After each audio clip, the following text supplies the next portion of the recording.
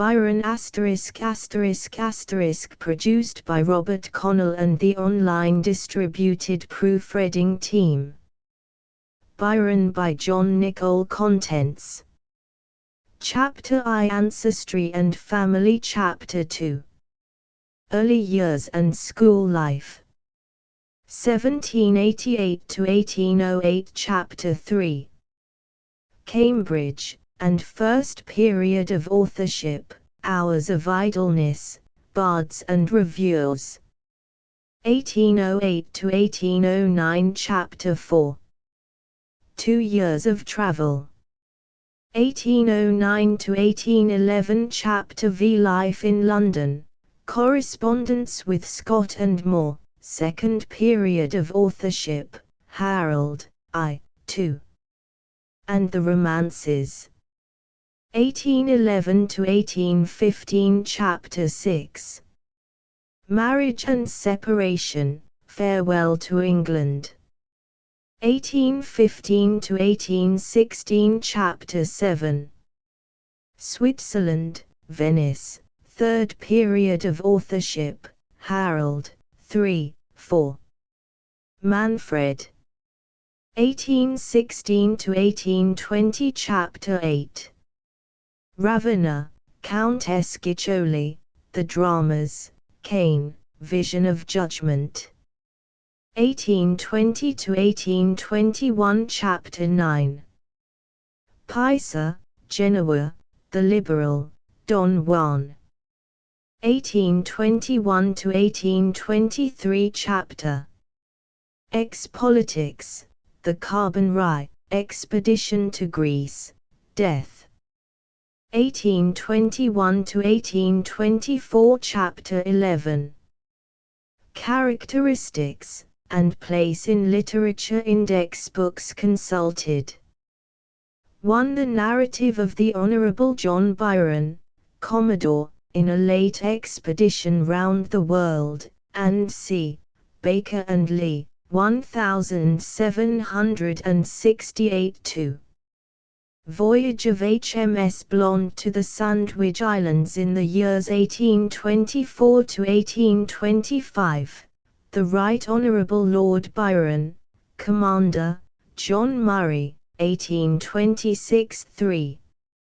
Memoirs of the Life and Writings of the Right Honourable Lord Byron, H. Colburn, 1822. 4.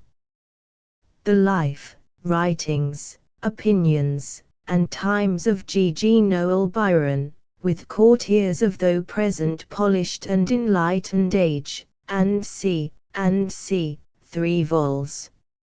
M. Hay, 1825. 5. Narrative of Lord Byron's Last Journey to Greece, from Journal of Count Peter Gamba, 1825. 6. Medwin's Conversations with Lord Byron at Pisa, 2 vols. H. Colburn, 1825. 7. Leigh Hunt's Byron and His Contemporaries, H. Colburn, 1828. 8. The Works of Lord Byron, with Life by Thomas More, 17 vols. Murray, 1832. 9.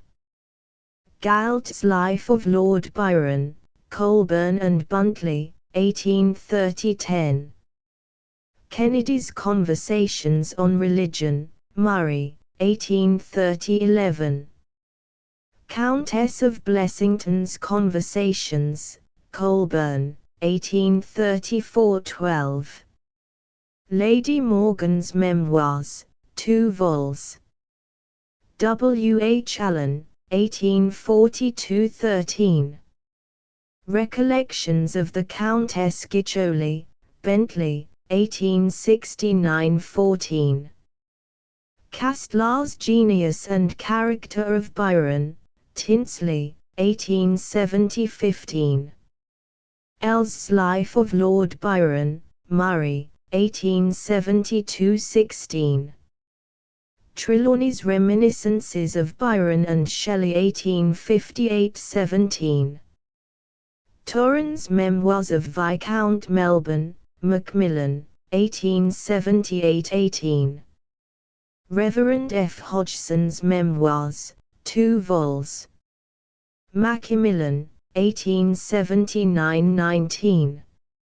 Essays and articles, or recorded criticisms, by Macaulay, Scott, Shelley, Gertie, G. Brands, Mazzini, Saint Beuve, Chazels, H. Tyne, and C. 20. Burke's Peerage and Baronetage 1879. Genealogy of the Byron family. The Byron family, from the Conquest. Ralph de Buran, estates in Nottingham and Derby. Hugh de Buran, Lord of Horistan. Hugh de Buren, became a monk. Sir Roger de Buren, gave lands to monks of Swinstead. Sir Richard Clayton. Robert de Byron equals Cecilia. Robert de Byron. Sir John Byron, Governor of York under Edward I. Sir Richard Byron. Sir John, knighted at Siege of Calais. Sir John, knighted in 3rd year of Henry V. Sir John Butler. Sir Nicholas equals Alice. Sir Nicholas, made KB at Sir John, knighted by Richmond. Marriage of Prince Arthur, at Milford, fought at Bosworth, died 1503, died 1488. Sir John Byron equals second wife, widow of George Halg. Received grant of Newstead from Henry VIII, May 26, 1540. Bar / sinister. Sir Nicholas Strelley. John Byron, of Clayton equals Alice, inherited by gift, knighted by Elizabeth, 1579. Sir Nicholas. Sir Richard Molyneux. Sir John equals Anne, KB at coronation of James I, Governor of Tower. Richard, 2nd Lord, 1605 to 1679. Sir John, 1st Lord, created, buried at Hucknall Torkard. Baron Byron of Rochdale, the 24th of October, 1643, at Newbury, Edgehill, Chester, and C. Viscount Sherworth. Governor of Duke of York, died at Paris, 1652. William, 3rd Lord equals Elizabeth, died 1695. Lord Berkeley. William, 4th Lord equals Francis, 3rd wife, 1669 to 1736. Admiral John, 1723 to 1786. William, 5th Lord, 1722 to 1798. Killed Mr. Foulweather Jack. Sherworth survived his sons and a grandson, who died 1794, called the Wicked Lord.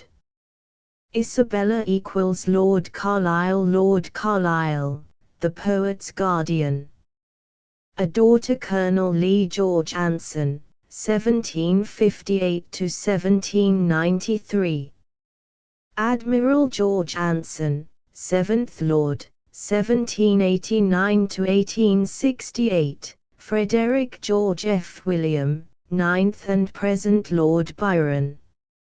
George, 8th Lord, 1818 to 1870. 1. Marchioness equals John Byron, 1751 to 1791, equals 2. Miss Gordon of Guyt of Carmarthen. Colonel Lee equals Augusta George Gordon, 6th Lord, 1788 to 1824.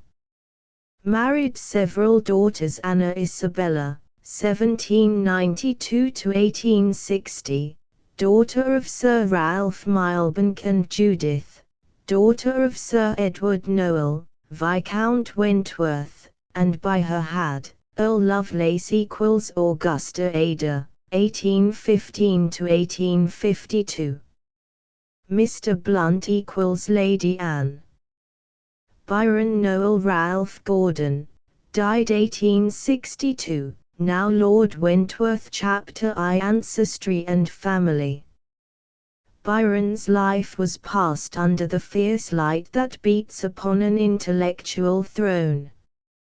He succeeded in making himself, what he wished to be, the most notorious personality in the world of letters of our century. Almost everyone who came in contact with him has left on record various impressions of intimacy or interview. Those whom he excluded or patronized, maligned; those to whom he was genial, loved him. Mr. Southey, in all sincerity, regarded him as the principle of evil incarnate. An American writer of tracts in the form of stories is of the same opinion. To the Countess Guiccioli he is an archangel. Mr. Carlyle considers him to have been a mere sulky dandy. Gerty ranks him as the first English poet after Shakespeare, and is followed by the leading critics of France, Italy, and Spain. All concur in the admission that Byron was as proud of his race as of his verse, and that in unexampled measure the good and evil of his nature were inherited and inborn. His genealogy is, therefore, a matter of no idle antiquarianism. There are legends of old Norse Baroons migrating from their home in Scandinavia, and settling, one branch in Normandy, another in Livonia. To the latter belonged a distant Marshal de Biran, famous for the almost absolute power he wielded in the then infant realm of Russia. 2 members of the family came over with the Conqueror, and settled in England. Of de Biran, who had lands in York and Lincoln, we hear little more. Ralph, the poet's ancestor, is mentioned in Domesday Book, our first authentic record, as having estates in Nottinghamshire and Derby. His son Hugh was lord of Horistan Castle in the latter county, and with his son of the same name, under King Stephen, presented the church of Ossington to the monks of Lenton. Tim latter Hugh joined their order, but the race was continued by his son Sir Roger, who gave lands to the monastery of Swinstead. This brings us to the reign of Henry II. 1155 to 1189, when Robert de Byron adopted the spelling of his name afterwards retained, and by his marriage with Cecilia, heir of Sir Richard Clayton, added to the family possessions an estate in Lancashire, where, till the time of Henry VIII, they fixed their seat.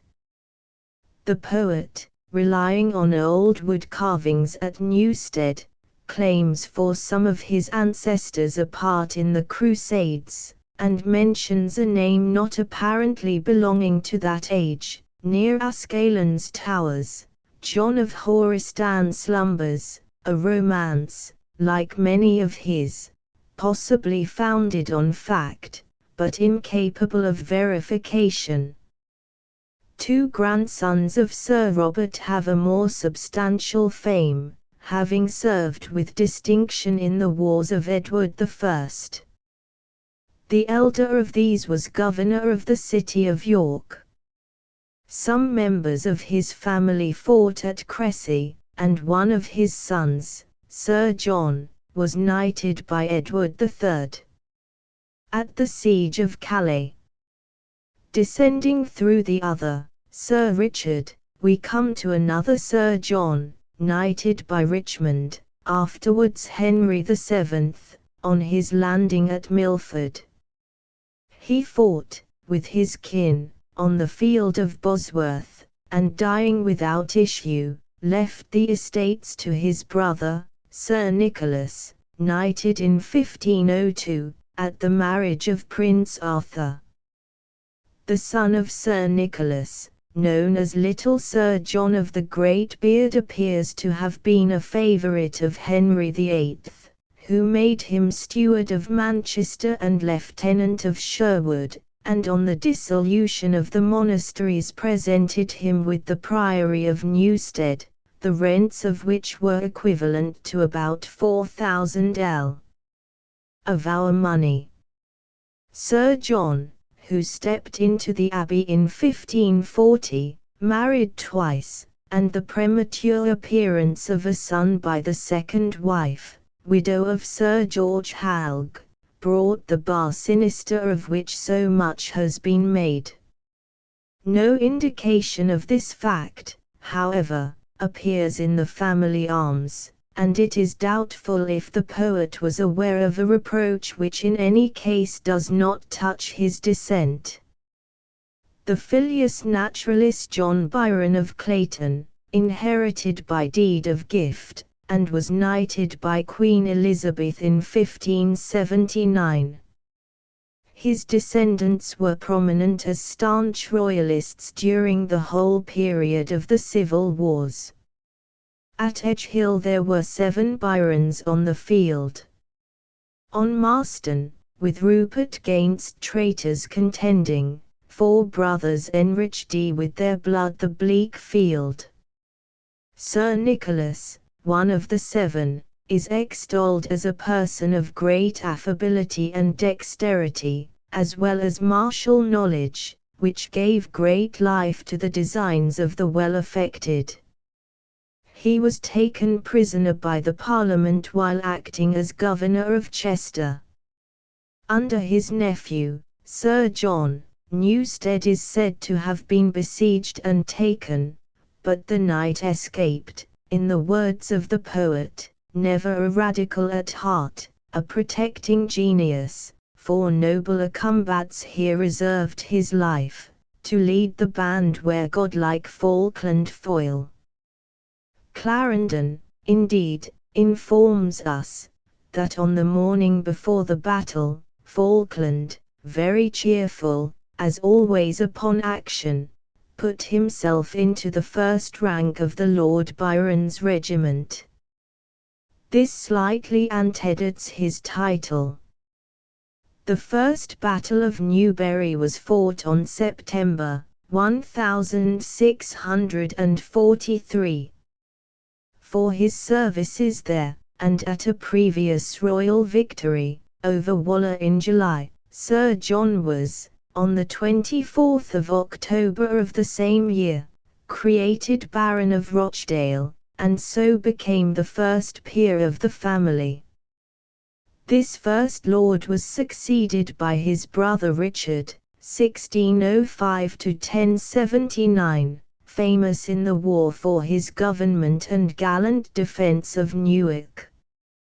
He rests in the vault that now contains the dust of the greatest of his race, Hucknall Torkard Church, where his epitaph records the fact that the family lost all their present fortunes by their loyalty, adding, "Yet it pleased God so to bless the humble endeavours of the said Richard, Lord Byron, that he repurchased part of their ancient inheritance, which he left to his posterity, with a laudable memory for his great piety and charity."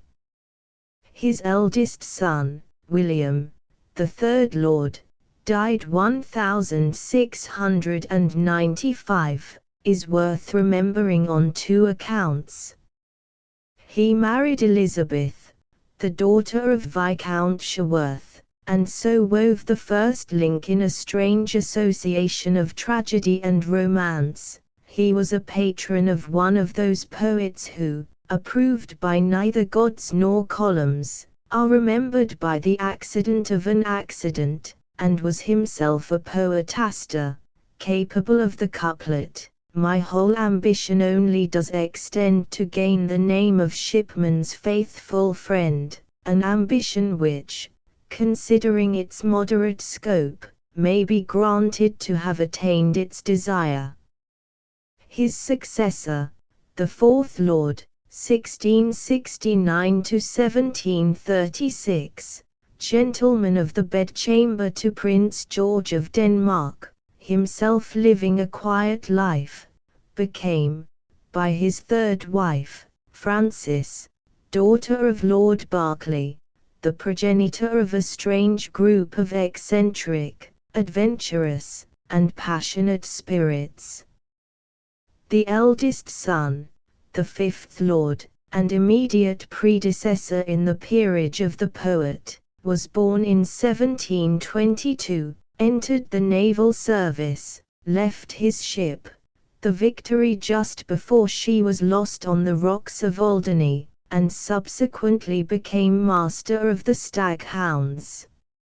In 1765, the year of the passing of the American Stamp Act, an event occurred which colored the whole of his afterlife, and is curiously illustrative of the manners of the time.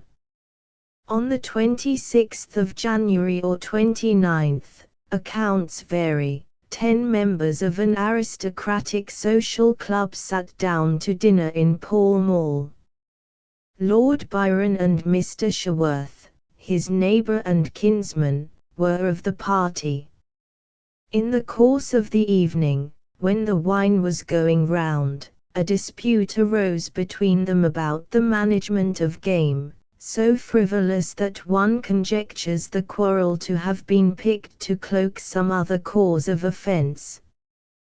Bets were offered, and high words passed, but the company thought the matter had blown over. On going out, however, the disputants met on the stairs, and one of the two, it is uncertain which, cried out to the waiter to show them an empty room. This was done, and a single tallow candle being placed on the table, the door was shut. A few minutes later a bell was rung, and the hotel master rushing in, Mr. Sherworth was found mortally wounded. There had been a struggle in the dim light, and Byron, having received the first lunge harmlessly in his waistcoat, had shortened his sword and run his adversary through the body, with the boast, not uncharacteristic of his grand-nephew, "By G.D., I have as much courage as any man in England." A coroner's inquest was held, and he was committed to the Tower on a charge of murder. The interest in the trial, which subsequently took place in Westminster Hall, was so great that tickets of admission were sold for 6 guineas. The peers, after 2 days' discussion, unanimously returned a verdict of manslaughter. Byron, pleading his privileges, and paying his fees, was set at liberty, but he appears henceforth as a spectre-haunted man, roaming about under false names, or shut up in the abbey like a baited savage, shunned by his fellows high and low, and the centre of the wildest stories. That he shot a coachman, and flung the body into the carriage beside his wife, who very sensibly left him, that he tried to drown her, that he had devils to attend him, were among the many weird legends of the wicked lord. The poet himself says that his ancestors' only companions were the crickets that used to crawl over him, receive stripes with straws when they misbehaved, and on his death made an exodus in procession from the house. When at home he spent his time in pistol shooting, making sham fights with wooden ships about the rockeries of the lake, and building ugly turrets on the battlements. He hated his heir presumptive, sold the estate of Rochdale, a proceeding afterwards challenged, and cut down the trees of Newstead, to spite him, but he survived his 3 sons, his brother, and his only grandson, who was killed in Corsica in 1794.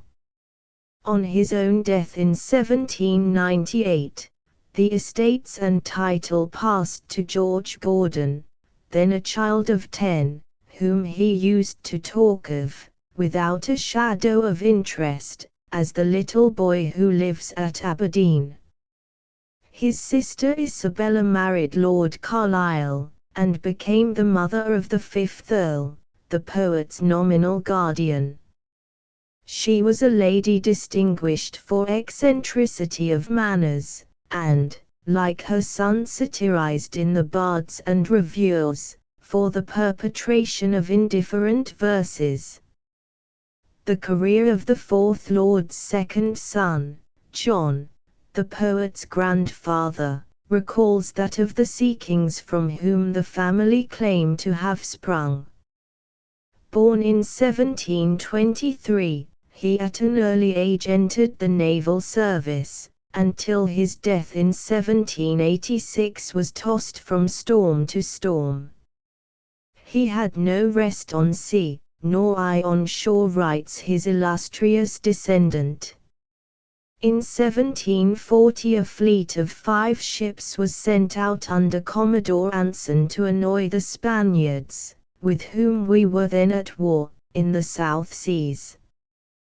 Byron took service as a midshipman in one of those ships, all more or less unfortunate, called the Wager.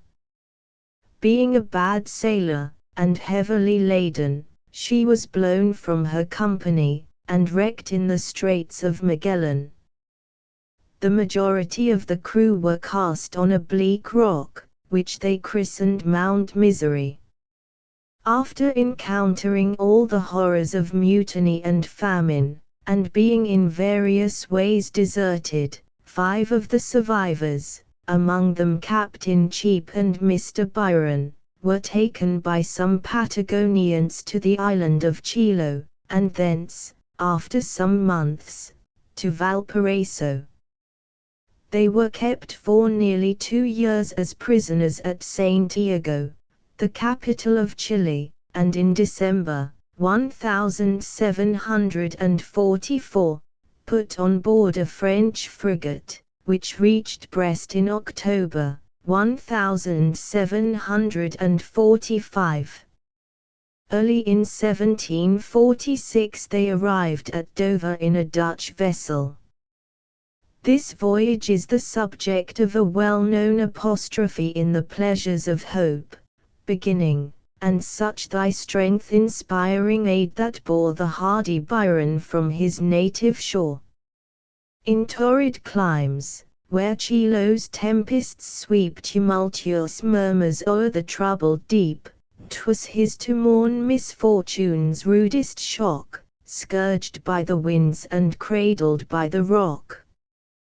Byron's own account of his adventures, published in 1768, is remarkable for freshness of scenery like that of our first literary traveller, Sir John Mandeville, and a force of description which recalls Defoe. It interests us more especially from the use that has been made of it in that marvelous mosaic of voyages, the shipwreck, in Don Juan, the hardships of his hero being, according to the poet, comparative to those related in my granddad's narrative. In June 1764, Byron sailed with 2 ships, the Dolphin and the Tamer, on a voyage of discovery arranged by Lord Egmont, to seek a southern continent, in the course of which he took possession of the largest of the Falkland Islands, again passed through the Magellanic Straits, and sailing home by the Pacific, circumnavigated the globe. The planets so conspired that, though his affable manners and considerate treatment made him always popular with his men, sailors became afraid to serve under foul-weather Jack. In 1748 he married the daughter of a Cornish squire, John Trevanion. They had 2 sons and 3 daughters. One of the latter married her cousin, the 5th Lord's eldest son, who died in 1776, leaving as his sole heir the youth who fell in the Mediterranean in 1794. The eldest son of the veteran, John Byron, father of the poet, was born in 1751, educated at Westminster, and, having received a commission, became a captain in the Guards, but his character, fundamentally unprincipled, soon developed itself in such a manner as to alienate him from his family. In 1778, under circumstances of peculiar effrontery, he seduced Amelia Darcy, the daughter of the Earl of Holderness, in her own right Countess Cunius, then wife of the Marquis of Carmarthen, afterwards Duke of Leeds. Mad Jack, as he was called, seems to have boasted of his conquest, but the Marquis, to whom his wife had hitherto been devoted, refused to believe the rumors that were afloat, till an intercepted letter, containing a remittance of money, for which Byron, in reverse of the usual relations, was always clamoring, brought matters to a crisis. The pair decamped to the Continent, and in 1779, after the Marquis had obtained a divorce, they were regularly married. Byron seems to have been not only profligate but heartless, and he made life wretched to the woman he was even more than most husbands bound to cherish. She died in 1784, having given birth to 2 daughters. One died in infancy, the other was Augusta, the half-sister and good genius of the poet, whose memory remains like a star on the fringe of a thundercloud, only brighter by the passing of the smoke of calumny. In 1807 she married Colonel Lee, and had a numerous family, most of whom died young. Her eldest daughter, Georgiana, married Mr. Henry Trevanion. The 4th, Medora, had an unfortunate history, the nucleus of an impertinent and happily ephemeral romance. The year after the death of his first wife, John Byron, who seems to have had the fascinations of a Barry Lyndon, succeeded in entrapping a second. This was Miss Catherine Gordon of Guyte, a lady with considerable estates in Aberdeenshire, which attracted the adventurer, and an overweening Highland pride in her descent from James I, the greatest of the Stuarts, through his daughter Annabella, and the 2nd Earl of Huntly. This union suggested the ballad of an old rhymer, beginning, "Oh, where are ye gane, bonny Miss Gordon, oh, where are ye gane, sae bonny and braw. Ye married wi Johnny Byron, to squander the lands o' Guytewa." The prophecy was soon fulfilled. The property of the Scotch heiress was squandered with impetuous rapidity by the English rake. In 1780 she left Scotland for France, and returned to England toward the close of the following year. On the 22nd of January, 1788, in Hull Street, London, Mrs. Byron gave birth to her only child, George Gordon, 6th Lord.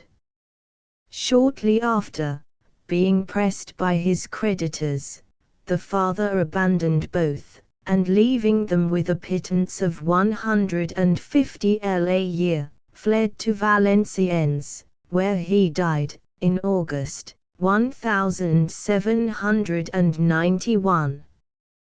Chapter 2. Early years and school life. Soon after the birth of her son, Mrs. Byron took him to Scotland. After spending some time with a relation, she, early in 1790, settled in a small house at Aberdeen. Ere long her husband, who had in the interval dissipated away his remaining means, rejoined her, and they lived together in humble lodgings, until their tempers, alike fiery and irritable, compelled a definite separation. They occupied apartments, for some time, at the opposite ends of the same street, and interchanged visits. Being accustomed to meet the boy and his nurse, the father expressed a wish that the former should be sent to live with him, at least for some days. To this request Moore informs us, Mrs. Byron was at first not very willing to accede, but, on the representation of the nurse that if he kept him over one night he would not do so another, she consented. On inquiring next morning after the child, she was told by Captain Byron that he had had quite enough of his young visitor.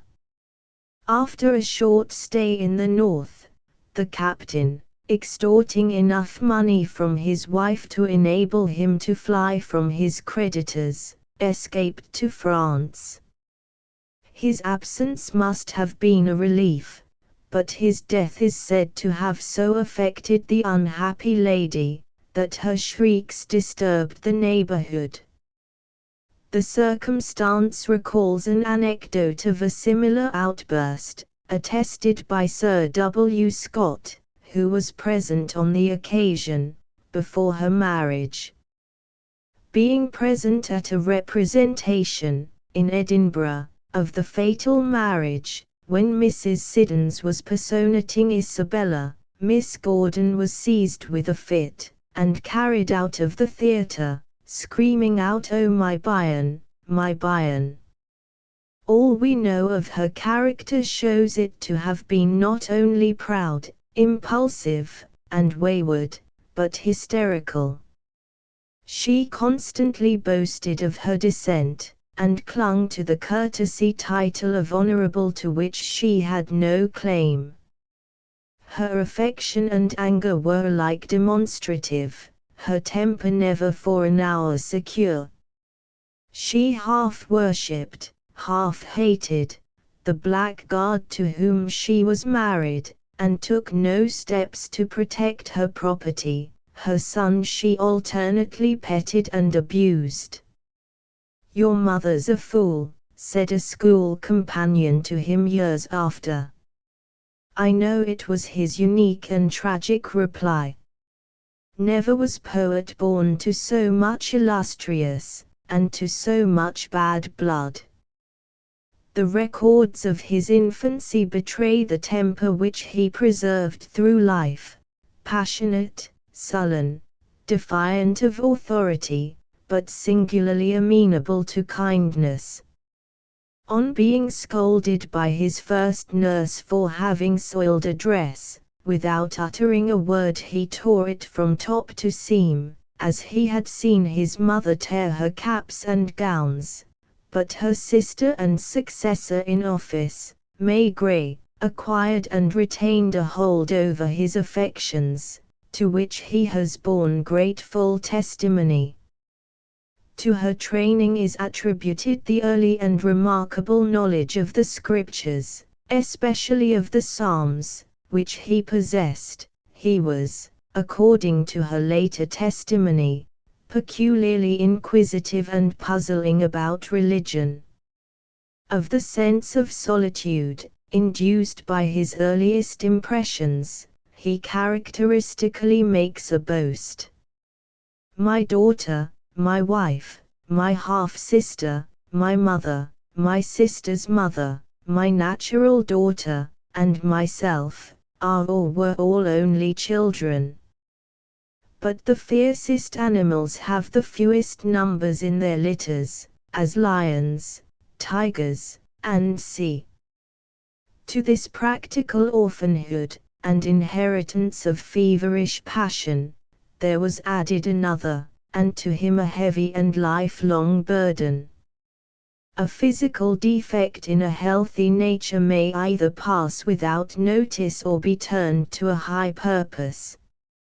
No line of his work reveals the fact that Sir Walter Scott was lame.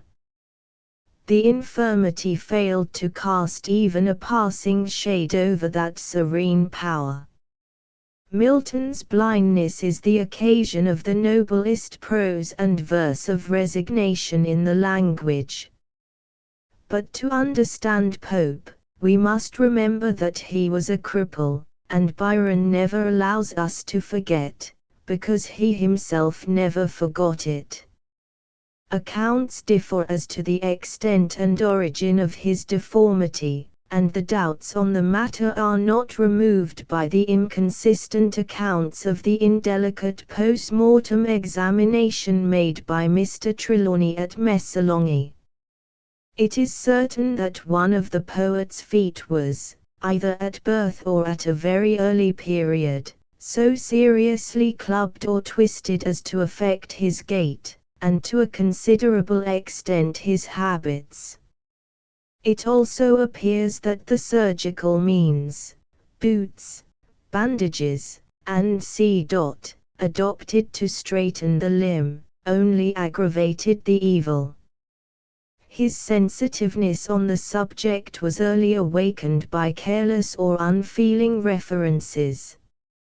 "What a pretty boy Byron is," said a friend of his nurse.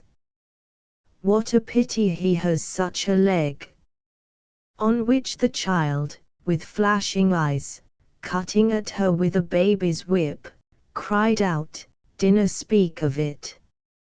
His mother herself, in her violent fits, when the boy ran round the room laughing at her attempts to catch him, used to say he was a little dog, as bad as his father, and to call him a lame brat, an incident which notoriously suggested the opening scene of The Deformed Transformed. In the height of his popularity he fancied that the beggars and street sweepers in London were mocking him. He satirized and discouraged dancing, he preferred riding and swimming to other exercises, because they concealed his weakness, and on his deathbed asked to be blistered in such a way that he might not be called on to expose it. The Countess Guiccioli, Lady Blessington, and others, assure us that in society few would have observed the defect if he had not referred to it, but it was never far from the mind, and therefore never far from the mouth, of the least reticent of men. In 1792 he was sent to a rudimentary day school of girls and boys, taught by a Mr. Bowers, where he seems to have learned nothing save to repeat monosyllables by rote. He next passed through the hands of a devout and clever clergyman, named Ross, under whom according to his own account he made astonishing progress, being initiated into the study of Roman history, and taking special delight in the Battle of Regulus. Long afterwards, when standing on the heights of Tusculum and looking down on the little round lake, he remembered his young enthusiasm and his old instructor. He next came under the charge of a tutor called Patterson, whom he describes as a very serious, saturnine, but kind young man. He was the son of my shoemaker, but a good scholar. With him I began Latin, and continued till I went to the grammar school, where I threaded all the classes to the fourth, when I was recalled to England by the demise of my uncle.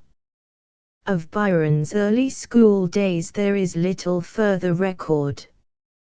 We learn from scattered hints that he was backward in technical scholarship, and low in his class, in which he seems to have had no ambition to stand high, but that he eagerly took to history and romance, especially luxuriating in the Arabian Nights. He was an indifferent penman, and always disliked mathematics, but was noted by masters and mates as of quick temper, eager for adventures, prone to sports, always more ready to give a blow than to take one, affectionate, though resentful. When his cousin was killed at Corsica, in 1794, he became the next heir to the title. In 1797, a friend, meaning to compliment the boy, said, "We shall have the pleasure some day of reading your speeches in the House of Commons." He, with precocious consciousness, replied, "I hope not. If you read any speeches of mine, it will be in the House of Lords." Similarly, when, in the course of the following year, the fierce old man at Newstead died, and the young lord's name was called at school with Dominus prefixed to it, his emotion was so great that he was unable to answer, and burst into tears. Belonging to this period is the somewhat shadowy record of a childish passion for a distant cousin slightly his senior, Mary Duff, with whom he claims to have fallen in love in his 9th year. We have a quaint picture of the pair sitting on the grass together, the girl's younger sister beside them playing with a doll. A German critic gravely remarks, "This strange phenomenon places him beside Dante." Byron himself, dilating on the strength of his attachment, tells us that he used to coax a maid to write letters for him, and that when he was 16, on being informed, by his mother, of Mary's marriage, he nearly fell into convulsions. But in the history of the calf-loves of poets it is difficult to distinguish between the imaginative afterthought and the reality. This equally applies to other recollections of later years. Moore remarks, that the charm of scenery, which derives its chief power from fancy and association, should be felt at an age when fancy is yet hardly awake and associations are but few, can with difficulty he conceived. But between the ages of 8 and 10, an appreciation of external beauty is sufficiently common. No one doubts the accuracy of Wordsworth's account, in the prelude of his early half-sensuous delight in mountain glory. It is impossible to define the influence of nature, either on nations or individuals, or to say beforehand what selection from his varied surroundings a poet will for artistic purposes elect to make. Shakespeare rests in meadows and glades, and leaves to Milton Tenerife and Atlas. Burns, who lived for a considerable part of his life in daily view of the hills of Arran, never alludes to them. But, in this respect like Shelley, Byron was inspired by a passion for the high places of the earth. Their shadow is on half his verse. The loftiest peaks most wrapped in clouds and snow perpetually remind him of one of his constantly recurring refrains, "He who surpasses or subdues mankind, must look down on the hate of those below." In the course of 1790, after an attack of scarlet fever at Aberdeen, he was taken by his mother to Ballater, and on his recovery spent much of his time in rambling about the country. From this period, he says, I date my love of mountainous countries. I can never forget the effect, years afterwards, in England, of the only thing I had long seen, even in miniature, of a mountain, in the Malvern Hills. After I returned to Cheltenham, I used to watch them every afternoon, at sunset, with a sensation which I cannot describe. Elsewhere, in the island he returns, amid allusions to the Alps and Apennines, to the friends of his youth. The infant rapture still survived the boy, and Lachnugger with Ida looked o'er Troy, mixed Celtic memories with the Phrygian mount, and Highland linns with Castali's clear fount. The poet, owing to his physical defect, was not a great climber, and we are informed, on the authority of his nurse, that he never even scaled the easily attainable summit of the steep frowning hill of which he has made such effective use. But the impression of it from a distance was none the less genuine. In the midst of a generous address, in Don Juan, to Geoffrey, he again refers to the same associations with the country of his early training. But I am half a Scot by birth, and bred a whole one, and my heart flies to my head as Auld Lang Syne brings Scotland, one and all, Scotch plaids, Scotch snoods, the blue hills and clear streams, the Dee, the Don, Balgownie's brig's black wall, all my boy feelings, all my gentler dreams of what I then dreamt, clothed in their own pall, like Banquo's offspring. Byron's allusions to Scotland are variable and inconsistent. His satire on her reviewers was sharpened by the show of national as well as personal antipathy, and when, about the time of its production, a young lady remarked that he had a little of the northern manner of speech, he burst out, "Good God! I hope not. I would rather the whole D country was sunk in the sea." The Scotch accent. But, in the passage from which we have quoted, the swirl of feeling on the other side continues. I railed at Scots to show my wrath and wit, which must be owned was sensitive and surly. Yet 'tis in vain such sallies to permit, they cannot quench young feelings, fresh and early. I Scotch not kill the Scotchman in my blood, and love the land of mountain and of flood. This suggests a few words on a question of more than local interest. Byron's most careful biographer has said of him, although on his first expedition to Greece he was dressed in the tartan of the Gordon clan, yet the whole bent of his mind, and the character of his poetry, are anything but Scottish. Scottish nationality is tainted with narrow and provincial elements. Byron's poetic character, on the other hand, is universal and cosmopolitan. He had no attachment to localities, and never devoted himself to the study of the history of Scotland and its romantic legends. Somewhat similarly, Thomas Campbell remarks of Burns, he was the most Scotsman-like of Scotchmen, having no caution.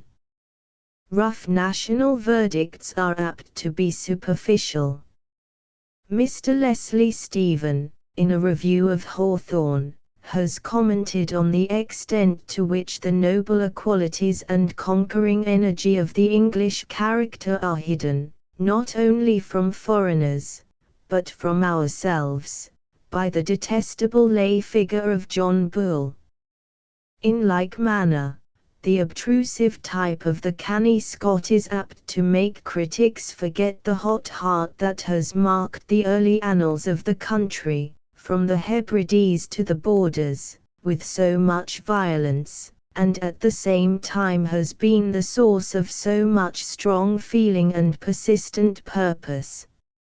Of late years, the struggle for existence, the temptations of a too ambitious and overactive people in the race for wealth, and the benumbing effect of the constant profession of beliefs that have ceased to be sincere, have for the most part stifled the fervid fire in calculating prudence.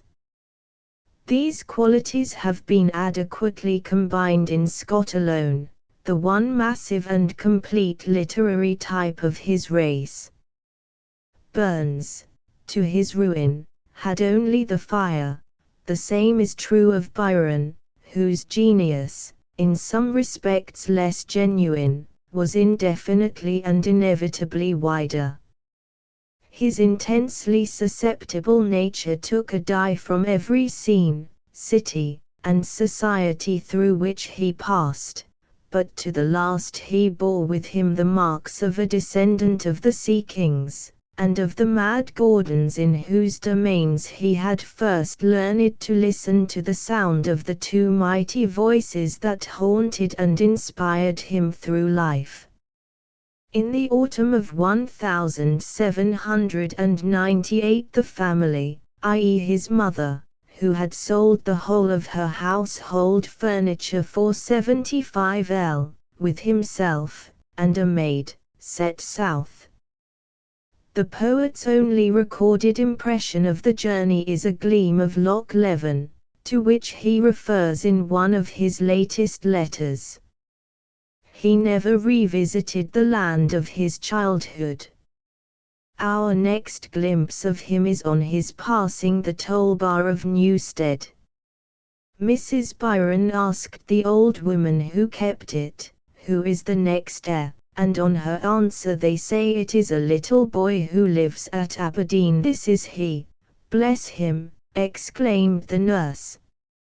Returned to the ancestral abbey, and finding it half ruined and desolate, they migrated for a time to the neighboring Nottingham. Here the child's first experience was another course of surgical torture.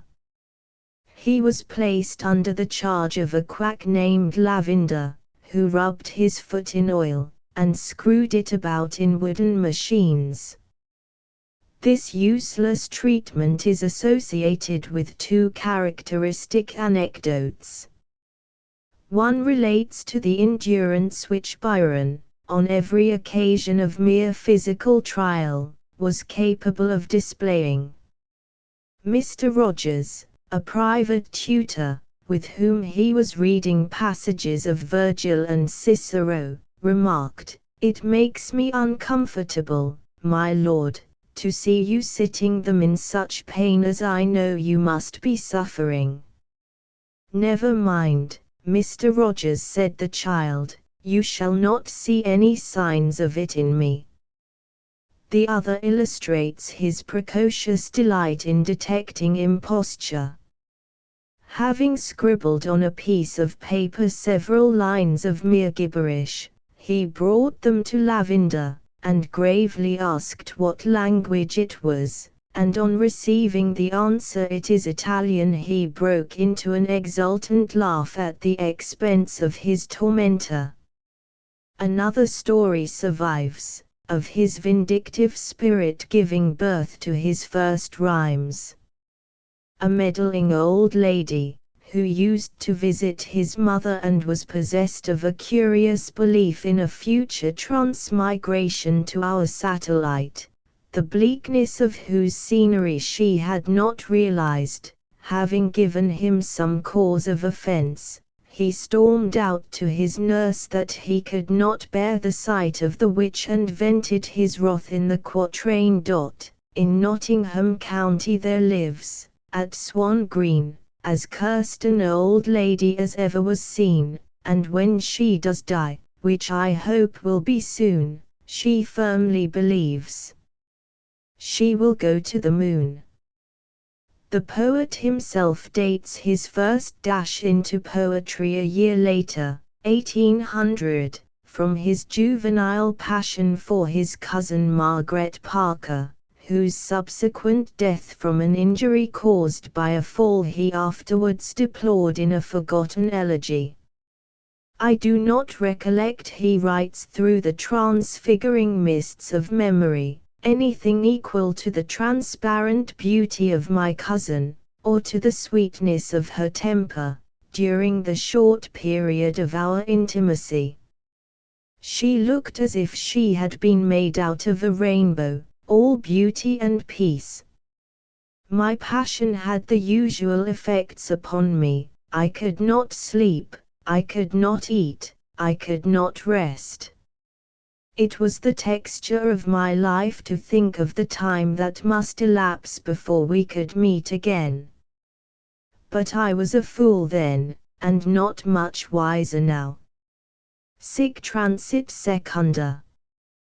The departure at a somewhat earlier date of May Grey for her native country, gave rise to evidence of another kind of affection. On her leaving he presented her with his first watch, and a miniature bouquet of Edinburgh, representing him with a bow and arrow in his hand and a profusion of hair over his shoulders.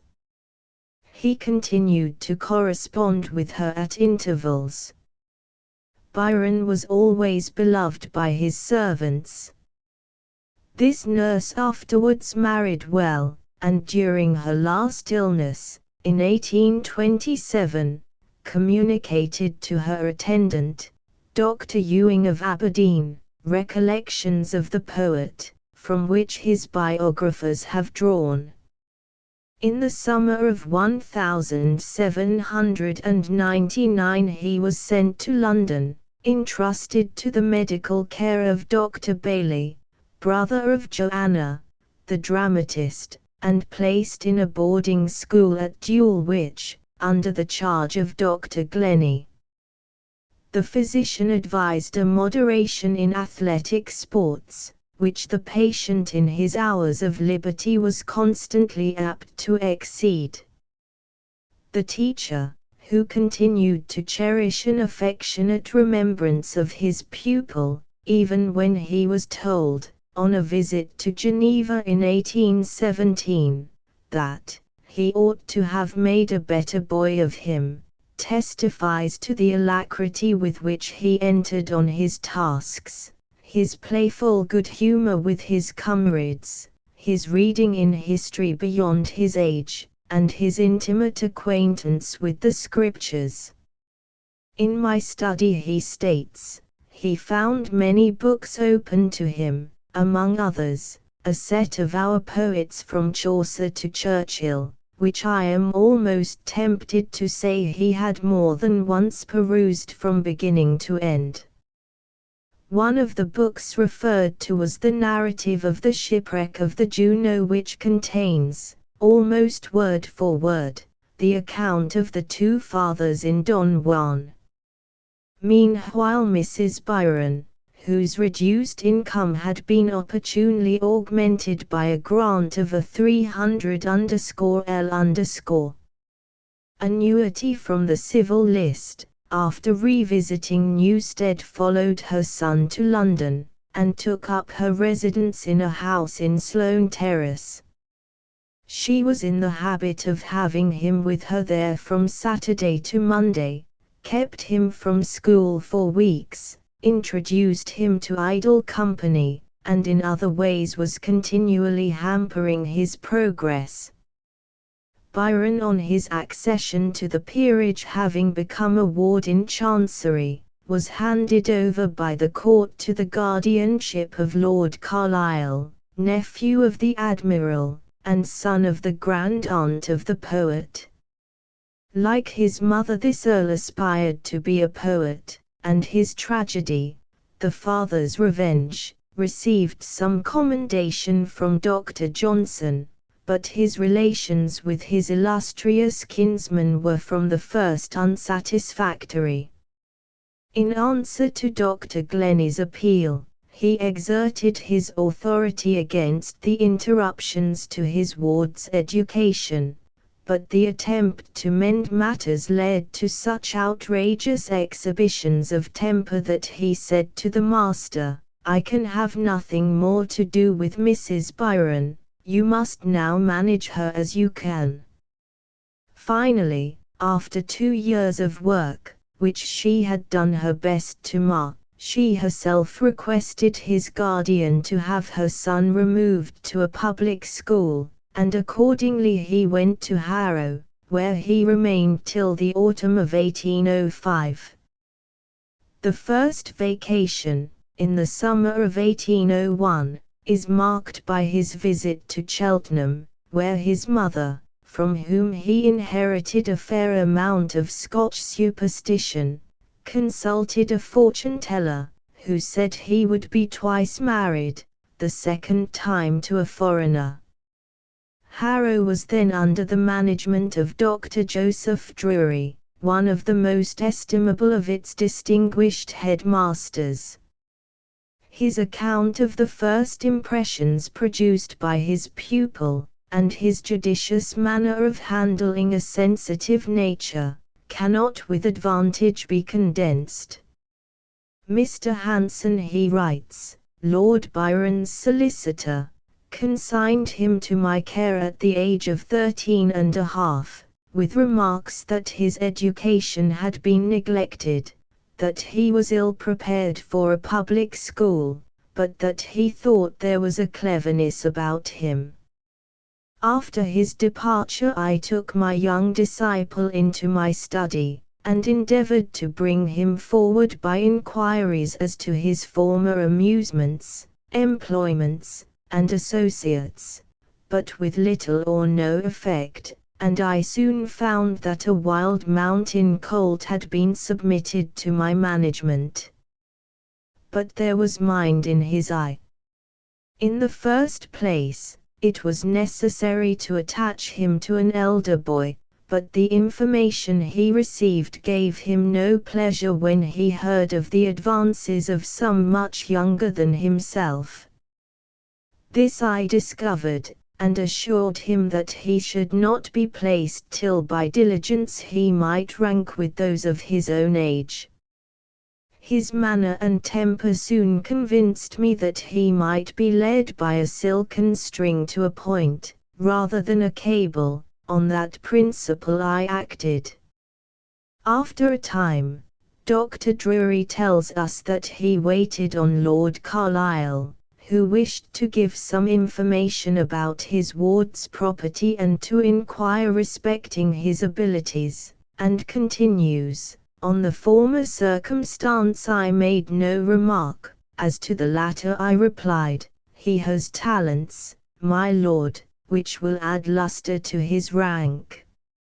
Indeed, said his lordship, with a degree of surprise that, according to my feeling, did not express in it all the satisfaction I expected.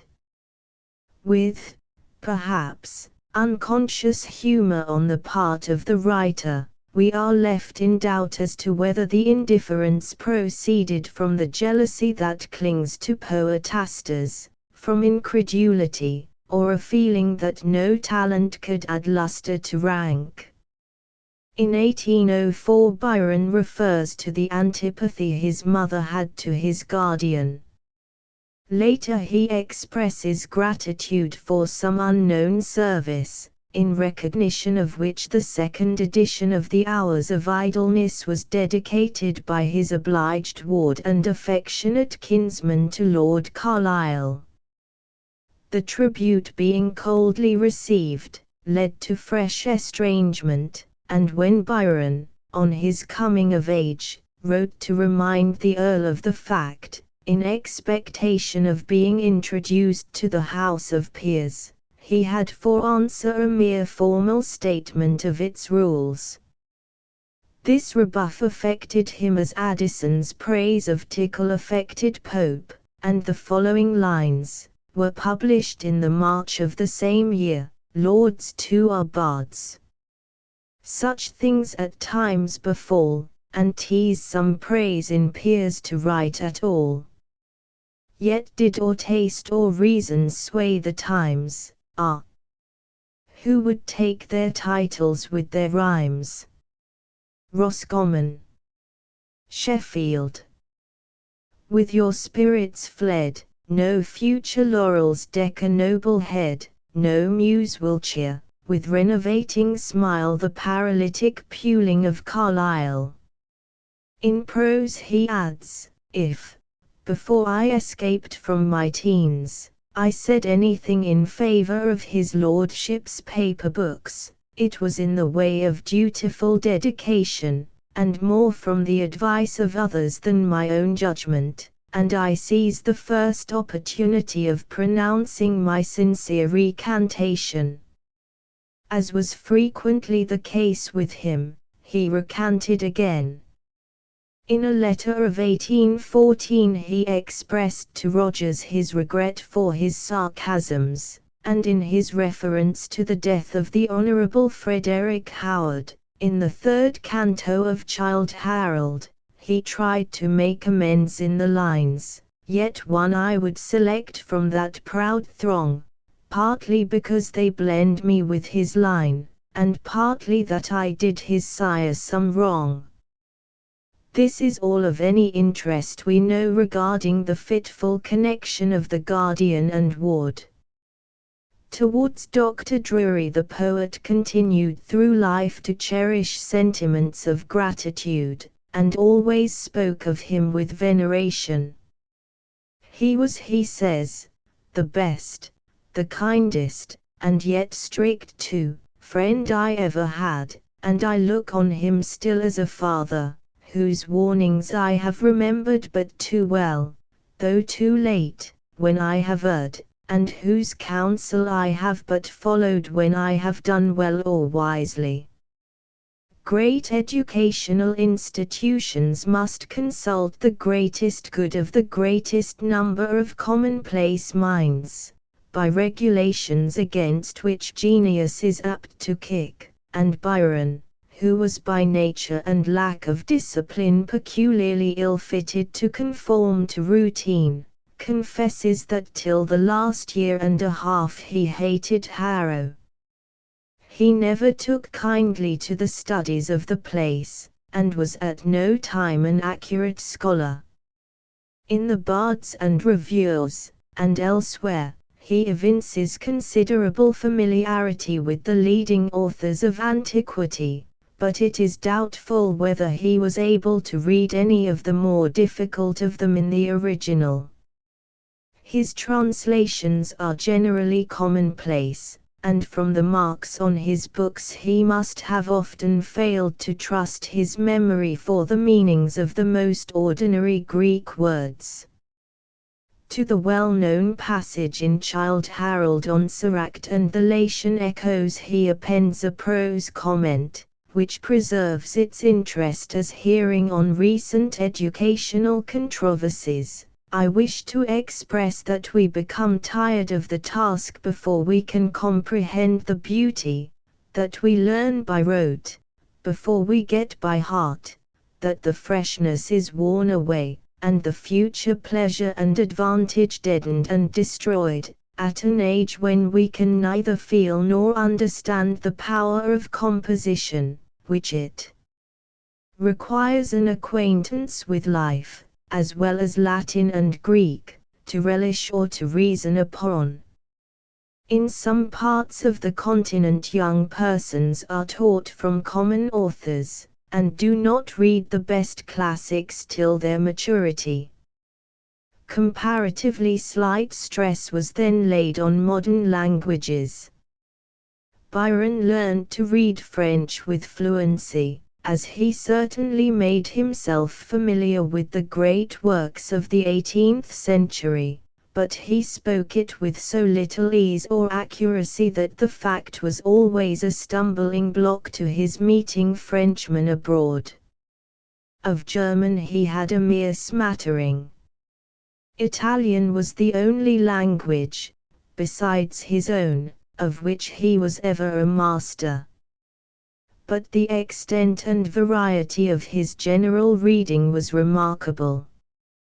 His list of books, drawn up in 1807, includes more history and biography than most men of education read during a long life, a fair load of philosophy, the poets en masse, among orators, Demosthenes, Cicero, and parliamentary debates from the Revolution to the year 1742, pretty copious divinity, including Blair, Tillotson, Hooker, with the characteristic addition, all very tiresome. I abhor books of religion, though I reverence and love my God without the blasphemous notions of sectaries. Lastly, under the head of miscellanies we have Spectator, Rambler, World, and Sea, among novels, the works of servants, Fielding, Smollett, Richardson, Mackenzie, Sterne, Rabelais, and Rousseau. He recommends Burton's Anatomy of Melancholy as the best storehouse for second-hand quotations, as Sterne and others have found it, and tells us that the great part of the books named were perused before the age of 15. Making allowance for the fact that most of the poet's autobiographic sketches are emphatically détangent were it we can believe that he was an omnivorous reader. I read eating, read in bed, read when no one else reads, and, having a memory only less retentive than Macaulay's, acquired so much general information as to be suspected of picking it up from reviews. He himself declares that he never read a review till he was 18 years old, when he himself wrote one, utterly worthless, on Wordsworth. At Harrow, Byron proved himself capable of violent fits of work, but of few continuous drudgeries. He would turn out an unusual number of hexameters, and again lapse into as much idleness as the teachers would tolerate. His forte was in declamation, his attitude and delivery, and power of extemporizing, surprised even critical listeners into unguarded praise. My qualities, he says, were much more oratorical and martial than poetical. No one had the least notion that I should subside into poesy. Unpopular at first, he began to like school when he had fought his way to be a champion, and from his energy in sports more than from the impression produced by his talents had come to be recognized as a leader among his fellows. Unfortunately, towards the close of his course, in 1805, the headship of Harrow changed hands. Dr. Drury retired, and was succeeded by Dr. Butler. This event suggested the lines beginning, "Where are those honours, Ida, once your own, when Probus filled your magisterial throne?" The appointment was generally unpopular among the boys, whose sympathies were enlisted in favor of Mark Drury, brother of their former master, and Dr. Butler seems for a time to have had considerable difficulty in maintaining discipline. Byron, always famous for rowing, was a ringleader of the rebellious party, and compared himself to Turleus. On one occasion he tore down the window gratings in a room of the schoolhouse, with the remark that they darkened the hall. On another he is reported to have refused a dinner invitation from the master, with the impertinent remark that he would never think of asking him in return to dine at Newstead. On the other hand, he seems to have set limits to the mutiny, and prevented some of the boys from setting their desks on fire by pointing to their fathers' names carved on them. Byron afterwards expressed regret for his rudeness, but Butler remains in his verse as Pomposius of narrow brain, yet of a narrower soul. Of the poet's free hours, during the last years of his residence, which he refers to as among the happiest of his life, many were spent in solitary musing by an elm tree, near a tomb to which his name has been given, a spot commanding a far view of London, of Windsor bosomed high in tufted trees, and of the green fields that stretch between, covered in spring with the white and red snow of apple blossom. The others were devoted to the society of his chosen comrades. Byron, if not one of the safest, was one of the warmest of friends, and he plucked the more eagerly at the choicest fruit of English public school and college life, from the feeling he so pathetically expresses: "Is there no cause beyond the common claim, endeared to all in childhood's very name? Ah, sure some stronger impulse vibrates here, which whispers friendship will be doubly dear to one who thus for kindred hearts must roam, and seek abroad the love denied at home. Those hearts, dear Ida, have I found in thee, a home, a world, a paradise to me." Of his Harrow intimates, the most prominent were the Duke of Dorset, the poet's favoured fag, Lord Clare, the Lycus of the childish recollections, Lord Delaware, the Euryalus, John Wingfield, Alonso, who died at Coimbra, 1811, Cecil Tattersall, Davos, Edward Noel Long, Clean, Wildman, afterwards proprietor of Newstead, and Sir Robert Peel. Of the last, his form fellow and most famous of his mates, the story is told of his being unmercifully beaten for offering resistance to his fag master, and Byron rushing up to intercede with an offer to take half the blows. Peel was an exact contemporary, having been born in the same year, 1788. It has been remarked that most of the poet's associates were his juniors, and, less fairly, that he liked to regard them as his satellites. But even at Dulwich his ostentation of rank had provoked for him the nickname of the Old English Baron. To Wildman, who, as a senior, had a right of inflicting chastisement for offences, he said, "I find you have got Delaware on your list, pray don't lick him." "Why not?" was the reply. "Why, I don't know, except that he is a brother peer." Again, he interfered with the more effectual arm of physical force to rescue a junior protege, lame like himself, and otherwise much weaker, from the ill treatment of some hulking tyrant. "Harness," he said, "if any one bullies you, tell me, and I'll thrash him if I can," and he kept his word. Harness became an accomplished clergyman and minor poet, and has left some pleasing reminiscences of his former patron. The prodigy of the school, George Sinclair, was in the habit of writing the poet's exercises, and getting his battles fought for him in return. His bosom friend was Lord Clare. To him his confidences were most freely given, and his most affectionate verses addressed. In the characteristic stanzas entitled El Amitiis El Amor Song Ales we feel as if between them the qualifying phrase might have been omitted, for their letters, carefully preserved on either side, are a record of the jealous complaints and the reconciliations of lovers.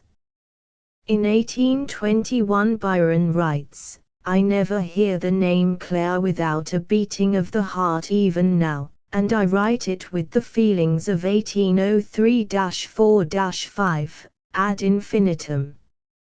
At the same date he says of an accidental meeting, it annihilated for a moment all the years between the present time and the days of Harrow. It was a new and inexplicable feeling, like a rising from the grave to me. Claire too was much agitated, more in appearance than I was myself, for I could feel his heart beat to his fingers' ends, unless, indeed, it was the pulse of my own which made me think so. We were but 5 minutes together on the public road, but I hardly recollect an hour of my existence that could be weighed against them. They were all that brothers should be but the name, and it is interesting to trace this relationship between the greatest genius of the new time and the son of the statesman who, in the preceding age, stands out serene and strong amid the swarm of turbulent rioters and ranting orators by whom he was surrounded and reviled.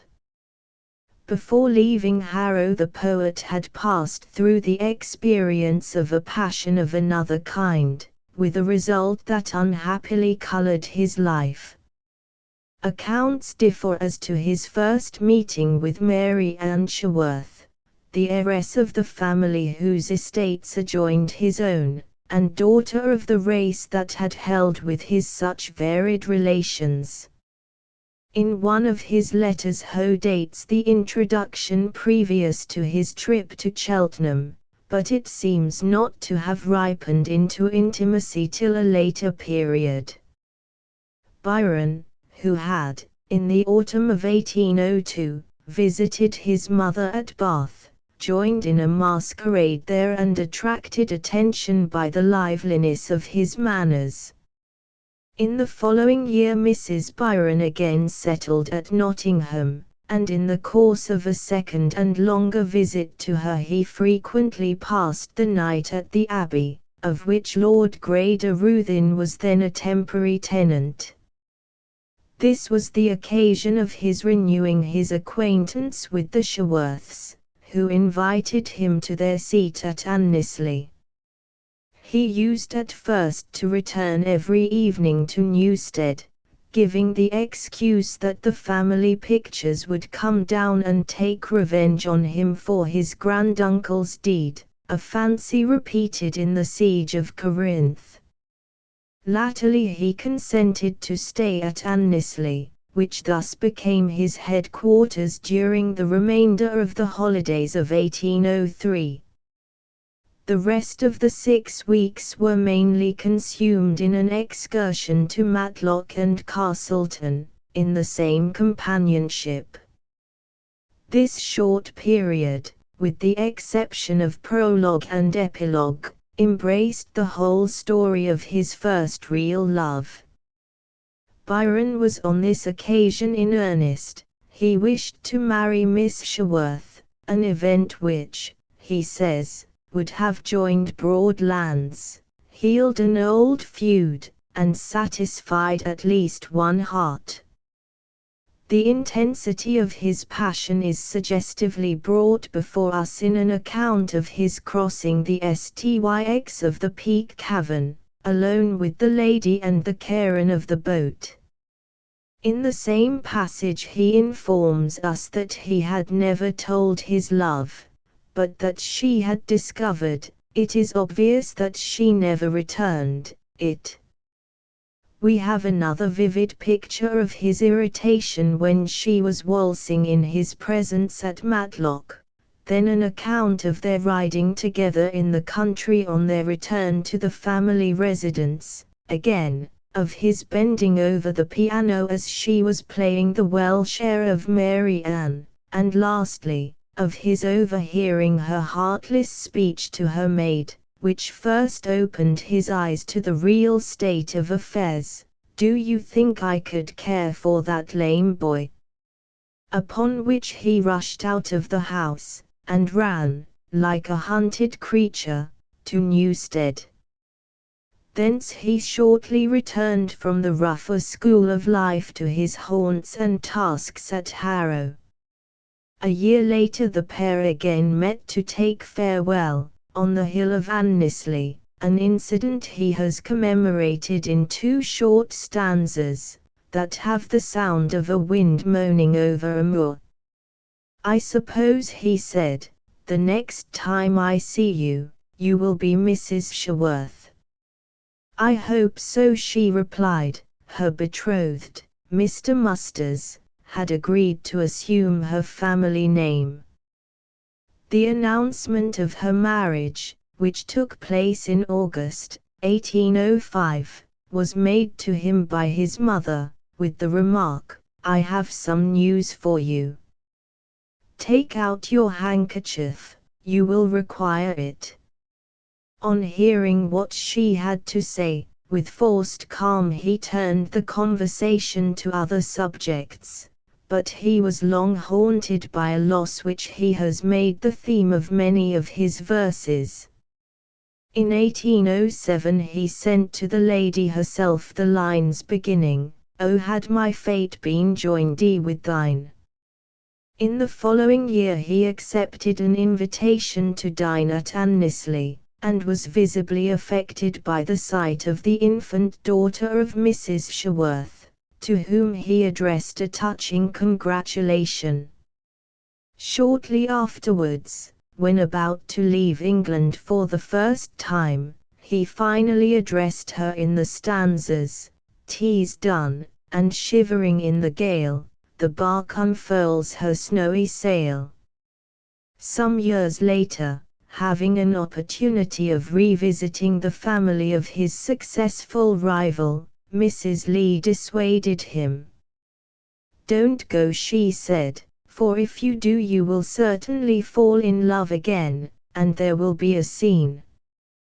The romance of the story culminates in the famous Dream, a poem of unequal merit, but containing passages of real pathos, written in the year 1816 at Diodati, as we are told, amid a flood of tears.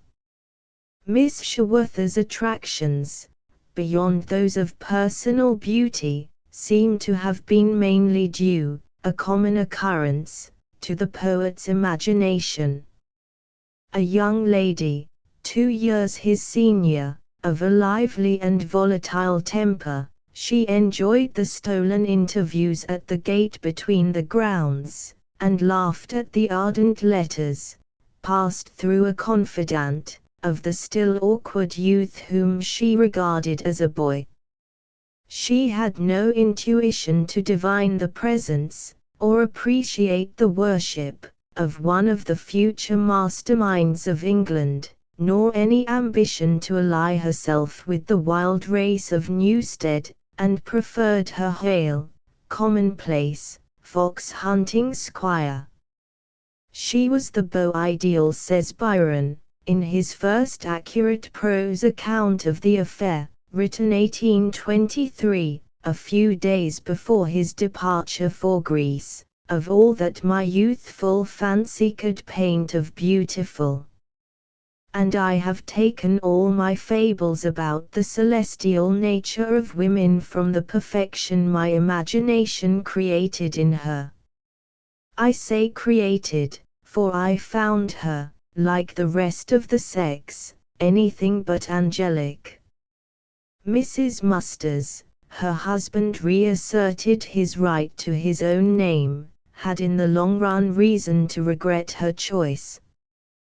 The ill-assorted pair after some unhappy years resolved on separation, and falling into bad health and worse spirits, the bright morning star of Annesley passed under a cloud of mental darkness.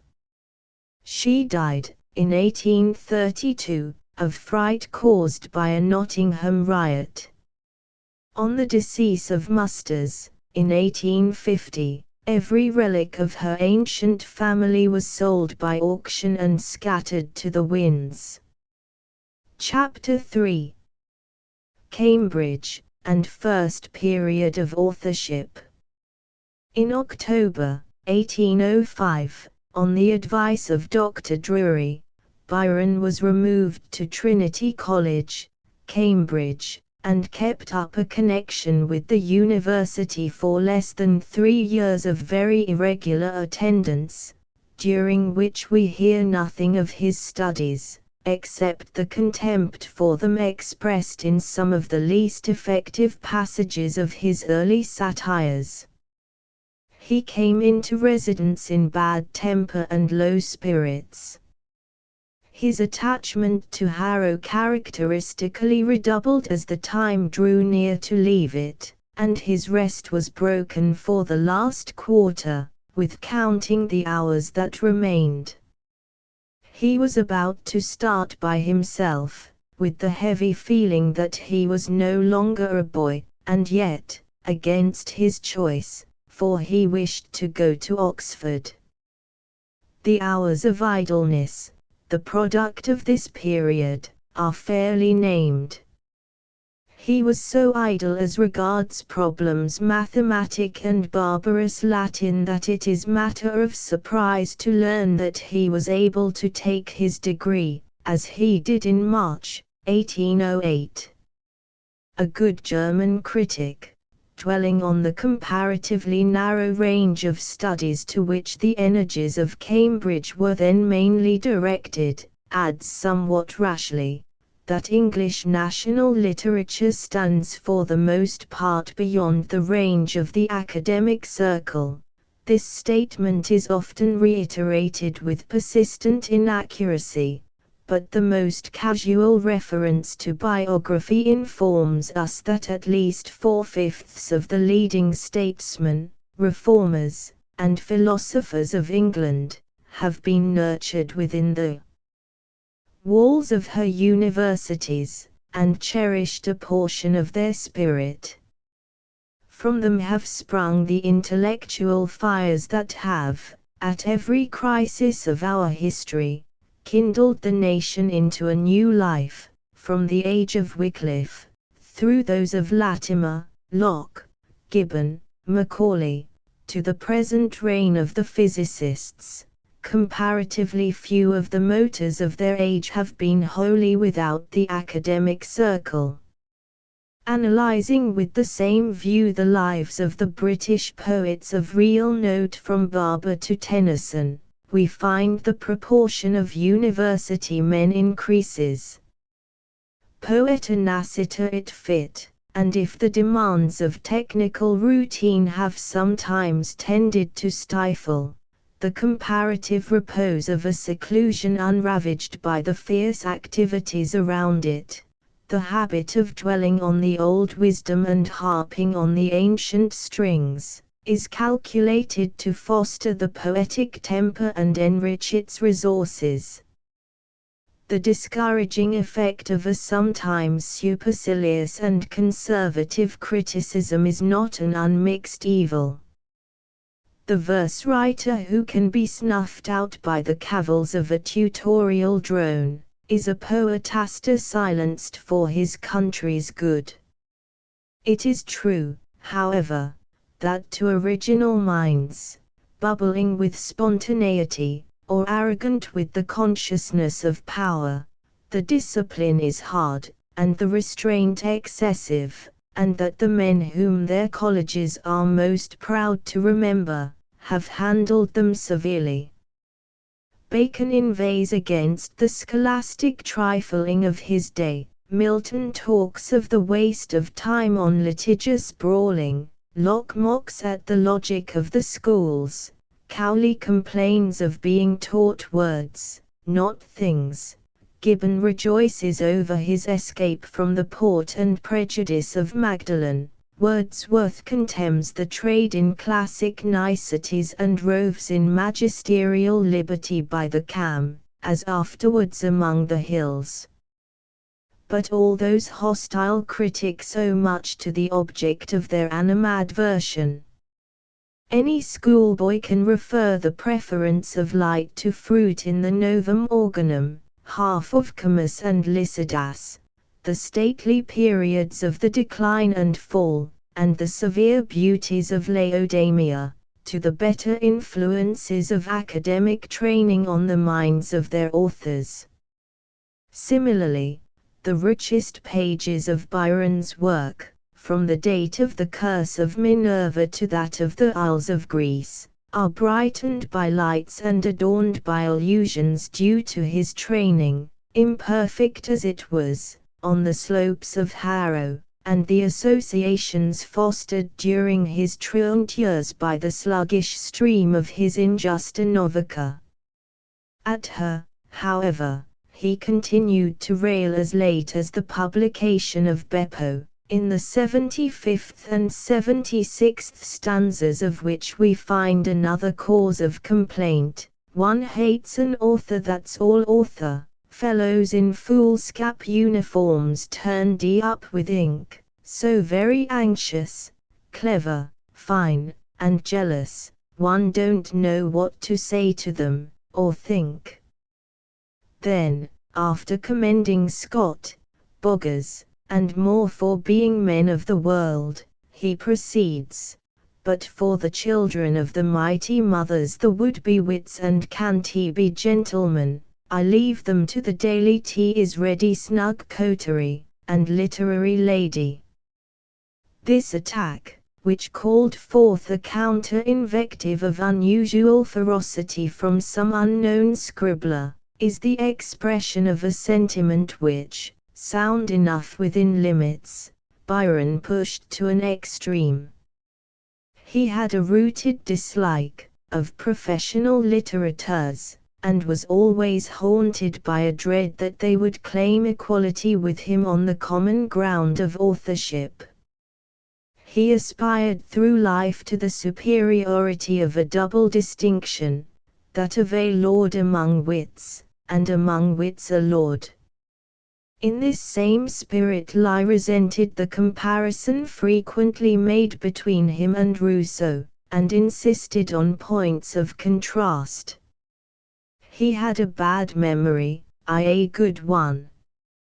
He was of the people, I of the aristocracy. Byron was capable of unbending, where the difference of rank was so great that it could not be ignored. On this principle we may explain his enthusiastic regard for the chorister Edlestone, from whom he received the carnelian that is the theme of some of his verses, and whose untimely death in 1811 he sincerely mourned. Of his Harrow friends, Harness and Long in due course followed him to Cambridge, where their common pursuits were renewed.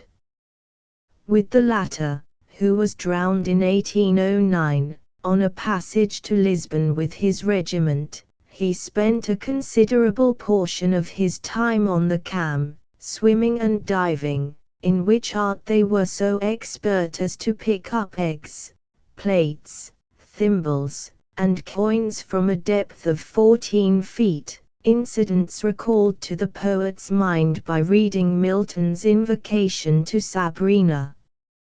During the same period he distinguished himself at cricket, as in boxing, riding, and shooting. Of his skill as a rider there are various accounts. He was an undoubted marksman, and his habit of carrying about pistols, and use of them wherever he went, was often a source of annoyance and alarm. He professed a theoretical objection to dueling, but was as ready to take a challenge as Scott, and more ready to send one. Regarding the masters and professors of Cambridge, Byron has little to say. His own tutor, Tavel, appears pleasantly enough in his verse, and he commends the head of his college, Dr. Lord Mansell, for dignified demeanour in his office, and a past reputation for convivial wit. His attentions to Professor Hailstones at Harrogate were graciously offered and received, but in a letter to Murray he gives a graphically abusive account of Porson, hiccuping Greek like a helot in his cups. The poet was first introduced at Cambridge to a brilliant circle of contemporaries, whose talents or attainments soon made them more or less conspicuous, and most of whom are interesting on their own account as well as from their connection with the subsequent phases of his career. By common consent, Charles Skinner Matthews, son of the member for Herefordshire, 1802–6, was the most remarkable of the group. Distinguished alike for scholarship, physical and mental courage, subtlety of thought, humor of fancy, and fascinations of character, this young man seems to have made an impression on the undergraduates of his own, similar to that left by Charles Austin on those of a later generation. The loss of this friend Byron always regarded as an incalculable calamity. In a note to Childe Harold he writes, "I should have ventured on a verse to the memory of Matthews, were he not too much above all praise of mine. His powers of mind shone in the attainment of greater honors against the ablest candidates than those of any graduate on record at Cambridge, have sufficiently established his fame on the spot where it was acquired, while his softer qualities live in the recollection of friends, who loved him too well to envy his superiority. He was drowned when bathing alone among the reeds of the Cam, in the summer of 1811.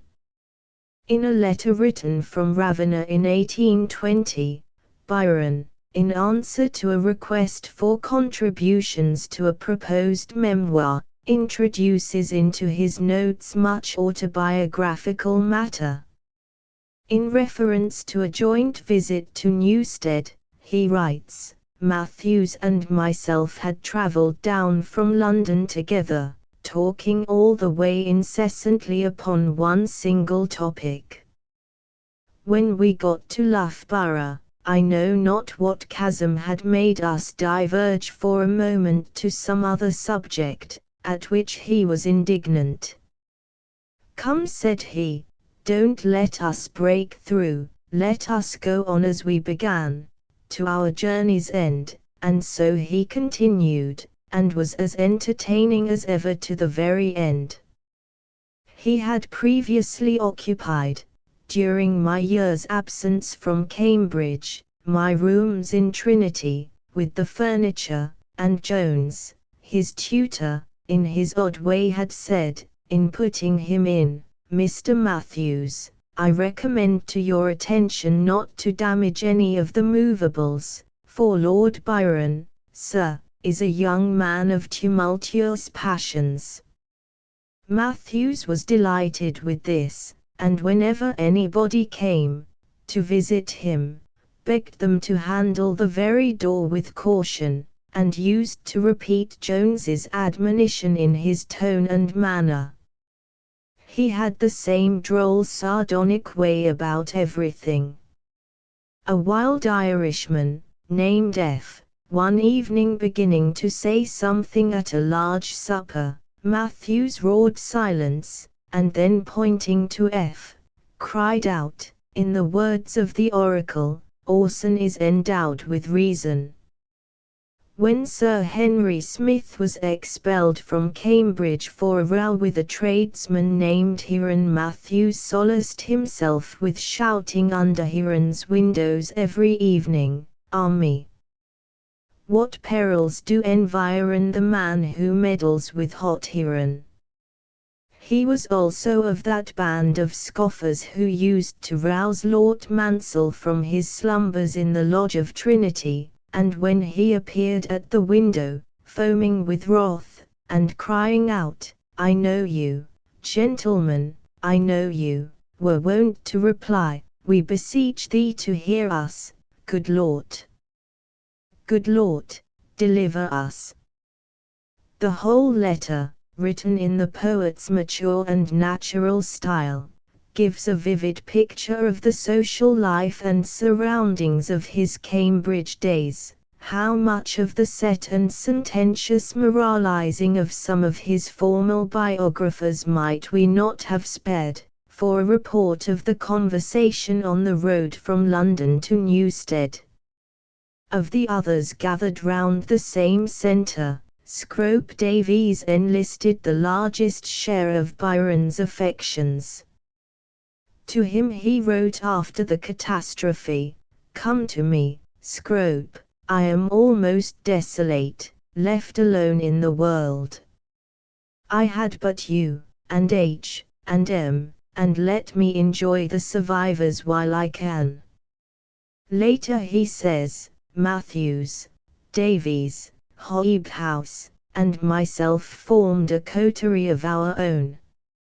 Davies has always beaten us all in the war of words, and by colloquial powers at once delighted and kept us in order. Even M yielded to the dashing vivacity of St. The last is everywhere commended for the brilliancy of his wit and repartee. He was never afraid to speak the truth. Once when the poet in one of his fits of petulance exclaimed, intending to produce a terrible impression, "I shall go mad," Davies calmly and cuttingly observed, "It is much more like silliness than madness." He was the only man who ever laid Byron under any serious pecuniary obligation, having lent him 4,800_L_ in some time of strait. This was repaid on the 27th of March, 1814, when the pair sat up over champagne and claret from 6 till midnight, after which Scrope could not be got into the carriage on the way home, but remained tipsy and pious on his knees.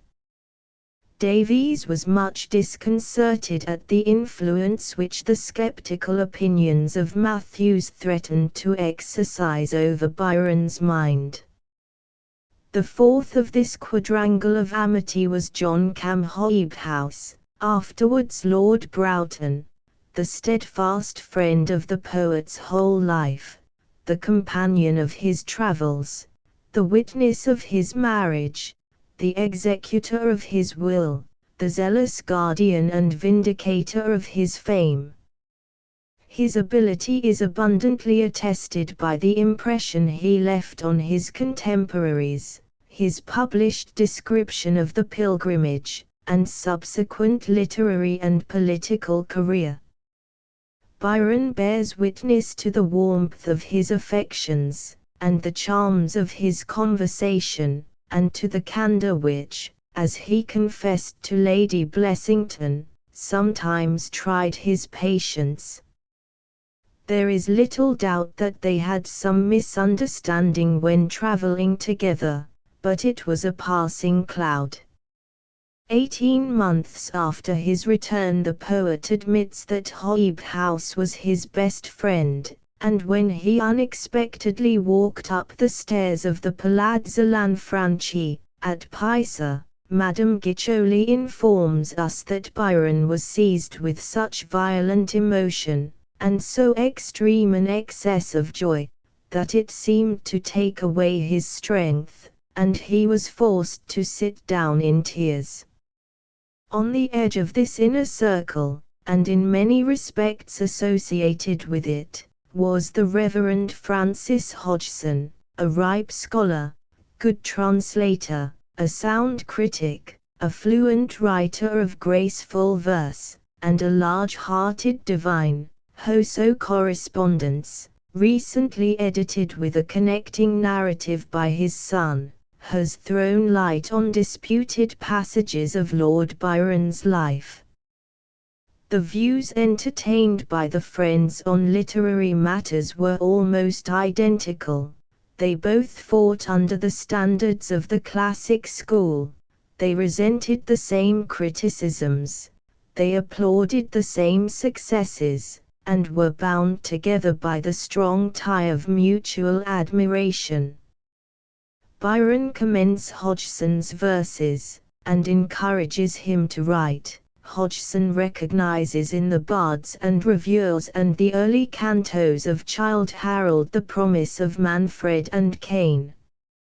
Among the associates who strove to bring the poet back to the anchorage of fixed belief, and to wean him from the error of his thoughts, Francis Hodgson was the most charitable, and therefore the most judicious. That his cautions and exhortations were never stultified by pedantry or excessive dogmatism, is apparent from the frank and unguarded answers which they called forth.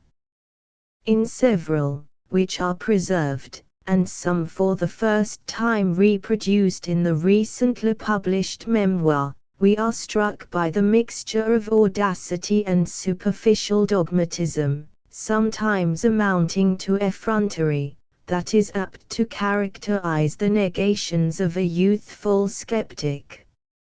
In September 1811, Byron writes from Newstead, "I will have nothing to do with your immortality. We are miserable enough in this life, without the absurdity of speculating upon another. Christ came to save men, but a good pagan will go to heaven, and a bad Nazarene to hell. I am no Platonist, I am nothing at all, but I would sooner be a Paulician, Manichaean, Spinozist, Gentile, Pyrrhonian, Zoroastrian, than one of the 72 villainous sects who are tearing each other to pieces for the love of the Lord and hatred of each other. I will bring 10 Mussulman, shall shame you all in goodwill towards men and prayer to God." On a similar outburst in verse, the Reverend F. Hodgson comments with a sweet humanity, "The poor dear soul meant nothing of this." Elsewhere the poet writes, "I have read Watson to Gibbon. He proves nothing, so I am where I was, verging towards Spinoza, and yet it is a gloomy creed, and I want a better, but there is something pagan in me that I cannot shake off. In short, I deny nothing, but I doubt everything." But his early attitude on matters of religion is best set forth in a letter to Guilford, of 1813, in which he says, "I am no bigot to infidelity, and did not expect that because I doubted the immortality of man I should be charged with denying the existence of a God. It was the comparative insignificance of ourselves and our world, when placed in comparison of the mighty whole of which man is an atom, that first led me to imagine that our pretensions to eternity might be overrated.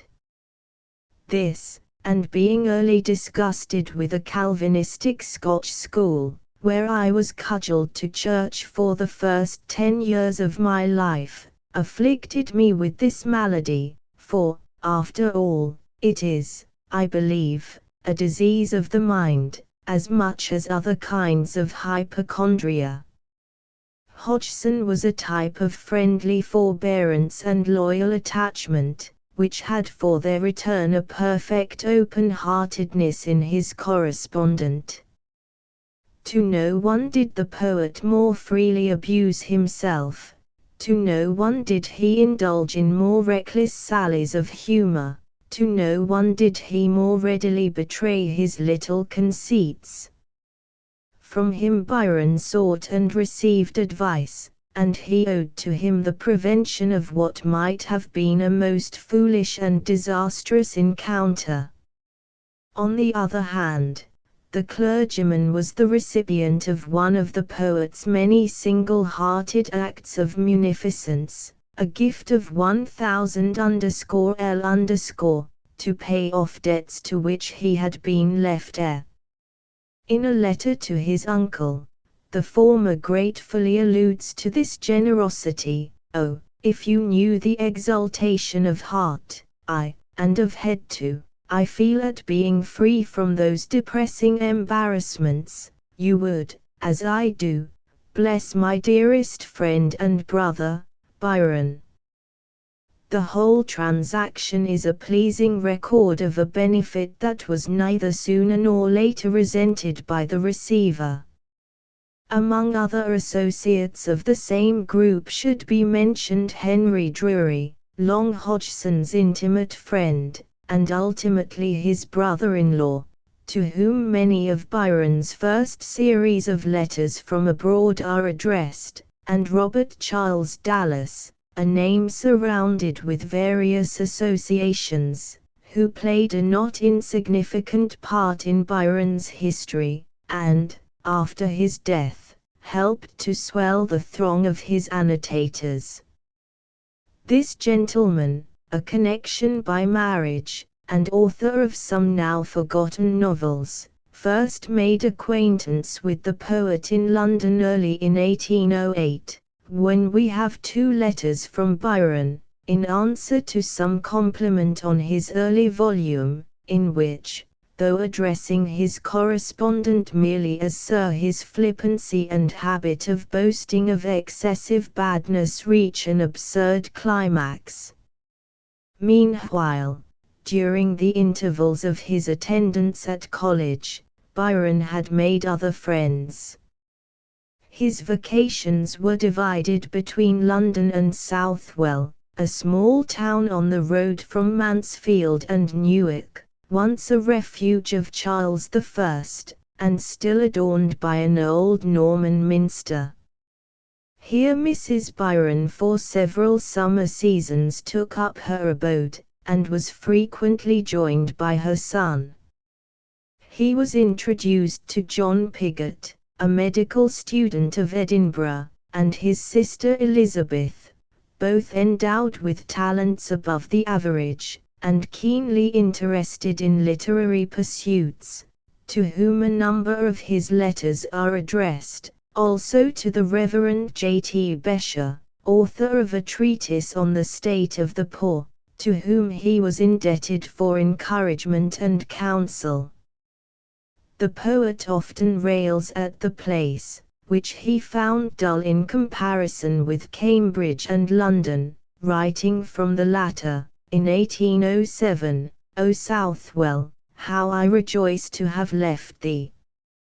And how I curse the heavy hours I dragged along for so many months among the Mohawks who inhabit your kraals," and adding, that his sole satisfaction during his residence there was having pared off some pounds of flesh. Notwithstanding, in the small but select society of this inland watering place he passed on the whole a pleasant time, listening to the music of the simple ballads in which he delighted, taking part in the performances of the local theatre, making excursions, and writing verses. This otherwise quiet time was disturbed by exhibitions of violence on the part of Mrs. Byron, which suggest the idea of insanity.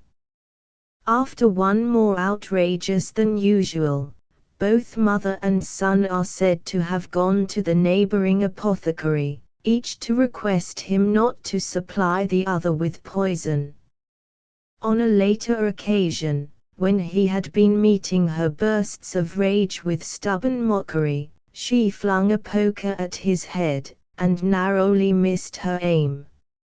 Upon this he took flight to London, and his Hydra or Alecto, as Hoe calls her, followed. On their meeting a truce was patched, and they withdrew in opposite directions, she back to Southwell, he to refresh himself on the Sussex coast, till in the August of the same year, 1806, he again rejoined her. Shortly afterwards we have from Pigott a description of a trip to Harrogate, when his lordship's favourite Newfoundland, Boatswain, whose relation to his master recalls that of Bounce to Pope, or Maida to Scott, sat on the box. In November Byron printed for private circulation the first issue of his juvenile poems. Mr. Bescher having called his attention to one which he thought objectionable, the impression was destroyed, and the author set to work upon another, which, at once weeded and amplified, saw the light in January, 1807. He sent copies, under the title of Juvenilia, to several of his friends, and among others to Henry Mackenzie, the man of feeling, and to Fraser Tytler, Lord Woodhouseley. Encouraged by their favourable notices, he determined in appeal to a wider audience, and in March, 1807, the Hours of Idleness, still proceeding from the local press at Newark, were given to the world. In June we find the poet again writing from his college rooms, dwelling with boyish detail on his growth in height and reduction in girth, his late hours and heavy potations, his comrades, and the prospects of his book. From July to September he dates from London, excited by the praises of some now obscure magazine, and planning a journey to the Hebrides. In October he is again settled at Cambridge, and in a letter to Miss Piggott, makes a humorous reference to one of his fantastic freaks: "I have got a new friend, the finest in the world, a tame bear. When I brought him here, they asked me what I meant to do with him, and my reply was, he should sit for a fellowship." This answer delighted them not. The greater part of the spring and summer of 1808 was spent at Dorrant's Hotel, Albemarle Street. Left to himself, he seems during this period for the first time to have freely indulged in dissipations, which are in most lives more or less carefully concealed. But Byron, with almost unparalleled folly, was perpetually taking the public into his confidence, and all his sins of blood with the strange additions of an imaginative effrontery, have been thrust before us in a manner in which Rochester or Rousseau might have thought indelicate. Nature and circumstances conspired the result. With passions which he is fond of comparing to the fires of Vesuvius and Hecla, he was, on his entrance into a social life which his rank helped to surround with temptations, unconscious of any sufficient motive for resisting them. He had no one to restrain him from the whim of the moment, or with sufficient authority to give him effective advice. A temperament of general despondency, relieved by reckless outbursts of animal spirits, is the least favorable to habitual self-control.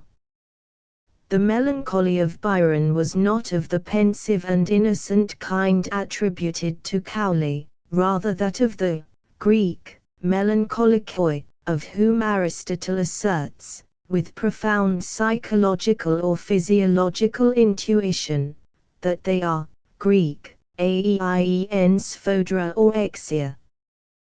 The absurdity of Moore's frequent declaration, that all great poets are inly wrapped in perpetual gloom, is only to be excused by the modesty which, in the saying so obviously excludes himself from the list. But it is true that anomalous energies are sources of incessant irritation to their possessor, until they have found their proper vent in the free exercise of his highest faculties. Byron had not yet done this, when he was rushing about between London, Brighton, Cambridge, and Newstead, shooting, gambling, swimming, alternately drinking deep and trying to starve himself into elegance, greenroom hunting, travelling with disguised companions, one, patronizing D'Egville the dancing master, Grimaldi the clown, and taking lessons from Mr. Jackson, the distinguished professor of pugilism, to whom he afterwards affectionately refers as his old friend and corporeal pastor and master. There is no inducement to dwell on amours devoid of romance, further than to remember that they never trenched on what the common code of the fashionable world terms dishonor. We may believe the poet's later assertion, backed by want of evidence to the contrary, that he had never been the first means of leading anyone astray, a fact perhaps worthy the attention of those moral worshippers of Gertie and Burns who hiss at Lord Byron's name. Footnote 1. In reference to one of these, see an interesting letter from Mr. Minto to the Athenaeum, the 2nd of September, 1876, in which with considerable though not conclusive ingenuity, he endeavors to identify the girl with Thizar and with Astot whom he regards as the same person. Though much of this year of his life was passed unprofitably, from it dates the impulse that provoked him to put forth his powers. The Edinburgh, with the attack on the hours of idleness, appeared in March, 1808. This production, by Lord Brougham, is a specimen of the tomahawk style of criticism prevalent in the early years of the century, in which the main motive of the critic was, not to deal fairly with his author, but to acquire for himself an easy reputation for cleverness, by a series of smart contemptuous sentences. Taken apart, most of the strictures of the Edinburgh are sufficiently just, and the passages quoted for censure are all bad. Byron's genius as a poet was not remarkably precocious. The hours of idleness seldom rise, either in thought or expression, very far above the average level of juvenile verse. Many of the pieces in the collection are weak imitations, or commonplace descriptions, others suggested by circumstances of local or temporary interest, had served their turn before coming into print. Their prevailing sentiment is an affectation of misanthropy, conveyed in such lines as these: weary of love, of life, devoured with spleen, I rest, a perfect Timon, not 19. This mawkish element unfortunately survives in much of the author's later verse. But even in this volume there are indications of force and command. The Prayer of Nature, indeed, though previously written, was not included in the edition before the notice of the critic, but the sound of Lochnagar and some of the stanzas on Newstead ought to have saved him from the mistake of his impudent advice. The poet, who through life waited with feverish anxiety for every verdict on his work, is reported after reading the review to have looked like a man about to send a challenge. In the midst of a transparent show of indifference, he confesses to have drunk 3 bottles of claret on the evening of its appearance. But the wound did not mortify into torpor.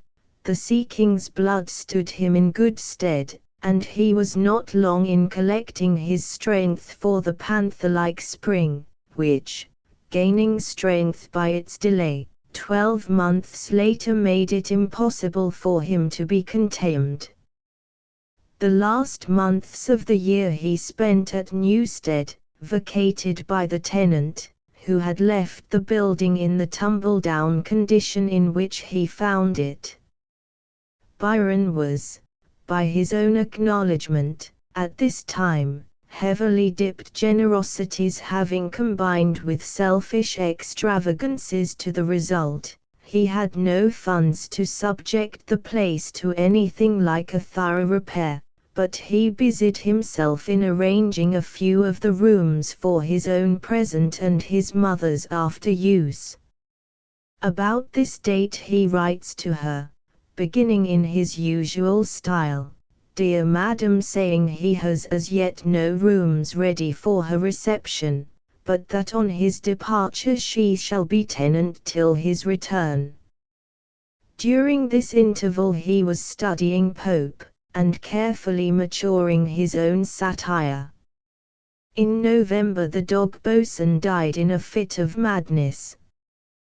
The event called forth the famous burst of misanthropic verse, ending with the couplet, "To mark a friend's remains these stones arise, I never knew but one, and here he lies," and the inscription on the monument that still remains in the gardens of Newstead, near this spot, are deposited the remains of one who possessed beauty without vanity, strength without insolence, courage without ferocity, and all the virtues of man without his vices.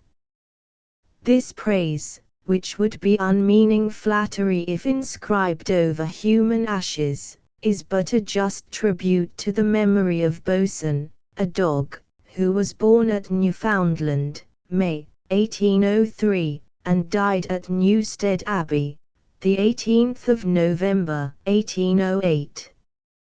On the 22nd of January 1809, his lordship's coming of age was celebrated with festivities, curtailed of their proportions by his limited means.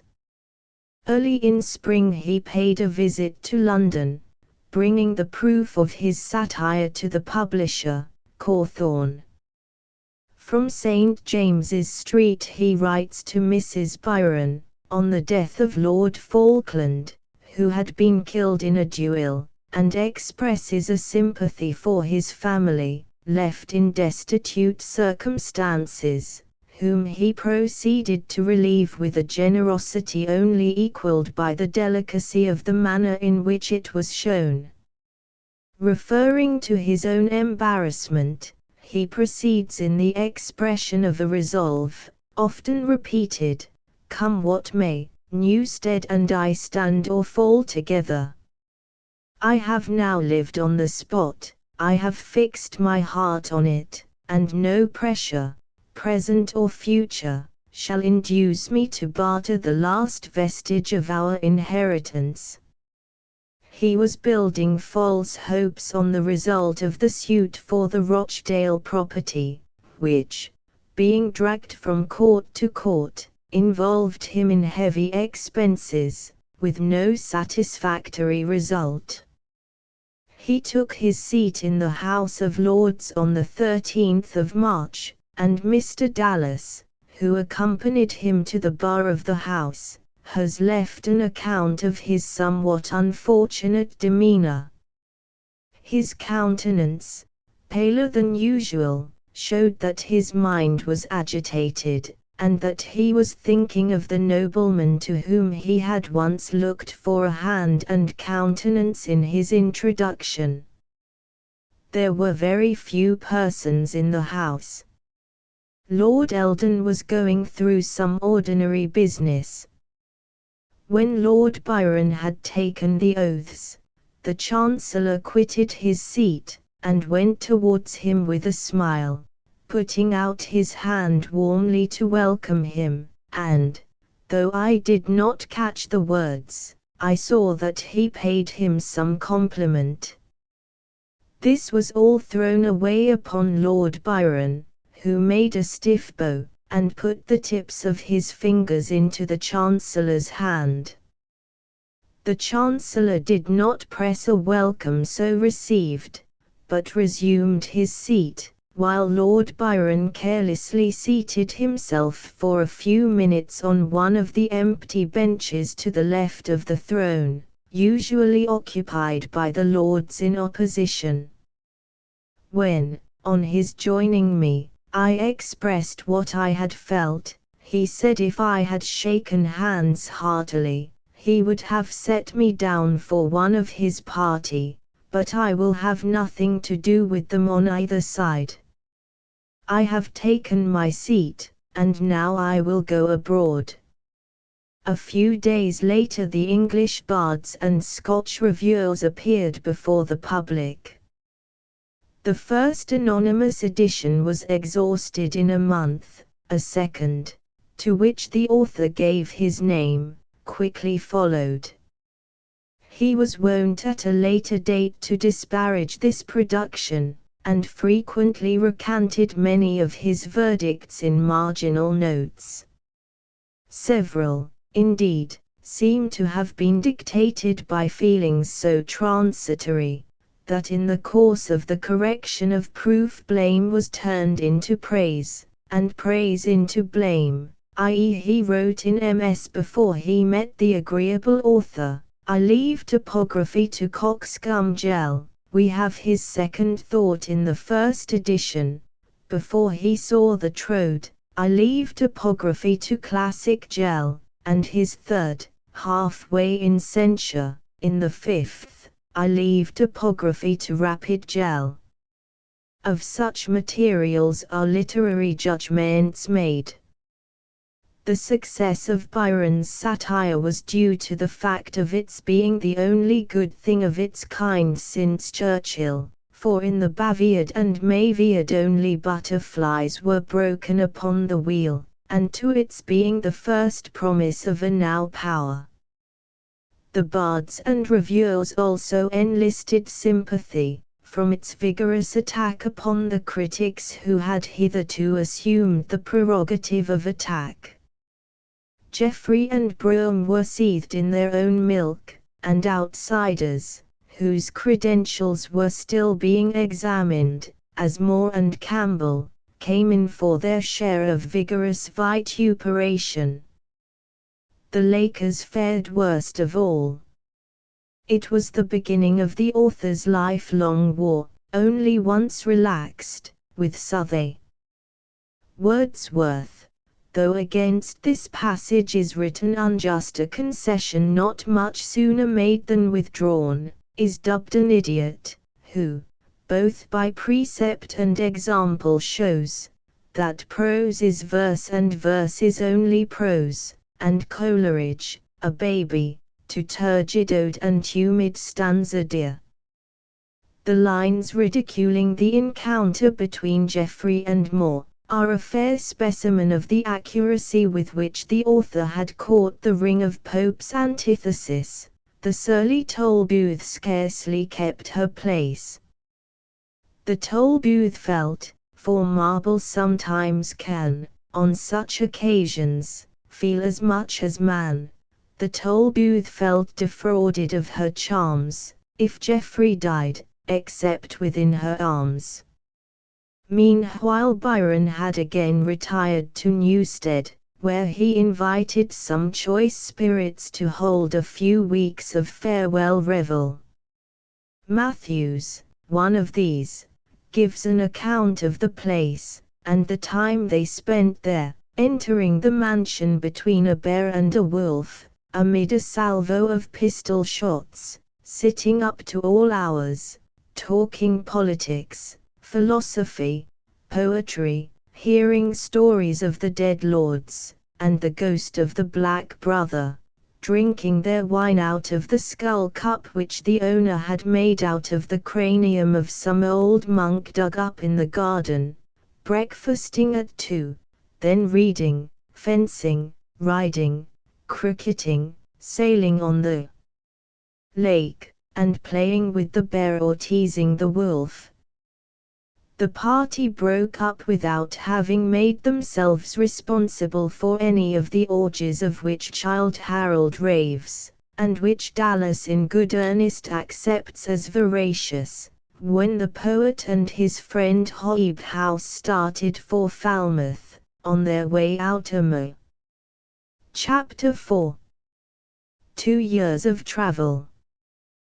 There is no romance of Munchausen or Dumas more marvelous than the adventures attributed to Lord Byron abroad.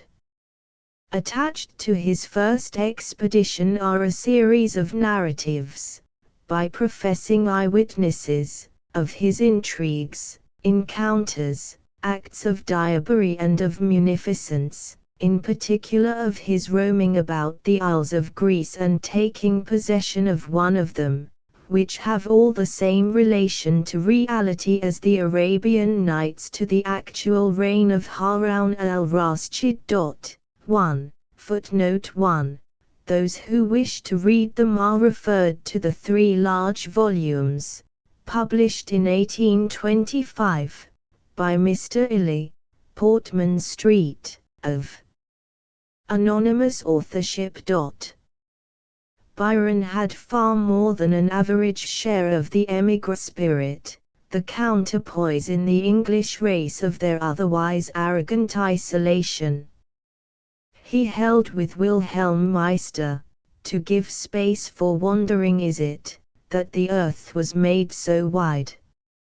And wrote to his mother from Athens, I am so convinced of the advantages of looking at mankind, instead of reading about them, and the bitter effects of staying at home with all the narrow prejudices of an islander, that I think there should be a law amongst us to send our young men abroad for a term, among the few allies our wars have left us. On the 11th of June, having borrowed money at heavy interest, and stored his mind with information about Persia and India, the contemplated but unattained goal of his travels, he left London, accompanied by his friend Hobhouse, Fletcher his valet, Joe Murray his old butler, and Robert Rushton the son of one of his tenants, supposed to be represented by the page in Childe Harold. The 2 latter, the one on account of his age, the other from his health breaking down, he sent back to England from Gibraltar. Becalmed for some days at Falmouth, a town which he describes as full of Quakers and salt fish, he dispatched letters to his mother, Drury, and Hodgson, exhibiting the changing moods of his mind. Smarting under a slight he had received at parting from a school companion, who had excused himself from a farewell meeting on the plea that he had to go shopping, he at one moment talks of his desolation, and says that, leaving England without regret, he has thought of entering the Turkish service. In the next, especially in the stanzas to Hodgson, he runs off into a strain of boisterous buffoonery. On the 2nd of July, the packet, by which he was bound, sailed for Lisbon and arrived there about the middle of the month, when the English fleet was anchored in the Tagus. The poet in some of his stanzas has described the fine view of the port and the disconsolate dirtiness of the city itself, the streets of which were at that time rendered dangerous by the frequency of religious and political assassinations. Nothing else remains of his sojourn to interest us, save the statement of Mr. Hobhouse, that his friend made a more perilous, though less celebrated, achievement by water than his crossing the Hellespont, in swimming from Old Lisbon to Belem Castle. Byron praises the neighbouring Sintra, as the most beautiful village in the world, though he joins with Wordsworth in heaping anathemas on the Convention, and extols the grandeur of Mafra, the Escurial of Portugal, in the convent of which a monk, showing the traveller a large library, asked if the English had any books in their country. Dispatching his baggage and servants by sea to Gibraltar, he and his friend started on horseback through the southwest of Spain. Their first resting place, after a ride of 400 miles, performed at an average rate of 70 in the 24 hours, was Seville, where they lodged for 3 days in the house of 2 ladies, to whose attractions, as well as the fascination he seems to have exerted over them, the poet somewhat garrulously refers. Here, too, he saw, parading on the Prado, the famous Maid of Saragossa, whom he celebrates in his equally famous stanzas, Childe Harold, I. 54–58. Of Cadiz, the next stage, he writes with enthusiasm as a modern Cythera, describing the bullfights in his verse, and the beauties in glowing prose. The belles of this city, he says, are the Lancashire witches of Spain, and by reason of them, rather than the seashore or the Sierra Morena, sweet Cadiz is the first spot in the creation. Hence, by an English frigate, they sailed to Gibraltar, for which place he has nothing but curses. Byron had no sympathy with the ordinary forms of British patriotism, and in our great struggle with the tyranny of the First Empire, he may almost be said to have sympathized with Napoleon. The ship stopped at Cagliari in Sardinia, and again at Girgenti on the Sicilian coast. Arriving at Malta, they halted there for 3 weeks, time enough to establish a sentimental, though platonic, flirtation with Mrs. Spencer Smith, wife of our minister at Constantinople, sister-in-law of the famous admiral, and the heroine of some exciting adventures. She is the Florence of Childe Harold, and is afterwards addressed in some of the most graceful verses of his cavalier minstrelsy. Do thou, amidst the fair white walls, if Cadiz yet be free, at times from out her latticed halls look o'er the dark blue sea, then think upon Calypso's isles, endear thee by days gone by, to others give 1,000 smiles, to me a single sigh. The only other adventure of the visit is Byron's quarrel with an officer, on some unrecorded ground, which Hobhouse tells us nearly resulted in a duel. The friends left Malta on the 29th of September, in the warship Spider, and after anchoring off Patras, and spending a few hours on shore, they skirted the coast of Acarnania, in view of localities, as Ithaca, the Leucadian Rock, and Actium, whose classic memories filtered through the poet's mind and found a place in his masterpieces.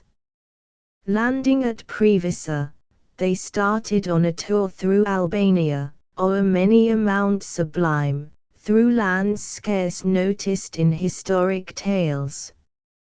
Byron was deeply impressed by the beauty of the scenery, and the half-savage independence of the people, described as always strutting about with slow dignity, though in rags. In October we find him with his companions at Janina, hospitably entertained by order of Ali Pasha, the famous Albanian Turk, bandit, and despot, then besieging Ibrahim at Berat in Illyria. They proceeded on their way by bleak Pindus Akiruzia's lake, and Zitsa, with its monastery door battered by robbers. Before reaching the latter place, they encountered a terrific thunderstorm, in the midst of which they separated, and Byron's detachment lost its way for 9 hours, during which he composed the verses to Florence, quoted above. Some days later they together arrived at Tepeleni, and were there received by Ali Pasha in person. The scene on entering the town is described as recalling Scott's Branksome Castle and the feudal system, and the introduction to Ali, who sat for some of the trays of the poet's corsairs, is graphically reproduced in a letter to Mrs. Byron. His first question was, why at so early an age I left my country, and without a lala or nurse. He then said the English minister had told him I was of a great family, and desired his respects to my mother, which I now present to you. Date, the 12th of November. He said he was certain I was a man of birth, because I had small ears, curling hair, and little white hands. He told me to consider him as a father whilst I was in Turkey, and said he looked on me as his son. Indeed, he treated me like a child, sending me almonds, fruit, and sweetmeats, 20 times a day. Byron shortly afterwards discovered his host to be a poisoner and an assassin. 2 days ago he proceeds in a passage which illustrates his character and a common experience. I was nearly lost in a Turkish ship of war, owing to the ignorance of the captain and crew. Fletcher yelled after his wife. The Greeks called on all the saints, the Mussulman on Allah. The captain burst into tears and ran below deck, telling us to call on God. The sails were split, the mainyard shivered, the wind blowing fresh, the night setting in, and all our chance was to make for Corfu, or, as F pathetically called it, a watery grave. I did what I could to console him, but finding him incorrigible, wrapped myself in my Albanian capote, and lay down on the deck to wait the worst. Unable from his lameness, says Hobhouse, to be of any assistance, he in a short time was found amid the trembling sailors, fast asleep. They got back to the coast of Sulai, and shortly afterwards started through Acarnania and Aetolia for the Morea, again rejoicing in the wild scenery and the apparently kindred spirits of the wild men among whom they passed. Byron was especially fascinated by the firelight dance and song of the robber band, which he describes and reproduces in Childe Harold. On the 21st of November he reached Messalongi, 15 years later, he died. Here he dismissed most of his escort, proceeded to Patras, and on to Vosteza, caught sight of Parnassus, and accepted a flight of eagles near Delphi as a favoring sign of Apollo. The last bird, he writes, I ever fired at was an eaglet on the shore of the Gulf of Lepanto. It was only wounded and I tried to save it. The eye was so bright. But it pined and died in a few days, and I never did since, and never will, attempt the life of another bird. From Livadia the travellers proceeded to Thebes, visited the cave of Trophonius, Diana's fountain, the so-called ruins of Pindar's house, and the field of Cheronia, crossed Citharon, and on Christmas, 1809, arrived before the defile, near the ruins of Phil, where he had his first glimpse of Athens, which evoked the famous lines, Ancient of Days, August Athena. Where are thy men of might? Thy grand in soul? Gone, glimmering through the dream of things that were. First in the race that led to glory's goal, they won, and passed dear way. Is this the whole, a schoolboy's tale, the wonder of an hour? After which he reverts to his perpetually recurring moral, men come and go, but the hills, and waves, and skies, and stars, endure. Apollo still thy long, long summer gilds. Still in his beam Mendel's marbles glare, art, glory, freedom fail, but nature still is fair. The duration of Lord Byron's first visit to Athens was about 3 months, and it was varied by excursions to different parts of Attica, Eleusis, Hymettus, Cape Colonna, Sunium, the scene of Falconers' shipwreck, the Colonus of Oedipus, and Marathon, the plain of which is said to have been placed at his disposal for about the same sum that, 30 years later, an American offered to give for the bark with the poet's name on the tree at Newstead. Byron had a poor opinion of the modern Athenians, who seem to have at this period done their best to justify the Roman satirist. He found them superficial, cunning, and false, but, with generous historic insight, he says that no nation in like circumstances would have been much better, that they had the vices of ages of slavery, from which it would require ages of freedom to emancipate them. In the Greek capital he lodged at the house of a respectable lady, widow of an English vice-consul, who had 3 daughters, the eldest of whom, Teresa, acquired an innocent and enviable fame as the Maid of Athens, without the dangerous glory of having taken any very firm hold of the heart that she was asked to return. A more solid passion was the poet's genuine indignation on the lifting in border phrase, of the marbles from the Parthenon, and their being taken to England by order of Lord Elgin. Byron never wrote anything more sincere than the Curse of Minerva, and he has recorded few incidents more pathetic than that of the old Greek who, when the last stone was removed for exportation, shed tears, and said, "Greek, telos." The question is still an open one of ethics. There are few Englishmen of the higher rank who do not hold London in the right hand as barely balanced by the rest of the world in the left, a judgment in which we can hardly expect Romans, Parisians, and Athenians to concur.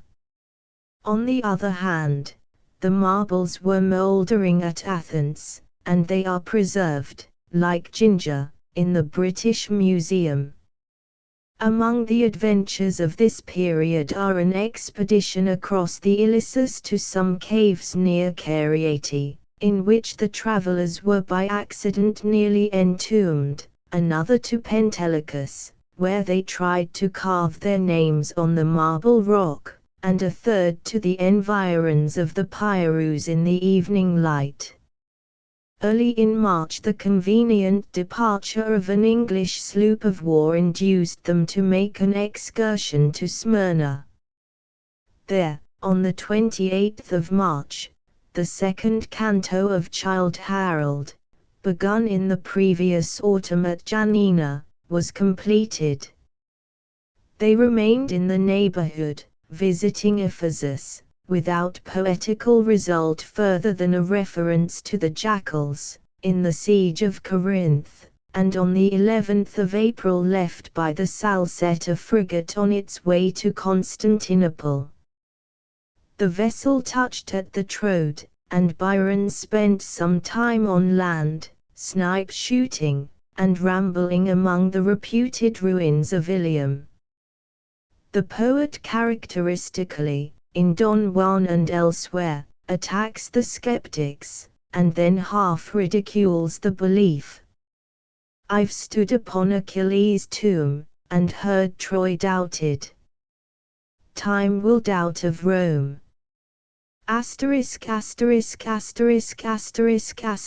There, on the green and village-cotted hill, is, flanked by the Hellespont, and by the sea, entombed the bravest of the brave Achilles. They say so, Bryant says the contrary. Being again detained in the Dardanelles, waiting for a fair wind, Byron landed on the European side, and swam, in company with Lieutenant Aikenhead, from Sisters to Abydos, a performance of which he boasts some 20 times. The strength of the current is the main difficulty of a feat, since so surpassed as to have passed from notice, but it was a tempting theme for classical allusions.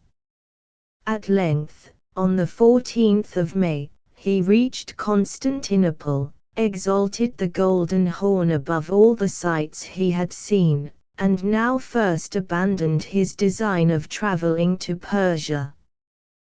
Galt, and other more or less gossiping travellers, have accumulated a number of incidents of the poet's life at this period, of his fanciful dress, blazing in scarlet and gold, and of his sometimes absurd contentions for the privileges of rank, as when he demanded precedence of the English ambassador in an interview with the Sultan, and, on its refusal, could only be pacified by the assurances of the Austrian internuncio. In converse with indifferent persons he displayed a curious alternation of frankness and hauteur, and indulged a habit of letting people up and down, by which he frequently gave offense.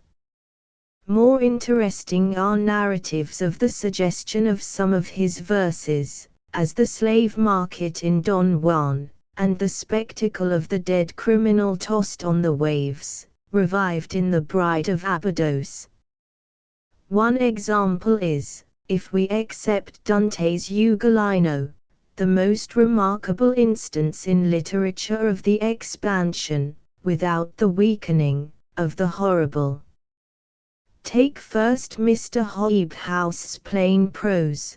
The sensations produced by the state of the weather. It was wretched and stormy when they left the salle set for the city, and leaving a comfortable cabin, were in unison with the impressions which we felt when, passing under the palace of the sultans, and gazing at the gloomy cypress which rises above the walls, we saw two dogs gnawing a dead body. After this we may measure the almost fiendish force of a morbid imagination brooding over the incident, and he saw the lean dogs beneath the wall hold o'er the dead their carnival, gorging and growling o'er carcass and limb. They were too busy to bark at him. From a Tartar's skull they had stripped the flesh, as ye peel the fig when its fruit is fresh, and their white tusks crunched on the whiter skull, as it slipped through their jaws when their edge grow dull. No one ever more persistently converted the incidents of travel into poetic material, but sometimes in doing so he borrowed more largely from his imagination than his memory, as in the description of the seraglio, of which there is reason to doubt his having seen more than the entrance. Byron and Hobhouse set sail from Constantinople on the 14th of July, 1810, the latter to return direct to England, a determination which, from no apparent fault on either side, the former did not regret. One incident of the passage derives interest from its possible consequence. Taking up, and unsheathing, a yataghan which he found on the quarter-deck, Ho remarked, "I should like to know how a person feels after committing a murder."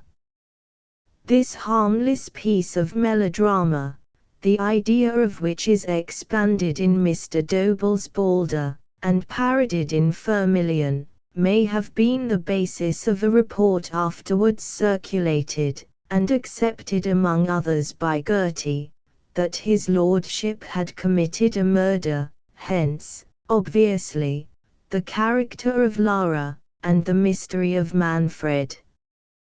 The poet parted from his friend at CEO's after spending some time in solitude on the little island. He returned to Athens, and there renewed acquaintance with his school friend, the Marquis of Sligo, who after a few days accompanied him to Corinth. They then separated, and Byron went on to Patras in the Morea, where he had business with the consul. He dates from there at the close of July. It is impossible to give a consecutive account of his life during the next 10 months, a period consequently filled up with the contradictory and absurd mass of legends before referred to. A few facts only of any interest are extricable. During at least half of the time his headquarters were at Athens, where he again met his friend the Marquise, associated with the English consul and Lady Hester Stanhope, studied Romaic in a Franciscan monastery, where he saw and conversed with a motley crew of French, Italians, Danes, Greeks, Turks, and Americans, wrote to his mother and others, saying he had swum from Sisters to Abydos, was sick of Fletcher bawling for beef and beer, had done with authorship, and hoped on his return to lead a quiet recluse life. He nevertheless made notes to Harold, composed the hints from Horace and the Curse of Minerva, and presumably brooded over, and outlined in his mind, many of his verse romances.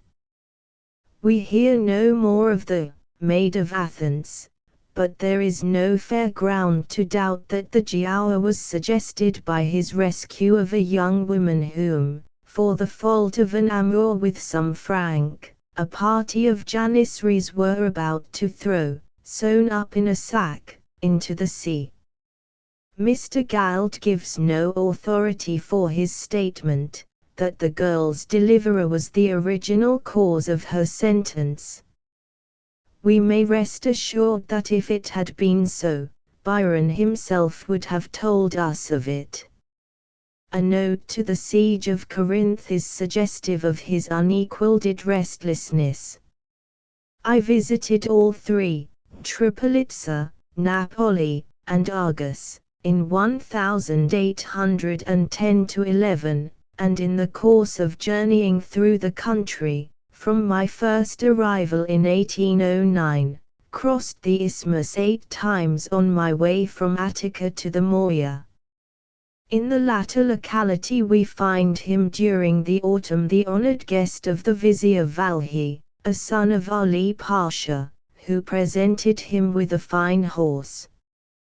During a second visit to Patras, in September, he was attacked by the same sort of marsh fever from which, 14 years afterwards, in the near neighbourhood, he died. On his recovery, in October, he complains of having been nearly killed by the heroic measures of the native doctors. One of them trusts to his genius, never having studied, the other, to a campaign of 18 months against the sick of Otranto, which he made in his youth with great effect. When I was seized with my disorder, I protested against both these assassins, but in vain. He was saved by the zeal of his servants, who asseverated that if his lordship died they would take good care the doctors should also, on which the learned men discontinued their visits, and the patient revived. On his final return to Athens, the restoration of his health was retarded by one of his long courses of reducing diet. He lived mainly on rice, and vinegar and water. From that city he writes in the early spring, intimating his intention of proceeding to Egypt, but Mr. Hanson, his man of business, ceasing to send him remittances, the scheme was abandoned. Beset by letters about his debts, he again declares his determination to hold fast by Newstead, adding that if the place which is his only tie to England is sold, he won't come back at all. Life on the shores of the archipelago is far cheaper and happier, and you been a patria for such a citizen of the world as he has become. Later he went to Malta, and was detained there by another bad attack of tertian fever. The next record of consequences from the voyage frigate, at sea, the 29th of June, 1811, when he writes in a despondent strain to Hodgson, that he is returning home without a hope, and almost without a desire to wrangle with creditors and lawyers about executions and coal pits.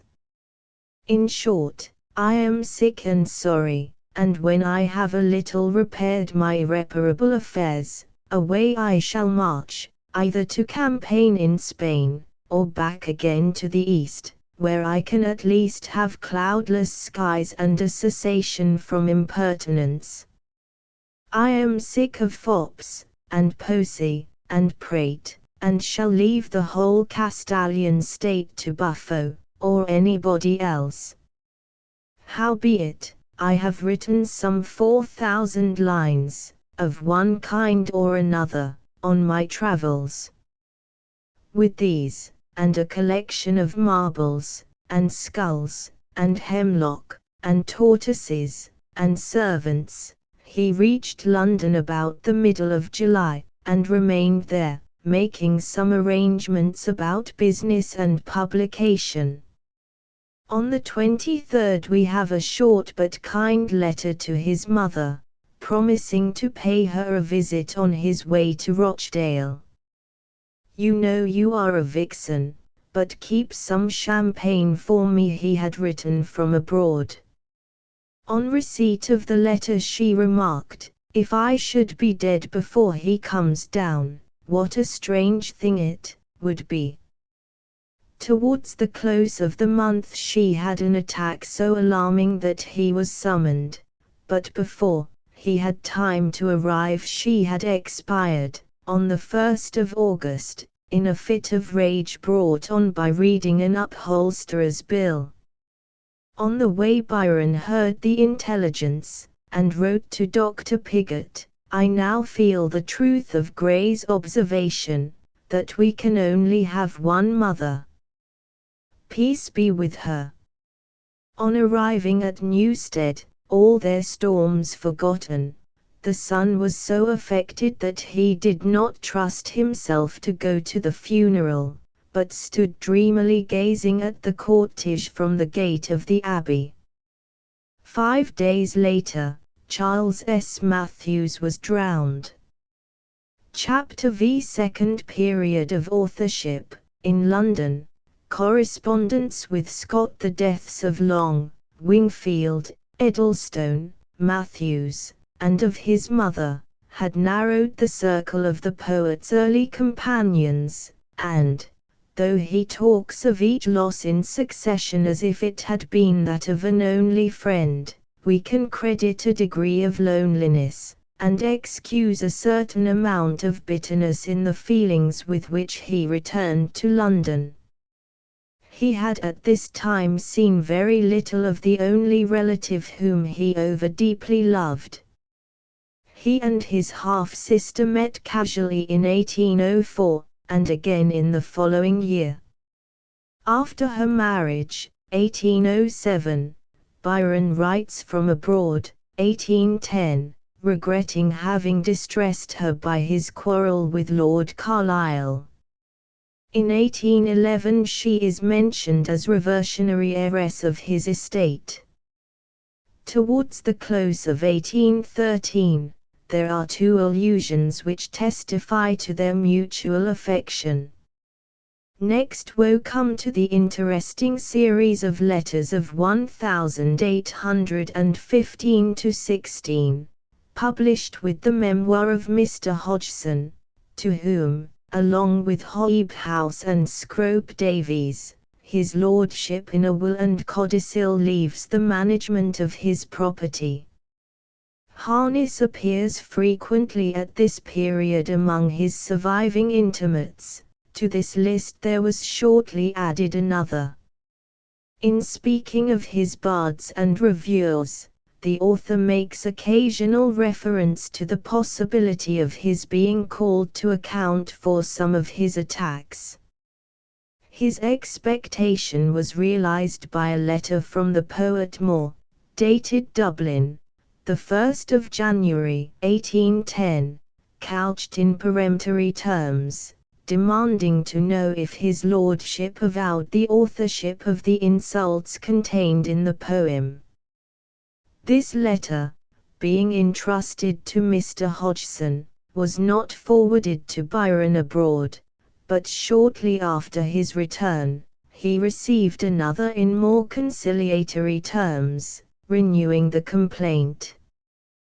To this he replied, in a stiff but manly letter, that he had never meant to insult Mr. Moore, but that he was, if necessary, ready to give him satisfaction. Moore, accepting the explanation, somewhat querulously complained of his advances to friendship not being received. Byron again replied that much as he would feel honored by Mr. Moore's acquaintance, he being practically threatened by the irate Irishman could hardly make the first advances. This called forth a sort of apology. The correspondents met at the house of Mr. Rogers, and out of the somewhat awkward circumstances, owing to the frankness of the noble author, as the other ever after delights to call him, arose the lifelong intimacy which had such various and lasting results. Moore has been called a false friend to Byron, and a traitor to his memory. The judgment is somewhat harsh, but the association between them was unfortunate. Thomas Moore had some sterling qualities. His best satirical pieces are inspired by a real indignation, and lit up by a genuine humor. He was also an exquisite musician in words, and must have been occasionally a fascinating companion. But he was essentially a worldling, and, as such, a superficial critic. He encouraged the shallow affectations of his great friend's weaker work, and recoiled in alarm before the daring defiance of his stronger. His criticisms on all Byron wrote and felt seriously on religion are almost worthy of a conventicle. His letters to others on Manfred, and Cain, and Don Juan, are the expression of sentiments which he had never the courage to state explicitly to the author. On the other hand, Byron was attracted beyond reasonable measure by his gracefully deferential manners, paid too much regard to his opinions, and overestimated his genius. For the subsequent destruction of the memoirs, urged by Mr. Hobhouse and Mrs. Lee, he was not wholly responsible, though a braver man, having accepted the position of his lordship's literary legatee, with the express understanding that he would sue to the fulfilment of the wishes of his dead friend, would have to the utmost resisted their total frustration. Meanwhile, on landing in England, the poet had placed in the hands of Mr. Dallas the hints from Horace, which he intended to have brought out by the publisher Cawthorne. Of this performance, an inferior edition, relieved by a few strong touches, of the bards and reviewers, Dallas ventured to express his disapproval. "Have you no other result of your travels?" he asked, and got for answer, a few short pieces, and a lot of Spenserian stanzas, not worth troubling you with, but you are welcome to them. Dallas took the remark literally, saw they were a safe success, and assumed to himself the merit of the discovery, the risks, and the profits. It is the converse of the story of Gabriel Harvey and the Faerie Queen. Though first two cantos of Childe Harold bear no comparison with the legend of Una and the Red Cross Knight, but there was no mistake about their proof of power, their novelty, and adaptation to a public taste as yet unjaded by eloquent and imaginative descriptions of foreign scenery, manners, and climates. The poem, after being submitted to Gifford, in defiance of the protestations of the author, who feared that the reference might seem to seek the favour of the August Quarterly, was accepted by Mr. Murray, and proceeded through the press, subject to change and additions, during the next 5 months. The Hints from Horace, fortunately postponed and then suspended, appeared posthumously in 1831.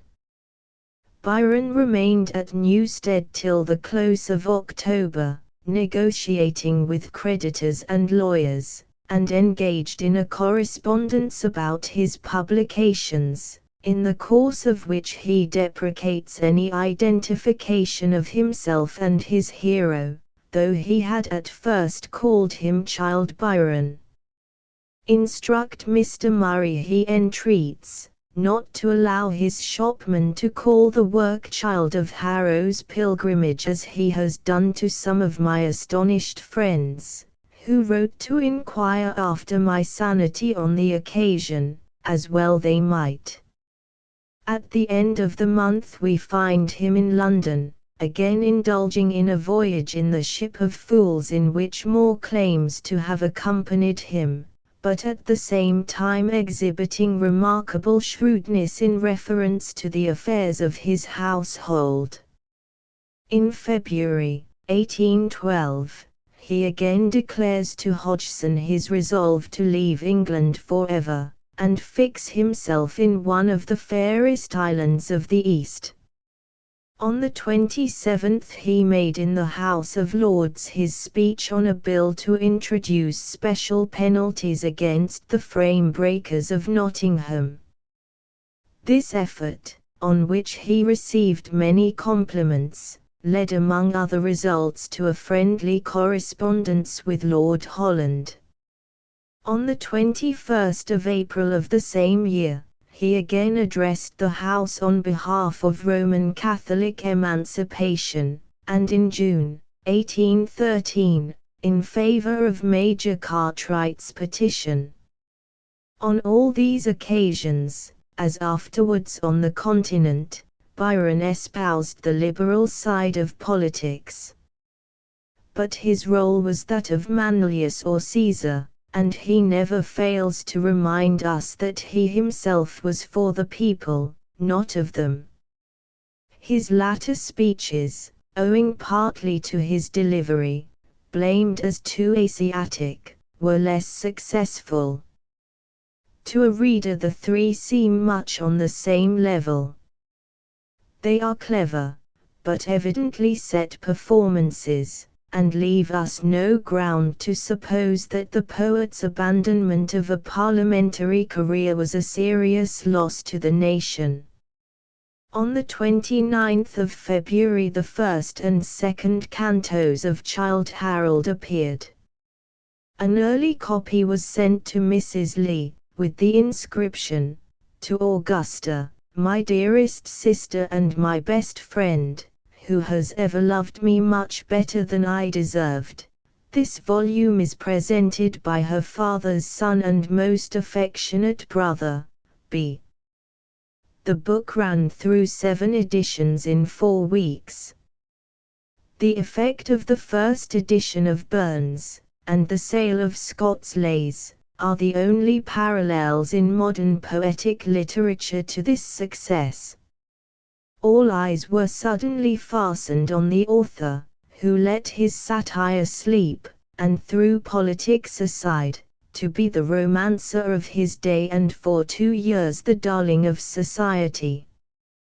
Previous to the publication, Mr. Moore confesses to have gratified his lordship with the expression of the fear that Childe Harold was too good for the age.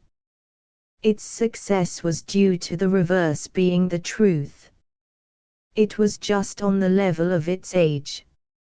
Its flowing verse, defaced by rhymical faults perceptible only to finer ears, its prevailing sentiment, occasional boldness relieved by pleasing platitudes, its half-affected rakishness, here and there elevated by a rush as of morning air, and its frequent richness, not yet, as afterwards, splendor, of description, were all appreciated by the fashionable London of the Regency, while the comparatively mild satire, not keen enough to scarify, only gave a more piquant flavor to the whole.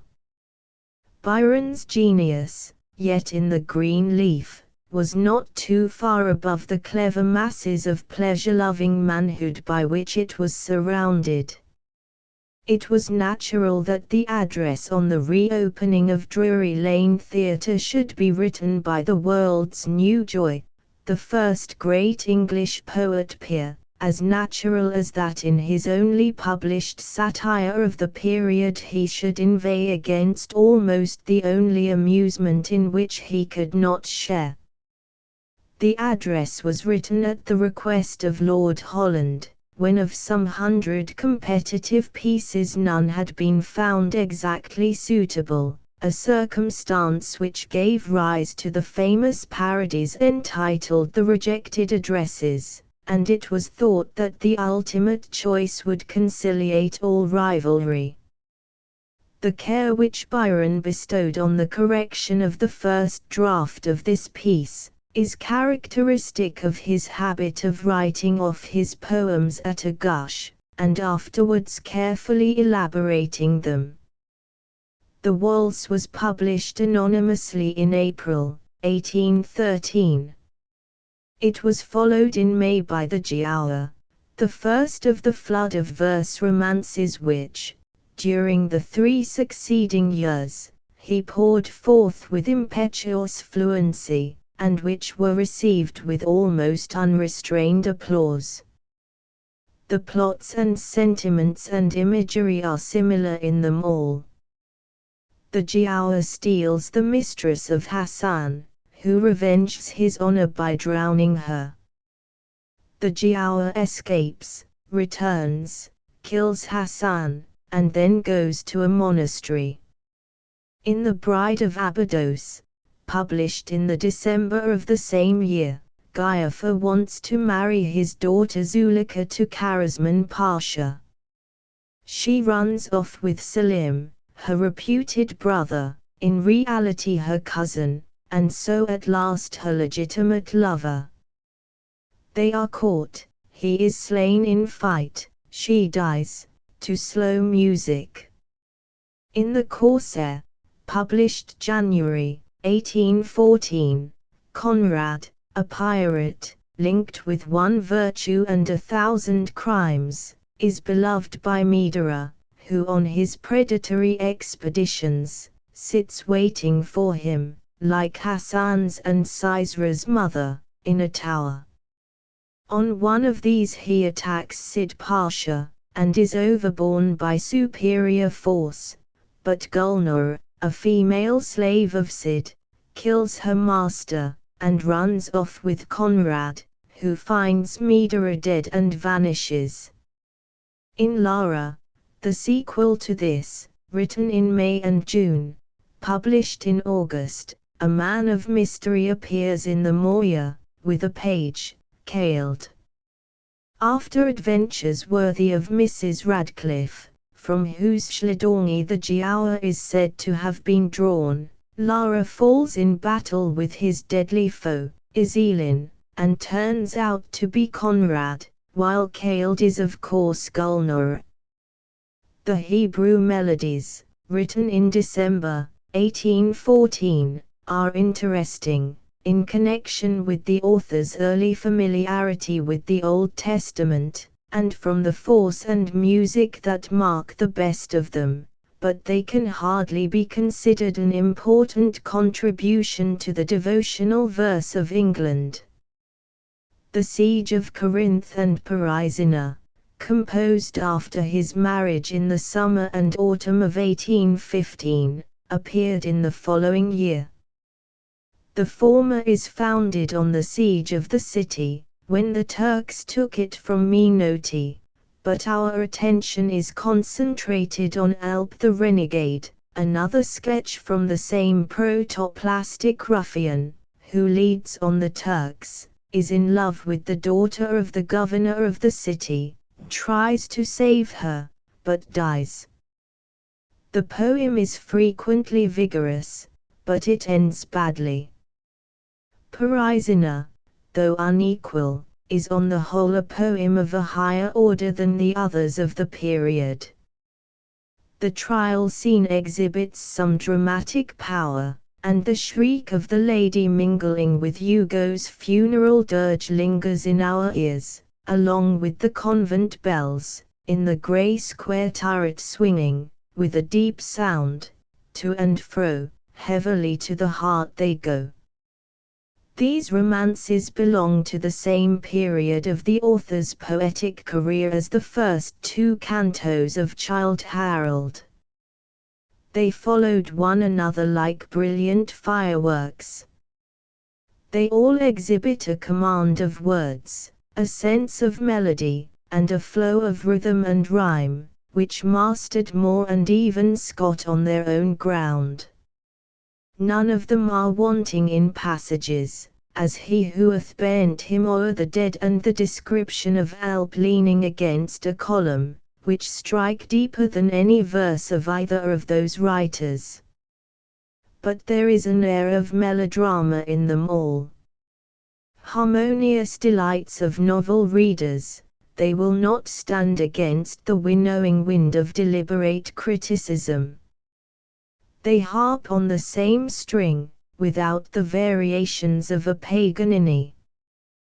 They are potentially endless reproductions of one phase of an ill-regulated mind, the picture of the same quasi-melancholy vengeful man, who knows no friend but a dog, and reads on the tombs of the great only the glory and the nothing of a name, the exile who cannot flee from himself, the wandering outlaw of his own dark mind who has not loved the world nor the world him, whose heart was formed for softness, warped by wrong, betrayed too early, and beguiled too long. All this, disease repetita, grows into a weariness and vexation. Mr. Carlyle harshly compares it to the screaming of a meat jack. The reviewers and the public of the time thought differently. Geoffrey, penitent for the early faux pas of his review, as Byron remained penitent for his answering assault, writes of Lara, passages of it may be put into competition with anything that poetry has produced in point either of pathos or energy. Moore, who afterwards wrote, not to Byron, that 7 devils had entered into Manfred, professes himself enraptured with it. 14,000 copies of the Corsair War sold in a day. But here the author's own half boast, half apology. Lara I wrote while undressing after coming home from balls and masquerades, in the year of revelry 1814. The Bride was written in 4, the Corsair in 10 days. This I take to be a humiliating confession, as it proves my own want of judgment in publishing, and the public's in reading, things which cannot have stamina for permanence. The pecuniary profits accruing to Byron from his works began with Lara, for which he received 700_L_. He had made over to Mr. Dallas, besides other gifts to the same ungrateful recipient, the profits of Harold, amounting to 600_L_, and of the Corsair, which brought 525_L_. The proceeds of the giaour and the bride were also surrendered. During this period, 1813 to 1816, he had become familiar with all the phases of London society, tasted their pleasures and, towards the close, felt their decay. His associates in those years were of two classes, men of the world, and authors. Feted and courted in all quarters, he patronized the theatres, became in 1815 a member of the Drury Lane Committee, liked the dandies including Beau Brummel, and was introduced to the Regent. Their interview, in June 1812, in the course of which the latter paid unrestrained compliments to Harold and the poetry of Scott, is naively referred to by Mr. Moore as reflecting even still more honour on the sovereign himself than on the two poets. Byron, in a different spirit, writes to Lord Holland, "I have now great hope, in the event of Mr. Pye's decease, of warbling truth at court, like Mr. Mallet of indifferent memory. Consider, 100 marks a year. Besides the wine and the disgrace. We can hardly conceive the future author of the vision of judgment writing odes to dictation.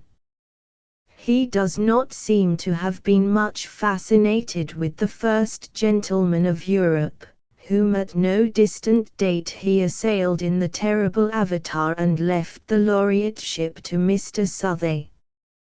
Among leaders in art and letters he was brought into more or less intimate contact with Sir Humphrey Davy, the Edgeworths, Sir James Mackintosh, Colman the dramatic author, the older Kean, Monk Lewis, Grattan, Curran, and Madame de Staël. Of a meeting of the last two he remarks, "It was like the confluence of the Rhone and the Seine, and they were both so ugly that I could not help wondering how the best intellects of France and Ireland could have taken up respectively such residences." About this time a communication from Mr. Murray in reference to the meeting with the Regent led to a letter from Sir Walter Scott to Lord Byron, the beginning of a lifelong friendship, and one of the most pleasing pages of biography. These two great men were for a season perpetually pitted against one another, as the foremost competitors for literary favour. When Rokeby came out, contemporaneously with the Giaour, the undergraduates of Oxford and Cambridge ran races to catch the first copies, and laid bets as to which of the rivals would win. During the anti-Byronic fever of 1840 to 1860 they were perpetually contrasted as the representatives of the manly and the morbid schools. A later sentimentalism has affected to despise the work of both. The fact therefore that from an early period the men themselves knew each other as they were, is worth illustrating. Scott's letter, in which a generous recognition of the pleasure he had derived from the work of the English poet, was followed by a manly remonstrance on the subject of the attack in the Bards and Reviewers, drew from Byron in the following month, July 1812, an answer in the same strain, descanting on the prince's praises of the Lay and Marmion, and candidly apologizing for the evil works of his nonage. The satire, he remarks, was written when I was very young and very angry, and fully bent on displaying my wrath and my wit, and now I am haunted by the ghosts of my wholesale assertions. This, in turn, called forth another letter to Byron eager for more of his verses, with a cordial invitation to Abbotsford on the ground of Scotland's maternal claim on him, and asking for information about Pegasus and Parnassus. After this the correspondence continues with greater freedom, and the same display on either side of mutual respect. When Scott says the Giaour is praised among our mountains and Byron returns Waverley is the best novel I have read, there is no suspicion of flattery, it is the interchange of compliments between men, it canter pairs, it respond parati. They talk in just the same manner to third parties. I gave over writing romances, says the elder, in the spirit of a great-hearted gentleman, because Byron beat me. He hits the mark, where I don't even pretend to fledge my arrow. He has access to a stream of sentiment unknown to me. The younger, on the other hand, deprecates the comparisons that were being invidiously drawn between them. He presents his copy of the Giaour to Scott, with the phrase to the monarch of Parnassus, and compares the feeling of those who cavilled at his fame to that of the Athenians towards Aristides. From those sentiments, he never swerves, recognizing to the last the breadth of character of the most generous of his critics, and referring to him, during his later years in Italy, as the wizard and the Ariosto of the North. A meeting was at length arranged between them. Scott looked forward to it with anxious interest, humorously remarking that Byron should say, "Art thou the man whom men famed Grisel call?" And he reply, "Art thou the still more famed Tom Thumb the Small?" They met in London during the spring of 1815. The following sentences are from Sir Walter's account of it. Report had prepared me to meet a man of peculiar habits and quick temper, and I had some doubts whether we were likely to suit each other in society. I was most agreeably disappointed in this respect. I found Lord Byron in the highest degree courteous, and even kind. We met for an hour or two almost daily in Mr. Murray's drawing room, and found a great deal to say to each other. Our sentiments agreed a good deal, except upon the subjects of religion and politics, upon neither of which I was inclined to believe that Lord Byron entertained very fixed opinions. On politics he used sometimes to express a high strain of what is now called liberalism, but it appeared to me that the pleasure it afforded him as a vehicle of displaying his wit and satire against individuals in office was at the bottom of this habit of thinking. At heart, I would have termed Byron a patrician on principle. His reading did not seem to me to have been very extensive. I remember repeating to him the fine poem of Hardine Newt, and someone asked me what I could possibly have been telling Byron by which he was so much agitated. I saw him for the last time in September 1815, after I returned from France. He dined or lunched with me at Long's in Bond Street. I never saw him so full of gaiety and good humor. The day of this interview was the most interesting I ever spent. Several letters passed between us, one perhaps every half year. Like the old heroes in Homer, we exchanged gifts. I gave Byron a beautiful dagger mounted with gold, which had been the property of the redoubted Elphi Bey.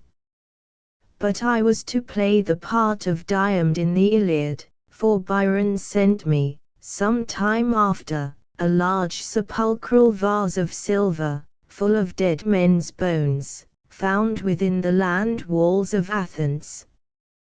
He was often melancholy, almost gloomy. When I observed him in this humor, I used either to wait till it went off of its own accord, or till some natural and easy mode occurred of leading him into conversation, when the shadows almost always left his countenance, like the mist arising from a landscape. I think I also remarked in his temper starts of suspicion, when he seemed to pause and consider whether there had not been a secret and perhaps offensive meaning in something that was said to him. In this case I also judged it best to let his mind, like a troubled spring, work itself clear, which it did in a minute or two. A downright steadiness of manner was the way to his good opinion. Will rose, looking by accident at his feet, saw him scowling furiously, but on his showing no consciousness, his lordship resumed his easy manner. What I liked about him, besides his boundless genius, was his generosity of spirit as well as of purse, and his utter contempt of all the affectations of literature. He liked Moore and me because, with all our other differences, we were both good-natured fellows, not caring to maintain our dignity, enjoying the mope or ire. He wrote from impulse, never from effort, and therefore I have always reckoned Burns and Byron the most genuine poetic geniuses of my time, and of half a century before me. We have many men of high poetic talents, but none of that ever-gushing and perennial fountain of natural waters. Scott, like all hale men of sound sense, regretted the almost fatal incontinence which, in the year of his greatest private troubles, led his friend to make a parade of them before the public. He speaks more than once of his unhappy tendency to exhibit himself as the dying gladiator, and even compares him to his peacock, screeching before his window because he chooses to bivouac apart from his mate. But he read a copy of the Ravener diary without altering his view that his lordship was his own worst maligner. Scott, says Lockhart, considered Byron the only poet of transcendent talents we had had since Dryden. There is preserved a curious record of his meeting with a greater poet than Dryden, but one whose greatness neither he nor Scott suspected. Mr. Crabb Robinson reports Wordsworth to have said, in Charles Lamb's chambers, about the year 1808, "These reviewers put me out of patience.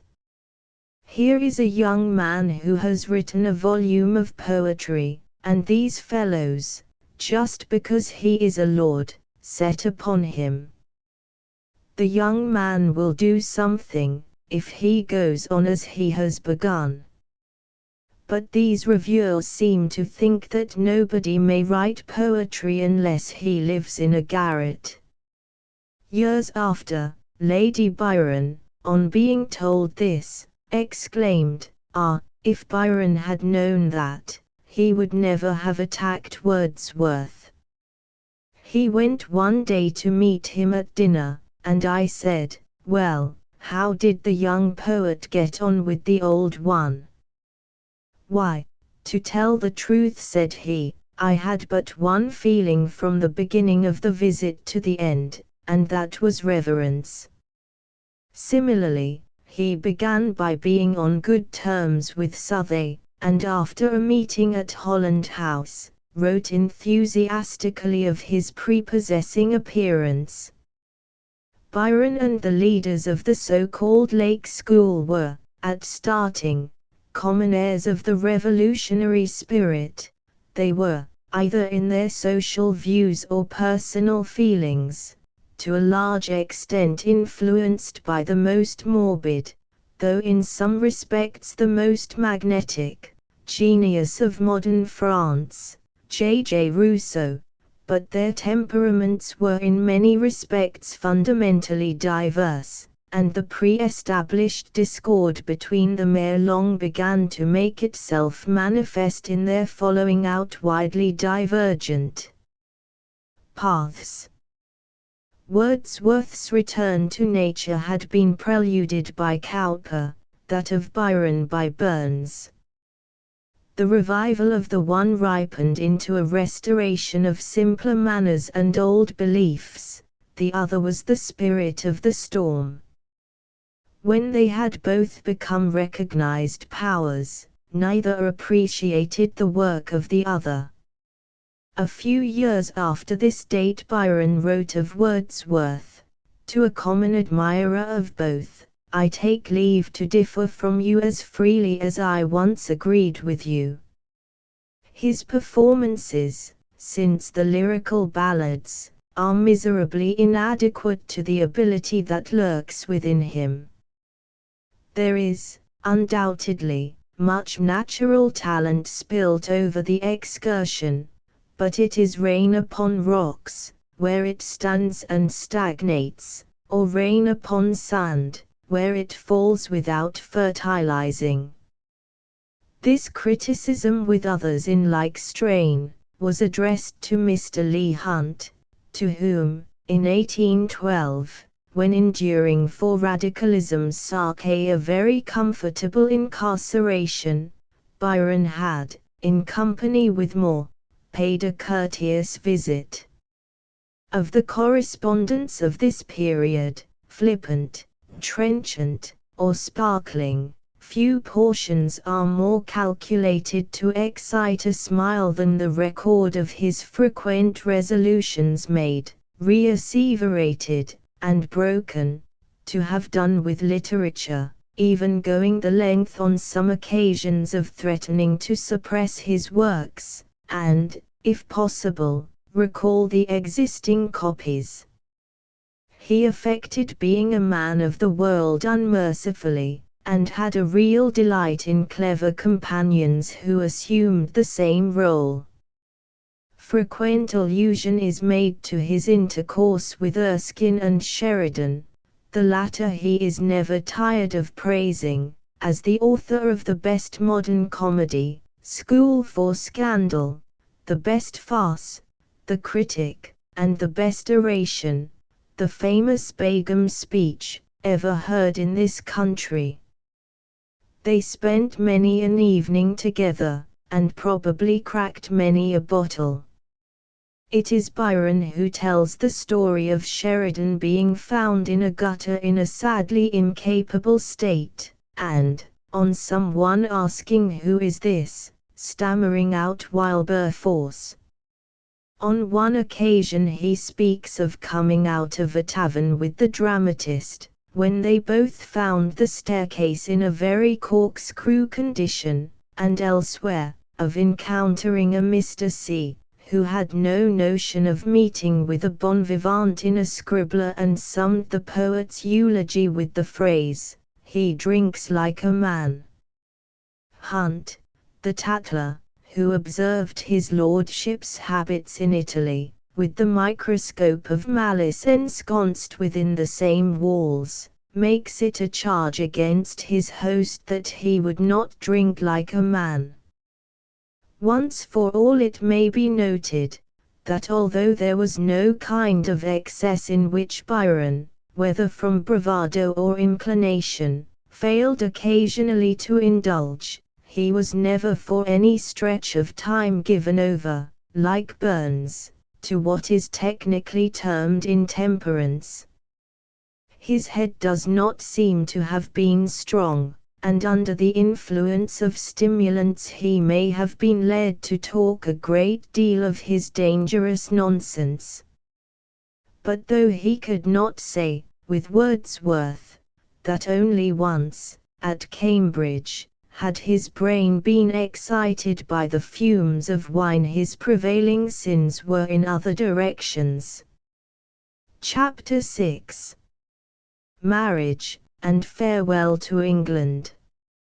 As for poets, says Scott, I have seen all the best of my time and country, and, though Burns had the most glorious eye imaginable, I never thought any of them would come up to an artist's notion of the character, except Byron.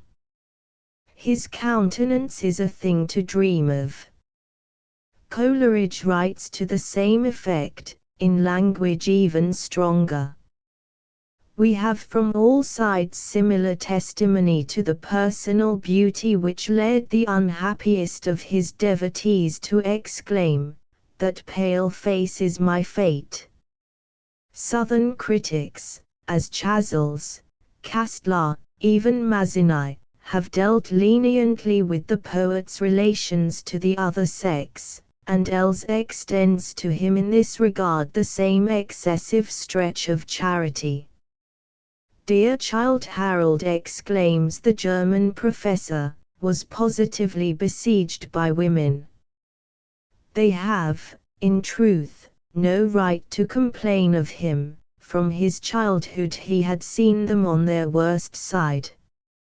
It is the casuistry of hero worship to deny that Byron was unjust to women, not merely in isolated instances, but in his prevailing views of their character and claims. "I regard them," he says, in a passage only distinguished from others by more extravagant petulance, "as very pretty but inferior creatures, who are as little in their place at our tables as they would be in our council chambers."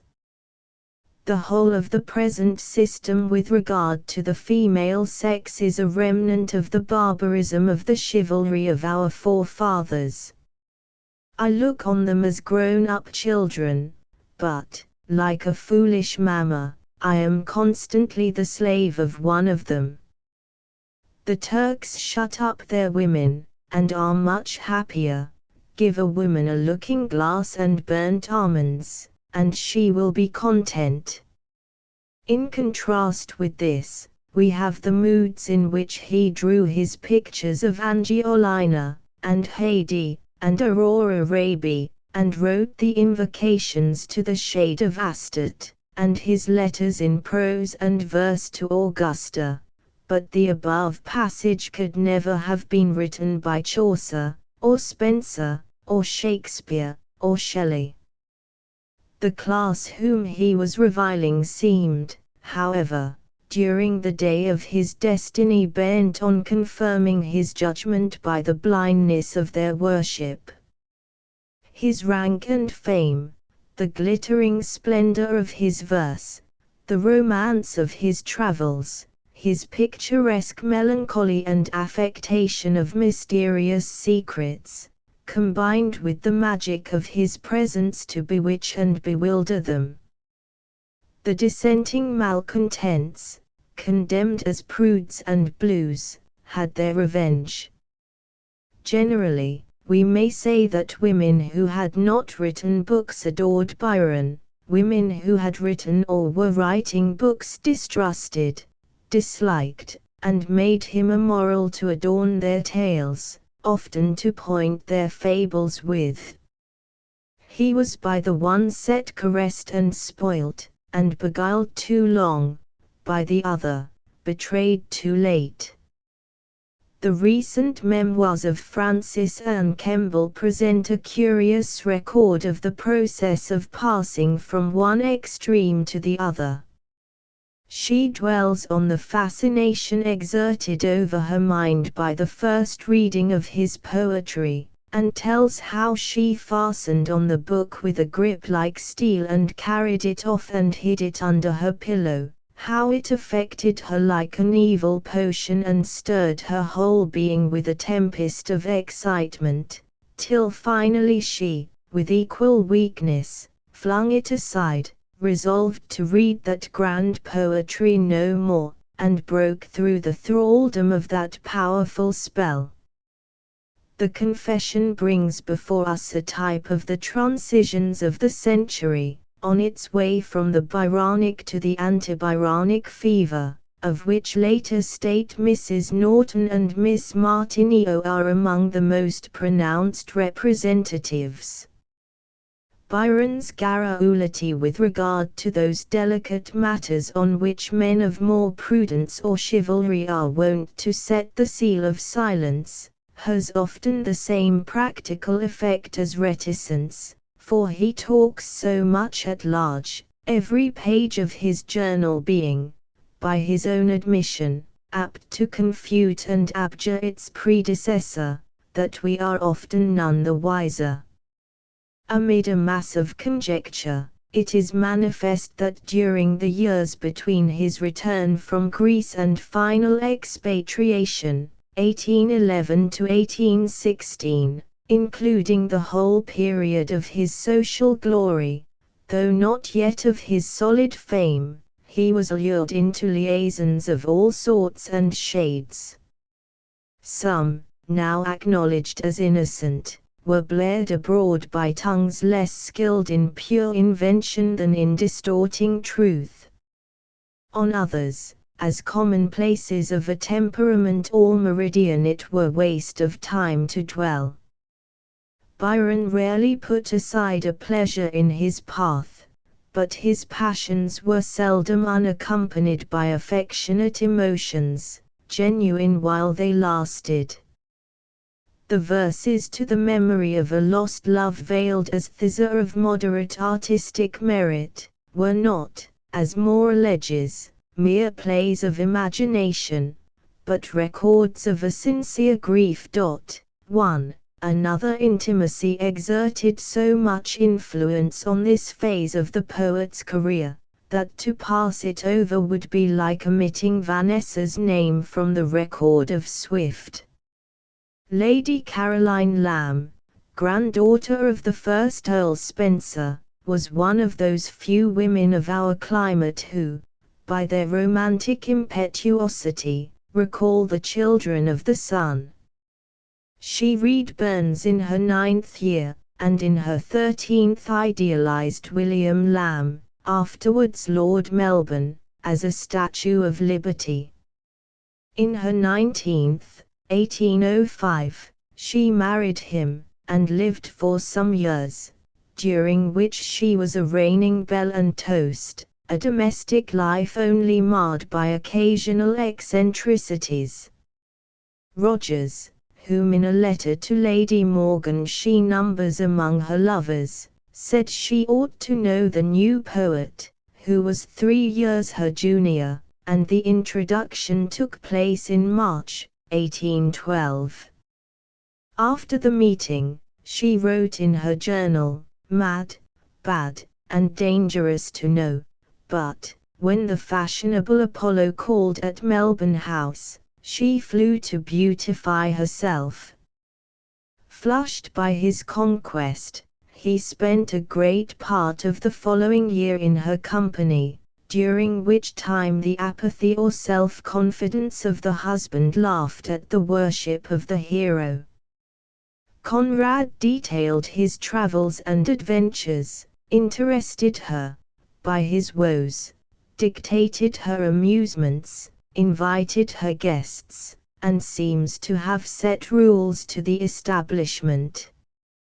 Medora, on the other hand, made no secret of her devotion, declared that they were affinities, and offered him her jewels.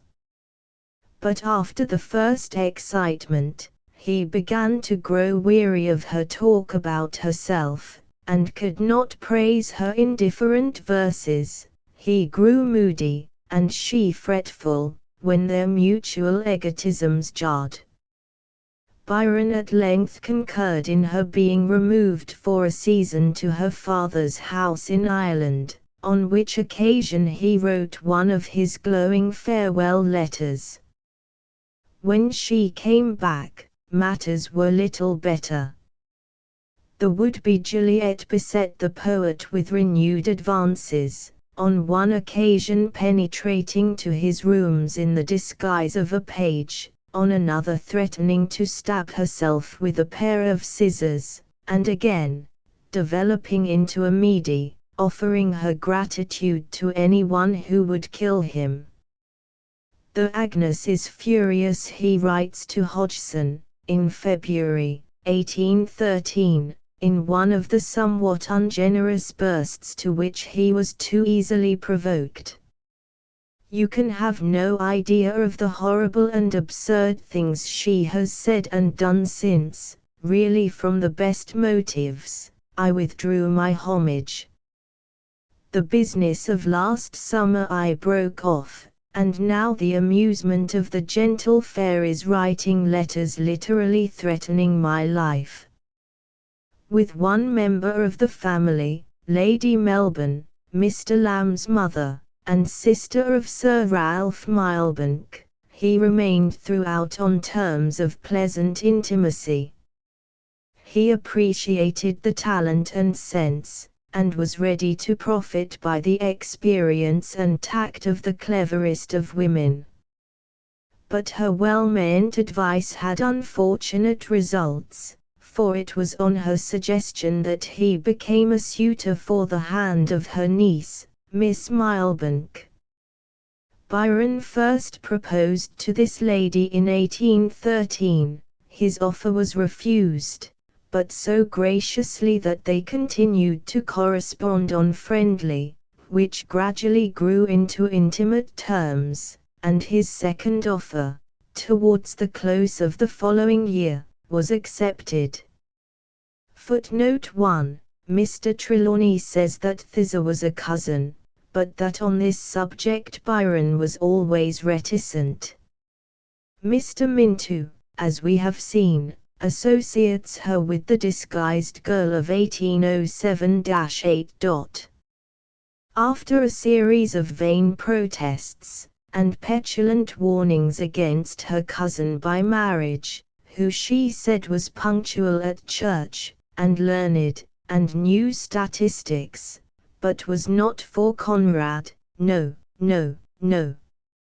Lady Caroline lapsed into an attitude of fixed hostility, and shortly after the crash came, and her predictions were realized, vented her wrath in the now almost forgotten novel of Glenarvan, in which some of Byron's real features were represented in conjunction with many fantastic additions. Madame de Staël was kind enough to bring a copy of the book before his notice when they met on the Lake of Geneva, but he seems to have been less moved by it than by most attacks. We must, however, bear in mind his own admission in a parallel case. I say I am perfectly calm, I am, nevertheless, in a fury.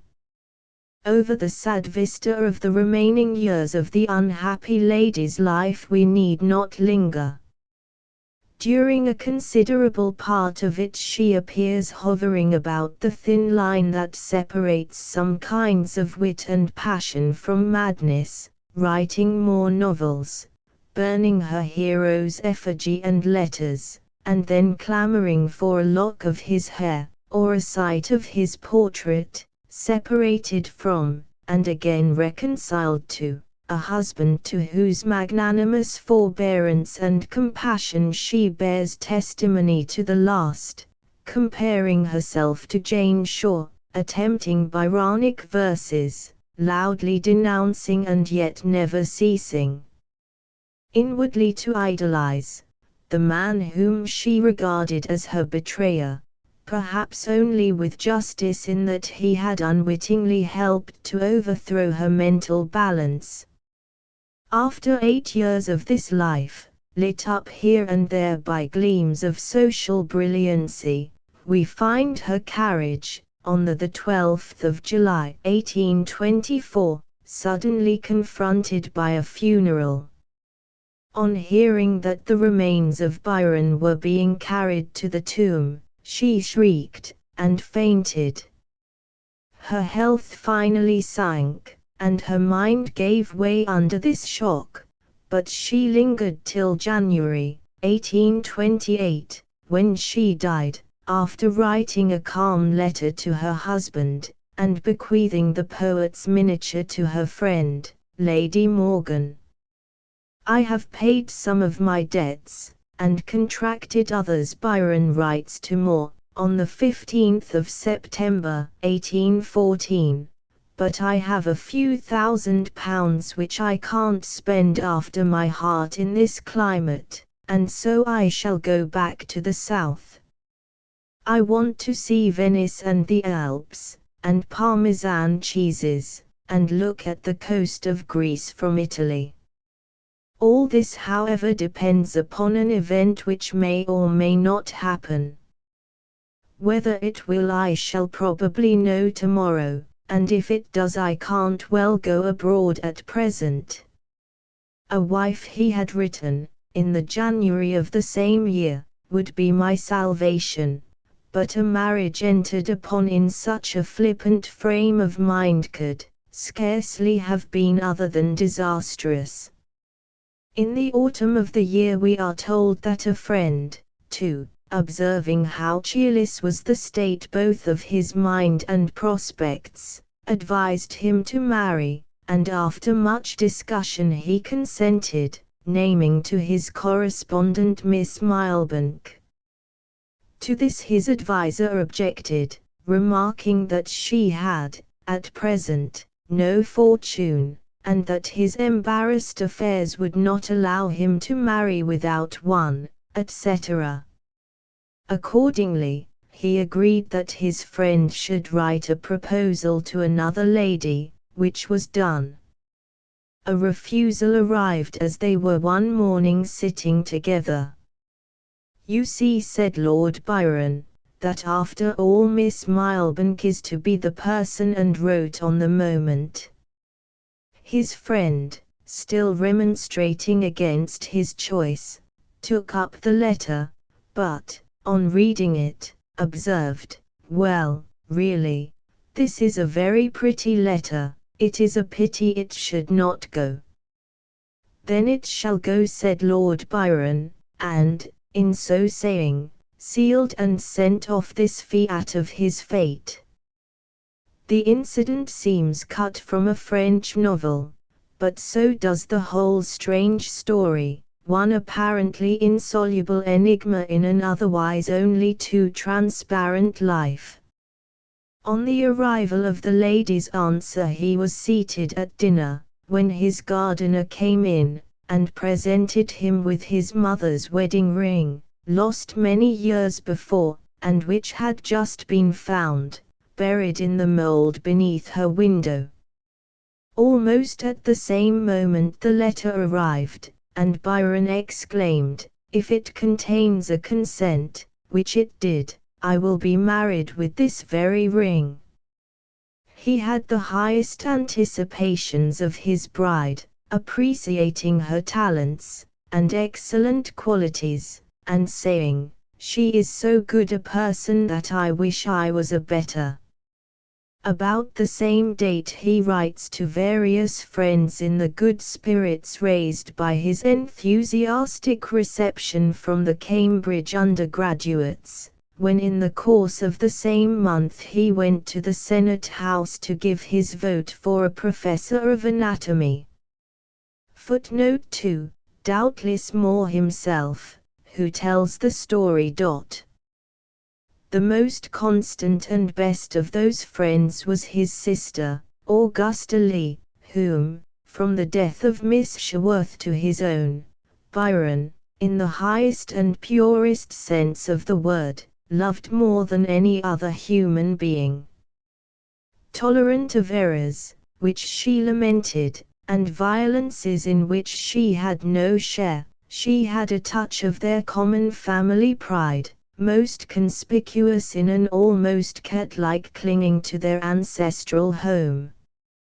Her early published letters are full of regrets about the threatened sale of Newstead, on the adjournment of which, when the first purchaser had to pay 25,000 for breaking his bargain, she rejoices, and over the consummation of which she mourns, in the manner of Milton's Eve, must I then leave thee, paradise? In all her references to the approaching marriage there are blended notes of hope and fear. In thanking Hodgson for his kind congratulations, she trusts it will secure her brother's happiness. Later she adds her testimony to that of all outsiders at this time, as to the graces and genuine worth of the object of his choice. After the usual preliminaries, the ill-fated pair were united, at Seaham House, on the 2nd of January, 1815. Byron was married like one walking in his sleep. He trembled like a leaf, made the wrong responses, and almost from the first seems to have been conscious of his irrevocable mistake. I saw him stand before an altar with a gentle bride. Her face was fair, but was not that which made the starlight of his boyhood. He could see not that which was, but that which should have been, but the old mansion, the accustomed hall. And she who was his destiny came back, and thrust herself between him and the light. Here we have faint visions of Miss Sherworth, mingling with later memories. In handing the bride into the carriage he said, "Miss Milbank, are you ready?" A mistake said to be of evil omen. Byron never really loved his wife, and though he has been absurdly accused of marrying for revenge, we must suspect that he married in part for a settlement. On the other hand, it is not unfair to say that she was fascinated by a name, and inspired by the philanthropic zeal of reforming a literary corsair. Both were disappointed. Miss Milbank's fortune was mainly settled on herself, and Byron, in spite of plentiful resolutions, gave little sign of reformation. For a considerable time their life, which, after the treacle moon as the bridegroom called it, spent at Halnaby, near Darlington, was divided between residence at Seaham and visits to London, seemed to move smoothly. In a letter, evidently misdated the 15th of December, Mrs. Lee writes to Hodgson, "I have every reason to think that my beloved B is very happy and comfortable. I hear constantly from him and his rib. It appears to me that Lady B sets about making him happy in the right way. I had many fears. Thank God that they do not appear likely to be realized. In short, there seems to me to be but one drawback to all our felicity, and that, alas, is the disposal of dear Newstead. I never shall feel reconciled to the loss of that sacred revered abbey. The thought makes me more melancholy than perhaps the loss of an inanimate object ought to do. Did you ever hear that landed property, the gift of the Crown, could not be sold? Lady B writes me word that she never saw her father and mother so happy, that she believes the latter would go to the bottom of the sea herself to find fish for B.'s dinner, and c. Augusta Ada was born in London on the 10th of December, 1815. During the next months a few cynical mutterings are the only interruptions to an ominous silence, but these could be easily explained by the increasing embarrassment of the poet's affairs, and the importunity of creditors, who in the course of the last half-year had served 7 or 8 executions on his house and furniture. Their expectations were raised by exaggerated reports of his having married money, and by a curious pertinacity of pride he still declined, even when he had to sell his books, to accept advances from his publisher. In January the storm which had been secretly gathering suddenly broke. On the 15th, i.e. 5 weeks after her daughter's birth, Lady Byron left home with the infant to pay a visit, as had been agreed, to her own family at Kirkby Mallory in Leicestershire. On the way she dispatched to her husband a tenderly playful letter, which has been often quoted. Shortly afterwards he was informed, first by her father, and then by herself, that she did not intend ever to return to him. The accounts of their last interview, as in the whole evidence bearing on the affair, not only differ but flatly contradict one another. On behalf of Lord Byron it is asserted, that his wife, infuriated by his offering some innocent hospitality on occasion of bad weather to a respectable actress, Mrs. Mardine, who had called on him about Drury Lane business, rushed into the room exclaiming, "I leave you forever," and did so. According to another story, Lady Byron, finding him with a friend, and observing him to be annoyed at her entrance, said, "Am I in your way, Byron?" Whereupon he answered, "Damnably." Mrs. Lee, Hodgson, Moore, and others, did everything that mutual friends could do to bring about the reconciliation for which Byron himself professed to be eager, but in vain, and in vain the effort was renewed in later years. The wife was inveterately bent on a separation, of the causes of which the husband alleged he was never informed, and with regard to which as long as he lived she preserved a rigid silence. For some time after the event Byron spoke of his wife with at least apparent generosity.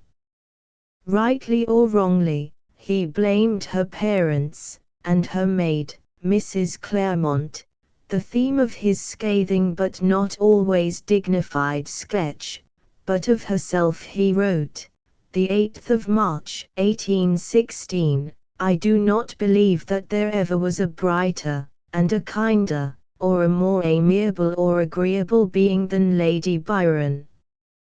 I never had nor can have any reproach to make to her, when with me." Elsewhere he adds, that he would willingly, if he had the chance, renew his marriage on a lease of 20 years. But as time passed and his overtures were rejected, his patience gave way, and in some of his later satires he even broke the bounds of courtesy. Lady Byron's letters at the time of the separation, especially those first published in the Academy of the 19th of July 1879, are to Mrs. Lee always affectionate and confidential, often pathetic, asking her advice in this critical moment and protesting that, independent of malady, she does not think of the past with any spirit of resentment, and scarcely with the sense of injury.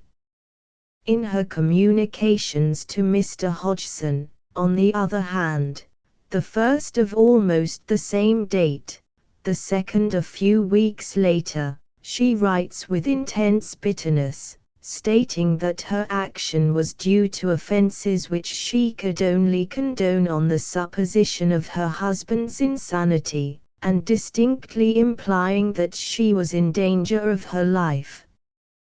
This supposition having been by her medical advisers pronounced erroneous, she felt, in the words only too pungently recalled in Don Juan, that her duty both to man and God prescribed her course of action. Her playful letter on leaving she seems to defend on the ground of the fear of personal violence. Till Lord Byron's death the intimacy between his wife and sister remained unbroken. Through the latter he continued to send numerous messages to the former, and to his child, who became a ward in Chancery, but at a later date it began to cool. On the appearance of Lady Byron's letter, in answer to More's first volume, Augusta speaks of it as a despicable tirade, feels disgusted at such unfeeling conduct and thinks nothing can justify anyone in defaming the dead. Soon after 1830 they had an open rupture on a matter of business, which was never really healed, though the then puritanic precisian sent a message of relenting to Mrs. Lee on her deathbed, 1851. The charge or charges which, during her husband's life, Lady Byron from magnanimity or other motive reserved, she is ascertained after his death to have delivered with important modifications to various persons, with little regard to their capacity for reading evidence or to their discretion. On one occasion her choice of a confidant was singularly unfortunate. These, wrote Lord Byron in his youth, these are the first tidings that have ever sounded like fame in my ears, to be ready on the banks of the Ohio. Strangely enough, it is from the country of Washington, whom the poet was wont to reverence as the purest patriot of the modern world, that in 1869 there emanated the hideous story which scandalized both continents, and ultimately recoiled on the retailer of the scandal. The grounds of the reckless charge have been weighed by those who have wished it to prove false, and by those who have wished it to prove true, and found wanting. The chaff has been beaten in every way and on all sides, without yielding an ounce of grain, and it were ill-advised to rake up the noxious dust that alone remains. From nothing left on record by either of the two persons most intimately concerned can we derive any reliable information. It is plain that Lady Byron was during the later years of her life the victim of hallucinations, and that if Byron knew the secret, which he denies, he did not choose to tell it, putting off Captain Medwin and others with absurdities, as that he did not like to see women eat or with commonplaces, as the causes, my dear sir, were too simple to be found out. Thomas More, who had the memoirs, 3, supposed to have thrown light on the mystery, in the full knowledge of Dr. Lushington's judgment and all the gossip of the day, professes to believe that the causes of disunion did not differ from those that loosen the links of most such marriages, and writes several pages on the trite theme that great genius is incompatible with domestic happiness. Negative instances abound to modify this sweeping generalization, but there is a kind of genius, closely associated with intense irritability, which it is difficult to subject to the most reasonable yoke, and of this sort was Byron's. His valet, Fletcher, is reported to have said that any woman could manage my lord, except my lady, and Madame de Staël, on reading the farewell, that she would have been glad to have been in Lady Byron's place. But it may be doubted if Byron would have made a good husband to any woman. His wife and he were even more than usually ill-assorted. A model of the proprieties, and a pattern of the learned philanthropy of which in her sex he was wont to make a constant butt, she was no fit consort for that mens insana in corpore insano. What could her stolid temperament conjecture of a man whom she saw, in one of his fits of passion, throwing a favourite watch under the fire, and grinding it to pieces with a poker? Or how could her conscious virtue tolerate the recurring irregularities which he was accustomed, not only to permit himself, but to parade. The harassment of his affairs stimulated his violence, till she was inclined to suspect him to be mad. Some of her recently printed letters, as that to Lady Anne Bernard, and the reports of later observers of her character, as William Howitt, tend to detract from the earlier tributes to her consistent amiability, and confirm our ideas of the incompatibility of the pair. It must have been trying to a poet to be asked by his wife, impatient of his late hours, when he was going to leave off writing verses, to be told he had no real enthusiasm, or to have his desk broken open, and its compromising contents sent to the persons for whom they were least intended. The smouldering elements of discontent may have been fanned by the gossip of dependents, or the officious zeal of relatives, and kindled into a jealous flame by the ostentation of regard for others beyond the circle of his home. Lady Byron doubtless believed some story which, when communicated to her legal advisers, led them to the conclusion that the mere fact of her believing it made reconciliation impossible, and the inveterate obstinacy which lurked beneath her gracious exterior, made her cling through life to the substance, not always to the form, whatever that may have been, of her first impressions. Her later letters to Mrs. Lee, as that called forth by More's life, are certainly as open to the charge of self-righteousness, as those of her husband's are to self-disparagement. Footnote 3. Captain Trelawney, however, doubts if he ever read them. Byron himself somewhere says, "Strength of endurance is worth all the talent in the world. I love the virtues that I cannot share." His own courage was all active, he had no power of sustained endurance.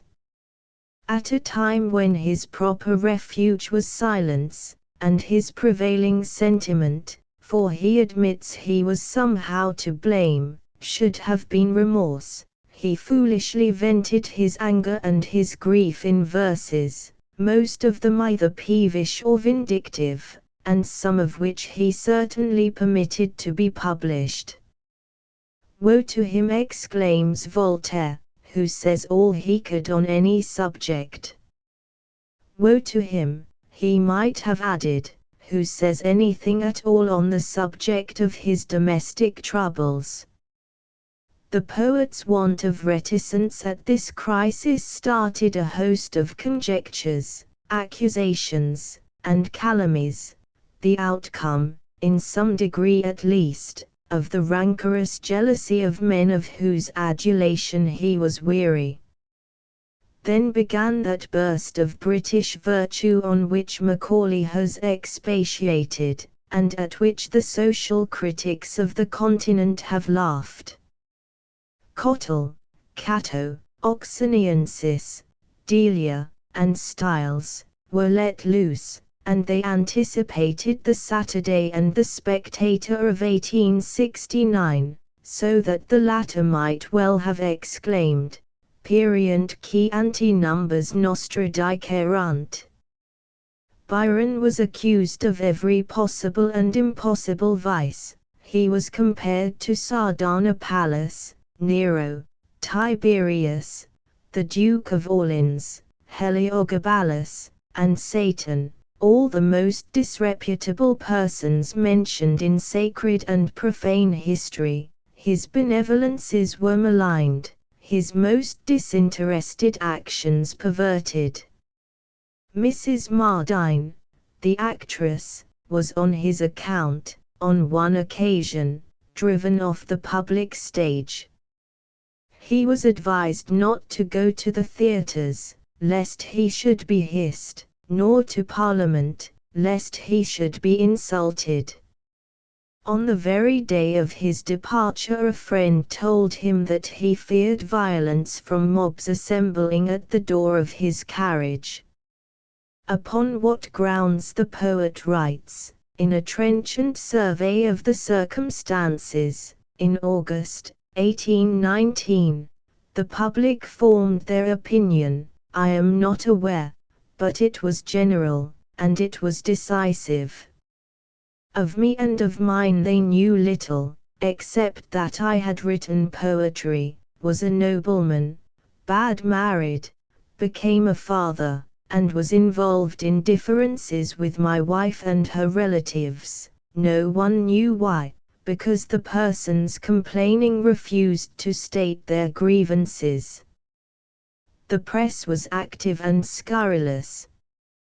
My name, which had been a knightly or a noble one since my fathers helped to conquer the kingdom for William the Norman, was tainted.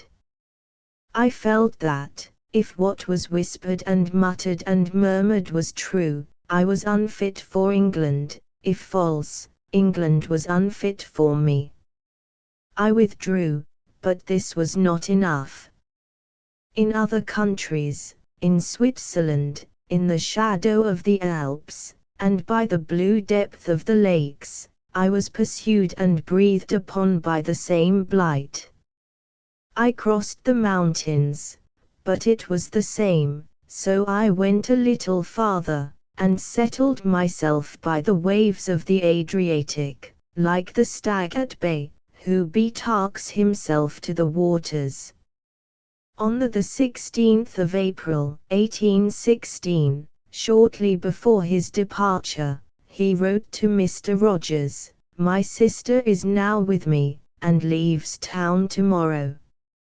We shall not meet again for some time, at all events, if ever." It was their final meeting, and under these circumstances I trust to stand excused to you and Mr. Sheridan for being unable to wait upon him this evening. In all this storm and stress, Byron's one refuge was in the affection which rises like a well of purity amid the passions of his turbid life. In the desert a fountain is springing, in the wild waste there still is a tree, and a bird in the solitude singing, that speaks to my spirit of thee. The fashionable world was tired of its spoilt child, and he of it. Hunted out of the country, bankrupt in purse and heart, he left it, never to return, but he left it to find fresh inspiration by the rushing of the arrowy Rhone and under Italian skies to write the works which have immortalized his name. Descent of Lady Byron and Lady Celia Merle Spencer. Sir Ralph Milbank. Viscount Wentworth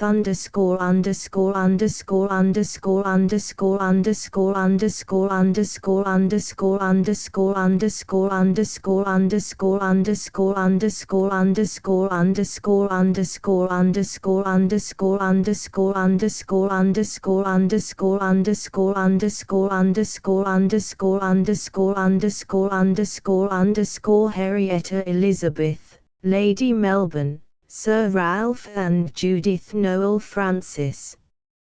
M. Viscount Melbourne. Plus F. Ponsonby Lord Byron and Anna Isabella. Earl of Besborough. Augusta Ada. Lady Caroline and William Lamb. Descent of Allegra William Godwin. Married first and Mary Wollstonecraft. Second Mrs. Claremont. She had by previous alliance Claire Claremont and Byron. P. B. Shelley and Mary Godwin Fanny Imlay. Allegra. Chapter 7 Life Abroad, Switzerland to Venice, Third Period of Authorship. Childe Harold, 3, 4. Manfred. On the 25th of April, 1816, Byron embarked for Ostend. From the burning mile of the staring streets he planted his foot again on the dock with a genuine exultation. Once more upon the waters, yet once more, and the waves bound beneath me as a steed that knows her rider. Welcome to the roar.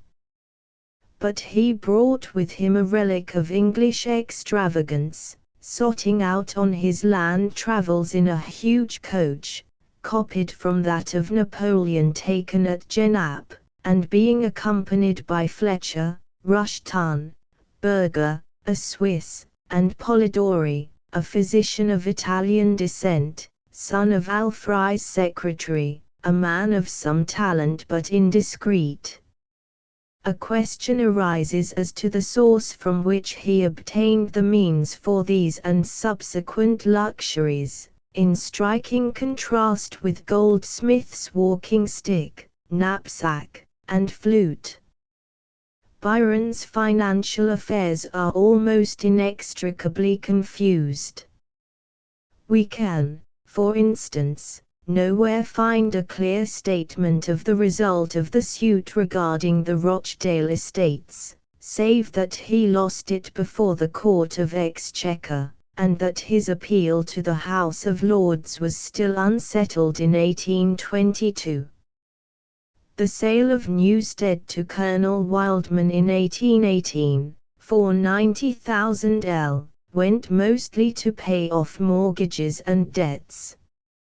In April 1819, Mrs. Lee writes, after a last sigh over this event, £60,000 was secured by his, Byron's, marriage settlement, the interest of which he receives for life, and which ought to make him very comfortable. This is unfortunately decisive of the fact that he did not in spirit adhere to the resolution expressed to Moore never to touch a farthing of his wife's money, though we may accept his statement to Medwin, that he twice repaid the dowry of 10,000 L brought to him at the marriage, as in so far diminishing the obligation. None of the capital of Lady Byron's family came under his control till 1822, when, on the death of her mother, Lady Nichol, Byron arranged the appointment of referees, Sir Francis Burdett on his behalf, Lord Dacre on his wife's. The result was an equal division of a property worth about 7,000 L a year. While in Italy the poet received besides about 10,000 L for his writings, 4,000 L being given for Childe Harold, 3, 4, and Manfred. Any Parzitor dupe was one of his determinations, and, though he began by caring little for making money, he was always fond of spending it. I tell you it is too much, he said to Murray, in returning 1,000 guineas for the Corinth and Partsina. Hodgson, Moore, Bland, Thomas Ashe, the family of Lord Falkland, the British consul at Venice, and a host of others, were ready to testify to his superb munificence. On the other hand, he would stint his pleasures, or his benevolences, which were among them, for no one, and when he found that to spend money he had to make it, he saw neither rhyme nor reason in accepting less than his due. In 1817 he begins to dun Murray, declaring, with a frankness in which we can find no fault, "You offer 1,500 guineas for the new canto, ch. 4. I won't take it. I ask 2,500 guineas for it, which you will either give or not, as you think proper." During the remaining years of his life he grew more and more exact, driving hard bargains for his houses, horses, and boats, and fitting himself, had he lived, to be Chancellor of the Exchequer in the newly liberated state, from which he took a bond securing a fair interest for his loan. He made out an account in £SD against the ungrateful Dallas, and when Leigh Hunt threatened to sponge upon him he got a harsh reception, but there is nothing to countenance the view that Byron was ever really possessed by the good old gentlemanly vice of which Leigh wrote. The Skimpoles and Chabans of the world are always inclined to talk of filthy lucre. It is equally a fashion of really lavish people to boast that they are good men of business. We have only a few glimpses of Byron's progress. At Brussels the Napoleonic coach was set aside for a more serviceable calash. During his stay in the Belgian capital Leigh paid a visit to the scene of Waterloo, wrote the famous stanzas beginning, "Stop, for thy tread is on an empire's dust," and in unpatriotic prose, recorded his impressions of a plain which appeared to him to want little but a better cause to make it vie in interest with those of Plata and Marathon. The rest of his journey lay up the Rhine to Basel, thence to Bern, Lausanne, and Geneva, where he settled for a time at the Hotel Secheron, on the western shore of the lake. Here began the most interesting literary relationship of his life, for here he first came in contact with the impassioned Ariel of English verse, Percy Bysshe Shelley. They lived in proximity after they left the hotel, Shelley's headquarters being at Morne-Allegre, and Byron's for the remainder of the summer at the Villa Diodati, and their acquaintance rapidly ripened into an intimacy which, with some interruptions, extended over the 6 remaining years of their joint lives.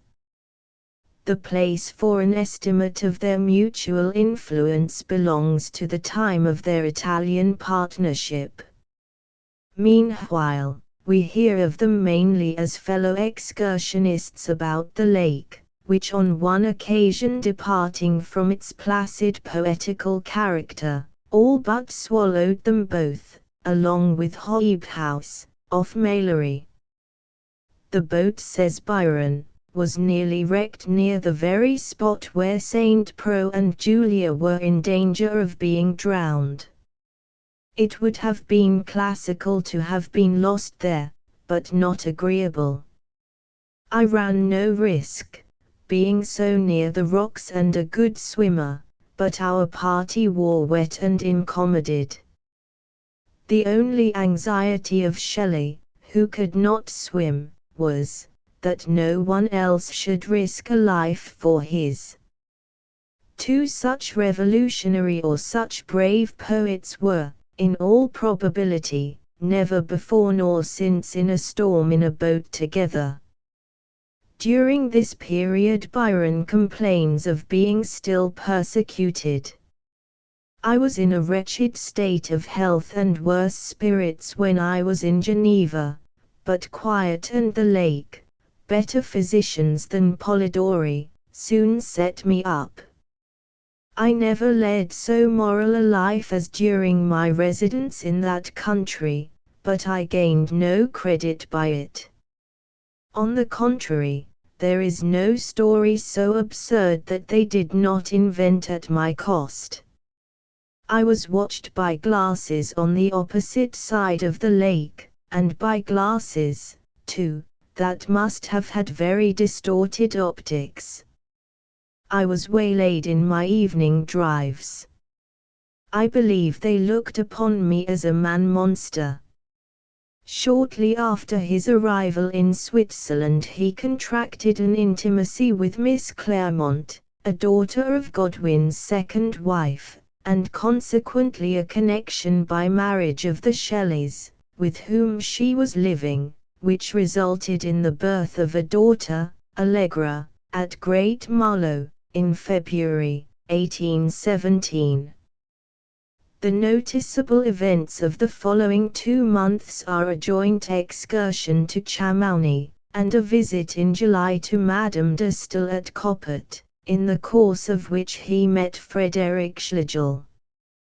During a wet week, when the families were reading together some German ghost stories, an idea occurred of imitating them, the main result of which was Mrs. Shelley's Frankenstein. Byron contributed to the scheme a fragment of The Vampire, afterwards completed and published in the name of his patron by Polidori. The eccentricities of this otherwise amiable physician now began to give serious annoyance. His jealousy of Shelley grew to such a pitch that it resulted in the doctor's giving a challenge to the poet, at which the latter only laughed. But Byron, to stop further outbreaks of the kind, remarked, "Recollect that, though Shelley has scruples about duelling, I have none, and shall be at all times ready to take his place." Polidori had ultimately to be dismissed, and, after some years of vicissitude, committed suicide. The Shelleys left for England in September, and Byron made an excursion with Hobhouse through the Bernese Oberland. They went by the Col de German and the Simmenthal to Thun, then up the valley to the Storbach, which he compares to the tail of the pale horse in the Apocalypse, not a very happy, though a striking comparison. Thence they proceeded over the Wendron to Grindelwald and the Rosenlohr Glacier, then back by Bern, Freiburg, and Yverdon to Diodati. The following passage in reference to this tour may be selected as a specimen of his prose description, and of the ideas of mountaineering before the days of the Alpine Club. Before ascending the mountain, went to the torrent again, the sun upon it forming a rainbow of the lower part, of all colors but principally purple and gold, the bow moving as you move. I never saw anything like this, it is only in the sunshine.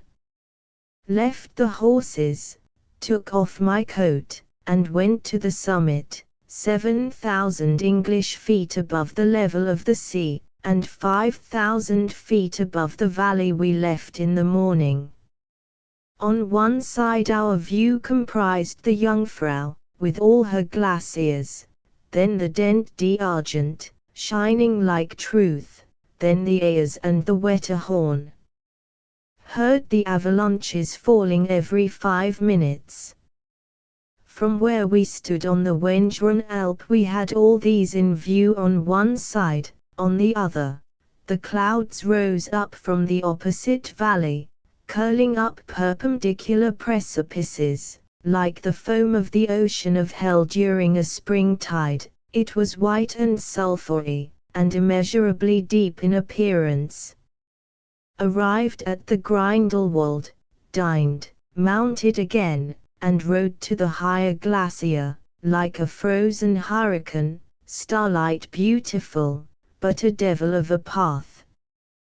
Past whole woods of withered pines, all withered, trunks stripped and barkless, branches lifeless, done by a single winter. Their appearance reminded me of me and my family. Students of Manfred will recognize whole sentences, only slightly modified in its verse. Though Byron talks with contempt of authorship, there is scarce a fine phrase in his letters or journal which is not pressed into the author's service. He turns his deepest griefs to artistic gain, and uses 5 or 6 times for literary purposes the expression which seems to have dropped from him naturally about his household gods being shivered on his hearth. His account of this excursion concludes with a passage equally characteristic of his melancholy and incessant self-consciousness, in the weather for this tour, I have been very fortunate. I was disposed to be pleased. I am a lover of nature, and sea. But in all this the recollection of bitterness, and more especially of recent and more home desolation, which must accompany me through life, have preyed upon me here, and neither the music of the shepherd, the crashing of the avalanche, the torrent, the mountain, the glacier, the forest, nor the cloud, have for one moment lightened the weight upon my heart, nor enabled me to lose my own wretched identity in the majesty, and the power, and the glory around, above, and beneath me. Such egotism in an idle man would only provoke impatience, but Byron was, during the whole of this period, almost preternaturally active. Detained by bad weather at Ouchy for 2 days, June 26, 27, he wrote The Prisoner of Chillon, which, with its noble introductory sonnet on Bonnivard, in some respects surpasses any of his early romances. The opening lines, Lake Leman lies by Chillon's walls, 1,000 feet in depth below, its massy waters meet and flow, bring before us in a few words the conditions of a hopeless bondage. The account of the prisoner himself, and of the lingering deaths of the brothers, the first frenzy of the survivor, and the desolation which succeeds it, I only loved, I only drew the accursed breath of dungeon dew, the bird's song breaking on the night of his solitude, his growing enamoured of despair, and regaining his freedom with a sigh, are all strokes from a master hand. From the same place, at the same date, he announces to Murray the completion of the 3rd canto of Childe Harold. The productiveness of July is portentous. During that month he wrote the Monody on Sheridan, The Dream, Churchill's Grave, the sonnet to Lake Leman, Could I remount the river of my years, part of Manfred, Prometheus, the stanzas to Augusta, beginning, My sister, my sweet sister. If a name dearer and purer were, it should be thine, and the terrible dream of darkness, which at least in the ghastly power of the close, where the survivors meet by the lurid light of a dim altar fire, and die of each other's hideousness, surpasses Campbell's Last Man. 1. At Lausanne the poet made a pilgrimage to the haunts of Gibbon, broke a sprig from his acacia tree, and carried off some rose leaves from his garden. Though entertaining friends, among them Mr. M. G. Lewis and Scrope Davies, he systematically shunned the locust swarm of English tourists, remarking on their obtrusive platitudes, as when he heard one of them at Chamounix inquire, "Did you ever see anything more truly rural?" Ultimately he got tired of the Calvinistic Geneves, one of whom is said to have swooned as he entered the room, and early in October set out with Hobhouse for Italy. They crossed the Simplon, and proceeded by the Lago Maggiore to Milan, admiring the pass, but slighting the somewhat hothouse beauties of the Borromean Islands. From Milan he writes, pronouncing its cathedral to be only a little inferior to that of Seville, and delighted with a correspondence, all original and amatory, between Lucrezia Borgia and Cardinal Bembo. He secured a lock of the golden hair of the Pope's daughter, and wished himself a cardinal. Footnote 1. This only appeared in 1831, but Campbell claims to have given Byron in conversation the suggestion of the subject.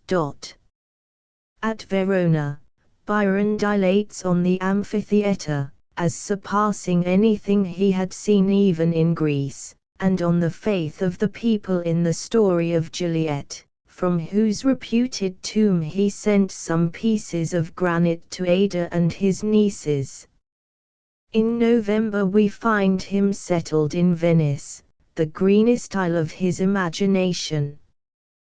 There he began to form those questionable alliances which are so marked a feature of his life, and so frequent a theme in his letters, that it is impossible to pass them without notice.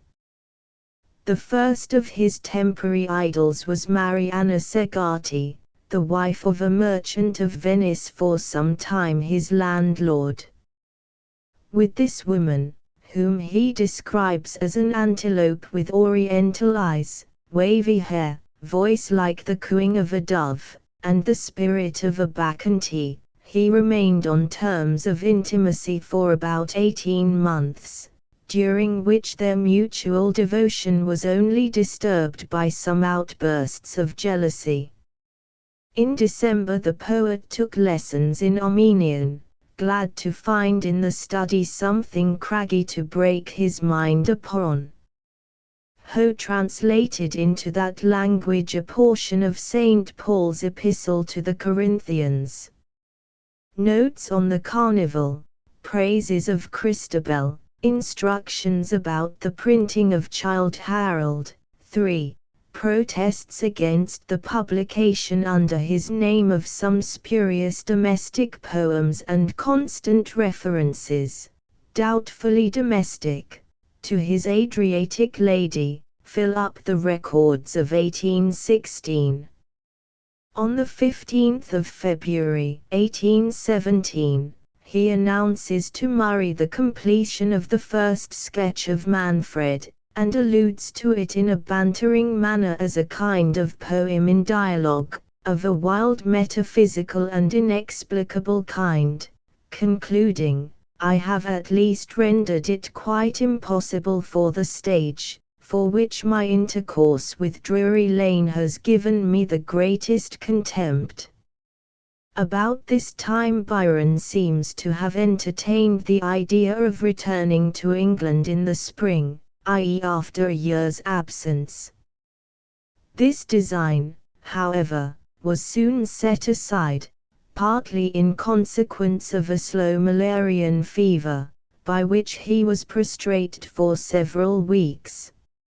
On his partial recovery, attributed to his having had neither medicine nor doctor, and a determination to live till he had put one or two people out of the world, he started on an expedition to Rome.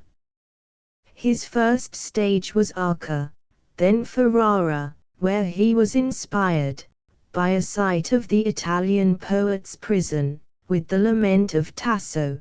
The next, Florence, where he describes himself as drunk with the beauty of the galleries. Among the pictures, he was most impressed with the mistresses of Raphael and Titian, to whom, along with Georgian, he is always reverential, and he recognized in Santa Cruz the Westminster Abbey of Italy. Passing through Foligno, he reached his destination early in May, and met his old friends, Lord Lansdowne and Hobhouse. The poet employed his short time at Rome in visiting on horseback the most famous sights in the city and neighborhood, as the Alban Mount, Tivoli, Frascati, the Falls of Terni, and the Clytemnestra, recasting the crude first draft of the third act of Manfred, and sitting for his bust to Thorwaldsen. Of this sitting the sculptor afterwards gave some account to his compatriot, Hans Andersen. Byron placed himself opposite to me, but at once began to put on a quite different expression from that usual to him. "Will you not sit still?" said I. "You need not assume that look." "That is my expression," said Byron. Indeed, said I, and I then represented him as I wished. When the bust was finished he said, "It is not at all like me, my expression is more unhappy." West, the American, who 5 years later painted his lordship at Leghorn, substantiates the above half-satirical anecdote by the remark, "He was a bad sitter, he assumed a countenance that did not belong to him, as though he were thinking of a frontispiece for Chlde Harold." Thorwaldsen's bust, the first cast of which was sent to Hoebe House, and pronounced by Mrs. Lee to be the best of the numerous likenesses of her brother, was often repeated. Professor Brands, of Copenhagen, introduces his striking sketch of the poet by a reference to the model, that has its natural place in the museum named from the great sculptor whose genius had flung into the clay the features of a character so unlike his own. "The bust," says the Danish critic, "at first sight impresses one with an undefinable classic grace. On closer examination the restlessness of a life is reflected in a brow over which clouds seem to hover, but clouds from which we look for lightnings. The dominant impression of the whole is that of some irresistible power, unwiderstelijk." Thorwaldsen, at a much later date, 1829 to 1833, executed the marble statue, first intended for the Abbey, which is now to be seen in the library of Trinity College, in evidence that Cambridge is still proud of her most brilliant son. Towards the close of the month, after almost fainting at the execution by guillotine of 3 bandits, he professes impatience to get back to Mariana, and early in the next we find him established with her near Venice, at the villa of La Myra, where for some time he continued to reside. His letters of June refer to the sale of Newstead, the mistake of Mrs. Lee and others in attributing to him the tales of a landlord, the appearance of Lalla Rookh, preparations for Marino Faliero, and the progress of Childe Harold IV. This poem, completed in September, and published early in 1818, with a dedication to Hoebe House, who had supplied most of the illustrative notes, first made manifest the range of the poet's power. Only another slope of ascent lay between him and the pinnacle, over which shines the red star of Cain. Had Lord Byron's public career closed when he left England, he would have been remembered for a generation as the author of some musical minor verses, a clever satire, a journal in verse exhibiting flashes of genius, and a series of fascinating romances, also giving promise of higher power, which had enjoyed a marvelous popularity. The third and fourth cantos of Childe Harold placed him on another platform, that of the die majors of English verse. These cantos are separated from their predecessors, not by a stage, but by a gulf. Previous to their publication he had only shown how far the force of rhapsody could go, now he struck with his right hand, and from the shoulder. Knowledge of life and study of nature were the mainsprings of a growth which the indirect influence of Wordsworth, and the happy companionship of Shelley, played their part in fostering. Faultlessness is seldom a characteristic of impetuous verse, never of Byron's, and even in the later parts of the Childe there are careless lines, and doubtful images. Self-exiled Harold wanders forth again looking pale and interesting, but we are soon refreshed by a higher note. No familiarity can distract from Waterloo, which holds its own by Barber's Bannockburn and Scott's Flodden. Sir Walter, referring to the climax of the opening, and the pathetic lament of the closing lines, generously doubts whether any verses in English surpass them in vigour. There follows the broken mirror extolled by Geoffrey with an appreciation of its exuberance of fancy, and negligence of diction, and then the masterly sketch of Napoleon, with the implied reference to the writer at the end. The descriptions in both cantos perpetually rise from a basis of rhetoric to a real height of poetry. Byron's Rhine flows, like the river itself, in a stream of exulting and abounding stanzas. His Venice may be set beside the masterpieces of Ruskin's prose. They are together the joint pride of Italy and England. The Tempest in the third canto is in verse a splendid microcosm of the favourites, if not the prevailing mood, of the writer's mind. In spite of manifest flaws, the 9 stanzas beginning it is the hush of night have enough in them to feed a high reputation. The poet's dying day, his sun and moon contending over the Rhoetian hill, his Thrasymne, Clytemnestra, and Velino, show that his eye has grown keener, and his imagery at least more terse, and that he can occasionally forget himself in his surroundings. The Drachenfels, Ehrenbreitstein, the Alps, Lake Leman, pass before us like a series of dissolving views. But the stability of the book depends on its being a temple of fame, as well as a diorama of scenery.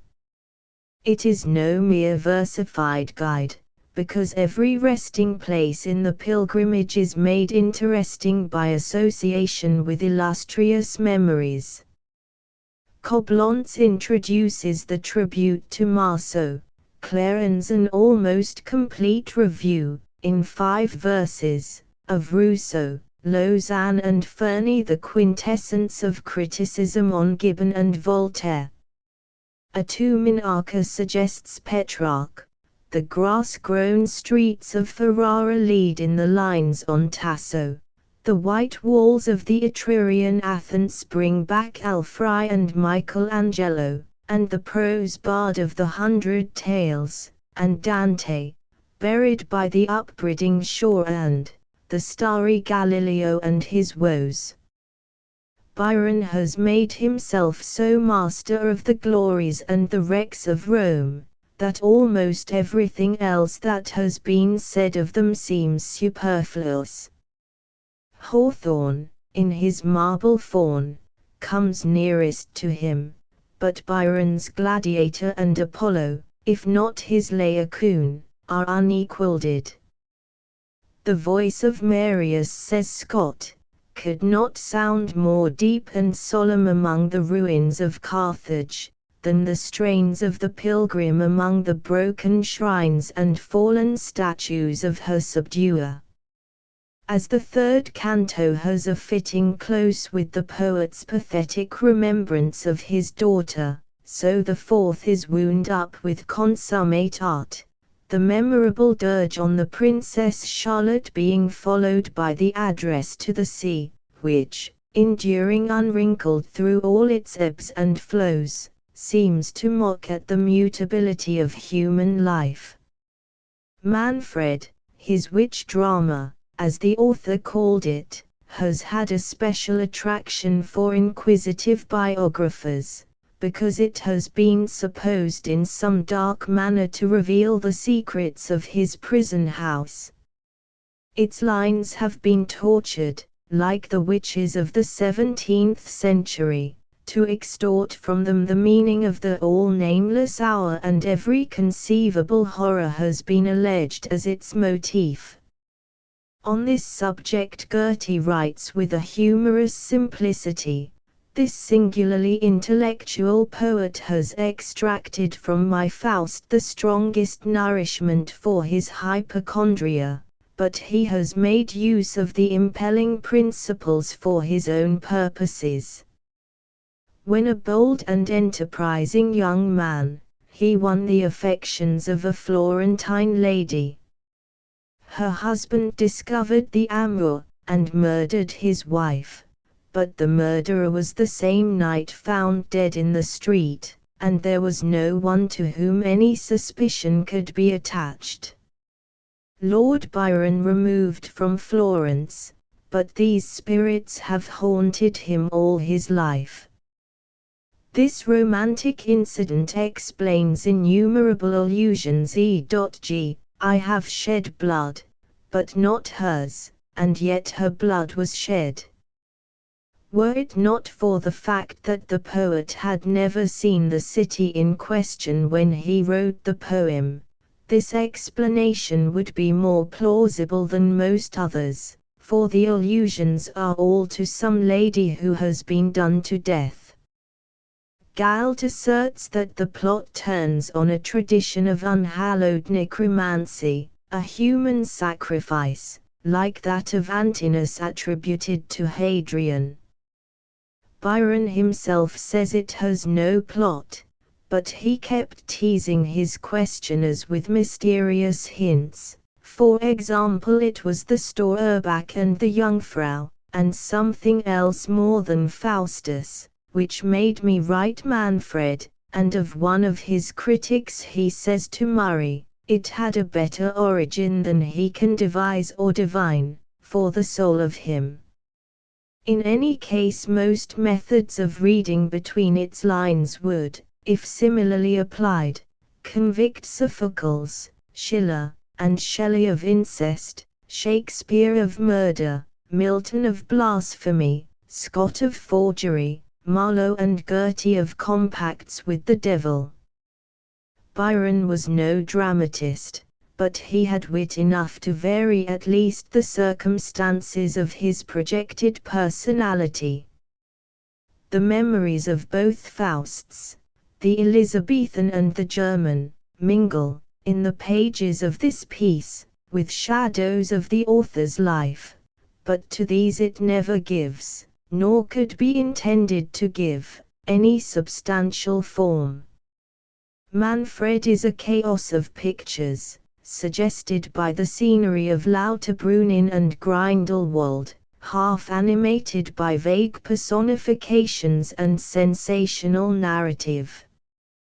Like Harold, and Scott's Marmion, it just misses being a great poem. The Colosseum is its masterpiece of description, the appeal, Astot, my beloved, speak to me, its nearest approach to pathos. The lonely death of the hero makes an effective close to the moral tumult of the preceding scenes. But the reflections, often striking, are seldom absolutely fresh. That beginning, the mind, which is immortal, makes itself requital for its good or evil thoughts, is its own origin of ill and end, and its own place and time, is transplanted from Milton with as little change as Milton made in transplanting it from Marlowe. The author's own favorite passage, the invocation to the sun, Act 3, Sc. 2, has some sublimity, marred by lapses. The lyrics scattered through the poem sometimes open well, e.g. Mont Blanc is the monarch of mountains. They crowned him long ago, on a throne of rocks, in a robe of clouds, with a null of snow, but they cannot sustain themselves like true songbirds, and fall to the ground like spent rockets. This applies to Byron's lyrics generally. Turn to the incantation in the deformed transformed. The first line and a half are in tune. Beautiful shadow of Thetis's boy, who sleeps in the meadow whose grass grows o'er Troy. Nor Sternhold nor Hopkins has more ruthlessly outraged our ears than the next two. From the red earth, like Adam, thy likeness I shape, as the being who made him, whose actions I ape. Of his songs, there be none of beauty's daughters. She walks in beauty made of Athens. I enter thy garden of roses. The translation sons of the Greeks and others have a flow and verve that it is pedantry to ignore, but in general Byron was too much of the earthy to be a great lyrist. Some of the greatest have lived wild lives, but their wings were not weighted with the lead of the love of the world. The summer and early months of the autumn of 1817 were spent at La Myra, and much of the poet's time was occupied in riding along the banks of the Brenta, often in the company of the few congenial Englishmen who came in his way. Others, whom he avoided, avenged themselves by retailing stories, none of which were too improbable for the craving appetites of their slander-loving countrymen. In August he received a visit from Mr. Hobhouse, and on this occasion drew up the remarkable document afterwards given to Mr. M. G. Lewis for circulation in England, which appeared in the Academy of the 9th of October, 1869. In this document he says, "It has been intimated to me that the persons understood to be the legal advisers of Lady Byron have declared their lips to be sealed up on the cause of the separation between her and myself. If their lips are sealed up, they are not sealed up by me, and the greatest favor they can confer upon me will be to open them."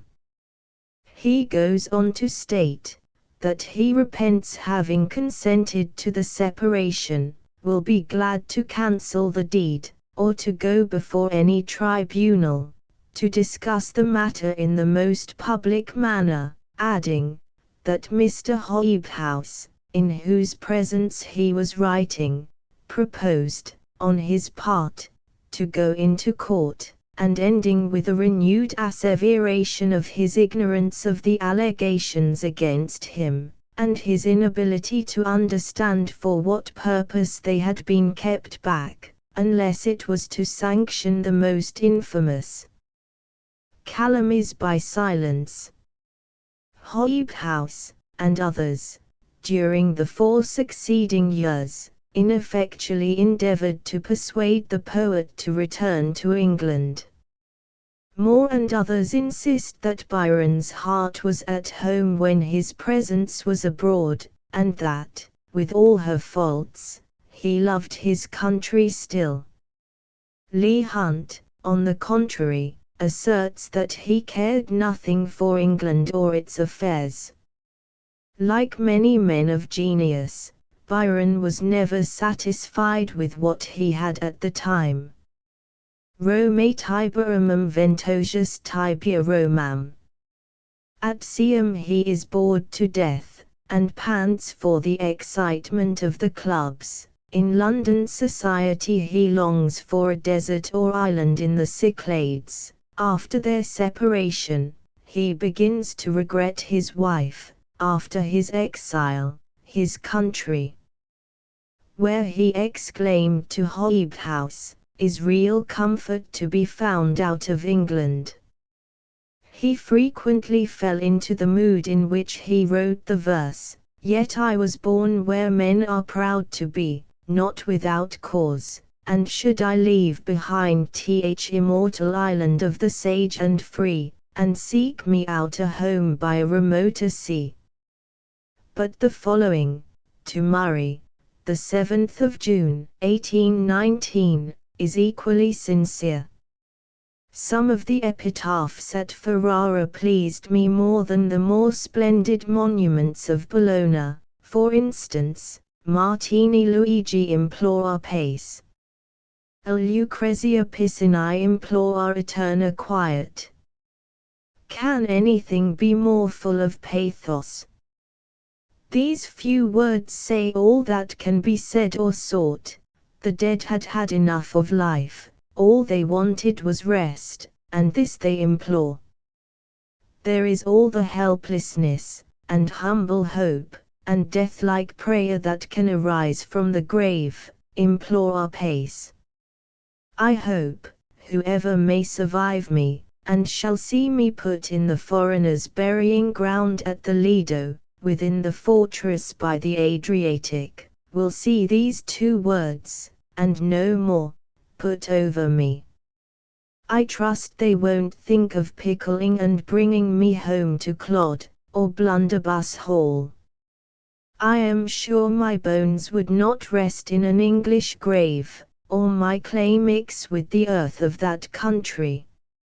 Hunt's view is, in this as in other subtle respects, nearer the truth than Moore's, for with all Byron's insight into Italian vice, he hated more the master vice of England, hypocrisy, and much of his greatest, and in a sense latest, because unfinished work, is the severest, as it might be the wholesomest, satire ever directed against a great nation since the days of Juvenal and Tacitus. In September, 1817, Byron entered into negotiations, afterwards completed, for renting a country house among the Euganean hills near Est, from Mr. Hopner, the English consul at Venice, who bears frequent testimony to his kindness and courtesy. In October we find him settled for the winter in Venice, where he first occupied his old quarters, in the Spezieria, and afterwards hired one of the palaces of the Countess Mocenigo on the Grand Canal. Between this mansion, the cottage at Est, and the villa of La Mira, he divided his time for the next 2 years.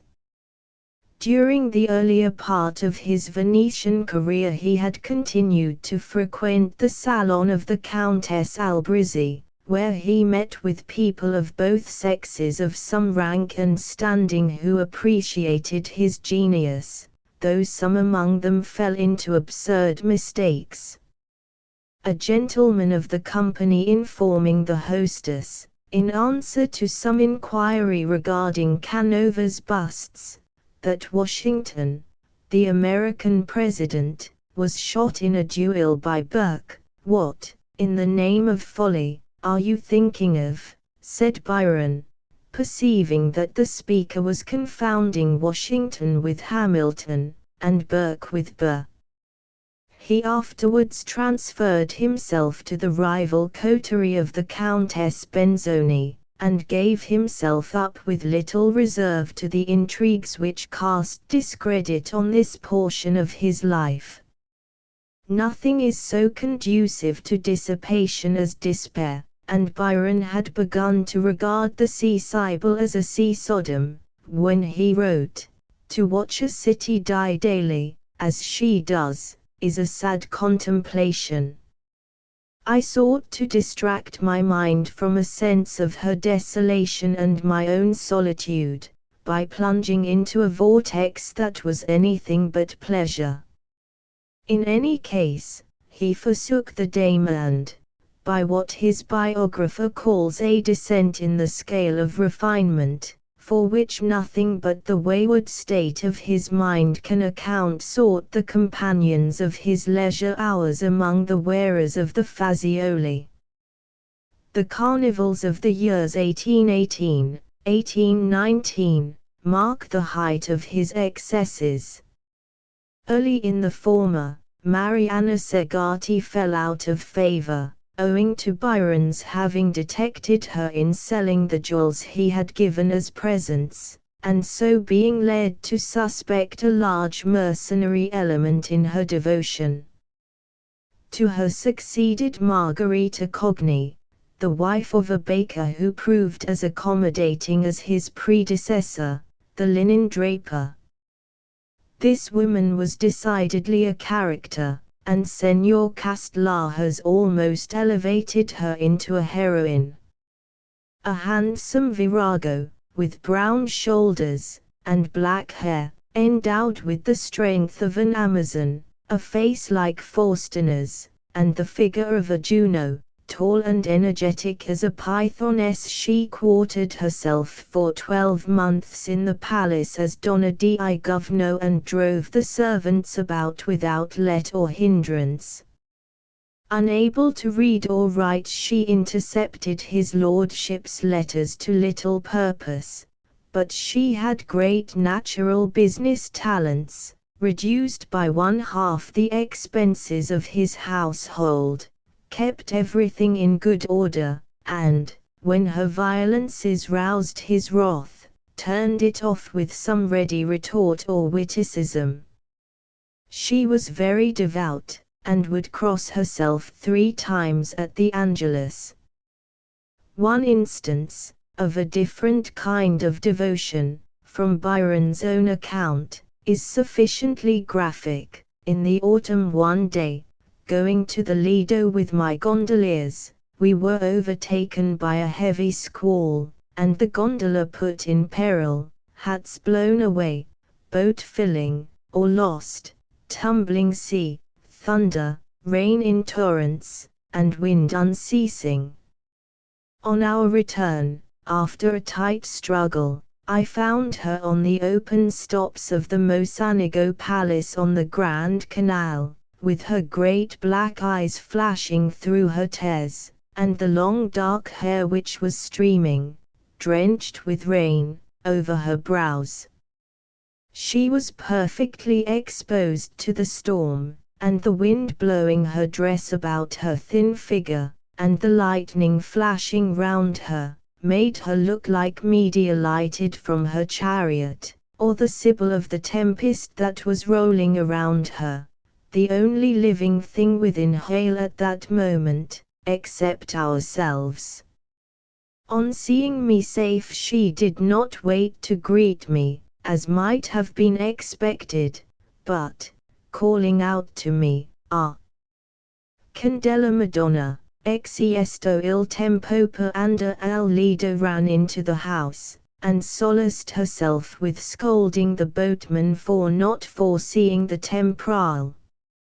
Her joy at seeing me again was moderately mixed with ferocity, and gave me the idea of a tigress over her recovered cubs. Some months after she became ungovernable, threw plates about, and snatched caps from the heads of other women who looked at her lord in public places. Byron told her she must go home, whereupon she proceeded to break glass, and threaten knives, poison, fire, and on his calling his boatman to get ready the gondola, threw herself in the dark night into the canal. She was rescued, and in a few days finally dismissed, after which he saw her only twice, at the theatre.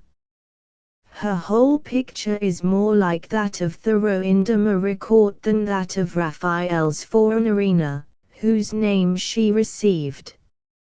Other stories, of course, gathered round this strange life, personal encounters, aquatic feats, and all manner of romantic and impossible episodes, their basis being, that Byron on one occasion thrashed, on another challenged, a man who tried to cheat him, was a frequent rider, and a constant swimmer, so that he came to be called the English fish water spaniel, sea devil and sea. One of the boatmen is reported to have said, "He is a good gondolier, spoilt by being a poet and a lord," and in answer to a traveller's inquiry, "Where does he get his poetry?" "He dives for it." His habits, as regards eating, seem to have been generally abstemious, but he drank a pint of gin and water over his verses at night, and then took claret and soda in the morning. Riotous living may have helped to curtail Byron's life, but it does not seem to have seriously impaired his powers. Among these adverse surroundings of the court of Circe he threw off Beppo, Mazeppa, and the early books of Don Juan. The first canto of the last was written in November, 1818, the second in January, 1819, the third and fourth towards the close of the same year. Beppo, its brilliant prelude, sparkles like a draught of champagne. This Venetian story or sketch, in which the author broke ground on his true satiric field, the satire of social life, and first adopted the measure avowedly suggested by Whistlecraft, Frere, was drafted in October, 1817, and appeared in May, 1818. It aims at comparatively little, but is perfectly successful in its aim, and unsurpassed for the incisiveness of its side strokes, and the courtly ease of a manner that never degenerates into mannerism. In Mazeppa the poet reverts to his earlier style, and that of Scott. The description of the headlong ride hurries us along with a breathless expectancy that gives it a conspicuous place among his minor efforts. The passage about the howling of the wolves, and the fever faint of the victim, is as graphic as anything in Burns. The skies spun like a mighty wheel, I saw the trees like drunkards reel. In the May or June of 1818 Byron's little daughter, Allegra, had been sent from England, under the care of a Swiss nurse too young to undertake her management in such trying circumstances, and after 4 months of anxiety he placed her in charge of Mrs. Hoppner. In the course of this and the next year there are frequent allusions to the child, all save one which records a mere affectation of indifference, full of affectionate solicitude. In June, 1819, he writes, "Her temper and her ways, Mr. Hoppner says, are like mine, as well as her features. She will make, in that case, a manageable young lady." Later he talks of her as flourishing like a pomegranate blossom. In March, 1820, we have another reference. Allegra is prettier, I think, but as obstinate as a mule, and as ravenous as a vulture, health good, to judge by the complexion, temper tolerable, but for vanity and pertinacity. She thinks herself handsome, and will do as she pleases. In May he refers to having received a letter from her mother, but gives no details. In the following year, with the approval of the Shelleys then at Pisa, he placed her for education in the convent of Cavalli-Bagni in the Romagna. He writes to Hoppner, who had thought of having her boarded in Switzerland, neither spared care, kindness, nor expense, since the child was sent to me. The people may say what they please. I must content myself with not deserving, in this instance, that they should speak ill. The place is a country town, in a good air, and less liable to objections of every kind. It has always appeared to me that the moral defect in Italy does not proceed from a conventual education, because, to my certain knowledge, they come out of their convents innocent, even to ignorance of moral evil, but to the state of society into which they are directly plunged on coming out of it. It is like educating an infant on a mountain top, and then taking him to the sea, and throwing him into it, and desiring him to swim. Elsewhere he says, I by no means intend to give a natural child an English education, because, with the disadvantages of her birth, her after settlement would be doubly difficult. Abroad, with a fair foreign education, and a portion of 5,000_L_ or 6,000_L_. His will leaving her 5,000_L_, on condition that she should not marry an Englishman, is here explained and justified. She might, and may, marry very respectably. In England such a dowry would be a pittance, while elsewhere it is a fortune. It is, besides, my wish that she should be a Roman Catholic, which I look upon as the best religion, as it is assuredly the oldest of the various branches of Christianity. It only remains to add that, when he heard that the child had fallen ill of fever in 1822, Byron was almost speechless with agitation, and, on the news of her death, which took place the 22nd of April, he seemed at first utterly prostrate. Next day he said, "Allegra is dead, she is more fortunate than we. It is God's will, let us mention it no more." Her remains rest beneath the elm tree at Harrow which her father used to haunt in boyhood, with the date of birth and death, and the scripture, "I shall go to her, but she shall not return to me." The most interesting of the visits paid to Byron during the period of his life at Venice was that of Shelley, who, leaving his wife and children at Bagni di Lucca, came to see him in August, 1818. He arrived late, in the midst of a thunderstorm, and next day they sailed to the Lido, and rode together along the sands. The attitude of the two poets towards each other is curious. The comparatively shrewd man of the world often relied on the idealist for guidance and help in practical matters, admired his courage and independence, spoke of him invariably as the best of men, but never paid a sufficiently warm tribute in public to his work. Shelley, on the other hand, certainly the most modest of great poets, contemplates Byron in the fixed attitude of a literary worshipper. The introduction to Julian and Madelot, directly suggested by this visit, under the slight veil of a change in the name, gives a summary of the view of his friend's character which he continued to entertain. He is a person of the most consummate genius, and capable, if he would direct his energies to such an end, of becoming the redeemer of his degraded country.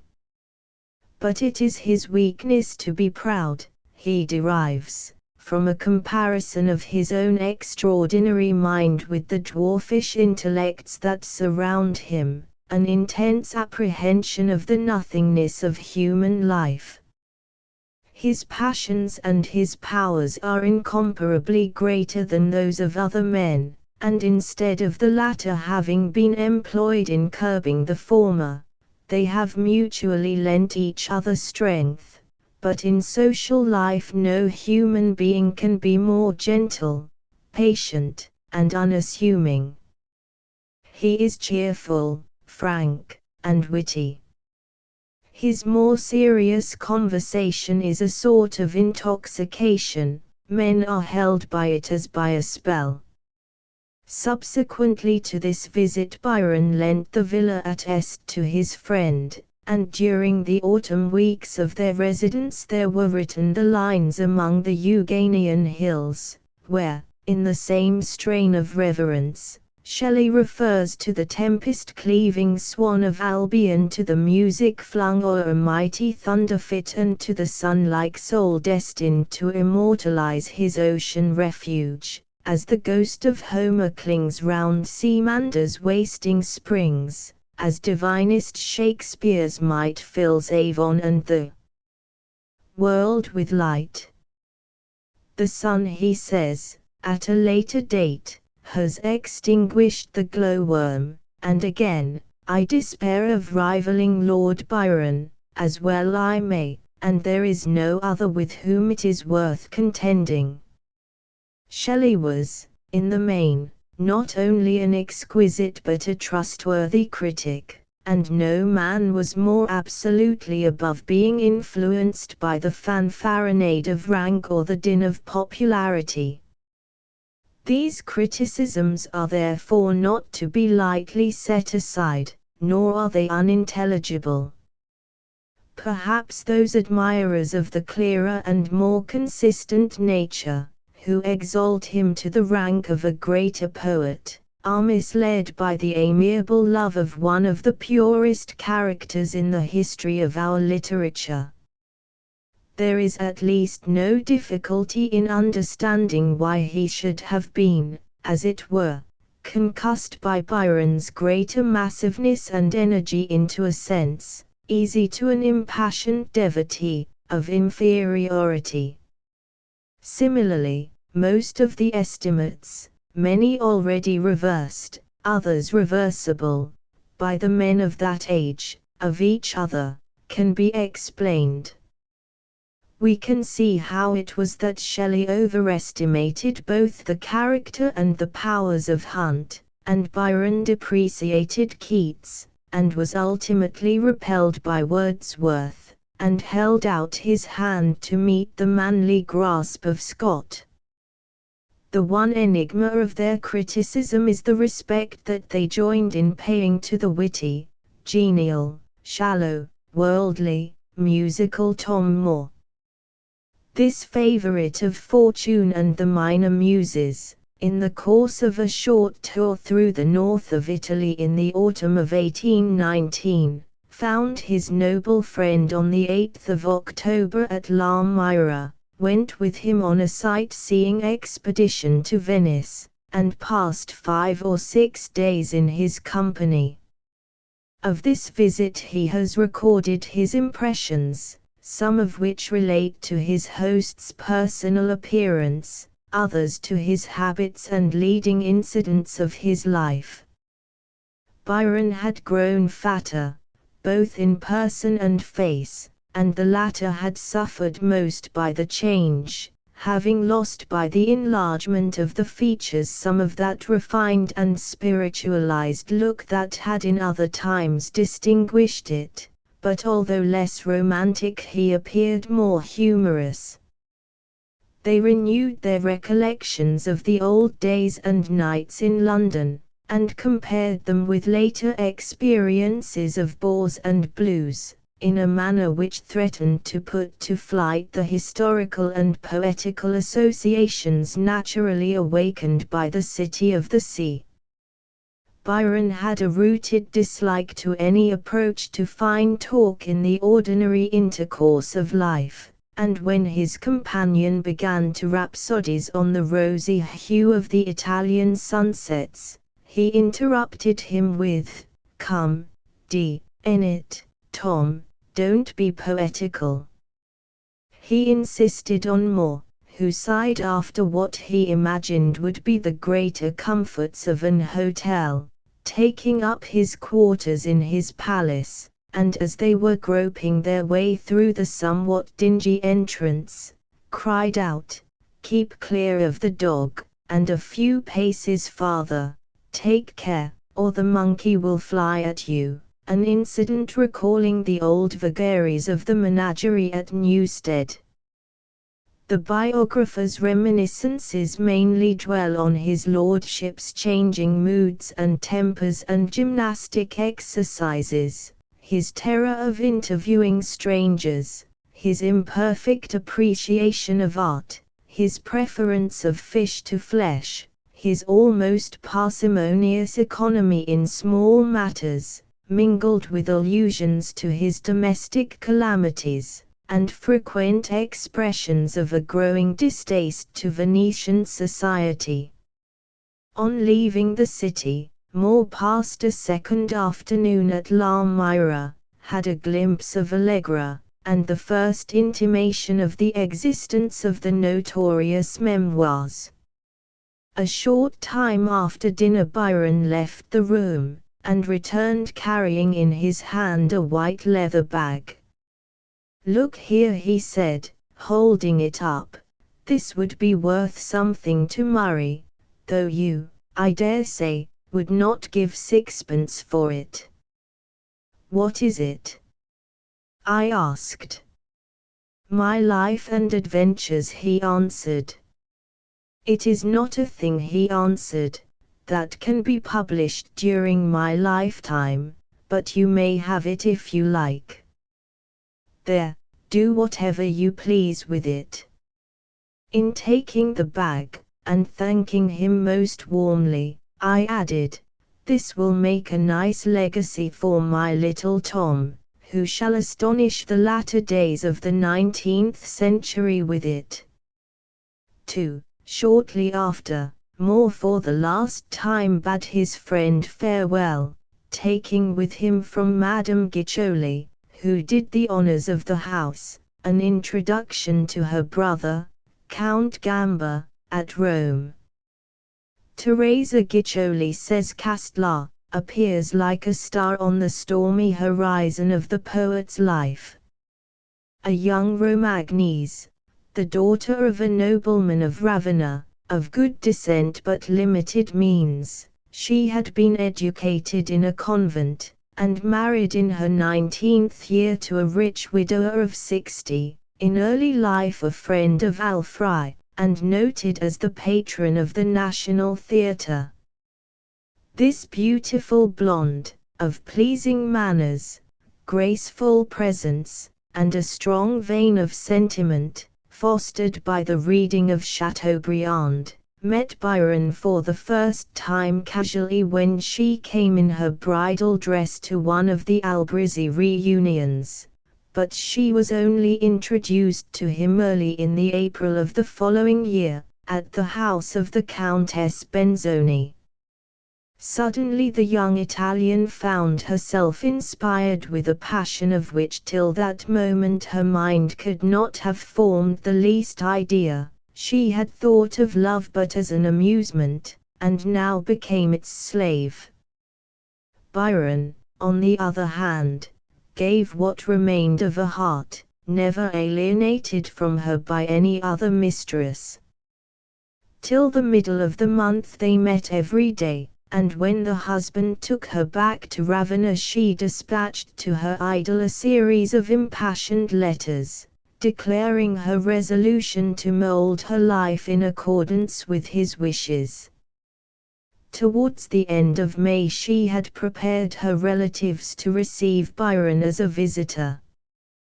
He started in answer to the summons, writing on his way the beautiful stanzas to the Poe, beginning, "River that rollest by the ancient walls where dwells the lady of my love."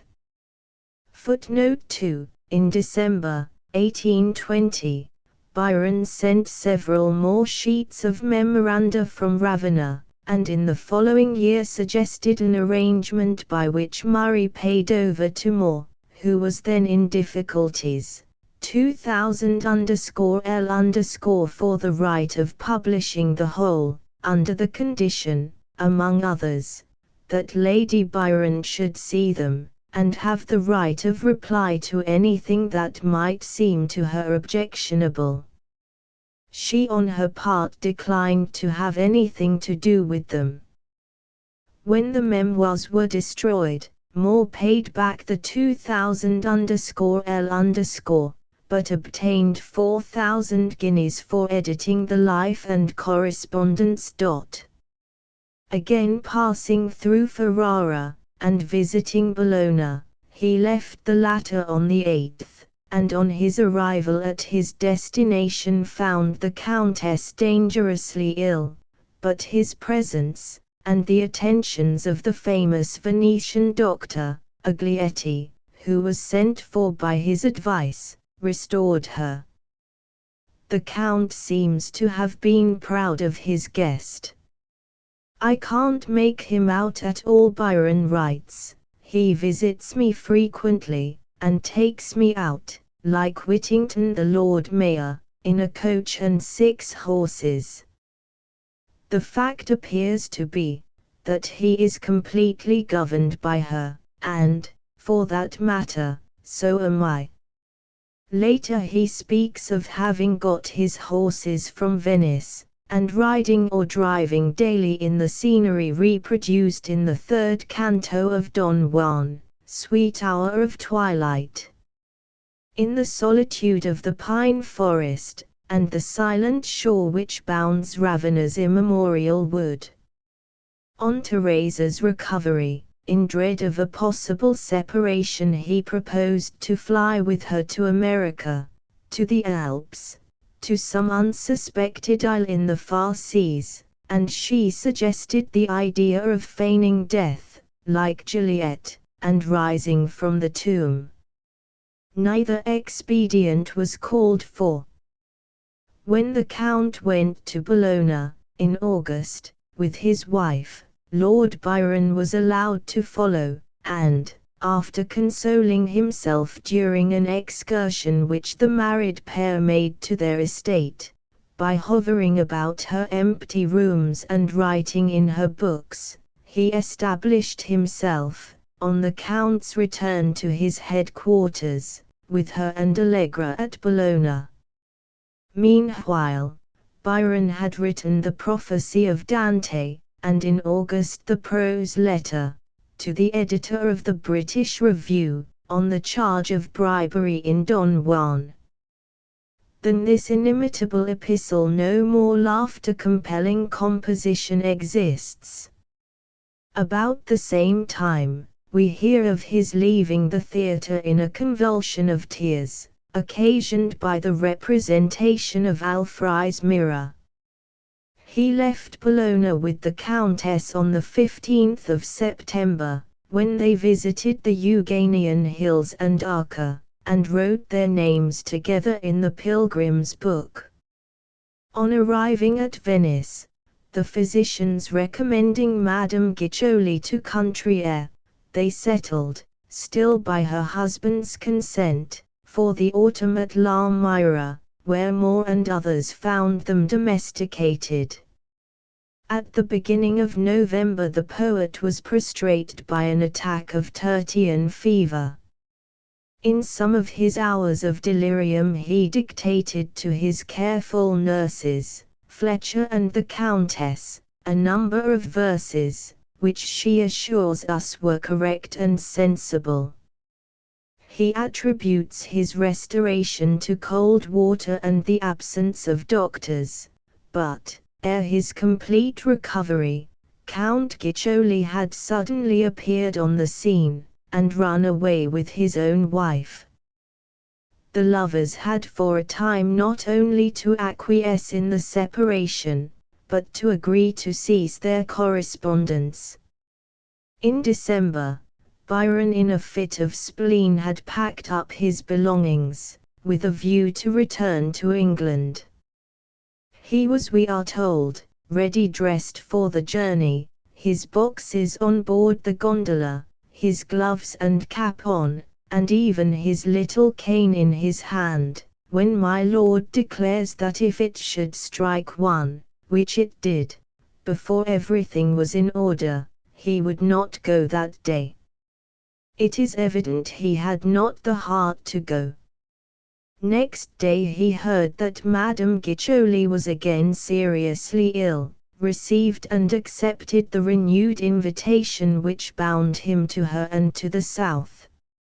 He left Venice for the last time almost by stealth, rushed along the familiar roads, and was welcomed at Ravenna. Chapter 8.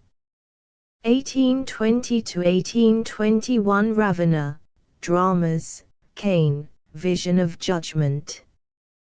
Byron's life at Ravenna was during the first months comparatively calm. Nevertheless, he mingled in society, took part in the carnival, and was received at the parties of the legate. "I may stay," he writes in January, 1820, "a day, a week, a year, all my life." Meanwhile, he imported his movables from Venice, hired a suite of rooms in the Giccioli Palace, executed his marvelously close translation of Pulci's Morgant Maggiore, wrote his version of the story of Francesca of Rimini, and received visits from his old friend Banks and from Sir Humphrey Davy. At this time he was accustomed to ride about armed to the teeth, apprehending a possible attack from assassins on the part of Count Giccioli. In April his letters refer to the insurrectionary movements then beginning against the Holy Alliance. "We are on the verge of a row here. Last night they have overwritten all the city walls with 'Up with the Republic' and 'Death to the Pope.' The police have been searching for the subscribers, but have caught none as yet. The other day they confiscated the whole translation of the fourth canto of Childe Harold, and have prosecuted the translator." In July a papal decree of separation between the Countess and her husband was obtained, on condition of the latter paying from his large income a pittance to the lady of 200 a year, and her undertaking to live in her father's house, an engagement which was, first in the spirit, and subsequently in the letter, violated. For a time, however, she retired to a villa about 15 miles from Ravenna, where she was visited by Byron at comparatively rare intervals. By the end of July he had finished Marino Faliero, and ere the close of the year the fifth canto of Don Juan. In September he says to Murray, "I am in a fierce humour, at not having Scott's monastery. No more Keats, I entreat. There is no bearing the drivelling idiotism of the man I kin. I don't feel inclined to care further about Don Juan." "What do you think a very pretty Italian lady said to me the other day, when I remarked that it would live longer than Childe Harold? Ah! But I would rather have the fame of Childe Harold for 3 years than an immortality of DJ. This is today the common female judgment. It is known to have been La Giccioli's, as well as Mrs. Lee's, and by their joint persuasion Byron was for a season induced to lay aside that horrid, wearisome Don. About this time he wrote the memorable reply to the remarks on that poem in Blackwood's Magazine, where he enters on a defense of his life, attacks the Lakers, and champions Pope against the new school of poetry, lamenting that his own practice did not square with his precept, and adding, "We are all wrong, except Rogers, Crabbe, and Campbell." Footnote 1. In a note on a similar passage, bearing the date the 12th of November, 1821, he, however, confesses, "My indignation at Mr. Keats' depreciation of Pope has hardly permitted me to do justice to his own genius, which malgré all the fantastic fopperies of his style was undoubtedly of great promise." His fragment of Hyperion seems actually inspired by the Titans, and is as sublime as A.S. Schiller's. He is a loss to our literature. In November he refers to reports of his letters being opened by the Austrian officials, and the unpleasant things the Huns, as he calls them, are likely to find therein. Early in the next month he tells Moore that the commandant of their troops, a brave officer, but obnoxious to the people, had been found lying at his door, with 5 slugs in him, and, bleeding inwardly, had died in the palace, where he had been brought to be nursed. This incident is versified in Don Juan, v. 33–39, with anatomical minuteness of detail. After trying in vain to wrench an answer out of death, the poet ends in his accustomed strain, but it was all a mystery. Here we are, and there we go, but where? 5 bits of lead, or 3, or 2, or 1, send very far. Assassination has sometimes been the prelude to revolution, but it may be questioned if it has over-promoted the cause of liberty. Most frequently it has served as a pretext for reaction, or a red signal. In this instance, as afterwards in 1848, overt acts of violence made the powers of despotism more alert, and conduced with the half-hearted action of their adversaries to the suppression of the rising of 1820–21. Byron's sympathy with the movement seems to have been stimulated by his new associations. Teresa's brother, Count Pietro, an enthusiastic young soldier, having returned from Rome and Naples, surmounting a prejudice not wholly unnatural, became attached to him, and they entered into a partnership in behalf of what, adopting a phrase often flaunted in opposite camps, they called constitutional principles.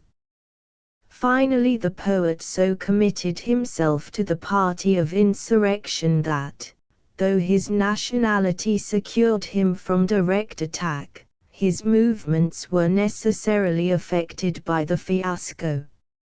In July the Gambas were banished from the Romagna, Pietro being actually carried by force over the frontier, and, according to the articles of her separation, the Countess had to follow them to Florence. Byron lingered for some months, partly from a spirit of defiance, and partly from his affection towards a place where he had enlisted the regards of numerous beneficiaries. The Gambas were for some time bent on migrating to Switzerland, but the poet, after first acquiescing, subsequently conceived a violent repugnance to the idea, and early in August wrote to Shelley, earnestly requesting his presence, aid, and counsel. Shelley at once complied, and, entering into a correspondence with Madame Guiccioli, succeeded in inducing her relatives to abandon their transmontane plans, and agree to take up their headquarters at Pisa. This incident gave rise to a series of interesting letters, in which the younger poet gives a vivid and generous account of the surroundings and condition of his friend. On the 2nd of August he writes from Ravenna, "I arrived last night at 10 o'clock, and sat up talking with Lord B till 5 this morning. He was delighted to see me. He has, in fact, completely recovered his health, and lives a life totally the reverse of that which he led at Venice. Poor fellow! He is now quite well, and immersed in politics and literature. We talked a great deal of poetry and such matters last night, and, as usual, differed, I think, more than ever. He affects to patronize a system of criticism fit only for the production of mediocrity, and, although all his finer poems and passages have been produced in defiance of this system, yet I recognize the pernicious effects of it in the Doge of Venice." Again, on the 15th, Lord B is greatly improved in every respect, in genius, in temper, in moral views, in health, and happiness. His connection with Nichol has been an inestimable benefit to him. He lives in considerable splendor, but within his income, which is now about 4,000_L_ a year, 1,000_L_, of which he devotes to purposes of charity. Switzerland is little fitted for him. The gossip and the cabals of those anglicized coteries would torment him, as they did before. Ravenna is a miserable place. He would in every respect be better among the Tuscans. He has read to me one of the unpublished cantos of Don Juan. It sets him not only above, but far above, all the poets of the day. Every word has the stamp of immortality. I have spoken to him of Hunt, but not with a direct view of demanding a contribution. I am sure, if I asked, it would not be refused, yet there is something in me that makes it impossible. Lord B and I are excellent friends, and were I reduced to poverty, or were I a writer who had no claim to a higher position than I possess, I would freely ask him any favor. Such is not now the case. Later, after stating that Byron had decided upon Tuscany, he says, in reference to Nichol, at the conclusion of a letter, full of all the fine things she says she has heard of me, is this request, which I transcribe: Signor, la vostra bonta mi farditar dice de un favor, me lo accordet voi. Non partite the Ravenna senza me lord. Of course, being now by all the laws of knighthood captive to a lady's request, I shall only be at liberty on my parole until Lord Byron is settled at Pisa. Shelley took his leave, after a visit of 10 days' duration, about the 17th or 18th of April. In a letter, dated the 26th of August, he mentions having secured for his lordship the Palazzo Lanfranchi, an old spacious building on the Lung'Arno, once the family residence of the destroyers of Ugolino, and still said to be haunted by their ghosts. Towards the close of October, he says they have been expecting him any day those 6 weeks. Byron, however, did not leave till the morning of the 29th. On his road, there occurred at Imola the accidental meeting with Lord Clare. Clare, who on this occasion merely crossed his friend's path on his way to Rome, at a later date came on purpose from Geneva before returning to England to visit the poet, who, then at Leghorn, recorded in a letter to Moore his sense of this proof of old affection undecayed. At Bologna, his next stage, he met Rogers by appointment, and the latter has preserved his memory of the event in well-known lines. Together they revisited Florence and its galleries, where they were distracted by the crowds of sight-seeing visitors. Byron must have reached Pisa not later than the 2nd of November, 1821, for his first letter from there bears the date of the 3rd. The later months of the poet's life at Ravenna were marked by intense literary activity. Over a great part of the year was spread the controversy with Bowles about Pope, i.e. between the extremes of art against nature, and nature against art. It was a controversy for the most part free from personal animus, and on Byron's part the genuine expression of a reaction against a reaction. To this year belong the greater number of the poet's historical dramas. What was said of these, at the time by Geoffrey, Heber, and others, was said with justice, "It is seldom that the criticism of our day finds so little to reverse in that of 60 years ago."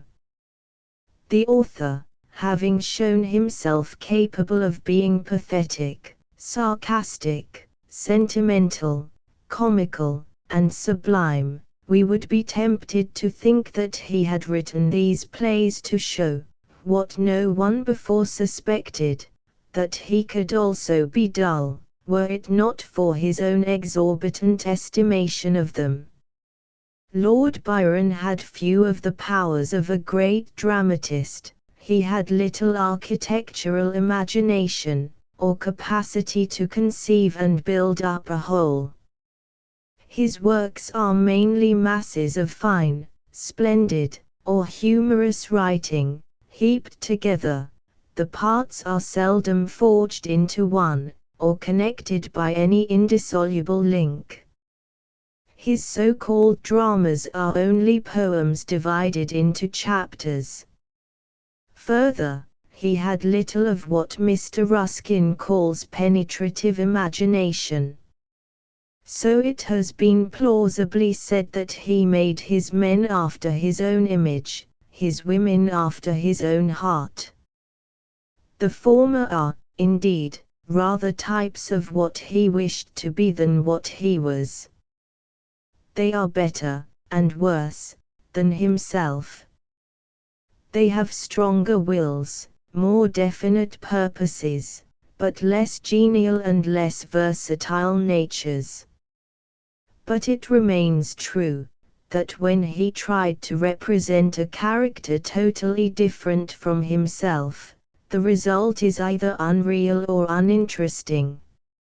Marino Faliero, begun April, finished July, 1820, and prefixed by a humorous dedication to Gertie, which was, however, suppressed, was brought on the stage of Drury Lane Theatre early in 1821, badly mangled, appointed, and acted, and damned. Byron seems to have been sincere in saying he did not intend any of his plays to be represented. We are more inclined to accuse him of self-deception when he asserts that he did not mean them to be popular, but he took sure means to prevent them from being so. Marino Faliero, in particular, was pronounced by Dr. John Watkins, old Gropius himself, to be the dullest of dull plays, and even the warmest admirers of the poet had to confess that the style was cumbrous. The story may be true, but it is none the less unnatural. The characters are comparatively commonplace, the women especially being mere shadows. The motion is slow, and the inevitable passages of fine writing are, as the extolled soliloquy of Leone, rather rhetorical than imaginative. The speeches of the Doge are solemn, but prolix, if not ostentatious, and, perhaps the vital defect, his cause fails to enlist our sympathies. Artistically, this play was Byron's most elaborate attempt to revive the unities and other restrictions of the severe style, which, when he wrote, had been vanquished in literature. I am persuaded, he writes in the preface, that a great tragedy is not to be produced by following the old dramatists, who are full of faults, but by producing regular dramas like the Greeks. He forgets that the statement in the mouth of a Greek dramatist that his play was not intended for the stage, would have been a confession of failure, and that Aristotle had admitted that even the deity could not make the past present. The ethical motives of Faliero are, first, the cry for vengeance, the feeling of affronted or unsatiated pride, that runs through so much of the author's writing, and second, the enthusiasm for public ends, which was beginning to possess him. The following lines have been pointed out as embodying some of Byron's spirit of protest against the more selfish, greasy domesticity of the Georgian era, IBER.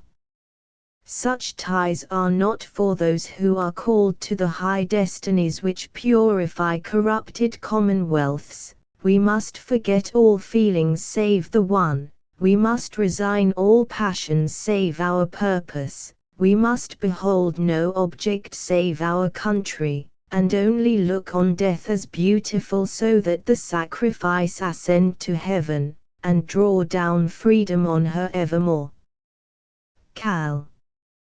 But if we fail, IBER. They never fail who die in a great cause, the block may soak their gore, their heads may sodden in the sun, their limbs be strung to city gates and castle walls, but still their spirit walks abroad. A passage which, after his wont, he spoils by platitudes about the precisian Brutus, who certainly did not give Rome liberty. Byron's other Venetian drama, The Two Foscari, composed at Ravenna, between the 11th of June and the 10th of July 1821, and published in the following December, is another record of the same failure and the same mortification, due to the same causes. In this play, as Geoffrey points out, the preservation of the unities had a still more disastrous effect. The author's determination to avoid rant did not hinder his frequently adopting an inflated style. While professing to follow the ancient rules, he forgets the warning of Horace so far as to permit the groans of the tortured Foscari to be heard on the stage. The declamations of Marina produce no effect on the action, and the vindictiveness of Loredano, though effectively pointed in the closing words, "He has paid me," is not rendered interesting, either by a well-established injury, or by any trace of Iago's subtle genius. In the same volume appeared Sardanapalus, written in the previous May, and dedicated to Goethe. In this play, which marks the author's last reversion to the East, we are more arrested by the majesty of the theme, 1300 years of empire ending like a shepherd's tale, by the grandeur of some of the passages, and by the development of the chief character, made more vivid by its being distinctly autobiographical. Sardanapalus himself is Harold, raised high on a throne and rousing himself at the close from a life of effeminate lethargy. Mahar has been often identified with Largiccioli, and the hero's relation to his queen Zarina compared with that of the poet to his wife. But in his portrait of the former the author's defective capacity to represent national character is manifest. Mahar is only another Gulnur, Medara, or Zuleika. In the domestic play of Werner, completed at Pisa in January, 1822, and published in November, there is no merit either of plan or execution, for the plot is taken, with little change, from the German's tale written by Harriet Lee, and the treatment is throughout prosaic. Byron was never a master of blank verse, but Werner, his solo success on the modern British stage, is written in a style fairly parodied by Campbell, when he cut part of the author's preface into lines, and pronounced them as good as any in the play. The Deformed Transformed, another adaptation, suggested by a forgotten novel called The Three Brothers, with reminiscences of Faust, and possibly of Scott's Black Dwarf, was begun at Pisa in 1821, but not published till January 1824. This fragment owes its interest to the bitter infusion of personal feeling in the first scene, and its occasional charm to the march of some of the lines, especially those describing the Bourbons' advance on Rome, but the effect of the magical element is killed by previous parallels, while the story is chaotic and absurd. The deformed transformed bears somewhat the same relation to Manfred as heaven and earth, an occasionally graphic dream of the world before the deluge, written October 1821, and issued about the same time as Moore's Loves of the Angels, on a similar theme, does to Cain. The last named, begun in July, and finished at Ravenna in September, is the author's highest contribution to the metaphysical poetry of the century. In Cain, Byron grapples with the perplexities of a belief which he never either accepted or rejected, and with the yet deeper problems of life and death, of good and ill. In dealing with these, his position is not that of one justifying the ways of God to man, though he somewhat disingenuously appeals to Milton in his defense, nor that of the definite antagonism of Queen Mab. The distinction in this respect between Byron and Shelley cannot be overemphasized. The latter had a firm faith other than that commonly called Christian. The former was, in the proper sense of the word, a skeptic, beset with doubts, and seeking for a solution which he never found, shifting in his expression of them with every change of a fickle and inconsistent temperament. The atmosphere of Cain is almost wholly negative, for under the guise of a drama, which is mainly a dialogue between two halves of his mind, the author appears to sweep aside with something approaching to disdain the answers of a blindly accepted tradition, or of a superficial optimism. E.G. Cain. Then my father's God did well when he prohibited the fatal tree. Lucifer. But had done better in not planting it. Again, a kid, after suffering agonies from the sting of a reptile, is restored by antidotes. Behold, my son. Said Adam, how from evil springs good. Lucifer. What didst thou answer? Cain. Nothing, for he is my father, but I thought, that 'twere a better portion for the animal never to have been stung at all. This rebellious nature naturally yields to the arguments of Lucifer, a spirit in which much of the grandeur of Milton's Satan is added to the subtlety of Mephistopheles. In the first scene Cain is introduced, rebelling against toils imposed on him by an offense committed before he was born. I sought not to be born. The answer, that toil is a good, being precluded by its authoritative representation as a punishment, in which mood he is confirmed by the entrance and reasonings of the tempter, who identifies the deity with Sever the destroyer, hints at the dreadful visitation of the yet untasted death, when Ada, entering, takes him at first for an angel, and then recognizes him as a fiend. Her invocation to Eve, and comparison of the heedless, harmless, wantonness of bliss in Eden, to the later lot of those girt about with demons from whose fascination they cannot fly, is one of the most striking in the drama, as is the line put into the mouth of the poet's most beautiful female character, to show that God cannot be alone. What else can joy be, but diffusing joy? Her subsequent contrast of Lucifer with the other angels is more after the style of Shelley than anything else in Byron, as the silent sunny moon, all light, they look upon us.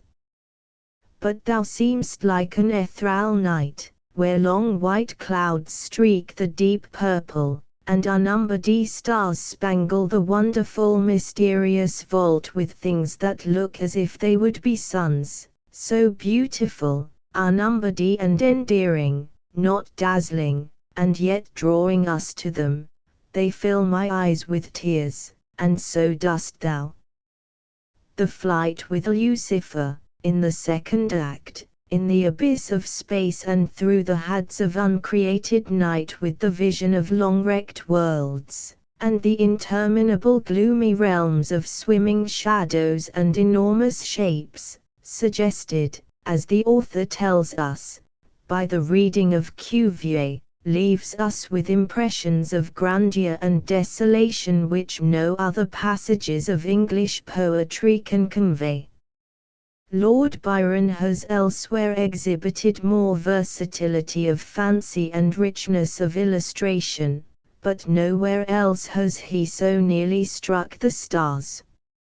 From constellation to constellation the pair speed on, cleaving the blue with mighty wings, but finding in all a blank, like that in Richter's wonderful dream.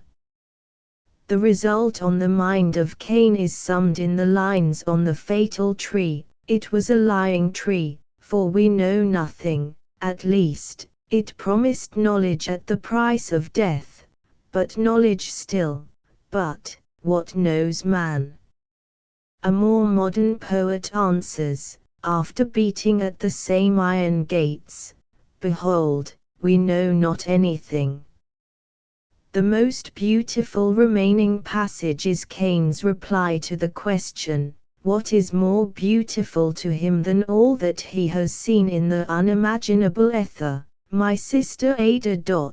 All the stars of heaven, the deep blue noon of night, lit by an orb which looks a spirit, or a spirit's world, the hues of twilight, the sun's gorgeous coming, his setting indescribable, which fills my eyes with pleasant tears as I behold him sink, and feel my heart flow softly with him along that western paradise of clouds, the forest shade, the green bough, the bird's voice, the vesper birds, which seems to sing of love, and mingles with the song of cherubim, as the day closes over Eden's walls. All these are nothing, to my eyes and heart, like Ada's face.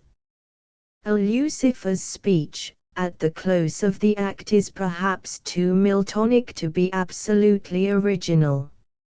Returning to earth, we have a pastoral, of which Sir Egerton Brydges justly and sufficiently remarks, the censorious may say what they will, but there are speeches in the mouth of Cain and Ada, especially regarding their child, which nothing in English poetry but the wood notes wild of Shakespeare, ever equalled.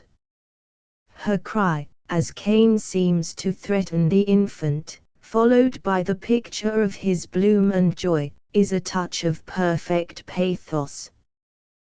Then comes the interview with the pious Abel, who is amazed at the lurid light in the eyes of his brother, with the spheres singing in thunder round him, the two sacrifices, the murder, the shriek of Zillah, Father. Eve. Ada. Come hither. Death is in the world, Cain's rallying from stupor, I am awake at last, a dreary dream had maddened me, but he shall never wake, the curse of Eve, and the close, Greek, Myzene Katadacrua, Cain. Leave me. Ada. Why all have left thee? Cain. And wherefore lingerest thou? Dost thou not fear? Ada. I fear nothing, except to leave thee. ******** Cain. Eastward from Eden will we take our way. Ada. Leave. Thou shalt be my guide, and may our God be thine. Now let us carry forth our children. Cain. And he who lieth there was childless. I have dried the fountain of a gentle race. O Abel. Ada. Peace be with him. Cain. But with me. Cain, between which and the Cenci lies the award of the greatest single performance in dramatic shape of our century, raised a storm. It was published, with Sardanapalus and the two Foscari in December, 1821, and the critics soon gave evidence of the truth of Ells's remark, "In England freedom of action is cramped by the want of freedom of thought." The converse is the case with us Germans. Freedom of thought is restricted by the want of freedom in action. To us this skepticism presents nothing in the least fearful. But with us it appeared as if a literary Guy Fawkes had been detected in the act of blowing up half the cathedrals and all the chapels of the country.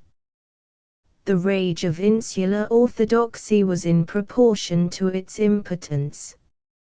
Every scribbler with a cassock denounced the book and its author, though few attempted to answer him. The hubbub was such that Byron wrote to Murray, authorizing him to disclaim all responsibility, and offering to refund the payment he had received. Say that both you and Mr. Guilford remonstrated. I will come to England to stand trial. Me, ad some key feci, and much to the same effect. The book was pirated, and on the publisher's application to have an injunction, Lord Eldon refused to grant it. The majority of the minor reviewers became hysterical, and Dr. Watkins, amid much almost inarticulate raving, said that Sir Walter Scott, who had gratefully accepted the dedication, would go down to posterity with the brand of Cain upon his brow. Several even of the higher critics took fright.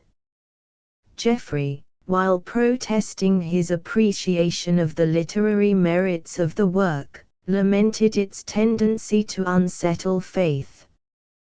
Mr. Campbell talked of its frightful audacity. Bishop Heber wrote at great length to prove that its spirit was more dangerous than that of Paradise Lost, and succeeded. The Quarterly began to cool towards the author. Moore wrote to him, that Cain was wonderful, terrible, never to be forgotten, but dreaded and deprecated the influence of Shelley. Byron showed the letter to Shelley, who wrote to a common friend to assure Mr. Moore that he had not the smallest influence over his lordship in matters of religion, and only wished he had, as he would employ it to eradicate from his great mind the delusions of Christianity, which seem perpetually to recur, and to lie in ambush for the hours of sickness and distress. Shelley elsewhere writes, "What think you of Lord B.'s last volume? In my opinion it contains finer poetry than has appeared in England since Paradise Lost." Cain is apocalyptic, it is a revelation not before communicated to man. In the same strain, Scott says of the author of the grand and tremendous drama, he has certainly matched Milton on his own ground.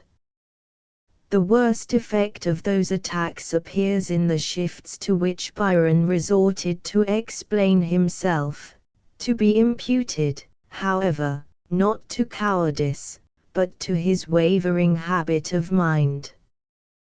Great writers in our country have frequently stirred difficult questions in religion and life, and then seemed to be half scared, like Rugged de Lisle, by the reverberation of their own voices.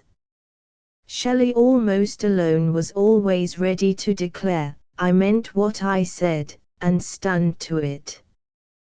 Byron having, with or without design, arraigned some of the 39 articles of his countrymen, proceeded in the following month, October 1821, to commit an outrage, yet more keenly resented, on the memory of their sainted king, the pattern of private virtue and public vice, George III.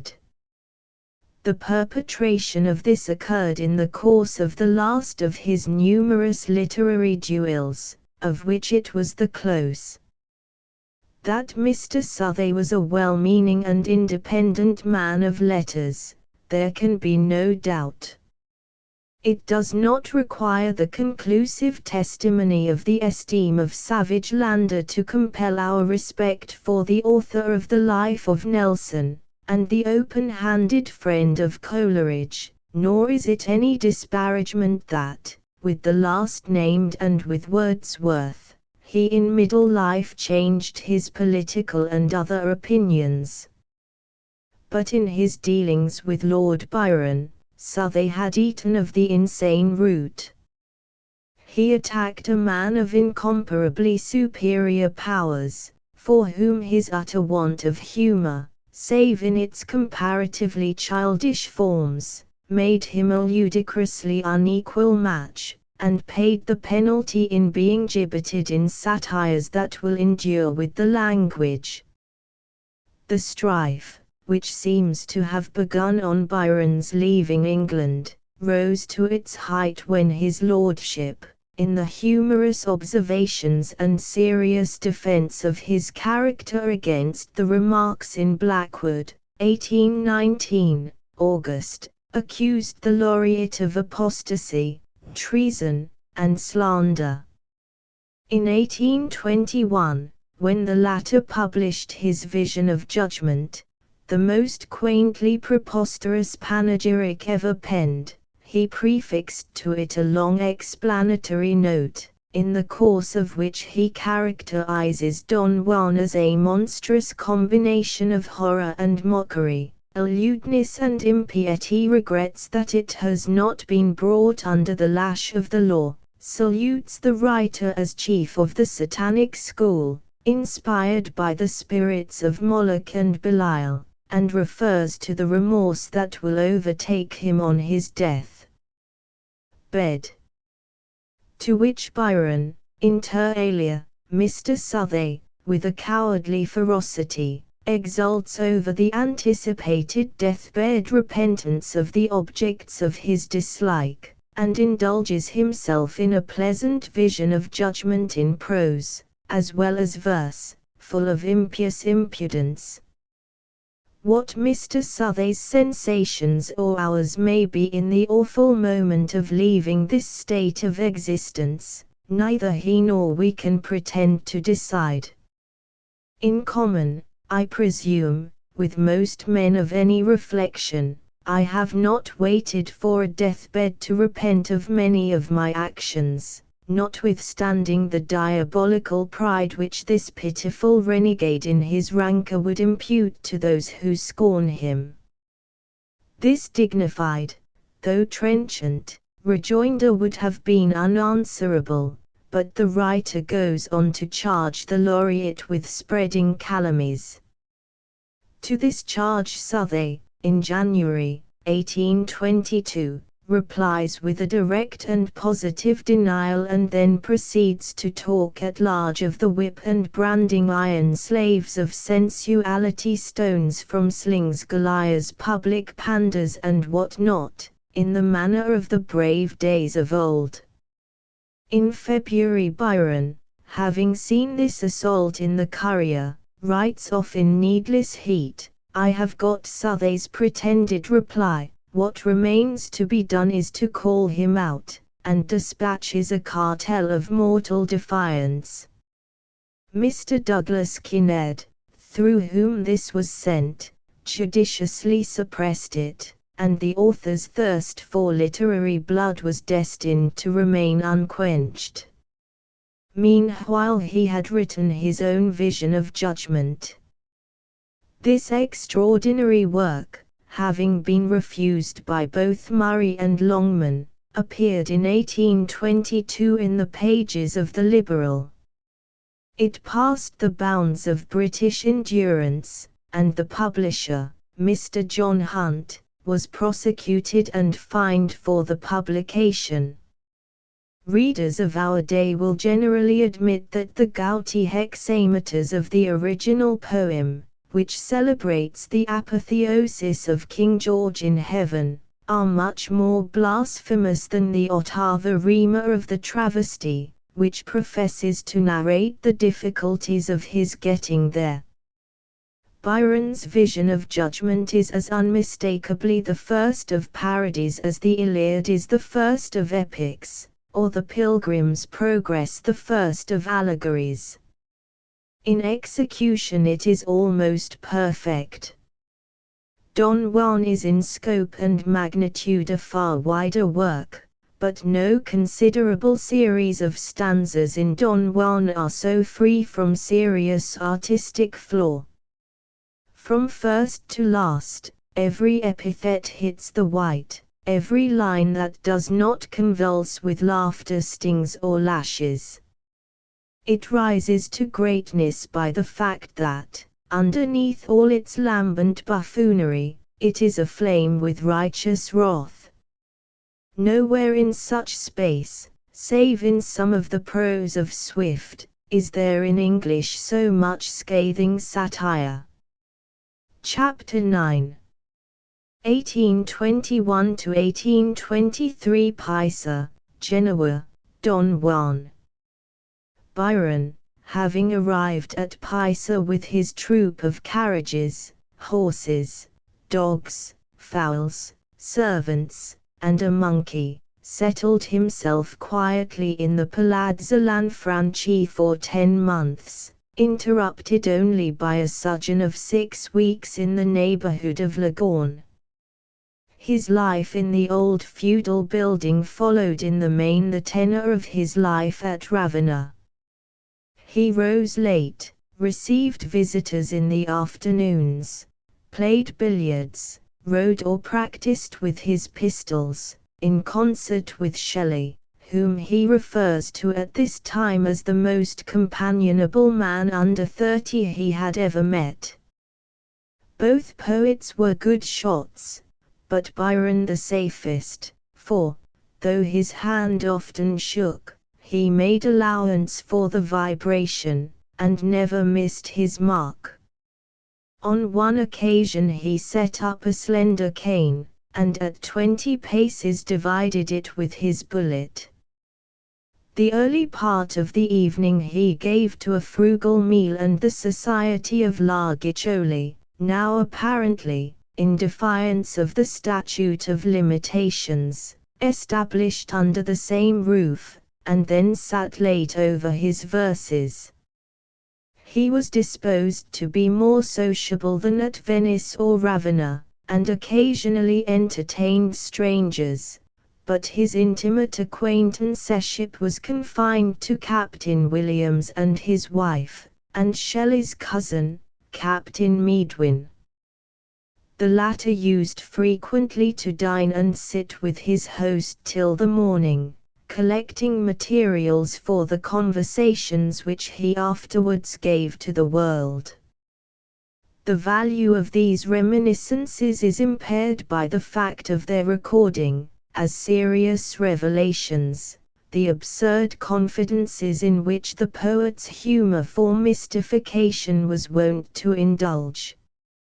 Another of the group, an Irishman, called Taff, is made, in his lordship's correspondence of the period, to cut a somewhat comical figure. The master passion of this worthy and genial fellow was to get a publisher for a fair commentary on Dante, to which he had firmly linked a very bad translation, and for about 6 months Byron pesters Murray with constant appeals to satisfy him. For example, November L6, he must be gratified, though the reviewers will make him suffer more tortures than there are in his original. March the 6th, he will die if he is not published, he will be damned if he is, but that he don't mind. March the 8th, I make it a point that he shall be in print, it will make the man so exuberantly happy. He is such a good-natured Christian that we must give him a shove through the press. Besides, he has had another fall from his horse into a ditch. Taff, whose horsemanship was on a par with his poetry, can hardly have been consulted as to the form assumed by these apparently fruitless recommendations, so characteristic of the writer's frequent kindliness and constant love of mischief. About this time Byron received a letter from Mr. Shepherd, a gentleman in Somersetshire, referring to the death of his wife, among whose papers he had found the record of a touching, because evidently heartfelt, prayer for the poet's reformation, conversion, and restored peace of mind. To this letter he at once returned an answer, marked by much of the fine feeling of his best moods. Pisa, December the 8th, Sir, I have received your letter. I need not say that the extract which it contains has affected me, because it would imply a want of all feeling to have read it with indifference. Your brief and simple picture of the excellent person, whom I trust you will again meet, cannot be contemplated without the admiration due to her virtues and her pure and unpretending piety. I do not know that I ever met with anything so unostentatiously beautiful. Indisputably, the firm believers in the gospel have a great advantage over all others, for this simple reason, that if true they will have their reward hereafter, and if there be no hereafter, they can but be with the infidel in his eternal sleep. But a man's creed does not depend upon himself, who can say, I will believe this, that, or the other, and least of all that which he least can comprehend.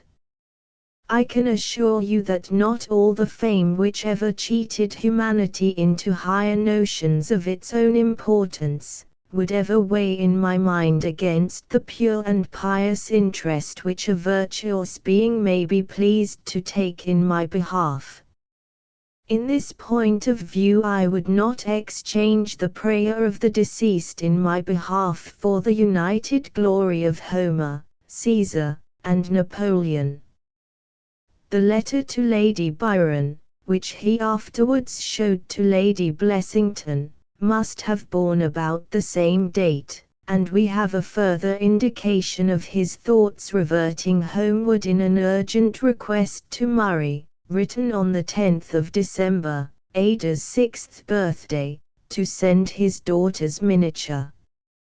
After its arrival nothing gave him greater pleasure than to be told of its strong likeness to himself. In the course of the same month an event occurred which strangely illustrates the manners of the place, and the character of the two poets.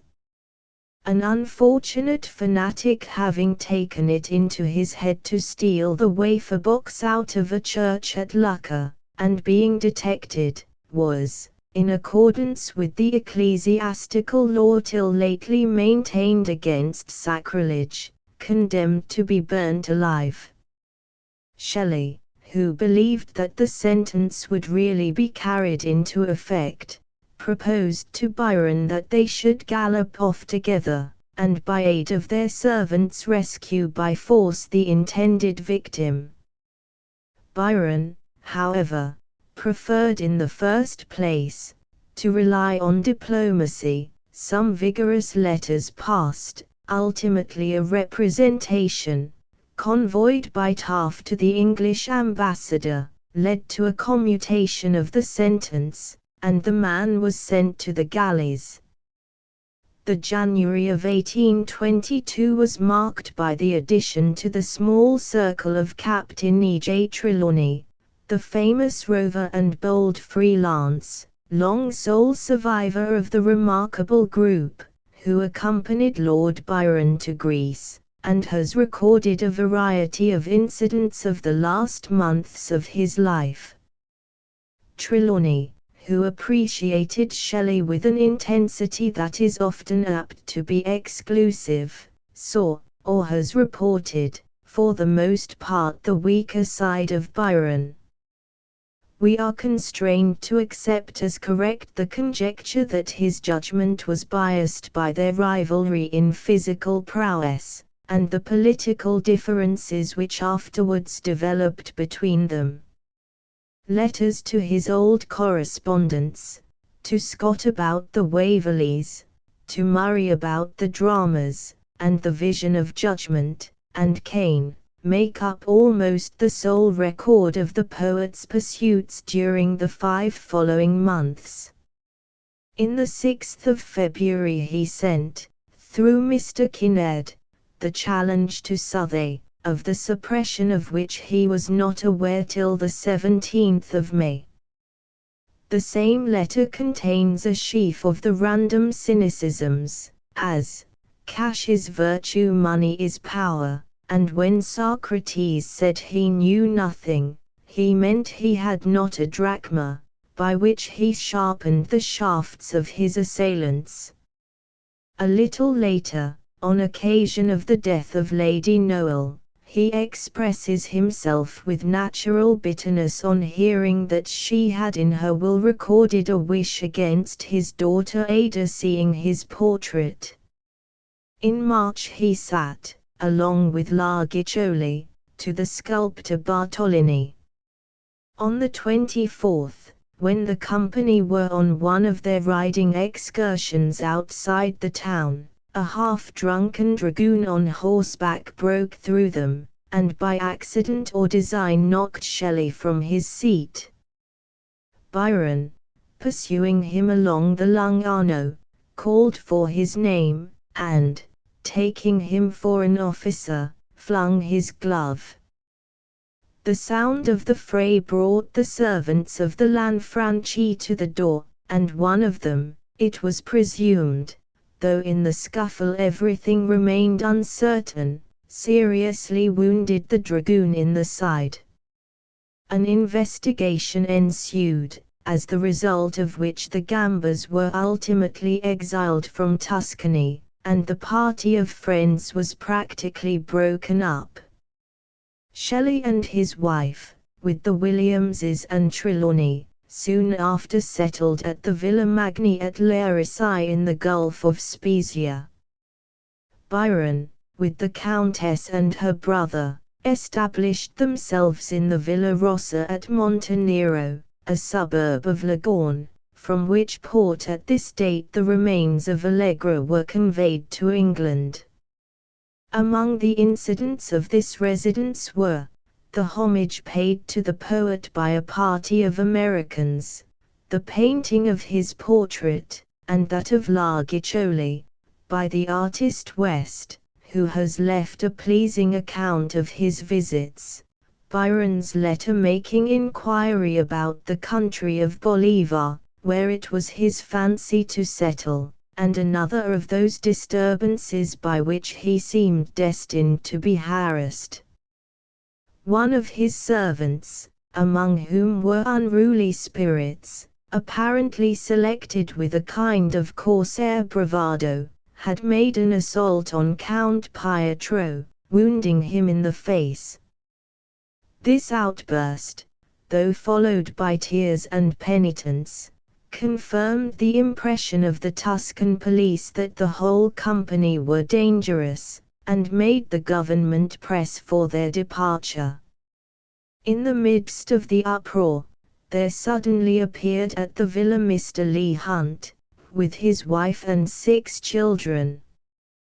They had taken passage to Genoa, where they were received by Trelawney, in command of the Bolivar, a yacht constructed in that port for Lord Byron, simultaneously with the Don Juan for Shelley. The latter, on hearing of the arrival of his friends, came to meet them at Leghorn, and went with them to Pisa. Early in July they were all established on the Lung' Arno, having assigned to them the ground floor of the palazzo. We have now to deal briefly. Amid conflicting asseverations it is hard to deal fairly with the last of the vexatiously controverted episodes which need perplex our narrative.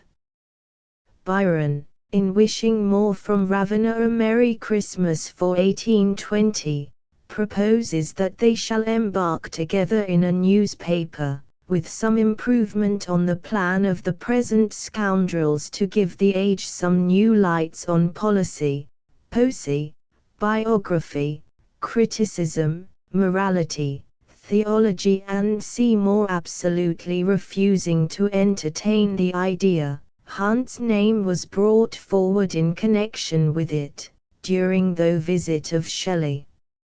Shortly after the return of the latter to Pisa, he writes, the 26th of August, to Hunt, stating that Byron was anxious to start a periodical work, to be conducted in Italy, and had proposed that they should both go shares in the concern, on which follow some suggestions of difficulties about money. Nevertheless, in August, 1821, he presses Hunt to come. Moore, on the other hand, strongly remonstrates against the project. I heard some days ago that Leigh Hunt was on his way to you with all his family, and the idea seems to be that you and he and Shelley are to conspire together in the Examiner. I deprecate such a plan with all my might. Partnerships in fame, like those in trade, make the strongest party answer for the rest.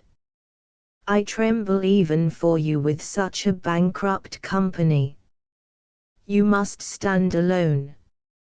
Shelley, who had, in the meantime, given his bond to Byron for an advance of 200_L_, towards the expenses of his friends, besides assisting them himself to the utmost of his power, began, shortly before their arrival, to express grave doubts as to the success of the alliance.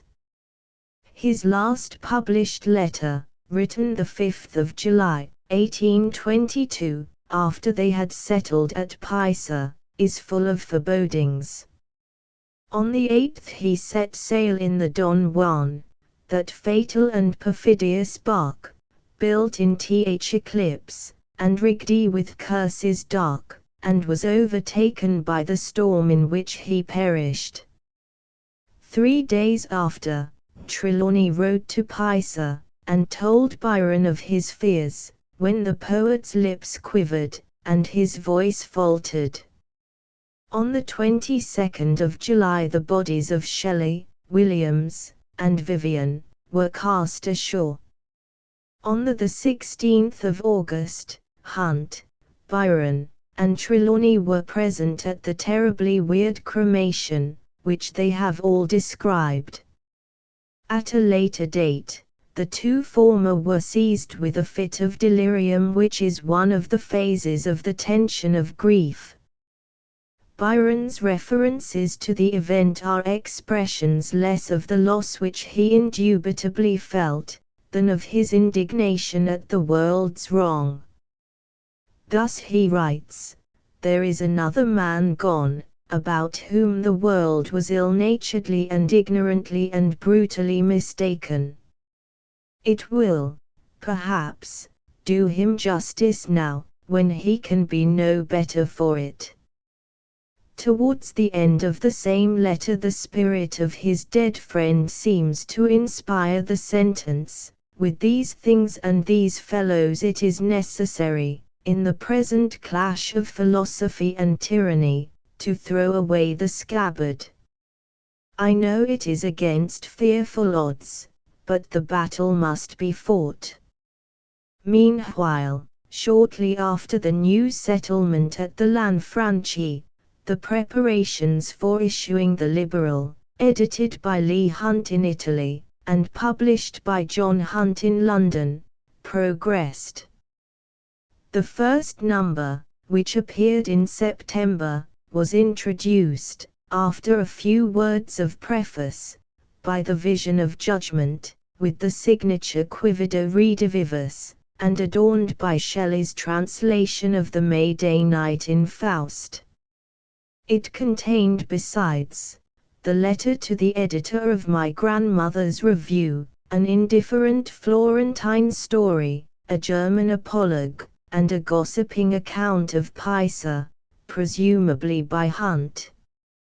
3 others followed, containing Byron's Heaven and Earth, his translation of the Morgant Majori, and the Blues, a very slight, if not silly, satire on literary ladies, some of Shelley's posthumous minor poems, among them I Arise from Dreams of Thee, and a few of Hazlitt's essays, including, however, none of his best. Leigh Hunt himself wrote most of the rest, one of his contributions being a palpable imitation of Don Juan, entitled The Book of Beginnings, but he confesses that owing to his weak health and low spirits at the time, none of these did justice to his ability, and the general manner of the magazine being insufficiently vigorous to carry off the frequent eccentricity of its matter, the prejudices against it prevailed, and the enterprise came to an end. Partners in failing concerns are apt to dispute. In this instance the unpleasantness which arose at the time rankled in the mind of the survivor, and gave rise to his singularly tasteless and injudicious book, a performance which can be only in part condoned by the fact of Hunt's afterwards expressing regret, and practically withdrawing it. He represents himself throughout as a much injured man, allured to Italy by misrepresentations, that he might give the aid of his journalistic experience and undeniable talents to the advancement of a mercenary enterprise, and that when it failed he was despised, insulted, and rejected. Byron, on the other hand, declares, "The Hunts pressed me to engage in this work, and in an evil hour I consented," and his subsequent action in the matter, if not always gentle never unjust, goes to verify his statements in the letters of the period. I am afraid he writes from Genoa, the 9th of October, 1822, "The journal is a bad business. I have done all I can for Leigh Hunt since he came here, but it is almost useless. His wife is ill, his 6 children not very tractable, and in the affairs of this world he himself is a child." Later he says to Murray, "You and your friends, by your injudicious rudeness, cement a connection which you strove to prevent, and which, had the Hunts prospered, would not in all probability have continued. As it is, I can't leave them among the breakers." On the 20th of February we have his last word on the subject, to the same effect. In the following sentences, Moore seems to give a fair statement of the motives which led to the establishment of the unfortunate journal. The chief inducements on the part of Lord Byron to this unworthy alliance were, in the first place, a wish to second the kind views of his friend Shelley in inviting Mr. Hunt to Italy, and in the next, a desire to avail himself of the aid of one so experienced as an editor in the favorite object he has so long contemplated of a periodical work in which all the offspring of his genius might be received as they sprung to light. For the accomplishment of this purpose Mr. Leigh Hunt was a singularly ill-chosen associate. A man of radical opinions on all matters, not only of religion but of society, opinions which he acquired and held easily but firmly, could never recognize the propriety of the claim to deference which the noble poet was always too eager to assert, and was inclined to take liberties which his patron perhaps superciliously repelled. Mrs. Hunt does not seem to have been a very judicious person. Trelawney here, said Byron jocularly, has been speaking against my morals. It is the first time I ever heard of them, she replied. Mr. Hunt, by his own admission, had peculiar notions on the subject of money. Byron, on his part, was determined not to be put upon and doled out through his steward stated allowances to Hunt, who says that only stern necessity and a large family induced him to accept them. Hunt's expression that the 200_L_ was, in the first instance, a debt to Shelley, points to the conclusion that it was remitted on that poet's death. Besides this, Byron maintained the family till they left Genoa for Florence in 1823, and defrayed up to that date all their expenses. He gave his contributions to the liberal gratis, and, again by Hunt's own confession, left to him and his brother the profits of the proprietorship. According to Mr. Galt, the whole extent of the pecuniary obligation appears not to have exceeded 500_L_, but, little or great, the manner in which it was recollected reflects no credit either on the head or heart of the debtor. Of the weaknesses on which the writer, bent on verifying Pope's lines on Atessa, from his vantage in the ground floor, was enabled to dilate, many are but slightly magnified.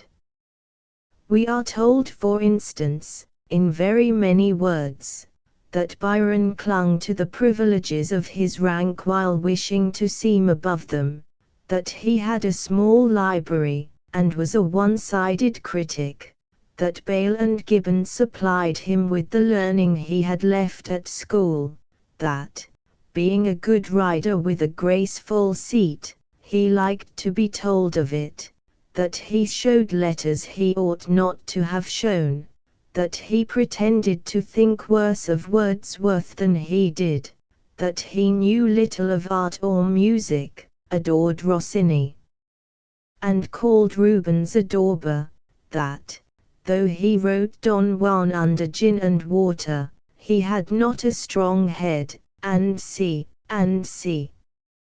It is true, but not new. But when Hunt proceeds to say that Byron had no sentiment, that La Guiccioli did not really care much about him, that he admired Gifford because he was a sycophant, and Scott because he loved a lord, that he had no heart for anything except a feverish notoriety, that he was a miser from his birth, and had as little regard for liberty as Alieri, it is new enough, but it is manifestly not true. Hunt's book, which begins with a caricature on the frontispiece, and is inspired in the main by uncharitableness, yet contains here and there gleams of a deeper insight than we find in all the volumes of Moore, an insight which, in spite of his irritated egotism, is the mark of a man with the instincts of a poet, with some cosmopolitan sympathies, and a courage on occasion to avow them at any risk. Lord Byron, he says truly, has been too much admired by the English because he was sulky and wilful, and reflected in his own person their love of dictation and excitement.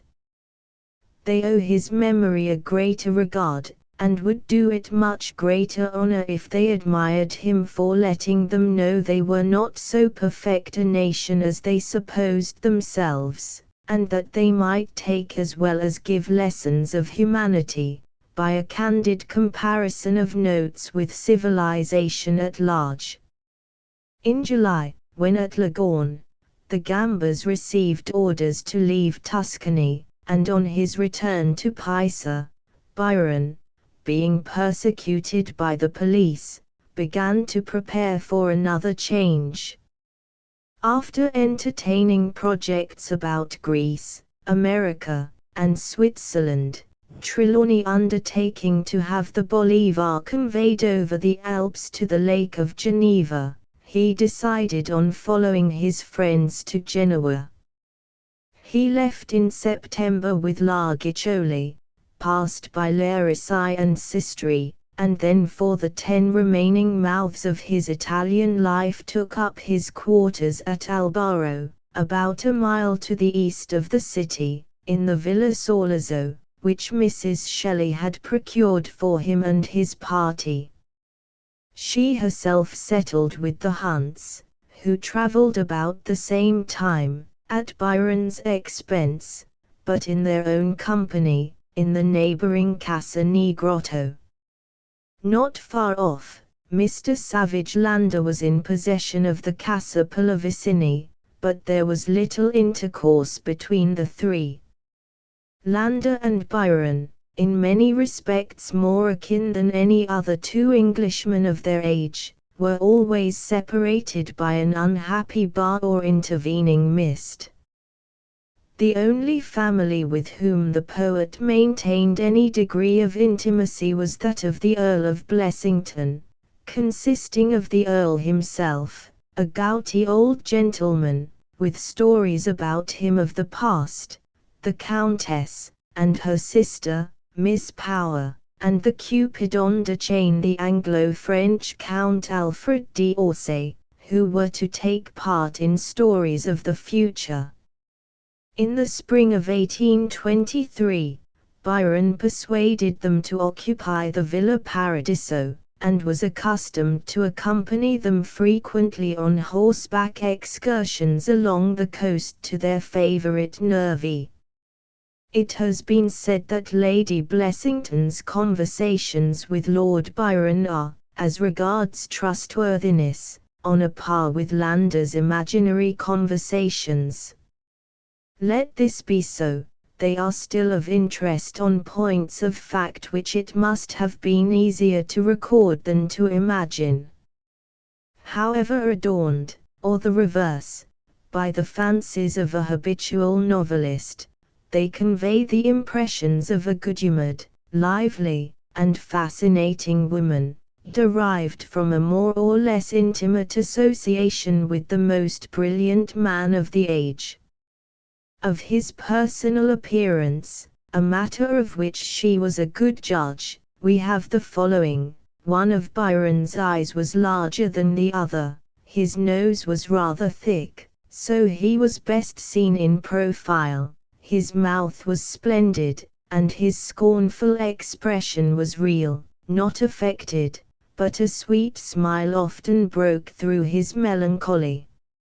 He was at this time very pale and thin, which indicates the success of his regimen of reduction since leaving Venice. His hair was dark brown, here and there turning grey. His voice was harmonious, clear and low.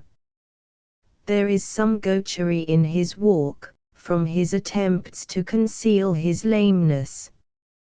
Ada's portrait is like him, and he is pleased at the likeness, but hoped she would not turn out to be clever, at any events not poetical. He is fond of gossip, and apt to speak slightingly of some of his friends, but is loyal to others. His great defect is flippancy, and a total want of self-possession. The narrator also dwells on his horror of interviewers, by whom at this time he was even more than usually beset. One visitor of the period ingenuously observes, certain persons will be chagrined to hear that Byron's mode of life does not furnish the smallest food for calumny. Another says, I never saw a countenance more composed and still, I might even add, more sweet and prepossessing.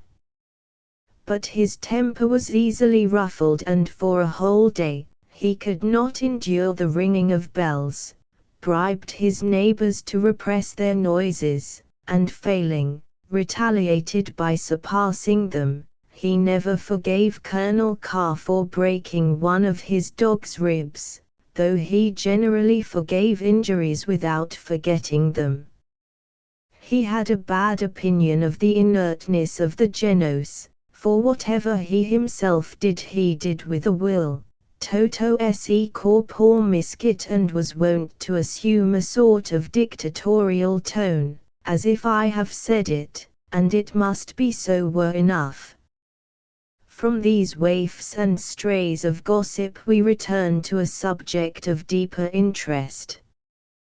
The Countess of Blessington, with natural curiosity, was anxious to elicit from Byron some light on the mystery of his domestic affairs, and renewed the attempt previously made by Madame de Staël, to induce him to some movement towards a reconciliation with his wife.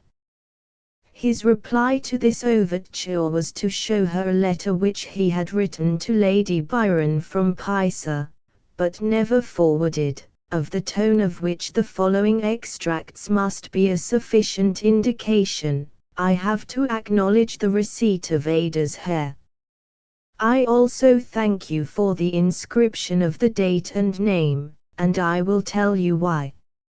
I believe they are the only 2 or 3 words of your handwriting in my possession, for your letters I returned, and except the 2 words, or rather the one word household written twice, in an old account book, I have no other. Every day which keeps us asunder should, after so long a period, rather soften our mutual feelings, which must always have one rallying point as long as our child exists. We both made a bitter mistake, but now it is over. I considered our reunion as not impossible for more than a year after the separation, but then I gave up the hope. I am violent, but not malignant, for only fresh provocations can awaken my resentment. Remember that if you have injured me in aught, this forgiveness is something, and that if I have injured you, it is something more still. If it be true, as moralists assert, that the most offending are the least forgiving. It is a strange business, says the Countess, about Lady Byron. When he was praising her mental and personal qualifications, I asked him how all that he now said agreed with certain sarcasms supposed to be a reference to her in his works.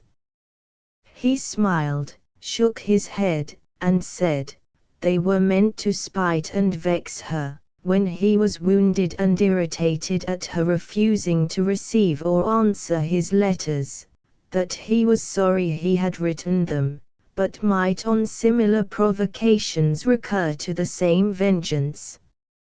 On another occasion he said, Lady B.'s first idea is what is due to herself. I wish she thought a little more of what is due to others. My besetting sin is a want of that self-respect which she has in excess. When I have broken out, on slight provocation, into one of my ungovernable fits of rage. Her calmness piqued and seemed to reproach me. It gave her an air of superiority that vexed and increased my mauvaise humour. To Lady Blessington as to every one, he always spoke of Mrs. Lee with the same unwavering admiration, love, and respect. My first impressions were melancholy. My poor mother gave them, but to my sister, who, incapable of wrong herself, suspected no wrong in others, I owe the little good of which I can boast, and had I earlier known her it might have influenced my destiny. Augusta was to me in the hour of need a tower of strength. Her affection was my last rallying point, and is now the only bright spot that the horizon of England offers to my view. She has given me such good advice, and yet finding me incapable of following it, loved and pitied me but the more because I was erring. Similarly, in the height of his spleen, writes Leigh Hunt, I believe there did exist one person to whom he would have been generous, if she pleased, perhaps was so. At all events, he left her the bulk of his property, and always spoke of her with the greatest esteem. This was his sister, Mrs. Lee. He told me she used to call him Baby Byron. It was easy to see that of the two persons she had by far the greater judgment. Byron, having laid aside Don Juan for more than a year, in deference to La Guiccioli, was permitted to resume it again, in July, 1822, on a promise to observe the proprieties. Cantos 6-11 were written at Pisa. Cantos 12-16 at Genoa, in 1823. These latter portions of the poem were published by John Hunt. His other works of the period are of minor consequence. The Age of Bronze is a declamation, rather than a satire, directed against the Convention of Sintra and the Congress of Verona, especially Lord Londonderry's part in the latter, only remarkable, from its advice to the Greeks, to dread the false friend worse than the infuriate foe, i.e. to prefer the claw of the Tartar savage to the paternal hug of the great bear, better still toil for masters, than await the slave of slaves, before a Russian gate. In The Island, a tale of the mutiny of the Bounty, he reverts to the manner and theme of his old romances, finding a new scene in the Pacific for the exercise of his fancy. In this piece his love of nautical adventure reappears, and his idealization of primitive life, caught from Rousseau and Chateaubriand. There is more repose about this poem than in any of the author's other compositions. In its pages the sea seems to plash about rocks and caves that bask under a southern sun. Byron, the sorcerer, he can do with me what he will, said old Dr. Parr, on reading it. As the swan song of the poet's sentimental verse, it has a pleasing if not pathetic calm. During the last years in Italy he planned an epic on the conquest, and a play on the subject of Hannibal, neither of which was executed. In the criticism of a famous work there is often little left to do but to criticize the critics, to bring to a focus the most salient things that have been said about it, to eliminate the absurd from the sensible, the discriminating from the commonplace. Don Juan, more than any of its precursors, is Byron, and it has been similarly handled. The early cantos were ushered into the world amid a chorus of mingled applause and execration. The minor reviews, representing middle-class respectability, were generally vituperative, and the higher authorities divided in their judgments. The British magazine said that his lordship had degraded his personal character by the composition. The London, that the poem was a satire on decency. The Edinburgh Monthly, that it was a melancholy spectacle. The Eclectic, that it was an outrage worthy of detestation. Blackwood declared that the author was brutally outraging all the best feelings of humanity. Moore characterizes it as the most painful display of the versatility of genius that has ever been left for succeeding ages to wonder at or deplore. Jeffrey found in the whole composition a tendency to destroy all belief in the reality of virtue, and Dr. John Watkins classically named it the Odyssey of immorality. Don Juan will be read, wrote one critic, as long as satire, wit, mirth, and supreme excellence shall be esteemed among men. Stick to Don Juan, exhorted another. It is the only sincere thing you have written, and it will live after all your heralds have ceased to be a schoolgirl's tale, the wonder of an hour. It is the best of all your works, the most spirited, the most straightforward, the most interesting, the most poetical. It is a work, said Gertie, full of soul, bitterly savage in its misanthropy, exquisitely delicate in its tenderness.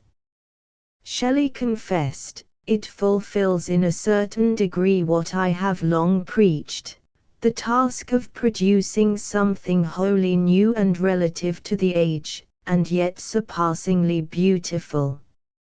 And Sir Walter Scott, in the midst of a hearty panegyric, it has the variety of Shakespeare himself. Neither Childe Harold, nor the most beautiful of Byron's earlier tales, contain more exquisite poetry than is to be found scattered through the cantos of Don Juan, amidst verses which the author seems to have thrown from him with an effort as spontaneous as that of a tree resigning its leaves. One noticeable feature about these comments is their sincerity, reviewing, however occasionally one-sided, had not then sunk to be the mere register of adverse or friendly cliques, and, with all his anxiety for its verdict, Byron never solicited the favor of any portion of the press.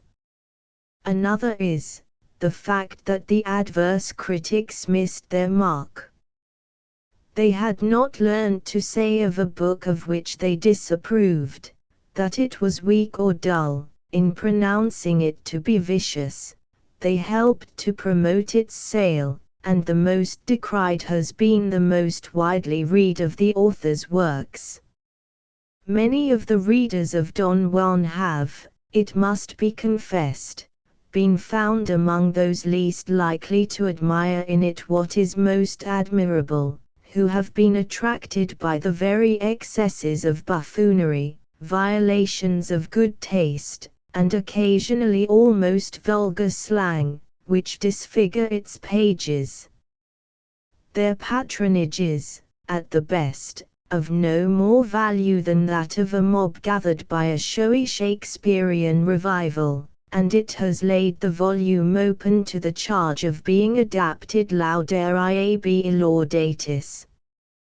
But the welcome of the work in other quarters is as indubitably due to higher qualities. In writing Don Juan, Byron attempted something that had never been done before, and his genius so chimed with his enterprise that it need never be done again.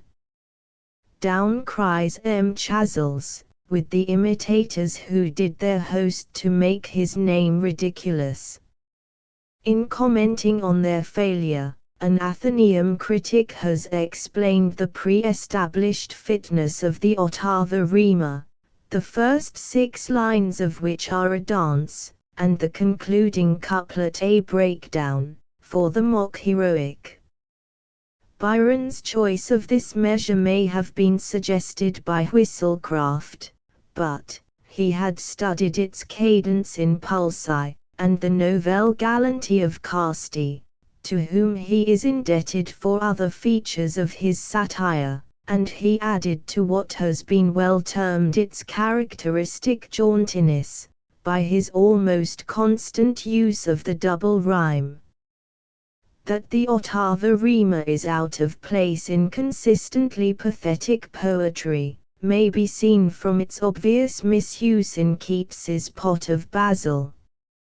Many writers, from Tennant and Frere to Moultrie, have employed it in burlesque or more society verse, but Byron alone has employed it triumphantly, for he has made it the vehicle of thoughts grave as well as gay, of black spirits and white, red spirits and grey, of sparkling fancy, bitter sarcasm, and tender memories. He has swept into the pages of his poem the experience of 30 years of a life so crowded with vitality that our sense of the plethora of power which it exhibits makes us ready to condone its lapses.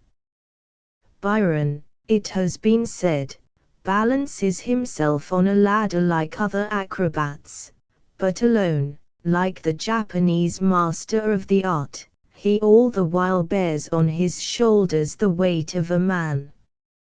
Much of Don Juan is as obnoxious to criticism in detail as his earlier work. It has every mark of being written in hot haste.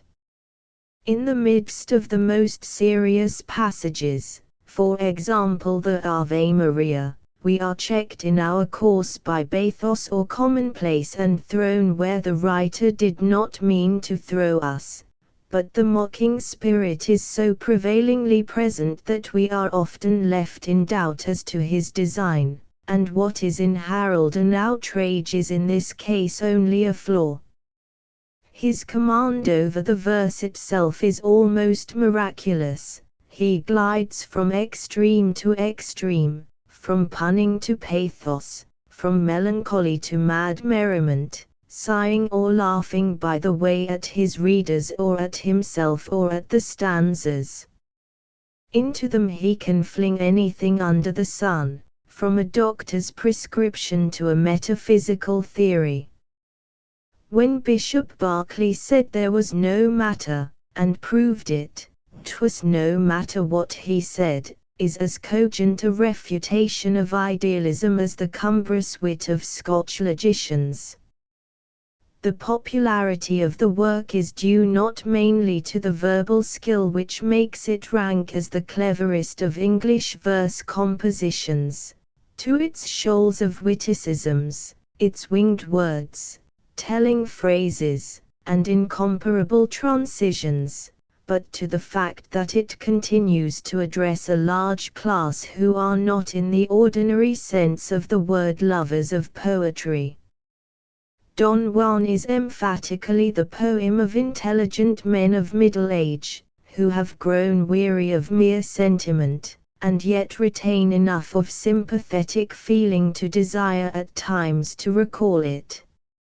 Such minds, crusted like Plato's Glaucus with the world, are yet pervious to appeals to the spirit that survives beneath the dry dust amid which they move, but only at rare intervals can they accompany the pure lyrist singing as if he would never be old, and they are apt to turn with some impatience even from Romeo and Juliet to Hamlet and Macbeth.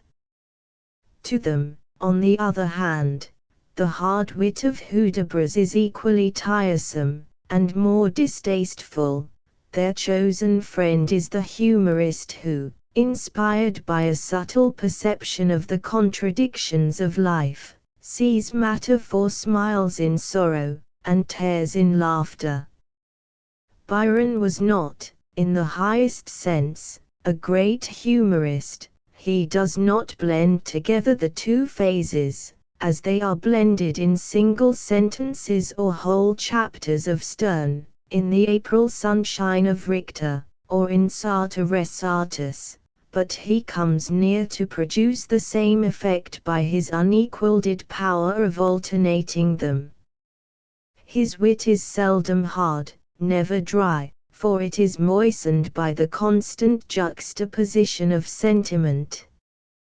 His tenderness is none the less genuine that he is perpetually jerking it away, an equally favorite fashion with Carlyle, as if he could not trust himself to be serious for fear of becoming sentimental, and, in recollection of his frequent exhibitions of unaffected hysteria, we accept his own confession, "If I laugh at any mortal thing, 'tis that I may not weep," as a perfectly sincere comment on the most sincere, and therefore in many respects the most effective, of his works.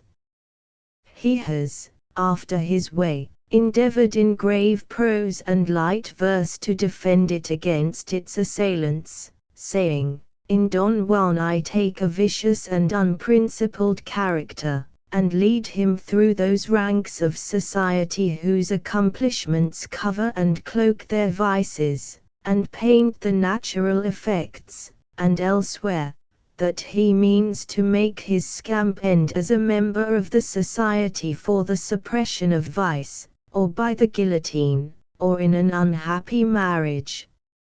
It were easy to dilate on the fact that in interpreting the phrases of the satirist into the language of the moralist we often require to read them backwards. Byron's own statement, "I hate a motive," is, however, more to the point, but the fact is that I have nothing planned, unless it were to be a moment merry, a novel word in my vocabulary. Don Juan can only be credited with a text in the sense in which every large experience, of its own accord, conveys its lesson. It was to the author a picture of the world as he saw it, and it is to us a mirror in which every attribute of his genius, every peculiarity of his nature, is reflected without distortion. After the audacious though brilliant opening, and the unfortunately pungent reference to the poet's domestic affairs, we find in the famous Storm, c. 2, a bewildering epitome of his prevailing manner. Homesickness, seasickness, the terror of the tempest, wailing, blasphemy, devotion, the crash of the wreck, the wild farewell, the bubbling cry of some strong swimmer in his agony, the horrors of famine, the tale of the two fathers, the beautiful apparitions of the rainbow and the bird, the feast on Juan's spaniel, his reluctance to dine on his pastor and his master, the consequences of eating Pedrillo, all follow each other like visions in the phantasmagoria of a nightmare, till at last the remnant of the crew are drowned by a ridiculous rhyme. Finding no place for their landing better, they ran the boat ashore, and overset her. Then comes the episode of Haidee, a long low island song of ancient days, the character of the girl herself being like a thread of pure gold running through the fabric of its surroundings, motley in every page. For example, after the impassioned close of the Isles of Greece we have the stanza, "Thus sang, or would, or could, or should, have sung, the modern Greek, in tolerable verse, if not like Orpheus quite, when Greece was young, yet in those days he might have done much worse," with which the author dashes away the romance of the song, and then launches into a tirade against Bob Southey's epic and Wordsworth's peddler poems. This vein exhausted, we come to the Ave Maria, one of the most musical, and seemingly heartfelt, hymns in the language. The close of the ocean pastoral, in C4, is the last of pathetic narrative in the book, but the same feeling that mourns o'er the beauty of the Cyclades often re-emerges in shorter passages. The fifth and sixth cantos, in spite of the glittering sketch of Gulbeyaz, and though faun-like image of Dudu, are open to the charge of diffuseness, and the character of Johnson is a failure. From the 7th to the 10th, the poem decidedly dips, partly because the writer had never been in Russia, then it again rises, and shows no sign of falling off to the end. No part of the work has more suggestive interest or varied power than some of the later cantos, in which one is whirled through the vortex of the fashionable life which Byron knew so well, loved so much, and at last esteemed so little. There is no richer piece of descriptive writing in his works than that of Newstead, in C13, nor is there any analysis of female character so subtle as that of the Lady Adeline. Conjectures as to the originals of imaginary portraits are generally futile, but Miss Millpond, not Donna Inez, is obviously Lady Byron. In Adeline we may suspect that at Genoa he was drawing from the life in the Villa Paradiso, while Aurora Raby seems to be an idealization of La Guiccioli, early in years, and yet more infantine in figure. She had something of sublime in eyes, which sadly shone, as seraphs shine, all youth, but with an aspect beyond time, radiant and grave, us pitying man's decline, mournful, but mournful of another's crime. She looked as if she sat by Eden's door, and grieved for those who could return no more.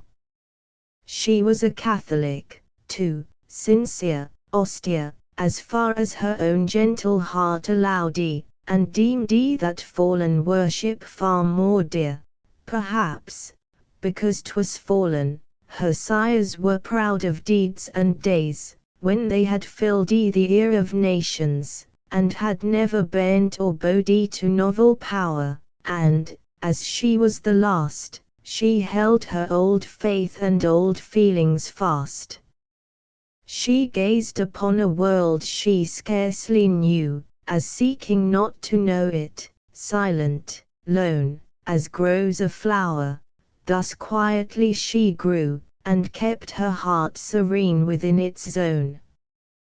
Constantly, towards the close of the work, there is an echo of home and country, a half involuntary cry after the love of higher things and better days, unbounded hope, and heavenly ignorance of what is called the world and the world's ways. In the concluding stanza of the last completed canto, beginning, between two worlds life hovers like a star, twixt night and morn, on the horizon's verge, we have a condensation of the refrain of the poet's philosophy, but the main drift of the later books is a satire on London society.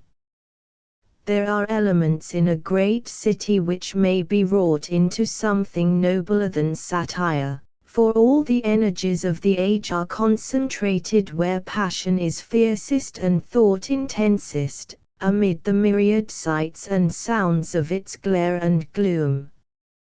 But those scenes, and the actors in them, are apt also to induce the frame of mind in which a prose satirist describes himself as reclining under an arcade of the Pantheon, not the Pantheon by the Piazza Navona, where the immortal gods were worshipped, the immortal gods now dead, but the Pantheon in Oxford Street.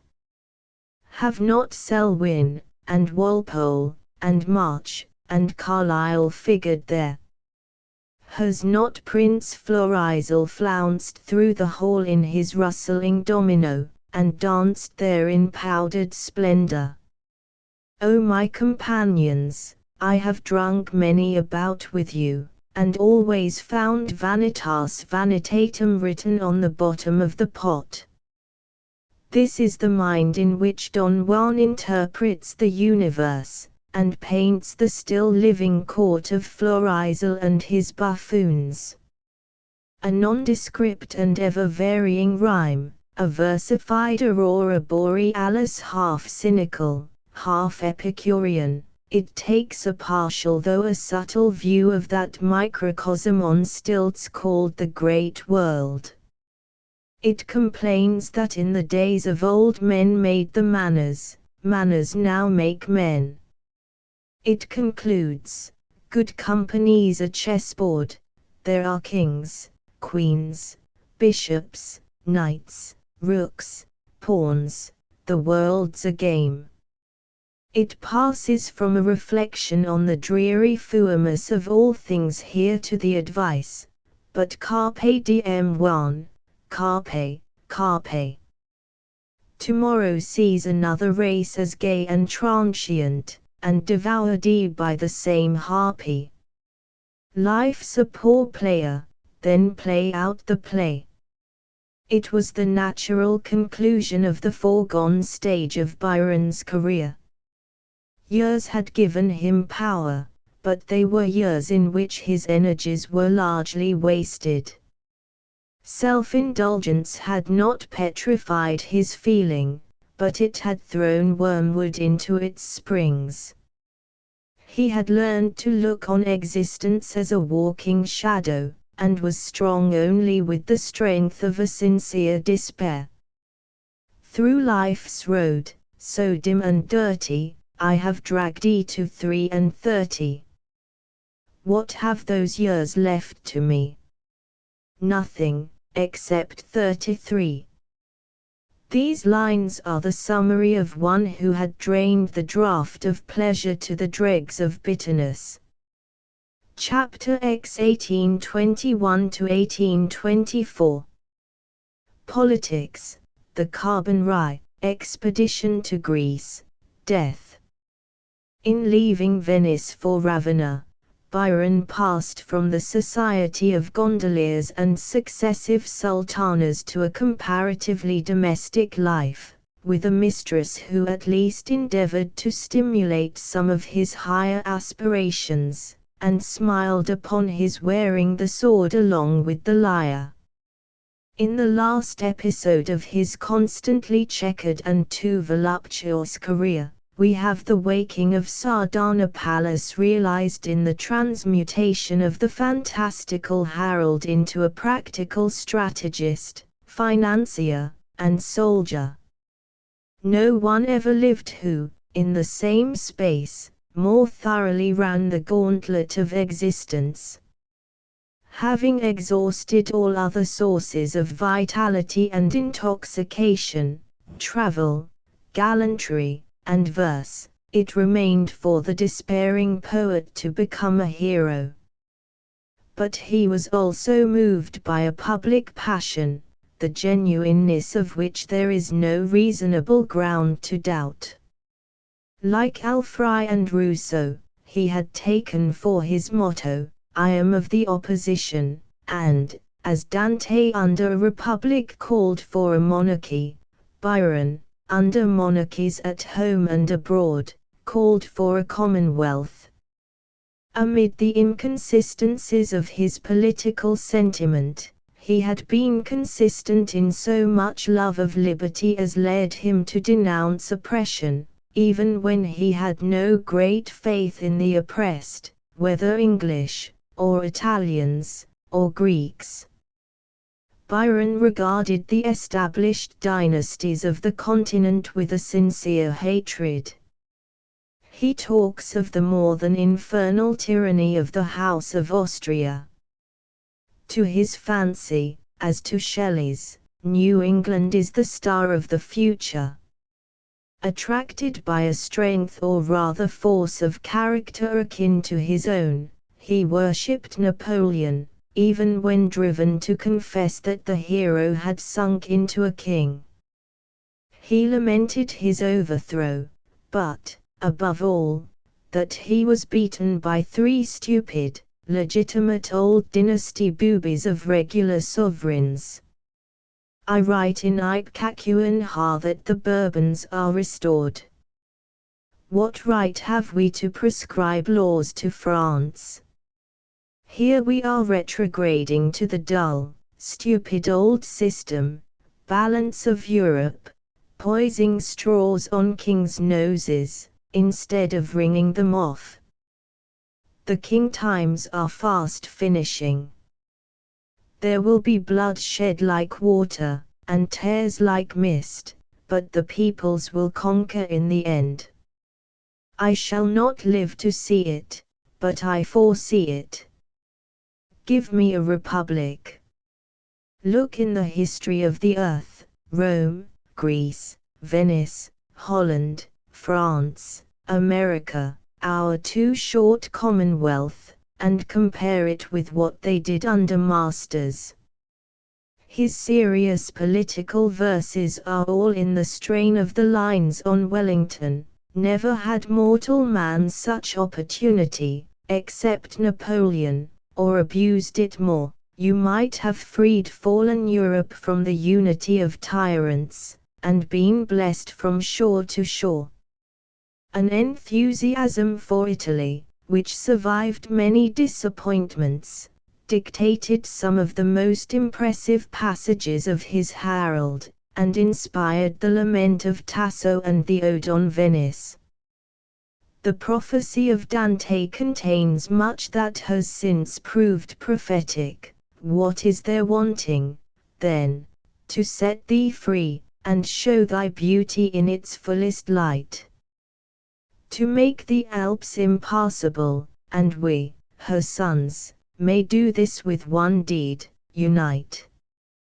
His letters reiterate the same idea, in language even more emphatic.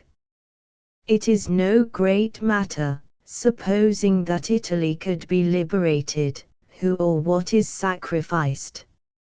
It is a grand object, the very poetry of politics. Only think, a free Italy. Byron acted on his assertion that a man ought to do more for society than write verses. Mistrusting its leaders, and detesting the wretched Lazzaroni, who would have betrayed themselves and all the world, he yet threw himself heart and soul into the insurrection of 1820, saying, "Whatever I can do by money, means, or person, I will venture freely for their freedom." He joined the secret society of the Carbon Rye, wrote an address to the liberal government set up in Naples, supplied arms and a refuge in his house, which he was prepared to convert into a fortress. In February 1821, on the rout of the Neapolitans by the Austrians, the conspiracy was crushed.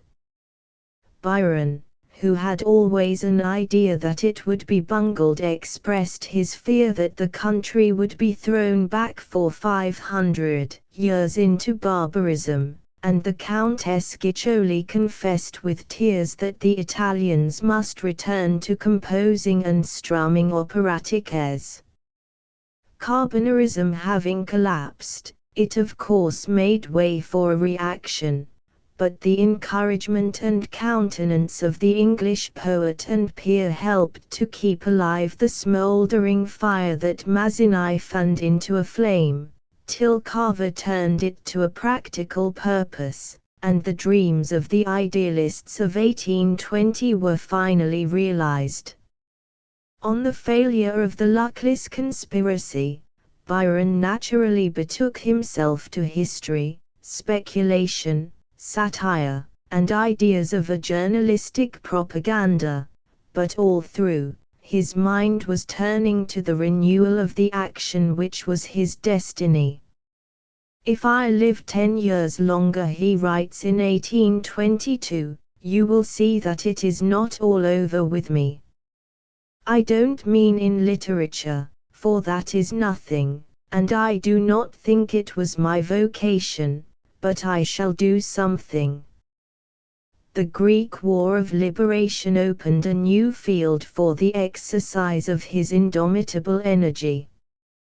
This romantic struggle, begun in April 1821, was carried on for 2 years with such remarkable success, that at the close of 1822 Greece was beginning to be recognized as an independent state, but in the following months the tide seemed to turn, dissensions broke out among the leaders, the spirit of intrigue seemed to stifle patriotism, and the energies of the insurgents were hampered for want of the sinews of war.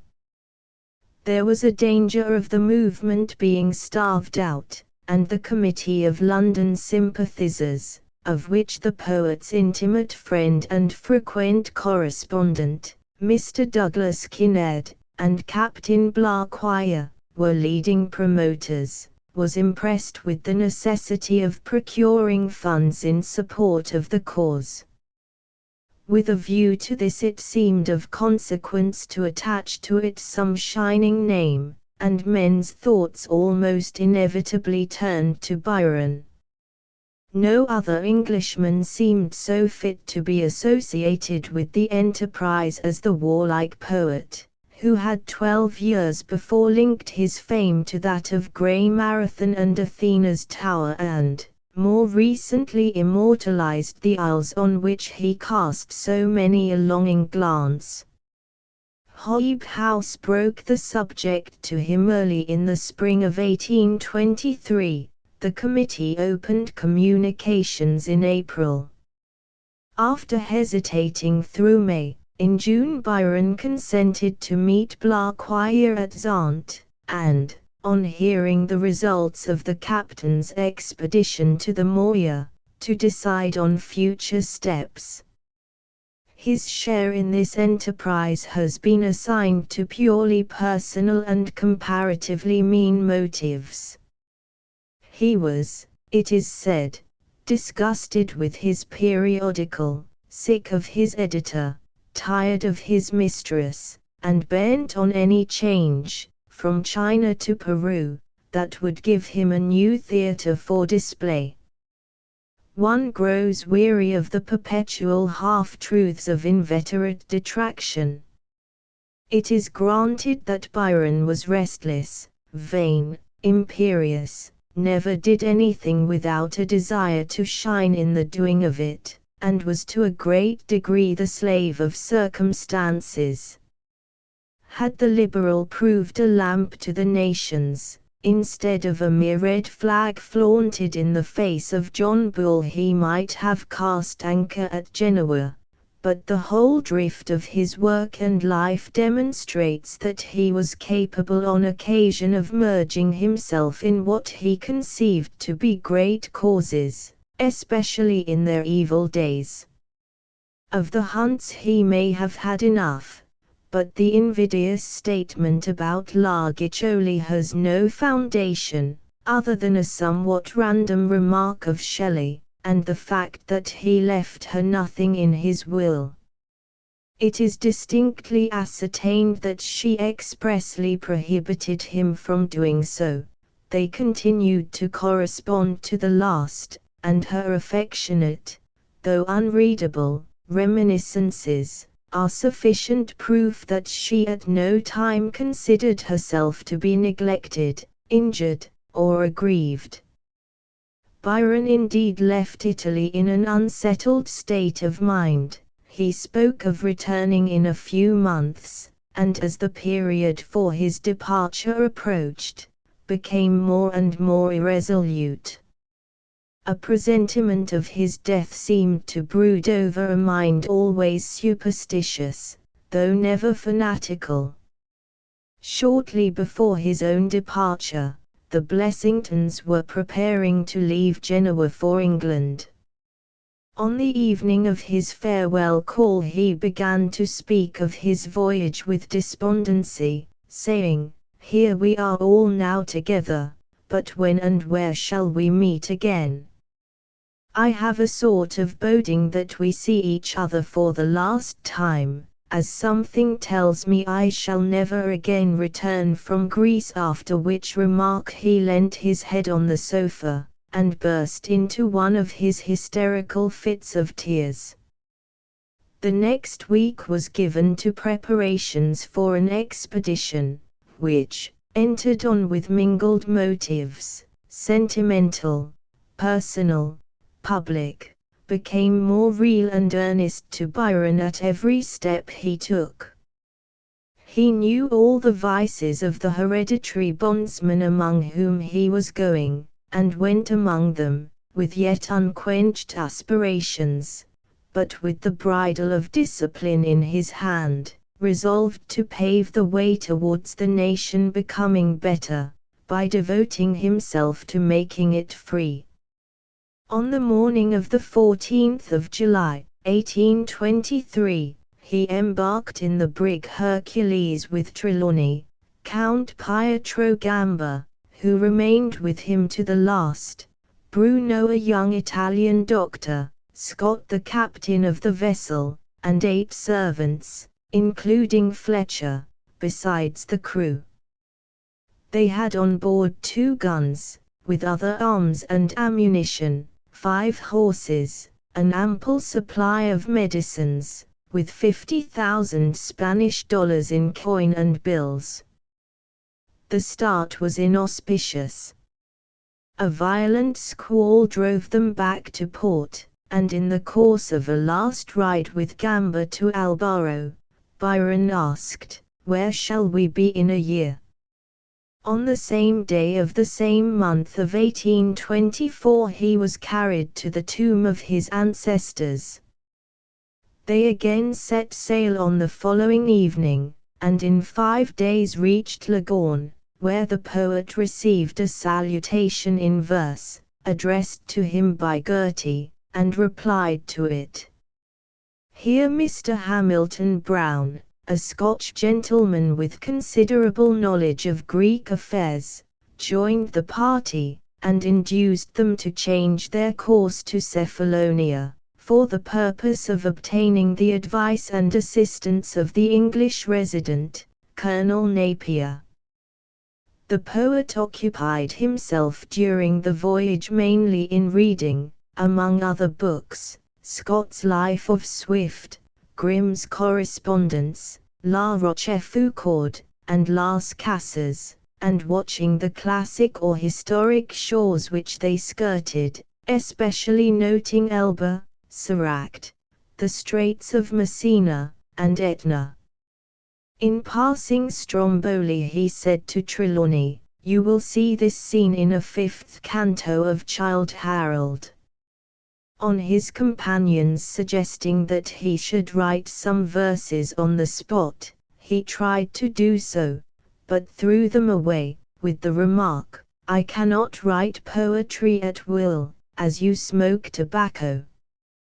Trelawney confesses that he was never on shipboard with a better companion, and that a severer test of good fellowship it is impossible to apply. Together they shot at gulls or empty bottles, and swam every morning in the sea. Early in August they reached their destination. Coming in sight of the Moya, the poet said to Trelawney, "I feel as if the 11 long years of bitterness I have passed through, since I was here, were taken from my shoulders, and I was scudding through the Greek archipelago with old Bathurst in his frigate." Byron remained at or about Cephalonia till the close of the year. Not long after his arrival he made an excursion to Ithaca, and, visiting the monastery at Vathai, was received by the abbot with great ceremony, which, in a fit of irritation, brought on by a tiresome ride on a mule, he returned with unusual discourtesy, but next morning, on his giving a donation to their alms box, he was dismissed with the blessing of the monks. "If this isle were mine," he declared on his way back, "I would break my staff and bury my book." A little later, Brown and Trelawney being sent off with letters to the provisional government, the former returned with some Greek emissaries to London, to negotiate a loan.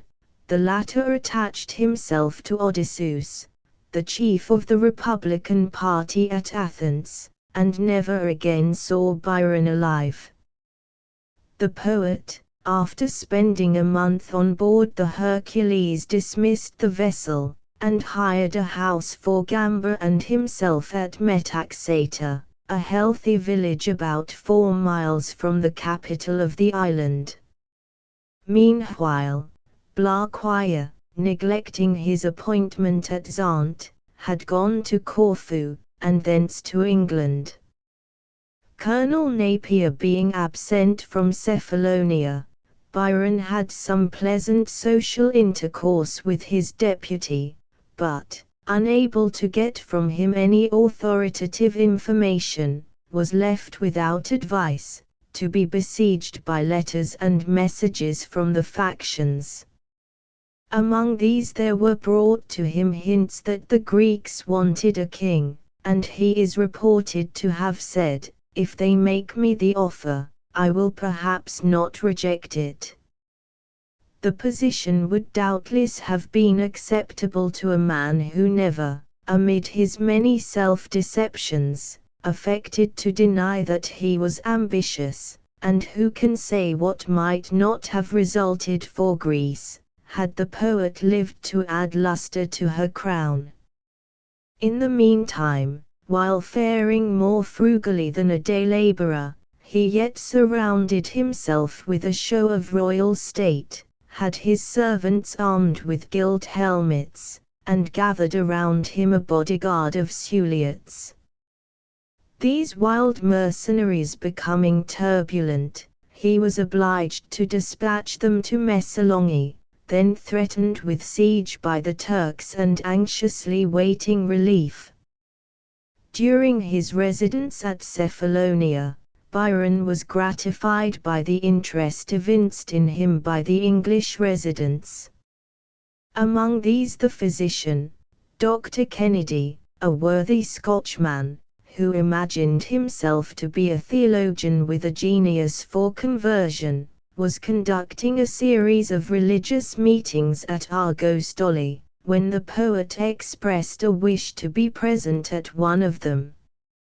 After listening, it is said, to a set of discourses that occupied the greater part of 12 hours, he seems, for one reason or another, to have felt called on to enter the lists, and found himself involved in the series of controversial dialogues afterwards published in a substantial book. This volume, interesting in several respects, is one of the most charming examples of unconscious irony in the language, and it is matter of regret that our space does not admit of the abridgment of several of its pages.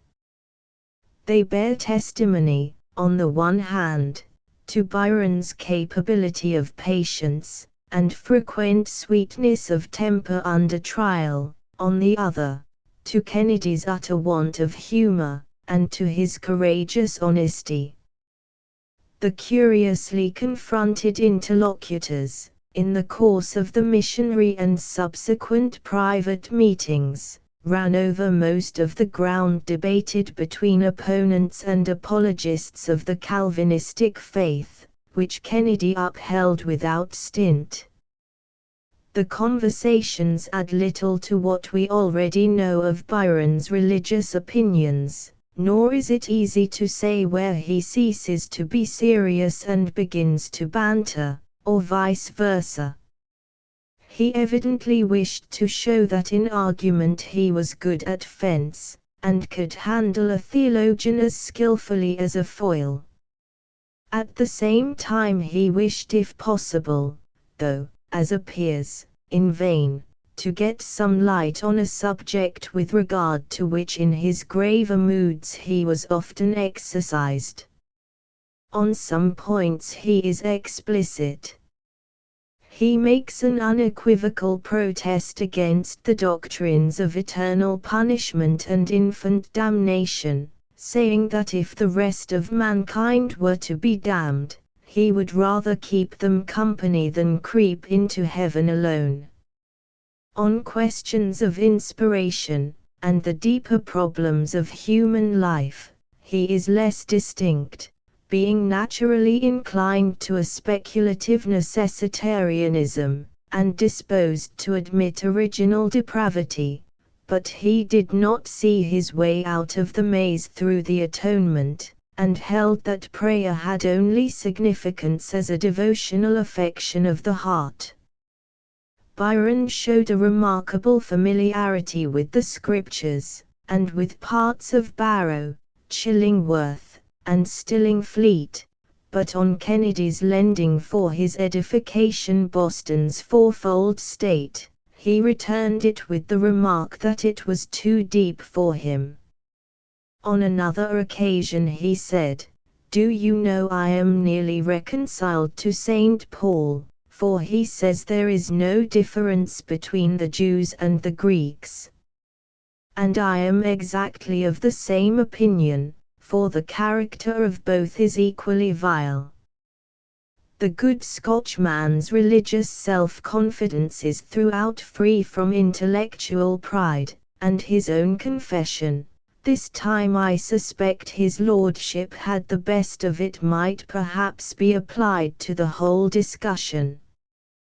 Critics who have little history and less war have been accustomed to attribute Byron's lingering at Cephalonia to indolence and indecision. They write as if he ought on landing on Greek soil to have put himself at the head of an army and stormed Constantinople. Those who know more, confess that the delay was deliberate, and that it was judicious. The Hellenic uprising was animated by the spirit of a lion after slumber, but it had the heads of a hydra hissing and tearing at one another. The chiefs who defended the country by their arms, compromised her by their arguments, and some of her best fighters were little better than pirates and bandits. Greece was a prey to factions, republican, monarchic, aristocratic, representing naval, military, and territorial interests, and each beset by the adventurers who flock round every movement, only representing their own. During the first 2 years of success they were held in embryo, during the later years of disaster, terminated by the Allies at Navarino, they were buried. During the interlude of Byron's residence, when the foes were like hounds in the leash, waiting for a renewal of the struggle, they were rampant. Had he joined any one of them he would have degraded himself to the level of a mere condottiere, and helped to betray the common cause. Beset by solicitations to go to Athens, to the Morea, to Acarnania, he resolutely held apart, biding his time, collecting information, making himself known as a man of affairs, endeavoring to conciliate rival claimants for pension or place, and carefully watching the tide of war. Numerous anecdotes of the period relate to acts of public or private benevolence, which ended him to the population of the island, but he was on the alert against being fleeced or robbed. The bulk of the English, writes Colonel Napier, came expecting to find the Peloponnesus filled with Plutarch's men, and returned thinking the inhabitants of Newgate more moral. Lord Byron judged the Greeks fairly, and knew that allowance must be made for emancipated slaves. Among other incidents we hear of his passing a group, who were shrieking and howling as in Ireland over some men buried in the fall of a bank. He snatched a spade, began to dig, and threatened to also whip the peasants unless they followed his example. On the 30th of November he dispatched to the central government a remarkable state paper, in which he dwells on the fatal calamity of a civil war, and says that unless union and order are established all hopes of a loan, which being every day more urgent, he was in letters to England constantly pressing, are at an end. I desire, he concluded, the well-being of Greece, and nothing else. I will do all I can to secure it, but I will never consent that the English public be deceived as to the real state of affairs. You have fought gloriously, act honorably towards your fellow citizens and the world, and it will then no more be said, as has been repeated for 2000 years, with the Roman historians, that Philopoemen was the last of the Grecians. Prince Alexander Mavrocordatos, the most prominent of the practical patriotic leaders, having been deposed from the presidency, was sent to regulate the affairs of western Greece, and was now on his way with a fleet to relieve Missolonghi, in attempting which the brave Marco Bozzaris had previously fallen. In a letter, opening communication with a man for whom he always entertained a high esteem, Byron writes, Colonel Stanhope has arrived from London, charged by our committee to act in concert with me. Greece is at present placed between three measures, either to reconquer her liberty, to become a dependence of the sovereigns of Europe, or to return to a Turkish province. She has the choice only of these three alternatives. Civil war is but a road that leads to the two latter. At length the long-looked-for fleet arrived, and the Turkish squadron, with the loss of a treasure ship, retired up the Gulf of Lepanto. Mavrocordatos on entering Missolonghi lost no time in inviting the poet to join him, and placed a brig at his disposal, adding, I need not tell you to what a pitch your presence is desired by everybody, or what a prosperous direction it will give to all our affairs. Your counsels will be listened to like oracles. At the same date Stanhope writes, the people in the streets are looking forward to his lordship's arrival as they would to the coming of the Messiah. Byron was unable to start in the ship sent for him, but in spite of medical warnings, a few days later, i.e. the 28th of December, he embarked in a small fast-sailing sloop called a Mystico, while the servants and baggage were stowed in another and larger vessel under the charge of Count Gamba. From Gamba's graphic account of the voyage we may take the following. We sailed together till after 10 at night, the wind favourable, a clear sky, the air fresh, but not sharp. Our sailors sang alternately patriotic songs, monotonous indeed, but to persons in our situation extremely touching, and we took part in them. We were all, but Lord Byron particularly, in excellent spirits. The Mystico sailed the fastest. When the waves divided us, and our voices could no longer reach each other, we made signals by firing pistols and carbines. Tomorrow we meet at Missolonghi, tomorrow. Thus, full of confidence and spirits, we sailed along.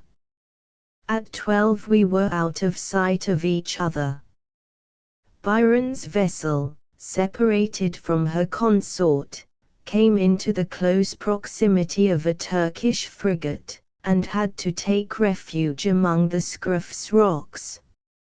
Emerging thence, he attained a small seaport of Acarnania, called Dragomstri, went sallying forth on the 2nd of January under the convoy of some Greek gunboats. He was nearly wrecked.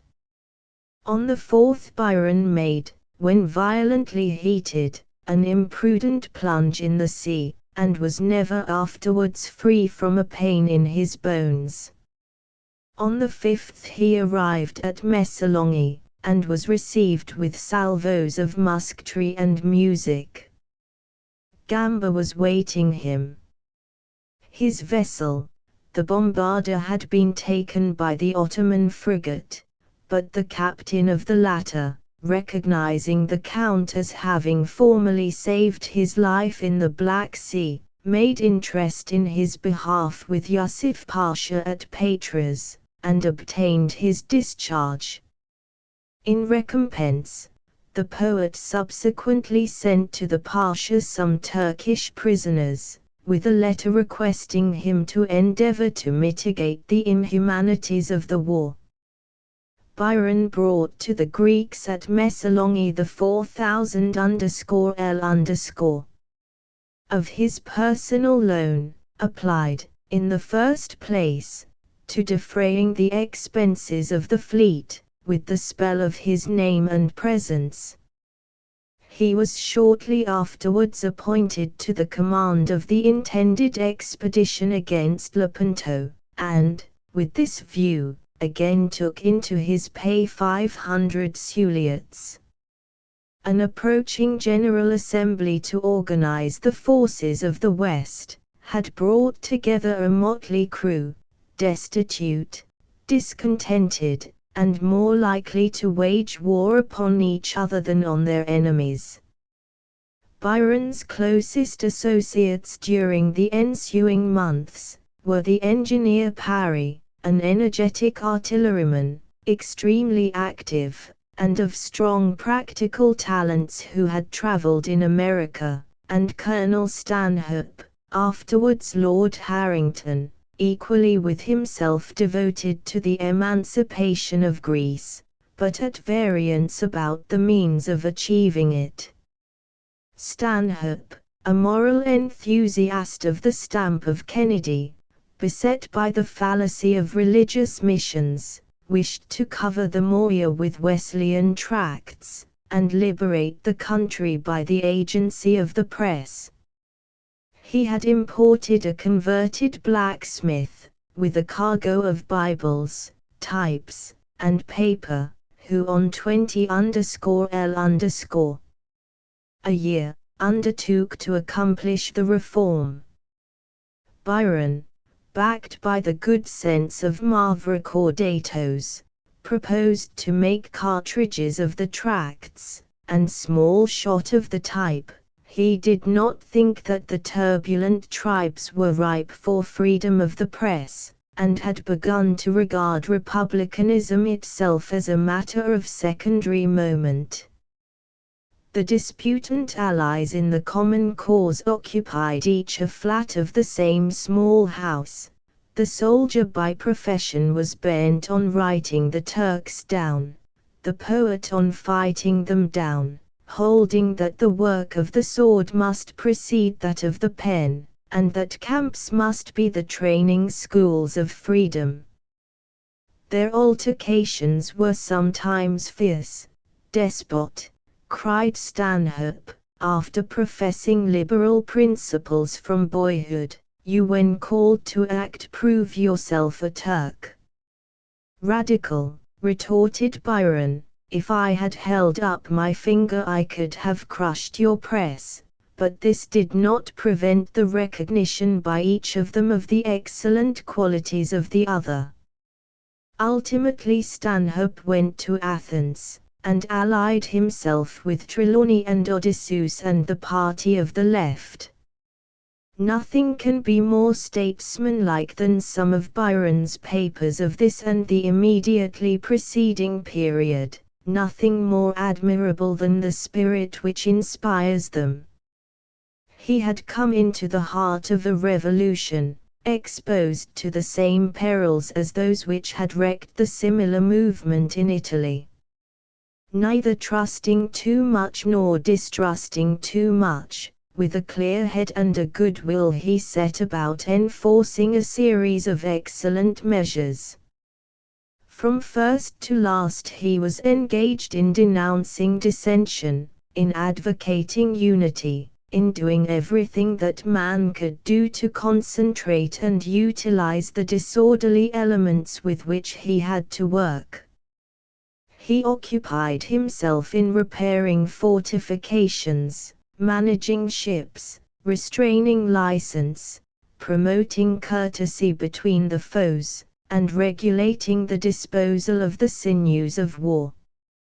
On the morning of the 22nd of January, his last birthday, he came from his room to Stanhope's, and said, smiling, "You were complaining that I never write any poetry now and read the familiar stanzas beginning, 'Tis time this heart should be unmoved,' and ending, 'Seek out, less often sought than found, a soldier's grave, for thee the best, then look around, and choose thy ground, and take thy rest.'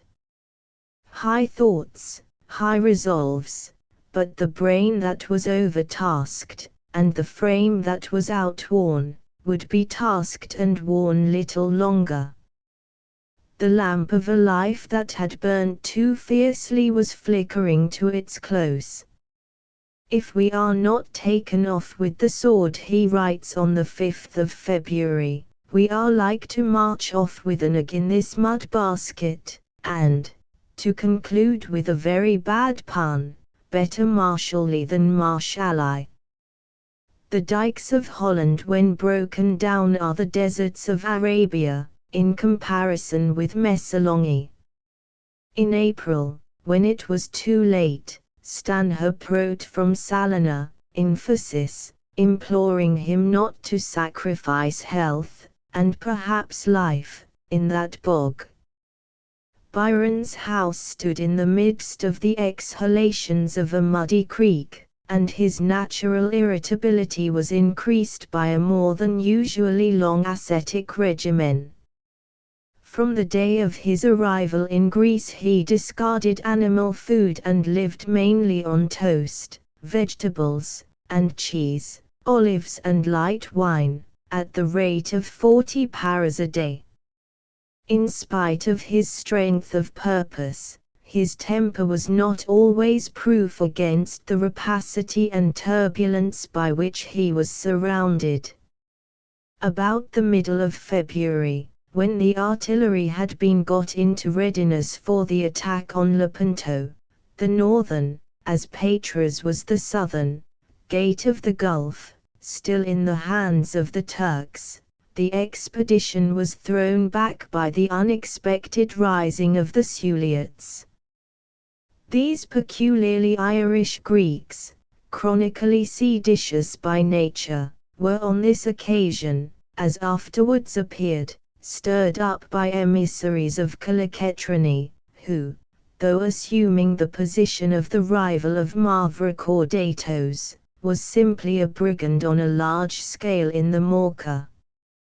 Exasperation at this mutiny, and the vexation of having to abandon a cherished scheme, seem to have been the immediately provoking causes of a violent convulsive fit which, on the evening of the 15th, attacked the poet, and endangered his life. Next day he was better, but complained of weight in the head, and the doctors applying leeches too close to the temporal artery, he was bled till he fainted. And now occurred the last of those striking incidents so frequent in his life, in reference to which we may quote the joint testimony of two witnesses. Colonel Stanhope writes, soon after his dreadful paroxysm, when he was lying on his sick bed, with his whole nervous system completely shaken, the mutinous Suliots, covered with dirt and splendid attires, broke into his apartment, brandishing their costly arms and loudly demanding their rights. Lord Byron, electrified by this unexpected act, seemed to recover from his sickness, and the more the Suliots raged, the more his calm courage triumphed. The scene was truly sublime. It is impossible, says Count Gamba, to do justice to the coolness and magnanimity which he displayed upon every trying occasion. Upon trifling occasions he was certainly irritable, but the aspect of danger calmed him in an instant, and restored him the free exercise of all the powers of his noble nature. A more undaunted man in the hour of peril never breathed. A few days later, the riot being renewed, the disorderly crew were, on payment of their arrears, finally dismissed, but several of the English artificers under Parry left about the same time, in fear of their lives. On the 4th, the last of the long list of Byron's letters to Moresnets, with some bitterness, the hasty acceptance of a rumor that he had been quietly writing Don Juan in some Ionian island. At the same date he writes to Kennedy, "I am not unaware of the precarious state of my health. But it is proper I should remain in Greece, and it were better to die doing something than nothing." Visions of enlisting Europe and America on behalf of the establishment of a new state, that might in course of time develop itself over the realm of Alexander, floated and gleamed in his fancy, but in his practical daily procedure the poet took as his text the motto Festina Lent, insisted on solid ground under his feet, and had no notion of sailing balloons over the sea. With this view he discouraged Stanhope's philanthropic and propagandist paper, the Telegrapho, and disparaged Dr. Mayer, its Swiss editor, saying, "Of all petty tyrants he is one of the pettiest, as are most demagogues." Byron had none of the Sclavonic leanings, and almost personal hatred of Ottoman rule, of some of our statesmen, but he saw on what side lay the forces and the hopes of the future. "I cannot calculate," he said to Gamba, during one of their latest rides together, "to what a height Greece may rise. Hitherto it has been a subject for the hymns and elegies of fanatics and enthusiasts, but now it will draw the attention of the politician. At present there is little difference, in many respects, between Greeks and Turks, nor could there be, but the latter must, in the common course of events, decline in power, and the former must as inevitably become better. The English government deceived itself at first in thinking it possible to maintain the Turkish Empire in its integrity, but it cannot be done. That unwieldy mass is already putrefied, and must dissolve. If anything like an equilibrium is to be upheld, Greece must be supported." These words have been well characterized as prophetic.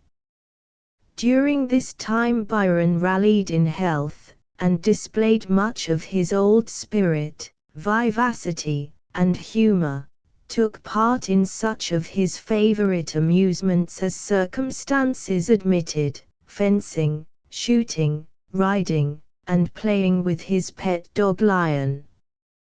The last of his recorded practical jokes is his rolling about cannon balls, and shaking the rafters, to frighten Parry in the room below with the dread of an earthquake. Towards the close of the month, after being solicited to accompany Mavrocordatos, to share the governorship of the Morea, he made an appointment to meet Colonel Stanhope and Odysseus at Salona, but was prevented from keeping it by violent floods which blocked up the communication. On the 30th he was presented with the freedom of the city of Messalonghi. On the 3rd of April he intervened to prevent an Italian private, guilty of theft, from being flogged by order of some German officers.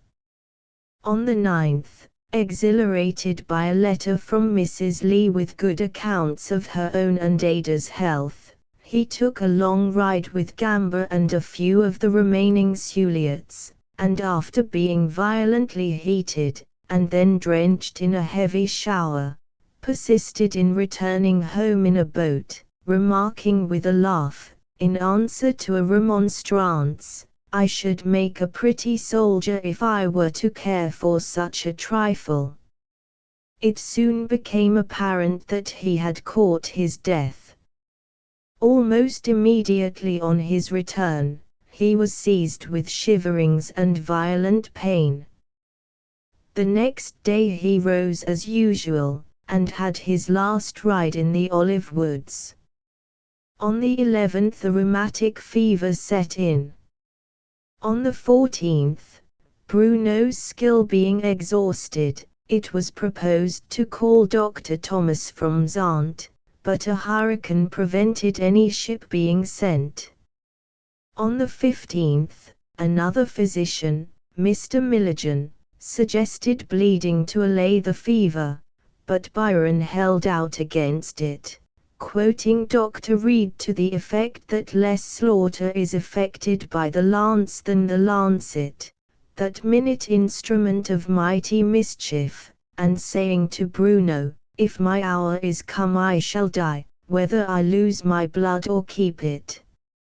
Next morning Milligan induced him to yield, by a suggestion of the possible loss of his reason. Throwing out his arm, he cried, "There! You are, I see, a D set of butchers. Take away as much blood as you like, and have done with it." The remedy, repeated on the following day with blistering, was either too late or ill-advised. On the 18th he saw more doctors, but was manifestly sinking, amid the tears and lamentations of attendants who could not understand each other's language. In his last hours his delirium bore him to the field of arms. He fancied he was leading the attack on Lepanto, and was heard exclaiming, "Forwards! Forwards! Follow me!" Who is not reminded of another deathbed, not remote in time from his, and the tête d'armée of the great emperor who with the great poet divided the wonder of Europe? The stormy vision passed, and his thoughts reverted home.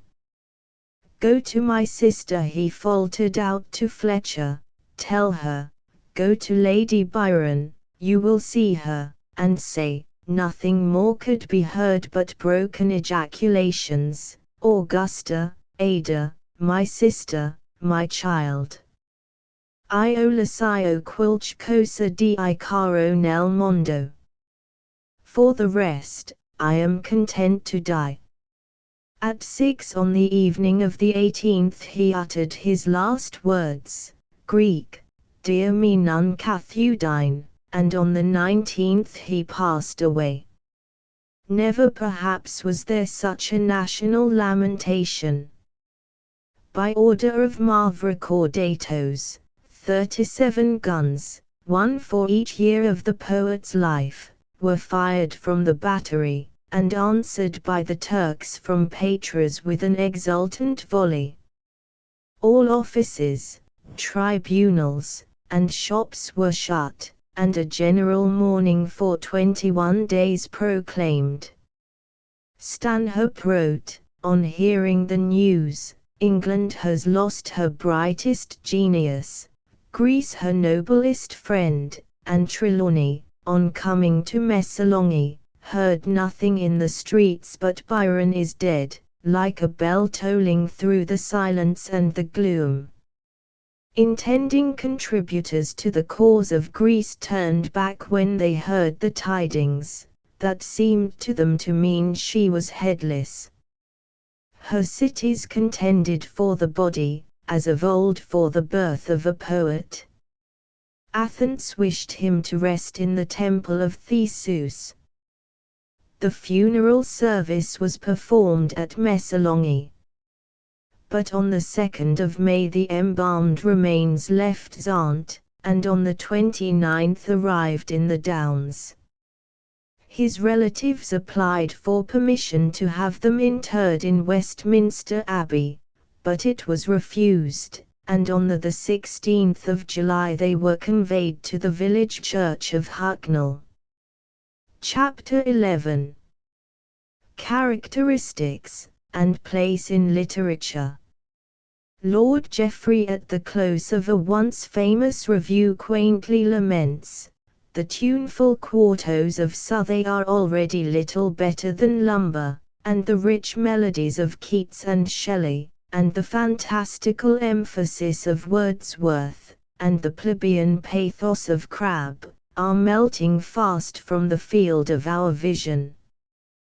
The novels of Scott have put out his poetry, and the blazing star of Byron himself is receding from its place of pride.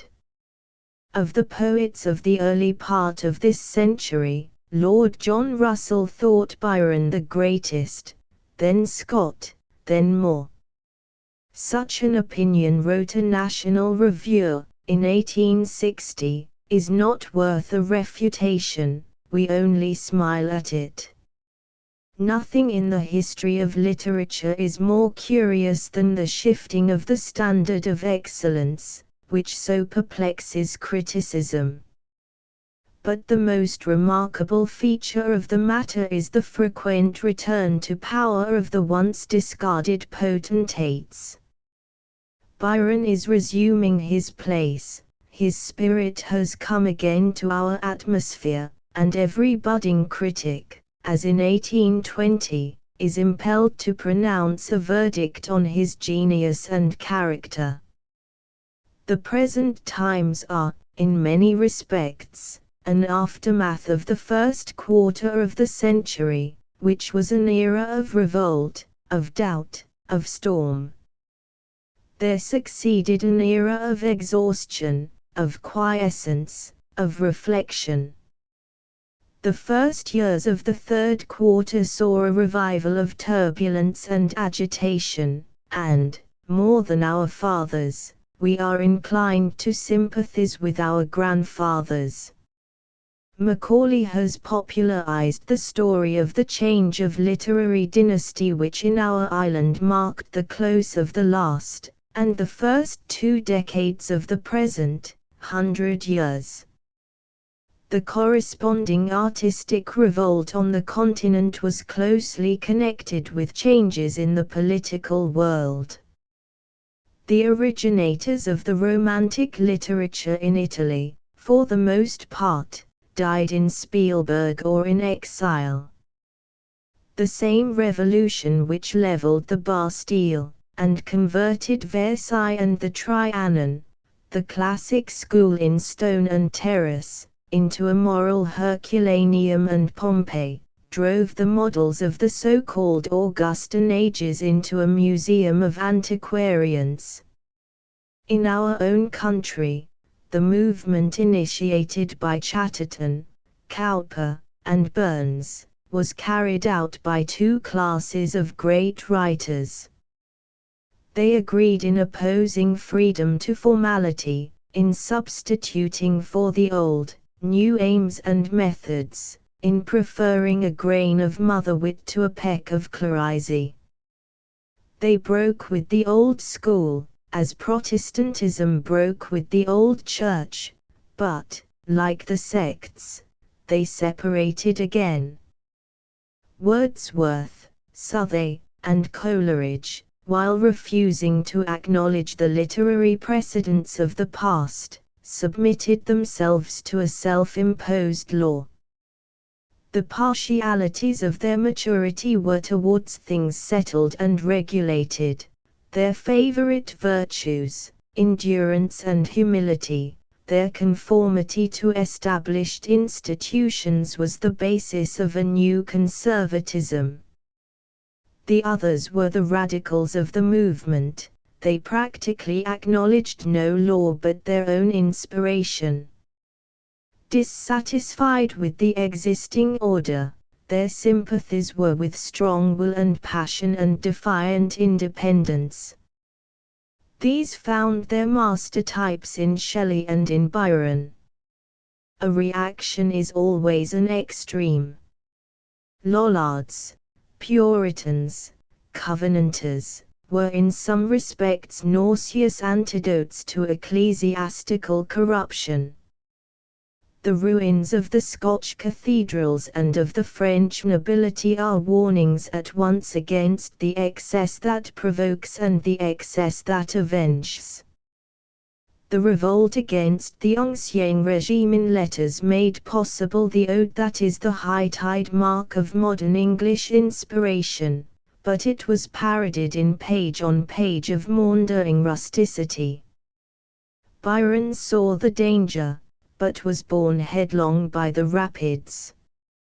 Hence the anomalous contrast between his theories and his performance. Both Wordsworth and Byron were bitten by Rousseau, but the former is, at furthest, a Girondin. The latter, acting like Danton on the motto Elaudus, 2 years Elaudus sighs after Henry Quarter it Gabriel. There is more of the spirit of the French Revolution in Don Juan than in all the works of the author's contemporaries, but his criticism is that of Boileau, and when deliberate is generally absurd. He never recognized the meaning of the artistic movement of his age, and overvalued those of his works which the Unities helped to destroy. He hailed Gifford as his Magnus Apollo, and put Rogers next to Scott in his comical pyramid. Chaucer, he writes, I think obscene and contemptible. He could see no merit in Spenser, preferred Tasso to Milton, and called the old English dramatists mad and turbid mountebanks. In the same spirit he writes, in the time of Pope it was all Horace, now it is all Claudian.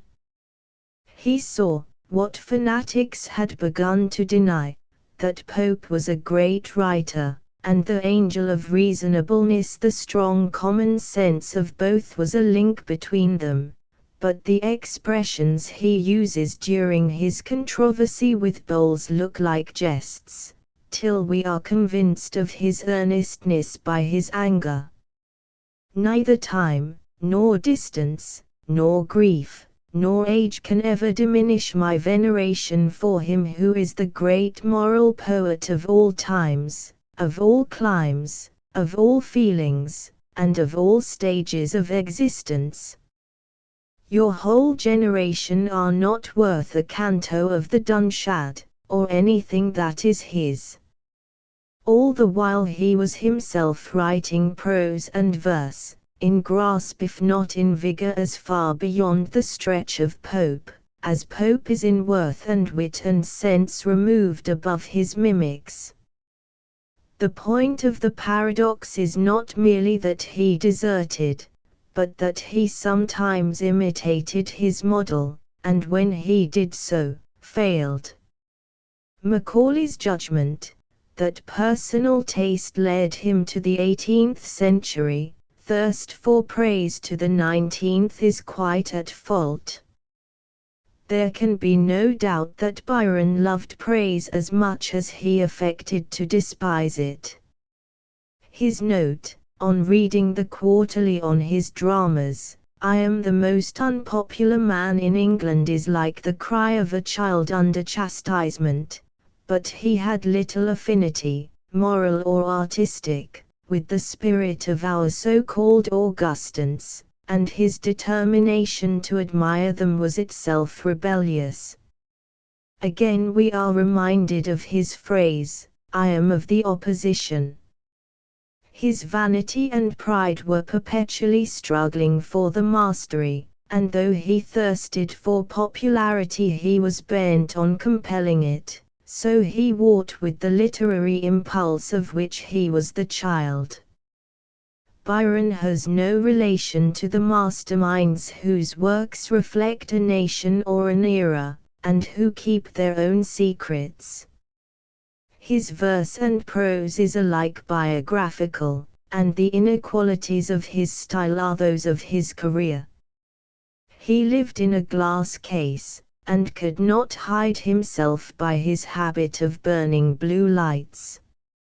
He was too great to do violence to his nature, which was not great enough to be really consistent. It was thus natural for him to pose as the spokesman of two ages, as a critic and as an author, and of two orders of society, as a peer, and as a poet of revolt. Sincere in both, he could never forget the one character in the other. To the last, he was an aristocrat in sentiment, a democrat in opinion. Vulgarity, he writes with a pithy half-truth, is far worse than downright blackguardism, for the latter comprehends wit, humor, and strong sense at times, while the former is a sad abortive attempt at all things, signifying nothing. He could never reconcile himself to the English radicals, and it has been acutely remarked that part of his final interest in Greece lay in the fact that he found it a country of classic memories, where a man might be the champion of liberty without soiling himself in the arena. He owed much of his early influence to the fact of his moving in the circles of rank and fashion, but though himself steeped in the prejudices of caste, he struck at them at times with fatal force. Aristocracy is the individual asserting a vital distinction between itself and the muck o' the world. Byron's heroes all rebel against the associative tendency of the 19th century. They are self-worshippers at war with society, but most of them come to bad ends. He maligned himself in those caricatures, and has given more of himself in describing one whom with special significance we call a brother poet. Allen, he writes in 1813, has lent me a quantity of Burns's unpublished letters. What an antithetical mind, tenderness, roughness, delicacy, coarseness, sentiment, sensuality, soaring and groveling, dirt and deity, all mixed up in that one compound of inspired clay. We have only to add to these antitheses, in applying them with slight modification to the writer.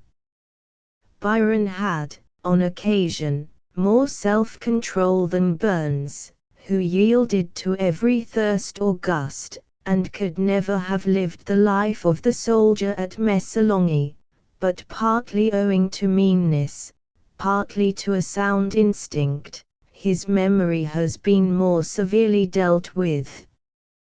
The fact of his being a nobleman helped to make him famous, but it also helped to make him hated. No doubt it half spoiled him in making him a show, and the circumstance has suggested the remark of a humorist, that it is as hard for a lord to be a perfect gentleman as for a camel to pass through the needle's eye. But it also exposed to the rancors of jealousy a man who had nearly everything but domestic happiness to excite that most corroding of literary passions, and when he got out of gear he became the quarry of Spencer's blatant beast.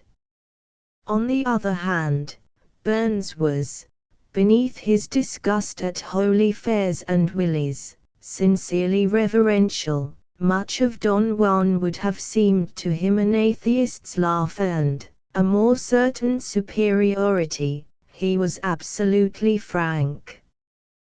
Byron, like Pope, was given to playing monkey-like tricks, mostly harmless, but offensive to their victims.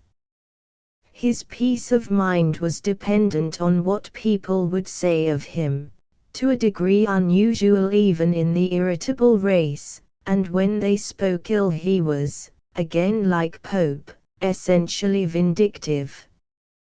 The bards and reviewers beats about, where the lines to Atticus transfix with Philoctetes' arrows, but they are due to a like impulse. Byron affected to contemn the world, but, say what he would, he cared too much for it. He had a genuine love of solitude as an alternative, but he could not subsist without society, and, Shelley tells us, wherever he went, became the nucleus of it. He sprang up again when flung to the earth, but he never attained to the disdain he desired. We find him at once munificent and careful about money, calmly asleep amid a crowd of trembling sailors, yet never going to ride without a nervous caution, defying augury, yet seriously disturbed by a gypsy's prattle. He could be the most genial of comrades, the most considerate of masters, and he secured the devotion of his servants, as of his friends, but he was too overbearing to form many equal friendships, and apt to be ungenerous to his real rivals.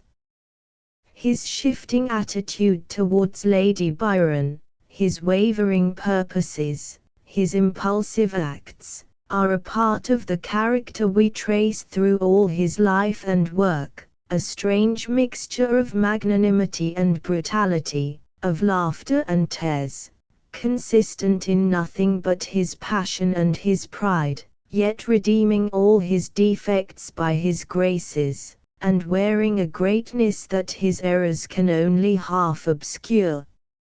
Alternately the idol and the horror of his contemporaries, Byron was, during his life, feared and respected as the grand Napoleon of the realms of rhyme. His works were the events of the literary world. The chief among them were translated into French, German, Italian, Danish, Polish, Russian, Spanish. On the publication of More's life, Lord Macaulay had no hesitation in referring to Byron as the most celebrated Englishman of the 19th century. Nor have we now, but in the interval between 1840 to 1870, it was the fashion to talk of him as a sentimentalist, a romancer, a shallow wit, a 9 days' wonder, a poet for green unknowing youth. It was a reaction, such as leads us to disestablish the heroes of our crude imaginations till we learn that to admire nothing is as sure a sign of immaturity as to admire everything. The weariness, if not disgust, induced by a throng of more than usually absurd imitators, enabled Carlyle, the poet's successor in literary influence, followed with even greater unfairness by Thackeray, more effectively to lead the counter-revolt. In my mind, writes the former, in 1839, Byron has been sinking at an accelerated rate for the last 10 years, and has now reached a very low level. His fame has been very great, but I do not see how it is to endure. Neither does that make him great. No genuine productive thought was ever revealed by him to mankind. He taught me nothing that I had not again to forgot. The refrain of Carlyle's advice during the most active years of his criticism was, "Close thy Byron, open thy Gertie." We do so, and find that the refrain of Goethe's advice in reference to Byron is, Nocturna versate Manu, versate diurna. He urged Eckermann to study English that he might read him, remarking, "A character of such eminence has never existed before, and probably will never come again. The beauty of Cain is such as we shall not see a second time in the world. Byron issues from the sea waves ever fresh. In Helena, I could not make use of any man as the representative of the modern poetic era except him, who is undoubtedly the greatest genius, of our century." Again, Tasso's epic has maintained its fame, but Byron is the burning bush, which reduces the cedar of Lebanon to ashes. The English may think of him as they please, this is certain, they can show no living poet who is comparable to him. But he is too worldly. Contrast Macbeth and Beppo, where you are in a nefarious empirical world. On Eckermann's doubting whether there is a gain for pure culture in Byron's work, Goethe conclusively replies, "There I must contradict you. The audacity and grandeur of Byron must certainly tend towards culture. We should take care not to be always looking for it in the decidedly pure and moral. Everything that is great promotes cultivation, as soon as we are aware of it." Footnote 1. Mr. Arnold wrongly objects to this translation of the German talent. This verdict of the Olympian as against the verdict of the Titan is interesting in itself, and as being the verdict of the whole continental world of letters. What, exclaims Castlar, does Spain not owe to Byron? From his mouth come our hopes and fears. He has baptized us with his blood. There is no one with whose being some song of his is not woven. His life is like a funeral torch over our graves. Mazzini takes up the same tune for Italy. Stendhal speaks of Byron's Apollonic power, and Saint Beuve writes to the same intent, with some judicious caveats. M. Taine concludes his survey of the Romantic movement with the remark, "In this splendid effort, the greatest are exhausted. One alone, Byron, attains the summit. He is so great and so English, that from him alone we shall learn more truths of his country and his age than from all the rest together." Dr. Els ranks the author of Harold and Juan among the 4 greatest English poets, and claims for him the intellectual parentage of Lamartine and Musset in France, of Espronceda in Spain, of Pushkin in Russia, with some modifications, of Heine in Germany, of Burchett and others in Italy. So many voices of so various countries cannot be simply set aside, unless we wrap ourselves in an insolent insularism. We are bound at least to ask what is the meaning of their concurrent testimony. Foreign judgments can manifestly have little weight on matters of form, and not one of the above-mentioned critics is sufficiently alive to the egregious shortcomings which Byron himself recognized. That he loses almost nothing by translation is a compliment to the man, a disparagement to the artist. Very few pages of his verse even aspire to perfection. Hardly a stanza will bear the minute word-by-word dissection which only brings into clearer view the delicate touches of Keats or Tennyson. His pictures with a big brush were never meant for the microscope. Here the contrast between his theoretic worship of his idol and his own practice reaches a climax. If, as he professed to believe, the best poet is he who best executes his work, then he is hardly a poet at all. He is habitually rapid and slovenly, an improvisator on the spot, or his fancy is kindled, writing current calamo, and disdaining the art to blot. I can never recast anything. I am like the tiger, if I miss the first spring, I go grumbling back to my jungle. He said to Medwin, blank verse is the most difficult, because every line must be good. Consequently, his own blank verse is always defective, sometimes execrable. No one else, except, perhaps, Wordsworth, who could write so well, could also write so ill.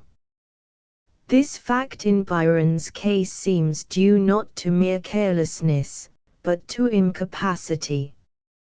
Something seems to stand behind him, like the slave in the chariot, to check the current of his highest thought. The glow of his fancy fades with the suddenness of a southern sunset. His best inspirations are spoilt by the interruption of incongruous commonplace. He had none of the guardian delicacy of taste, or the thirst after completeness, which mark the consummate artist. He is more nearly a dwarf Shakespeare than a giant Popo. This defect was most mischievous where he was weakest, in his dramas and his lyrics, least so where he was strongest, in his mature satires. It is almost transmuted into an excellence in the greatest of these, which is by design and in detail a temple of incongruity. If we turn from his manner to his matter, we cannot claim for Byron any absolute originality. His sources have been found in Rousseau, Voltaire, Chateaubriand, Beaumarchais, Lausanne, Gibbon, Bayle, Saint-Pierre, Alfray, Casti, Cuvier, La Bruyere, Wieland, Swift, Sterne, Le Sage, Goethe, scraps of the classics, and the Book of Job. Absolute originality in a late age is only possible to the hermit, the lunatic, or the sensation novelist. Byron, like the rovers before Minos, was not ashamed of his piracy. He transferred the random prose of his own letters and journals to his dramas, and with the same complacency made use of the notes jotted down from other writers as he sailed on the Lake of Geneva. But he made them his own by smelting the rough ore into bell metal. He brewed a cauldron like that of Macbeth's witches, and from it arose the images of crowned kings. If he did not bring a new idea into the world, he quadrupled the force of existing ideas and scattered them far and wide.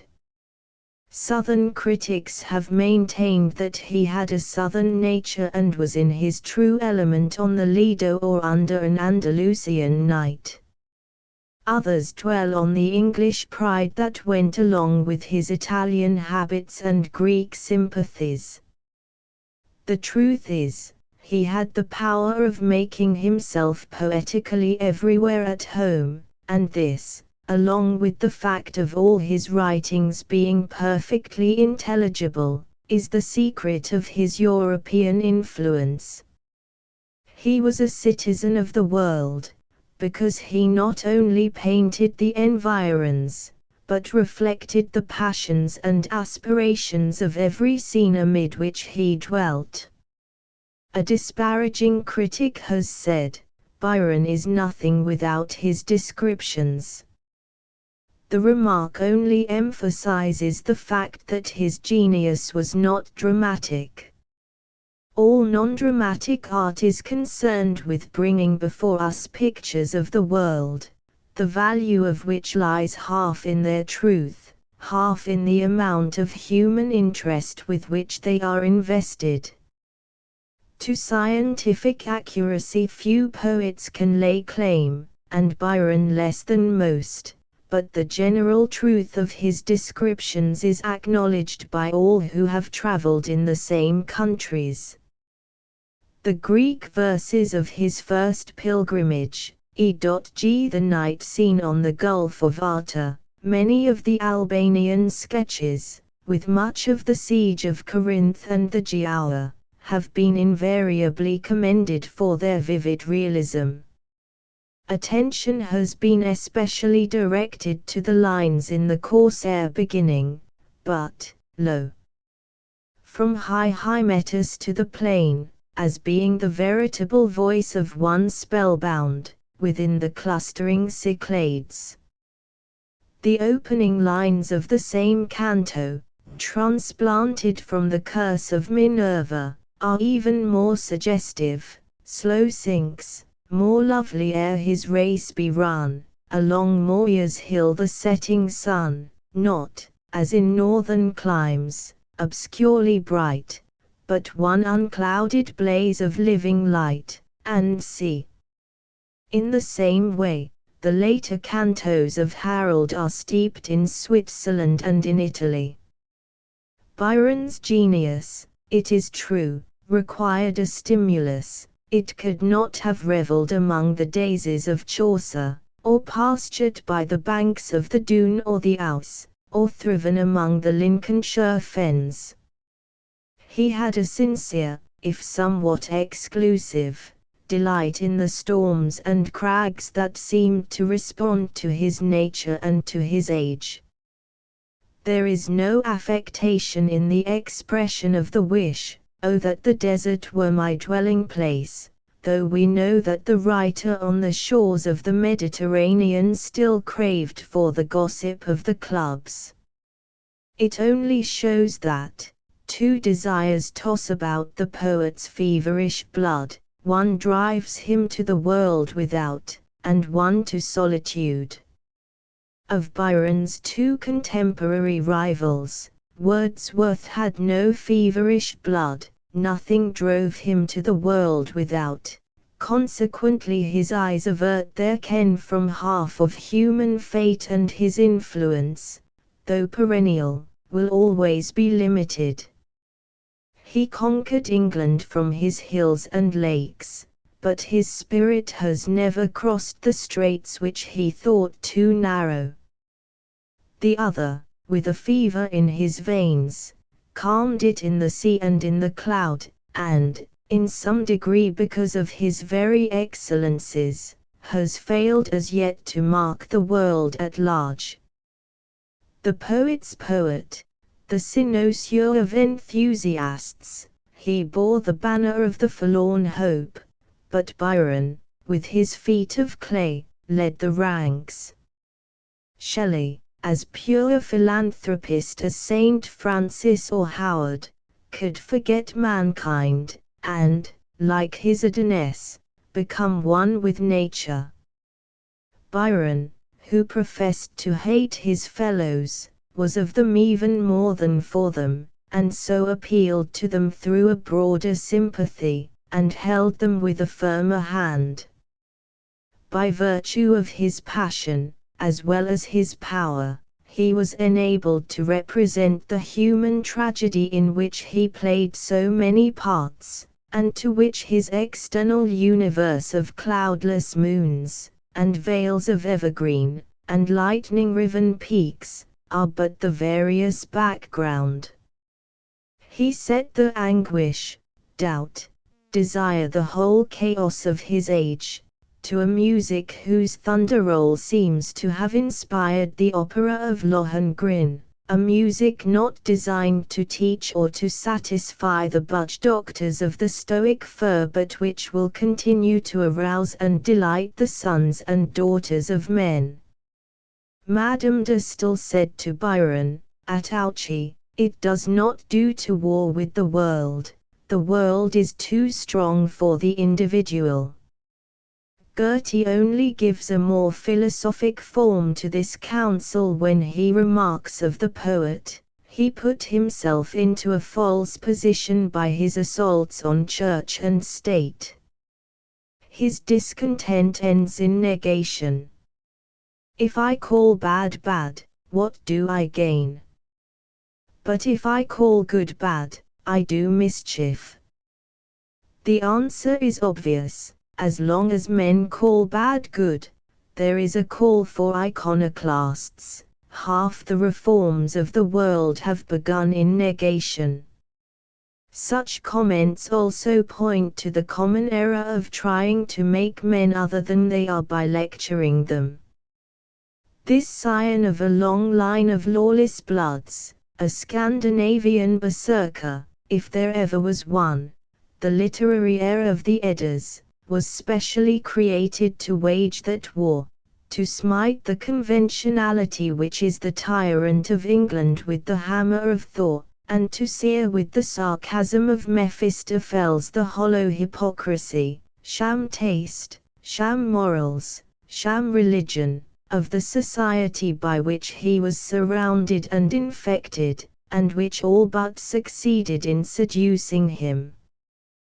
But for the ethereal essence, the fount of fiery life which served for that titanic strife, Byron would have been merely a more melodious Moor and a more accomplished Brummel.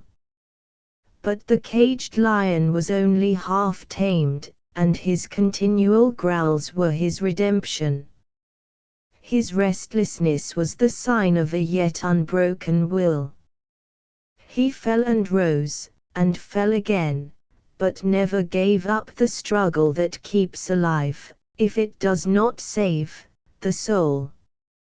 His greatness as well as his weakness lay in the fact that from boyhood battle was the breath of his being. To tell him not to fight was like telling Wordsworth not to reflect, or Shelley not to sing. His instrument is a trumpet of challenge, and he lived, as he appropriately died, in the progress of an unaccomplished campaign. His work is neither perfect architecture nor fine mosaic, but, like that of his intellectual ancestors, the elder Elizabethans whom he perversely maligned, it is all animated by the spirit of action and of enterprise. In good portraits his head has a lurid look, as if it had been at a higher temperature than that of other men. That high temperature was the source of his inspiration, and the secret of a spell which, during his life, commanded homage and drew forth love. Mere artists are often mannequins. Byron's brilliant though unequal genius was subordinate to the power of his personality. He had the elements so mixed in him, that nature might stand up and say to all the world, "This was a man." We may learn much from him still, when we have ceased to disparage, as our fathers ceased to idolize, a name in which there is so much warning and so much example. Index. Abydos, Bride of Adeline, Lady, Analysis of Female Character Albrizi, Countess, Salon of Ali Pasha, His Reception of Byron Allegra, Byron's Daughter Athenians, Character of Athens Aurora Raby, La Guiccioli Idealized Besches, Reverend J.T., Influence on Byron Beppo Blackwood's Magazine Blessington, Lady Blues, The Bosun, Byron's Dog, Bologna Boston's Fourfold State Bowers, Byron's Tutor Bowls, Controversy about Pope Bozzaris, Marco, Death of Brands, Professor, Criticism of Byron's Bust British Review, to the editor of the Bronze, The Age of Brooms, Lord. Criticism of Hours of Idleness Brown, Hamilton Bruno, Dr. Bridges, Sir Egerton. Criticism of Cain Burns Baran, an ancestor of Byron Butler, Dr. Master of Harrow Byron, Augusta Ada. The Poet's Daughter, Byron, George Gordon, 6th Lord Genealogy, Birth, Residence at Balata, School Life, Early Loves, First Dash into Poetry, Accession to Peerage, Bailey, Dr. Medical Advisor, at Harrow, Coming of Age, Writes Review on Wordsworth. Anne Nisley, Residence at Cambridge, takes seat in House of Lords, travels, studies Romaic, Armenian, attacks of fever, speeches in House of Lords, writes address on reopening of Drury Lane Theatre, publishes The Giaour, friendship with Sir Walter Scott, marriage, separation from wife, departure from England, friendship with Shelley, in Switzerland, in Italy, life in Venice completes Childe Harold, life at Ravenna at Pisa, relations with Leigh Hunt, life in Albaro joins, conspiracy in Italy joins. Movement for liberation of Greece leaves Italy, life in Greece, last illness and death, last words, funeral honours Byron, Lord allusions in his poetry to his training, appreciation of aristocratic sentiments, Austria, hatred of characteristics of literature in Byron's age, cleverness, comparison with Shelley and Wordsworth, contemporary admiration, debts, defects of character, defects of his poetry, descriptive power, dislike of professional litterateurs, dissipations, dogmatism, early friends. Financial affairs, follower of Pope Garaulati, idleness, knowledge of languages, knowledge of scripture in London society, lameness, love of mountains, melancholy, pecuniary profits, personal appearance, physical endurance, poetic character, politics, reading, relations to female sex, scholarship, Scotch superstition, social views, solitude, sources of Byron's work, swimming, feats of tame bear temper, theological views, verse, romances, women, estimate of works translated. Byron, John, Admiral Byron, John, of Clayton. Byron, John, father, Byron, lady, wife, Byron, Mrs., mother, Byron, Richard, 2nd Lord, Byron, Robert de Byron, Sir John, 1st Lord, Byron, Sir Nicholas Byron, William, 3rd Lord, Byron, William, 4th Lord, Byron, William, 5th Lord, Cadiz, estimate of Cain, Cambridge, Campbell, Thomas Carbon Rye, A Secret Society, Carlisle, Lord Carlisle, Cast Larson, Cy Charlotte, Princess Chazels. Criticism by Chatterton, Chaucer, Sherworth, Mary Ann Sherworth, Mr. Sherworth, Viscount Cheltenham, Childe Harold. Criticism of Chillon, prisoner of Christabel Churchill's grave, civil wars, Claremont, Miss, intimacy with Clare, Lord, friendship with Claremont, Mrs., Lady Byron's maid Cogney, Margarita, intimacy with Coleridge, Colequetrony, the brigand Constantinople, Corinth, siege of Corsair, Cadi, remount the river of my years, Cowley, Cowper, Crab, curse of Minerva, Dallas, R.C. Dante, Darcy, Amelia, Countess Cunius, Darkness, Davies, Scrope, Davy, Sir H. deformed, transformed, Don Juan. Criticism of Doomsday Book dramas.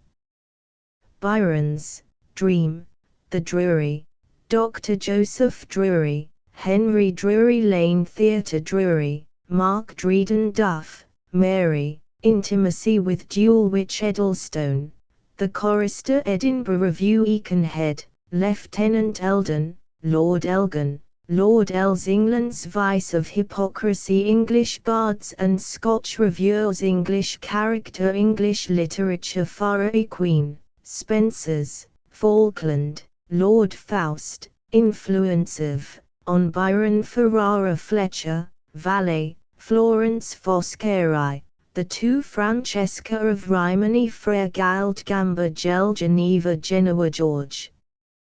Prince of Denmark George III. Giaour Gibbon Gibraltar Gifford Glenarvan, Lady Caroline Lamb's novel, Glennie, Dr. Gertie Gray, May, her influence over Byron Gray, poet, Grease Grindelwald Gicholi Hailstone, Professor Hanson, Mr. Solicitor Harness, a schoolfellow Harrogate, Trip to Harrow Hawthorne Heaven and Earth Heber, Bishop Hebrew Melodies Hints from Horace Heron, a Cambridge tradesman Hoebe House Hodgson, Reverend F. Holderis, Earl of Holland, Lord Hopner Hours of Idleness Howard, Honourable F. Howitt, William Hucknall Torkard. Church Hudibras Hunt, John Hunt, Lee Cecilium Island, The Italy Ithaca Jackson, Mr., a pugilist Janina Jeffrey Jones, Tutor, Journal, Byron's, Juliet, Story of Jungfrau Juvenilia Keats Kemble, Francis Anne, Memoirs of Kennedy, Dr. Cariati Kinnaird, Douglas Kirkby Mala Ilala Rook Lamb, Lady Caroline Lamira Landlord, Tales of a Landerland Franchi Lara Lausanne Lavender, Aquac Lee, Harriet Leeds, Duke of Lagorne Lee, Colonel Lee, Mrs. Poet's Sister Augusta, Lowman, Lake Lepanto. Lewis Liberal, The Lido Lion, Pet Dog, Lisbon Lyle, Rugit de Loch Leven Lockhart London Londonderry, Lord Long, Edward Noel Longman Loughborough Luckle Lucifer Lushington, Dr. Macaulay Mackenzie, The Man of Feeling, Maffra Magellan, Straits of Mallet Malta Mandeville, Sir John Manfred Criticism of Mansell, Dr. Lort Marathon Marilyn, Mrs. Marina Faliero Criticism of Marius Marlowe Martinio, Miss Matlock Matthews, C.S. Marv Recordatos, Prince Alexander Mayer, Dr. Mazep Mazinai Medera. Daughter of Mrs. Lee, Medwin, Captain Meister, Wilhelm Melbourne Memoirs, Byron's, Messalongi Milan Milbank, Sir Ralph Milligan, a physician, Milton Moore Moya Morgan, Lady Morgan Majori Murray, Joe, Butler, Murray, John Musters Napier, Colonel Naples Napoleon Newark Newberry, Battle of Nowstead Noel, Lady Norton, Mrs. Nottingham Odysseus Ossington Oxford Paganini Parisina Parker, Margaret, Intimacy with Pa, Dr. Parry, Engineer, Parthenon Patterson, a tutor, Patras Peel, Sir Robert. Peloponnesus Pentelicus Persia Petrarch Philopoemen Pigot Pisa Plato's Glaucus Pleasures of Hope Poe, River, Polidori Pope Pawson, 39 Power, Miss Prometheus Pulsi Quarterly Review Rambler Raphael Ravena Regent, The Regulus Reed, Dr. Rejected Addresses Revolution, The French Rhine Reschen Hill Richter Robinson, Crab Rochdale Rochester Rogers, Samuel, Poet, Rogers, Tutor, Roman Catholic Emancipation, Speech on behalf of Roman Catholic Religion Rome Ross, a tutor, Rossina Russo Rubens. Rushton, Robert Ruskin Russell, Lord John Rusher Ruthin, Lord Grey de Saint Beuve Santa Cruz Saragassa, Maid of Sardana Palace Saturday Review Schlegel, F. Scotland, allusions to Scott, Sir Walter Segati, Mariana, intimacy with Seville Shakespeare Shelley, Mrs. Shepherd, Mrs. Letter of Sheridan Siddons, Mrs. Sinclair, George, friend of Byron Sligo, Marquise of Smith, Mrs. Spencer, Florence, Smith, Sir Henry Smyrna Socrates Sarit Southey Southwell Spain Spectator Spencer, Earl Spencer Spielberg Spinoza Still, Madame de Stanhope, Colonel Stanhope, Lady Hester Storbach Stendhal Stephen, Leslie Stromboli Suliot Swift Swinstead Switzerland Taft Tyne Tasso Tavel, a tutor, telegrapho, newspaper, Tenant Tennyson Tepalen Thackeray Thebes Teresa, Maid of Athens, Thorwaldsen Tickle Titian Trelawney Turkey Tusculum University Training Vampire, the Vanessa Vathai Venice Verona Victory The Vision of Judgment Voltaire Wager the Walls, the Washington Waterloo Watkins. Dr. John Wellington Wengeron Werner West, artist, Westminster Abbey Wildman Williams, Captain Wingfield, John Woodhouse Lee, Lord Wordsworth World Wycliffe York Yusuf Pasha Zandzitsa The End. End of the Project Gutenberg ebook Byron updated editions will replace the previous one, the old editions will be renamed. Creating the works from print editions not protected by U.S. copyright law means that no one owns a United States copyright in these works, so the Foundation, and you, can copy and distribute it in the United States without permission and without paying copyright royalties. Special rules, set forth in the general terms of use part of this license, apply to copying and distributing Project Gutenberg trademark symbol electronic works to protect the Project Gutenberg trademark symbol concept and trademark. Project Gutenberg is a registered trademark, and may not be used if you charge for an ebook, except by following the terms of the trademark license, including paying royalties for use of the Project Gutenberg trademark. If you do not charge anything for copies of this ebook, complying with the trademark license is very easy.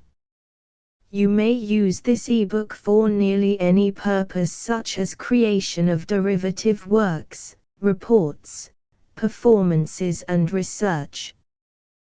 Project Gutenberg ebooks may be modified and printed and given away. You may do practically anything in the United States with ebooks not protected by U.S. copyright law. Redistribution is subject to the trademark license, especially commercial redistribution. Start. Full license. The full Project Gutenberg license. Please read this before you distribute or use this work to protect the Project Gutenberg trademark symbol mission of promoting the free distribution of electronic works. By using or distributing this work, or any other work associated in any way with the phrase Project Gutenberg, you agree to comply with all the terms of the full Project Gutenberg trademark symbol license available with this file or online at www.gutenberg.org/license. Section 1. General Terms of Use and Redistributing Project Gutenberg Trademark Symbol Electronic Works 1.0. By reading or using any part of this Project Gutenberg trademark symbol electronic work, you indicate that you have read, understand, agree to and accept all the terms of this license and intellectual property, trademark/copyright agreement.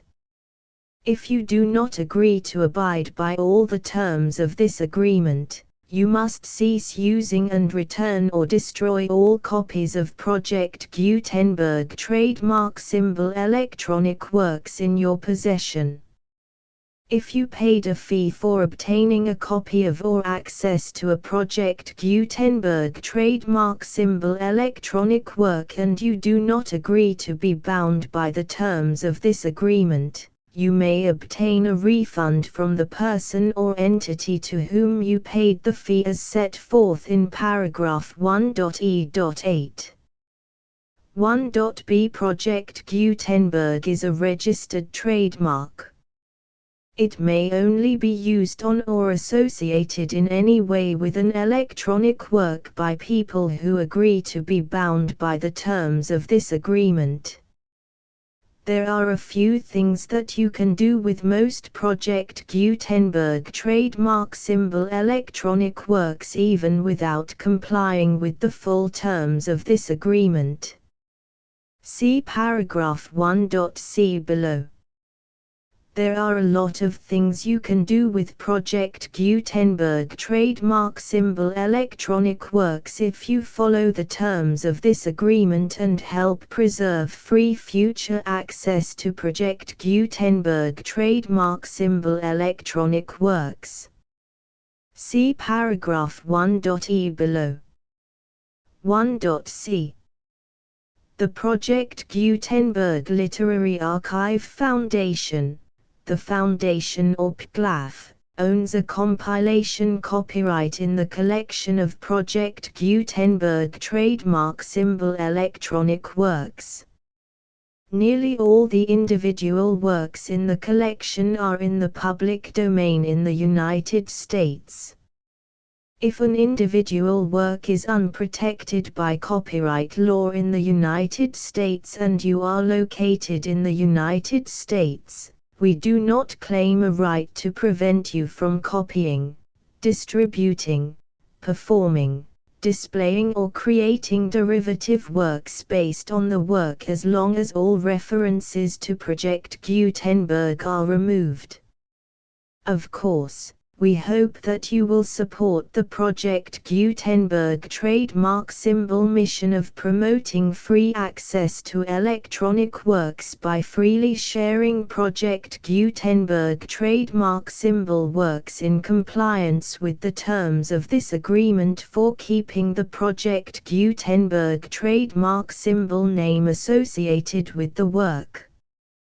You can easily comply with the terms of this agreement by keeping this work in the same format with its attached full Project Gutenberg trademark symbol license when you share it without charge with others. 1.d The copyright laws of the place where you are located also govern what you can do with this work. Copyright laws in most countries are in a constant state of change. If you are outside the United States, check the laws of your country in addition to the terms of this agreement before downloading, copying, displaying, performing, distributing or creating derivative works based on this work or any other Project Gutenberg trademark symbol work. The Foundation makes no representations concerning the copyright status of any work in any country other than the United States. 1.e Unless you have removed all references to Project Gutenberg, 1.e.1. The following sentence, with active links to, or other immediate access to, the full Project Gutenberg trademark symbol license must appear prominently whenever any copy of a Project Gutenberg trademark symbol work, any work on which the phrase Project Gutenberg appears, or with which the phrase Project Gutenberg is associated, is accessed, displayed, performed, viewed, copied or distributed, This ebook is for the use of anyone anywhere in the United States and most other parts of the world at no cost and with almost no restrictions whatsoever. You may copy it, give it away or reuse it under the terms of the Project Gutenberg license included with this ebook or online at www.gutenberg.org. If you are not located in the United States, you will have to check the laws of the country where you are located before using this ebook. 1.e.2 If an individual Project Gutenberg trademark symbol electronic work is derived from texts not protected by U.S. copyright law, does not contain a notice indicating that it is posted with permission of the copyright holder, the work can be copied and distributed to anyone in the United States without paying any fees or charges. If you are redistributing or providing access to a work with the phrase Project Gutenberg associated with or appearing on the work, you must comply either with the requirements of paragraphs 1.e.1 through 1.e.7 or obtain permission for the use of the work and the Project Gutenberg trademark symbol trademark as set forth in paragraphs 1.e.8 or 1.e.9. 1.e.3 If an individual Project Gutenberg trademark symbol electronic work is posted with the permission of the copyright holder, your use and distribution must comply with both paragraphs 1.e.1 through 1.e.7 and any additional terms imposed by the copyright holder. Additional terms will be linked to the Project Gutenberg trademark symbol license for all works posted with the permission of the copyright holder found at the beginning of this work. 1.e.4 Do not unlink or detach or remove the full Project Gutenberg trademark symbol license terms from this work, or any files containing a part of this work or any other work associated with Project Gutenberg trademark symbol. 1.e.5 Do not copy, display, perform, distribute or redistribute this electronic work, or any part of this electronic work, without prominently displaying the sentence set forth in paragraph 1.e.1 with active links or immediate access to the full terms of the Project Gutenberg trademark symbol license. 1.e.6 You may convert to and distribute this work in any binary, compressed, marked up, non-proprietary or proprietary form, including any word processing or hypertext form. However, if you provide access to or distribute copies of a Project Gutenberg trademark symbol work in a format other than plain vanilla ASCII or other format used in the official version posted on the official Project Gutenberg trademark symbol website, www.gutenberg.org, you must, at no additional cost, fee or expense to the user, provide a copy, a means of exporting a copy, or a means of obtaining a copy upon request, of the work in its original plain vanilla ASCII or other form. Any alternate format must include the full Project Gutenberg trademark symbol license as specified in paragraph 1.e.1. 1.e.7 Do not charge a fee for access to, viewing, displaying, performing, copying or distributing any Project Gutenberg trademark symbol works unless you comply with paragraph 1.e.8 or 1.e.9. 1.e.8. You may charge a reasonable fee for copies of or providing access to or distributing Project Gutenberg trademark symbol electronic works, provided that you pay a royalty fee of 20% of the gross profits you derive from the use of Project Gutenberg trademark symbol works calculated using the method you already use to calculate your applicable taxes. The fee is owed to the owner of the Project Gutenberg trademark symbol trademark, but he has agreed to donate royalties under this paragraph to the Project Gutenberg Literary Archive Foundation. Royalty payments must be paid within 60 days following each date on which you prepare, or are legally required to prepare, your periodic tax returns. Royalty payments should be clearly marked as such and sent to the Project Gutenberg Literary Archive Foundation at the address specified in Section 4. Information about donations to the Project Gutenberg Literary Archive Foundation. You provide a full refund of any money paid by a user who notifies you in writing, or by email, within 30 days of receipt that he does not agree to the terms of the full Project Gutenberg trademark symbol license. You must require such a user to return or destroy all copies of the works possessed in a physical medium and discontinue all use of and all access to other copies of Project Gutenberg trademark symbol works. You provide, in accordance with paragraph 1.f.3, a full refund of any money paid for a work or a replacement copy, if a defect in the electronic work is discovered and reported to you within 90 days of receipt of the work. You comply with all other terms of this agreement for free distribution of Project Gutenberg trademark symbol works. 1.e.9.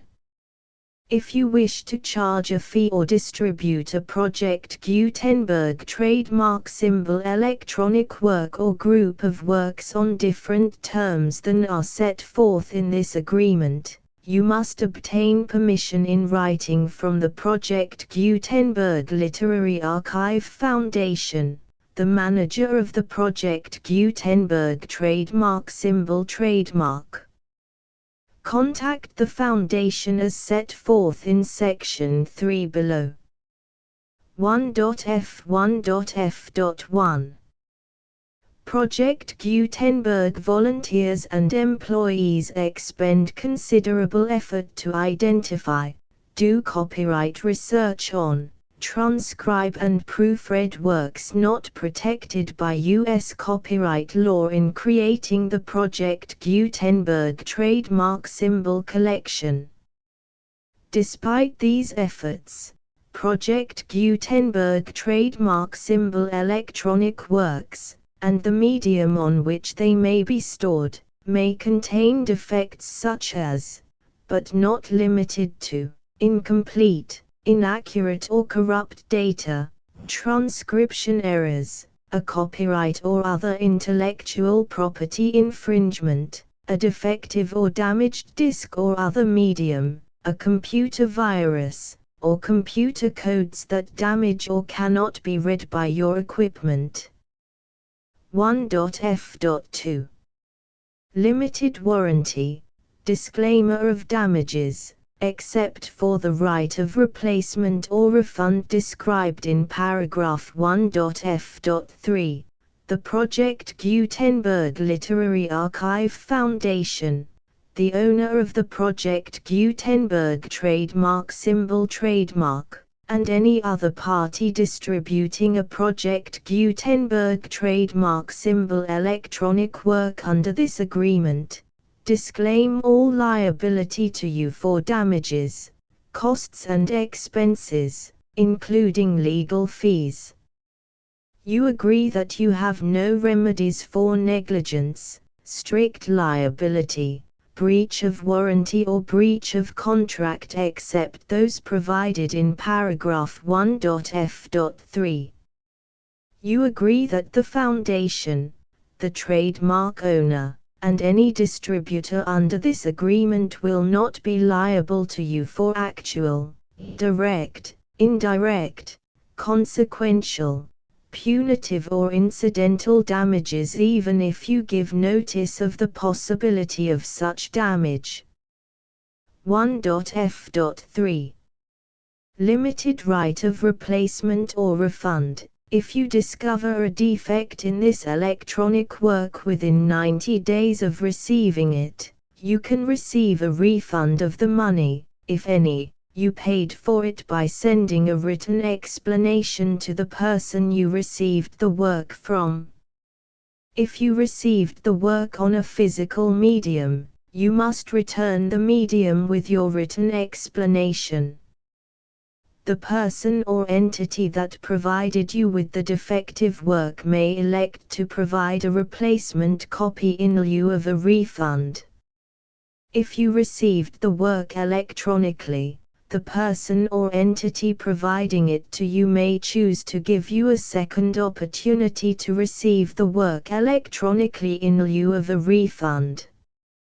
If the second copy is also defective, you may demand a refund in writing without further opportunities to fix the problem. 1.f.4. Except for the limited right of replacement or refund set forth in paragraph 1.f.3, this work is provided to you as is, with no other warranties of any kind, express or implied, including but not limited to warranties of merchantability or fitness for any purpose. 1.f.5. Some states do not allow disclaimers of certain implied warranties or the exclusion or limitation of certain types of damages. If any disclaimer or limitation set forth in this agreement violates the law of the state applicable to this agreement, the agreement shall be interpreted to make the maximum disclaimer or limitation permitted by the applicable state law. The invalidity or unenforceability of any provision of this agreement shall not void the remaining provisions. 1.f.6. Indemnity. You agree to indemnify and hold the foundation, the trademark owner, any agent or employee of the foundation, anyone providing copies of Project Gutenberg trademark symbol electronic works in accordance with this agreement, and any volunteers associated with the production, promotion and distribution of Project Gutenberg trademark symbol electronic works, harmless from all liability, costs and expenses, including legal fees, that arise directly or indirectly from any of the following which you do or cause to occur. A. Distribution of this or any Project Gutenberg trademark symbol work. B. Alteration, modification, or additions or deletions to any Project Gutenberg trademark symbol work, and c. Any defect you cause. Section 2. Information about the mission of Project Gutenberg trademark symbol. Project Gutenberg trademark symbol is synonymous with the free distribution of electronic works in formats readable by the widest variety of computers, including obsolete, old, middle-aged and new computers. It exists because of the efforts of hundreds of volunteers and donations from people in all walks of life. Volunteers and financial support to provide volunteers with the assistance they need are critical to reaching Project Gutenberg trademark symbol's goals and ensuring that the Project Gutenberg trademark symbol collection will remain freely available for generations to come. In 2001, the Project Gutenberg Literary Archive Foundation was created to provide a secure and permanent future for Project Gutenberg trademark symbol and future generations. To learn more about the Project Gutenberg Literary Archive Foundation and how your efforts and donations can help, see sections 3 and 4 and the Foundation information page at www.gutenberg.org. Section 3. Information about the Project Gutenberg Literary Archive Foundation. The Project Gutenberg Literary Archive Foundation is a non-profit 501(c)(3) educational corporation organized under the laws of the state of Mississippi and granted tax-exempt status by the Internal Revenue Service. The Foundation's IN or Federal Tax Identification Number is 64-6221541. Contributions to the Project Gutenberg Literary Archive Foundation are tax-deductible to the full extent permitted by U.S. federal laws and your state's laws. The Foundation's business office is located at 809 North 1500 West, Salt Lake City, UT 84116. 801-596-1887. Email contact links and up-to-date contact information can be found at the Foundation's website and official page at www.gutenberg.org/contact section 4. Information about donations to the Project Gutenberg Literary Archive Foundation. Project Gutenberg trademark symbol depends upon and cannot survive without widespread public support and donations to carry out its mission of increasing the number of public domain and licensed works that can be freely distributed in machine-readable form accessible by the widest array of equipment including outdated equipment.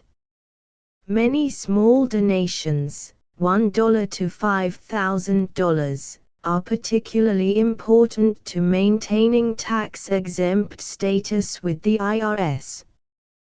The Foundation is committed to complying with the laws regulating charities and charitable donations in all 50 states of the United States. Compliance requirements are not uniform and it takes a considerable effort, much paperwork and many fees to meet and keep up with these requirements. We do not solicit donations in locations where we have not received written confirmation of compliance. To send donations or determine the status of compliance for any particular state, visit www.gutenberg.org/donate. While we cannot and do not solicit contributions from states where we have not met the solicitation requirements, we know of no prohibition against accepting unsolicited donations from donors in such states who approach us with offers to donate. International donations are gratefully accepted, but we cannot make any statements concerning tax treatment of donations received from outside the United States. U.S. laws alone swamp our small staff. Please check the Project Gutenberg web pages for current donation methods and addresses. Donations are accepted in a number of other ways including checks, online payments and credit card donations. To donate, please visit www.gutenberg.org/donate. Section 5. General information about Project Gutenberg trademark symbol electronic works. Professor Michael S. Hart was the originator of the Project Gutenberg trademark symbol concept of a library of electronic works that could be freely shared with anyone. For 40 years, he produced and distributed Project Gutenberg trademark symbol ebooks with only a loose network of volunteer support. Project Gutenberg trademark symbol ebooks are often created from several printed editions, all of which are confirmed as not protected by copyright in the US unless a copyright notice is included. Thus, we do not necessarily keep ebooks in compliance with any particular paper edition. Most people start at our website, which has the main PG search facility, www.gutenberg.org. This website includes information about Project Gutenberg trademark symbol, including how to make donations to the Project Gutenberg Literary Archive Foundation, how to help produce our new ebooks, and how to subscribe to our email newsletter to hear about new ebooks. Byron contents. Books consulted. Genealogy of the Byron family. The Byron family, from the Conquest Chapter I, Ancestry and Family. Chapter 2, Early Years and School Life. Chapter 3, Cambridge, and First Period of Authorship. Chapter 4, 2 Years of Travel. Chapter V, Second Period of Authorship, in London. Correspondence with Scott. Chapter 6, Marriage, and Farewell to England. Descent of Lady Byron and Lady Sealam. Descent of Allegra. Chapter 7, Life Abroad, Switzerland to Venice. Third Period of Authorship. Childe Harold, 3, 4. Manfred. Chapter 8. Chapter 9. Chapter X. Chapter 11. Characteristics, and place in literature. Index. The end. The full Project Gutenberg license.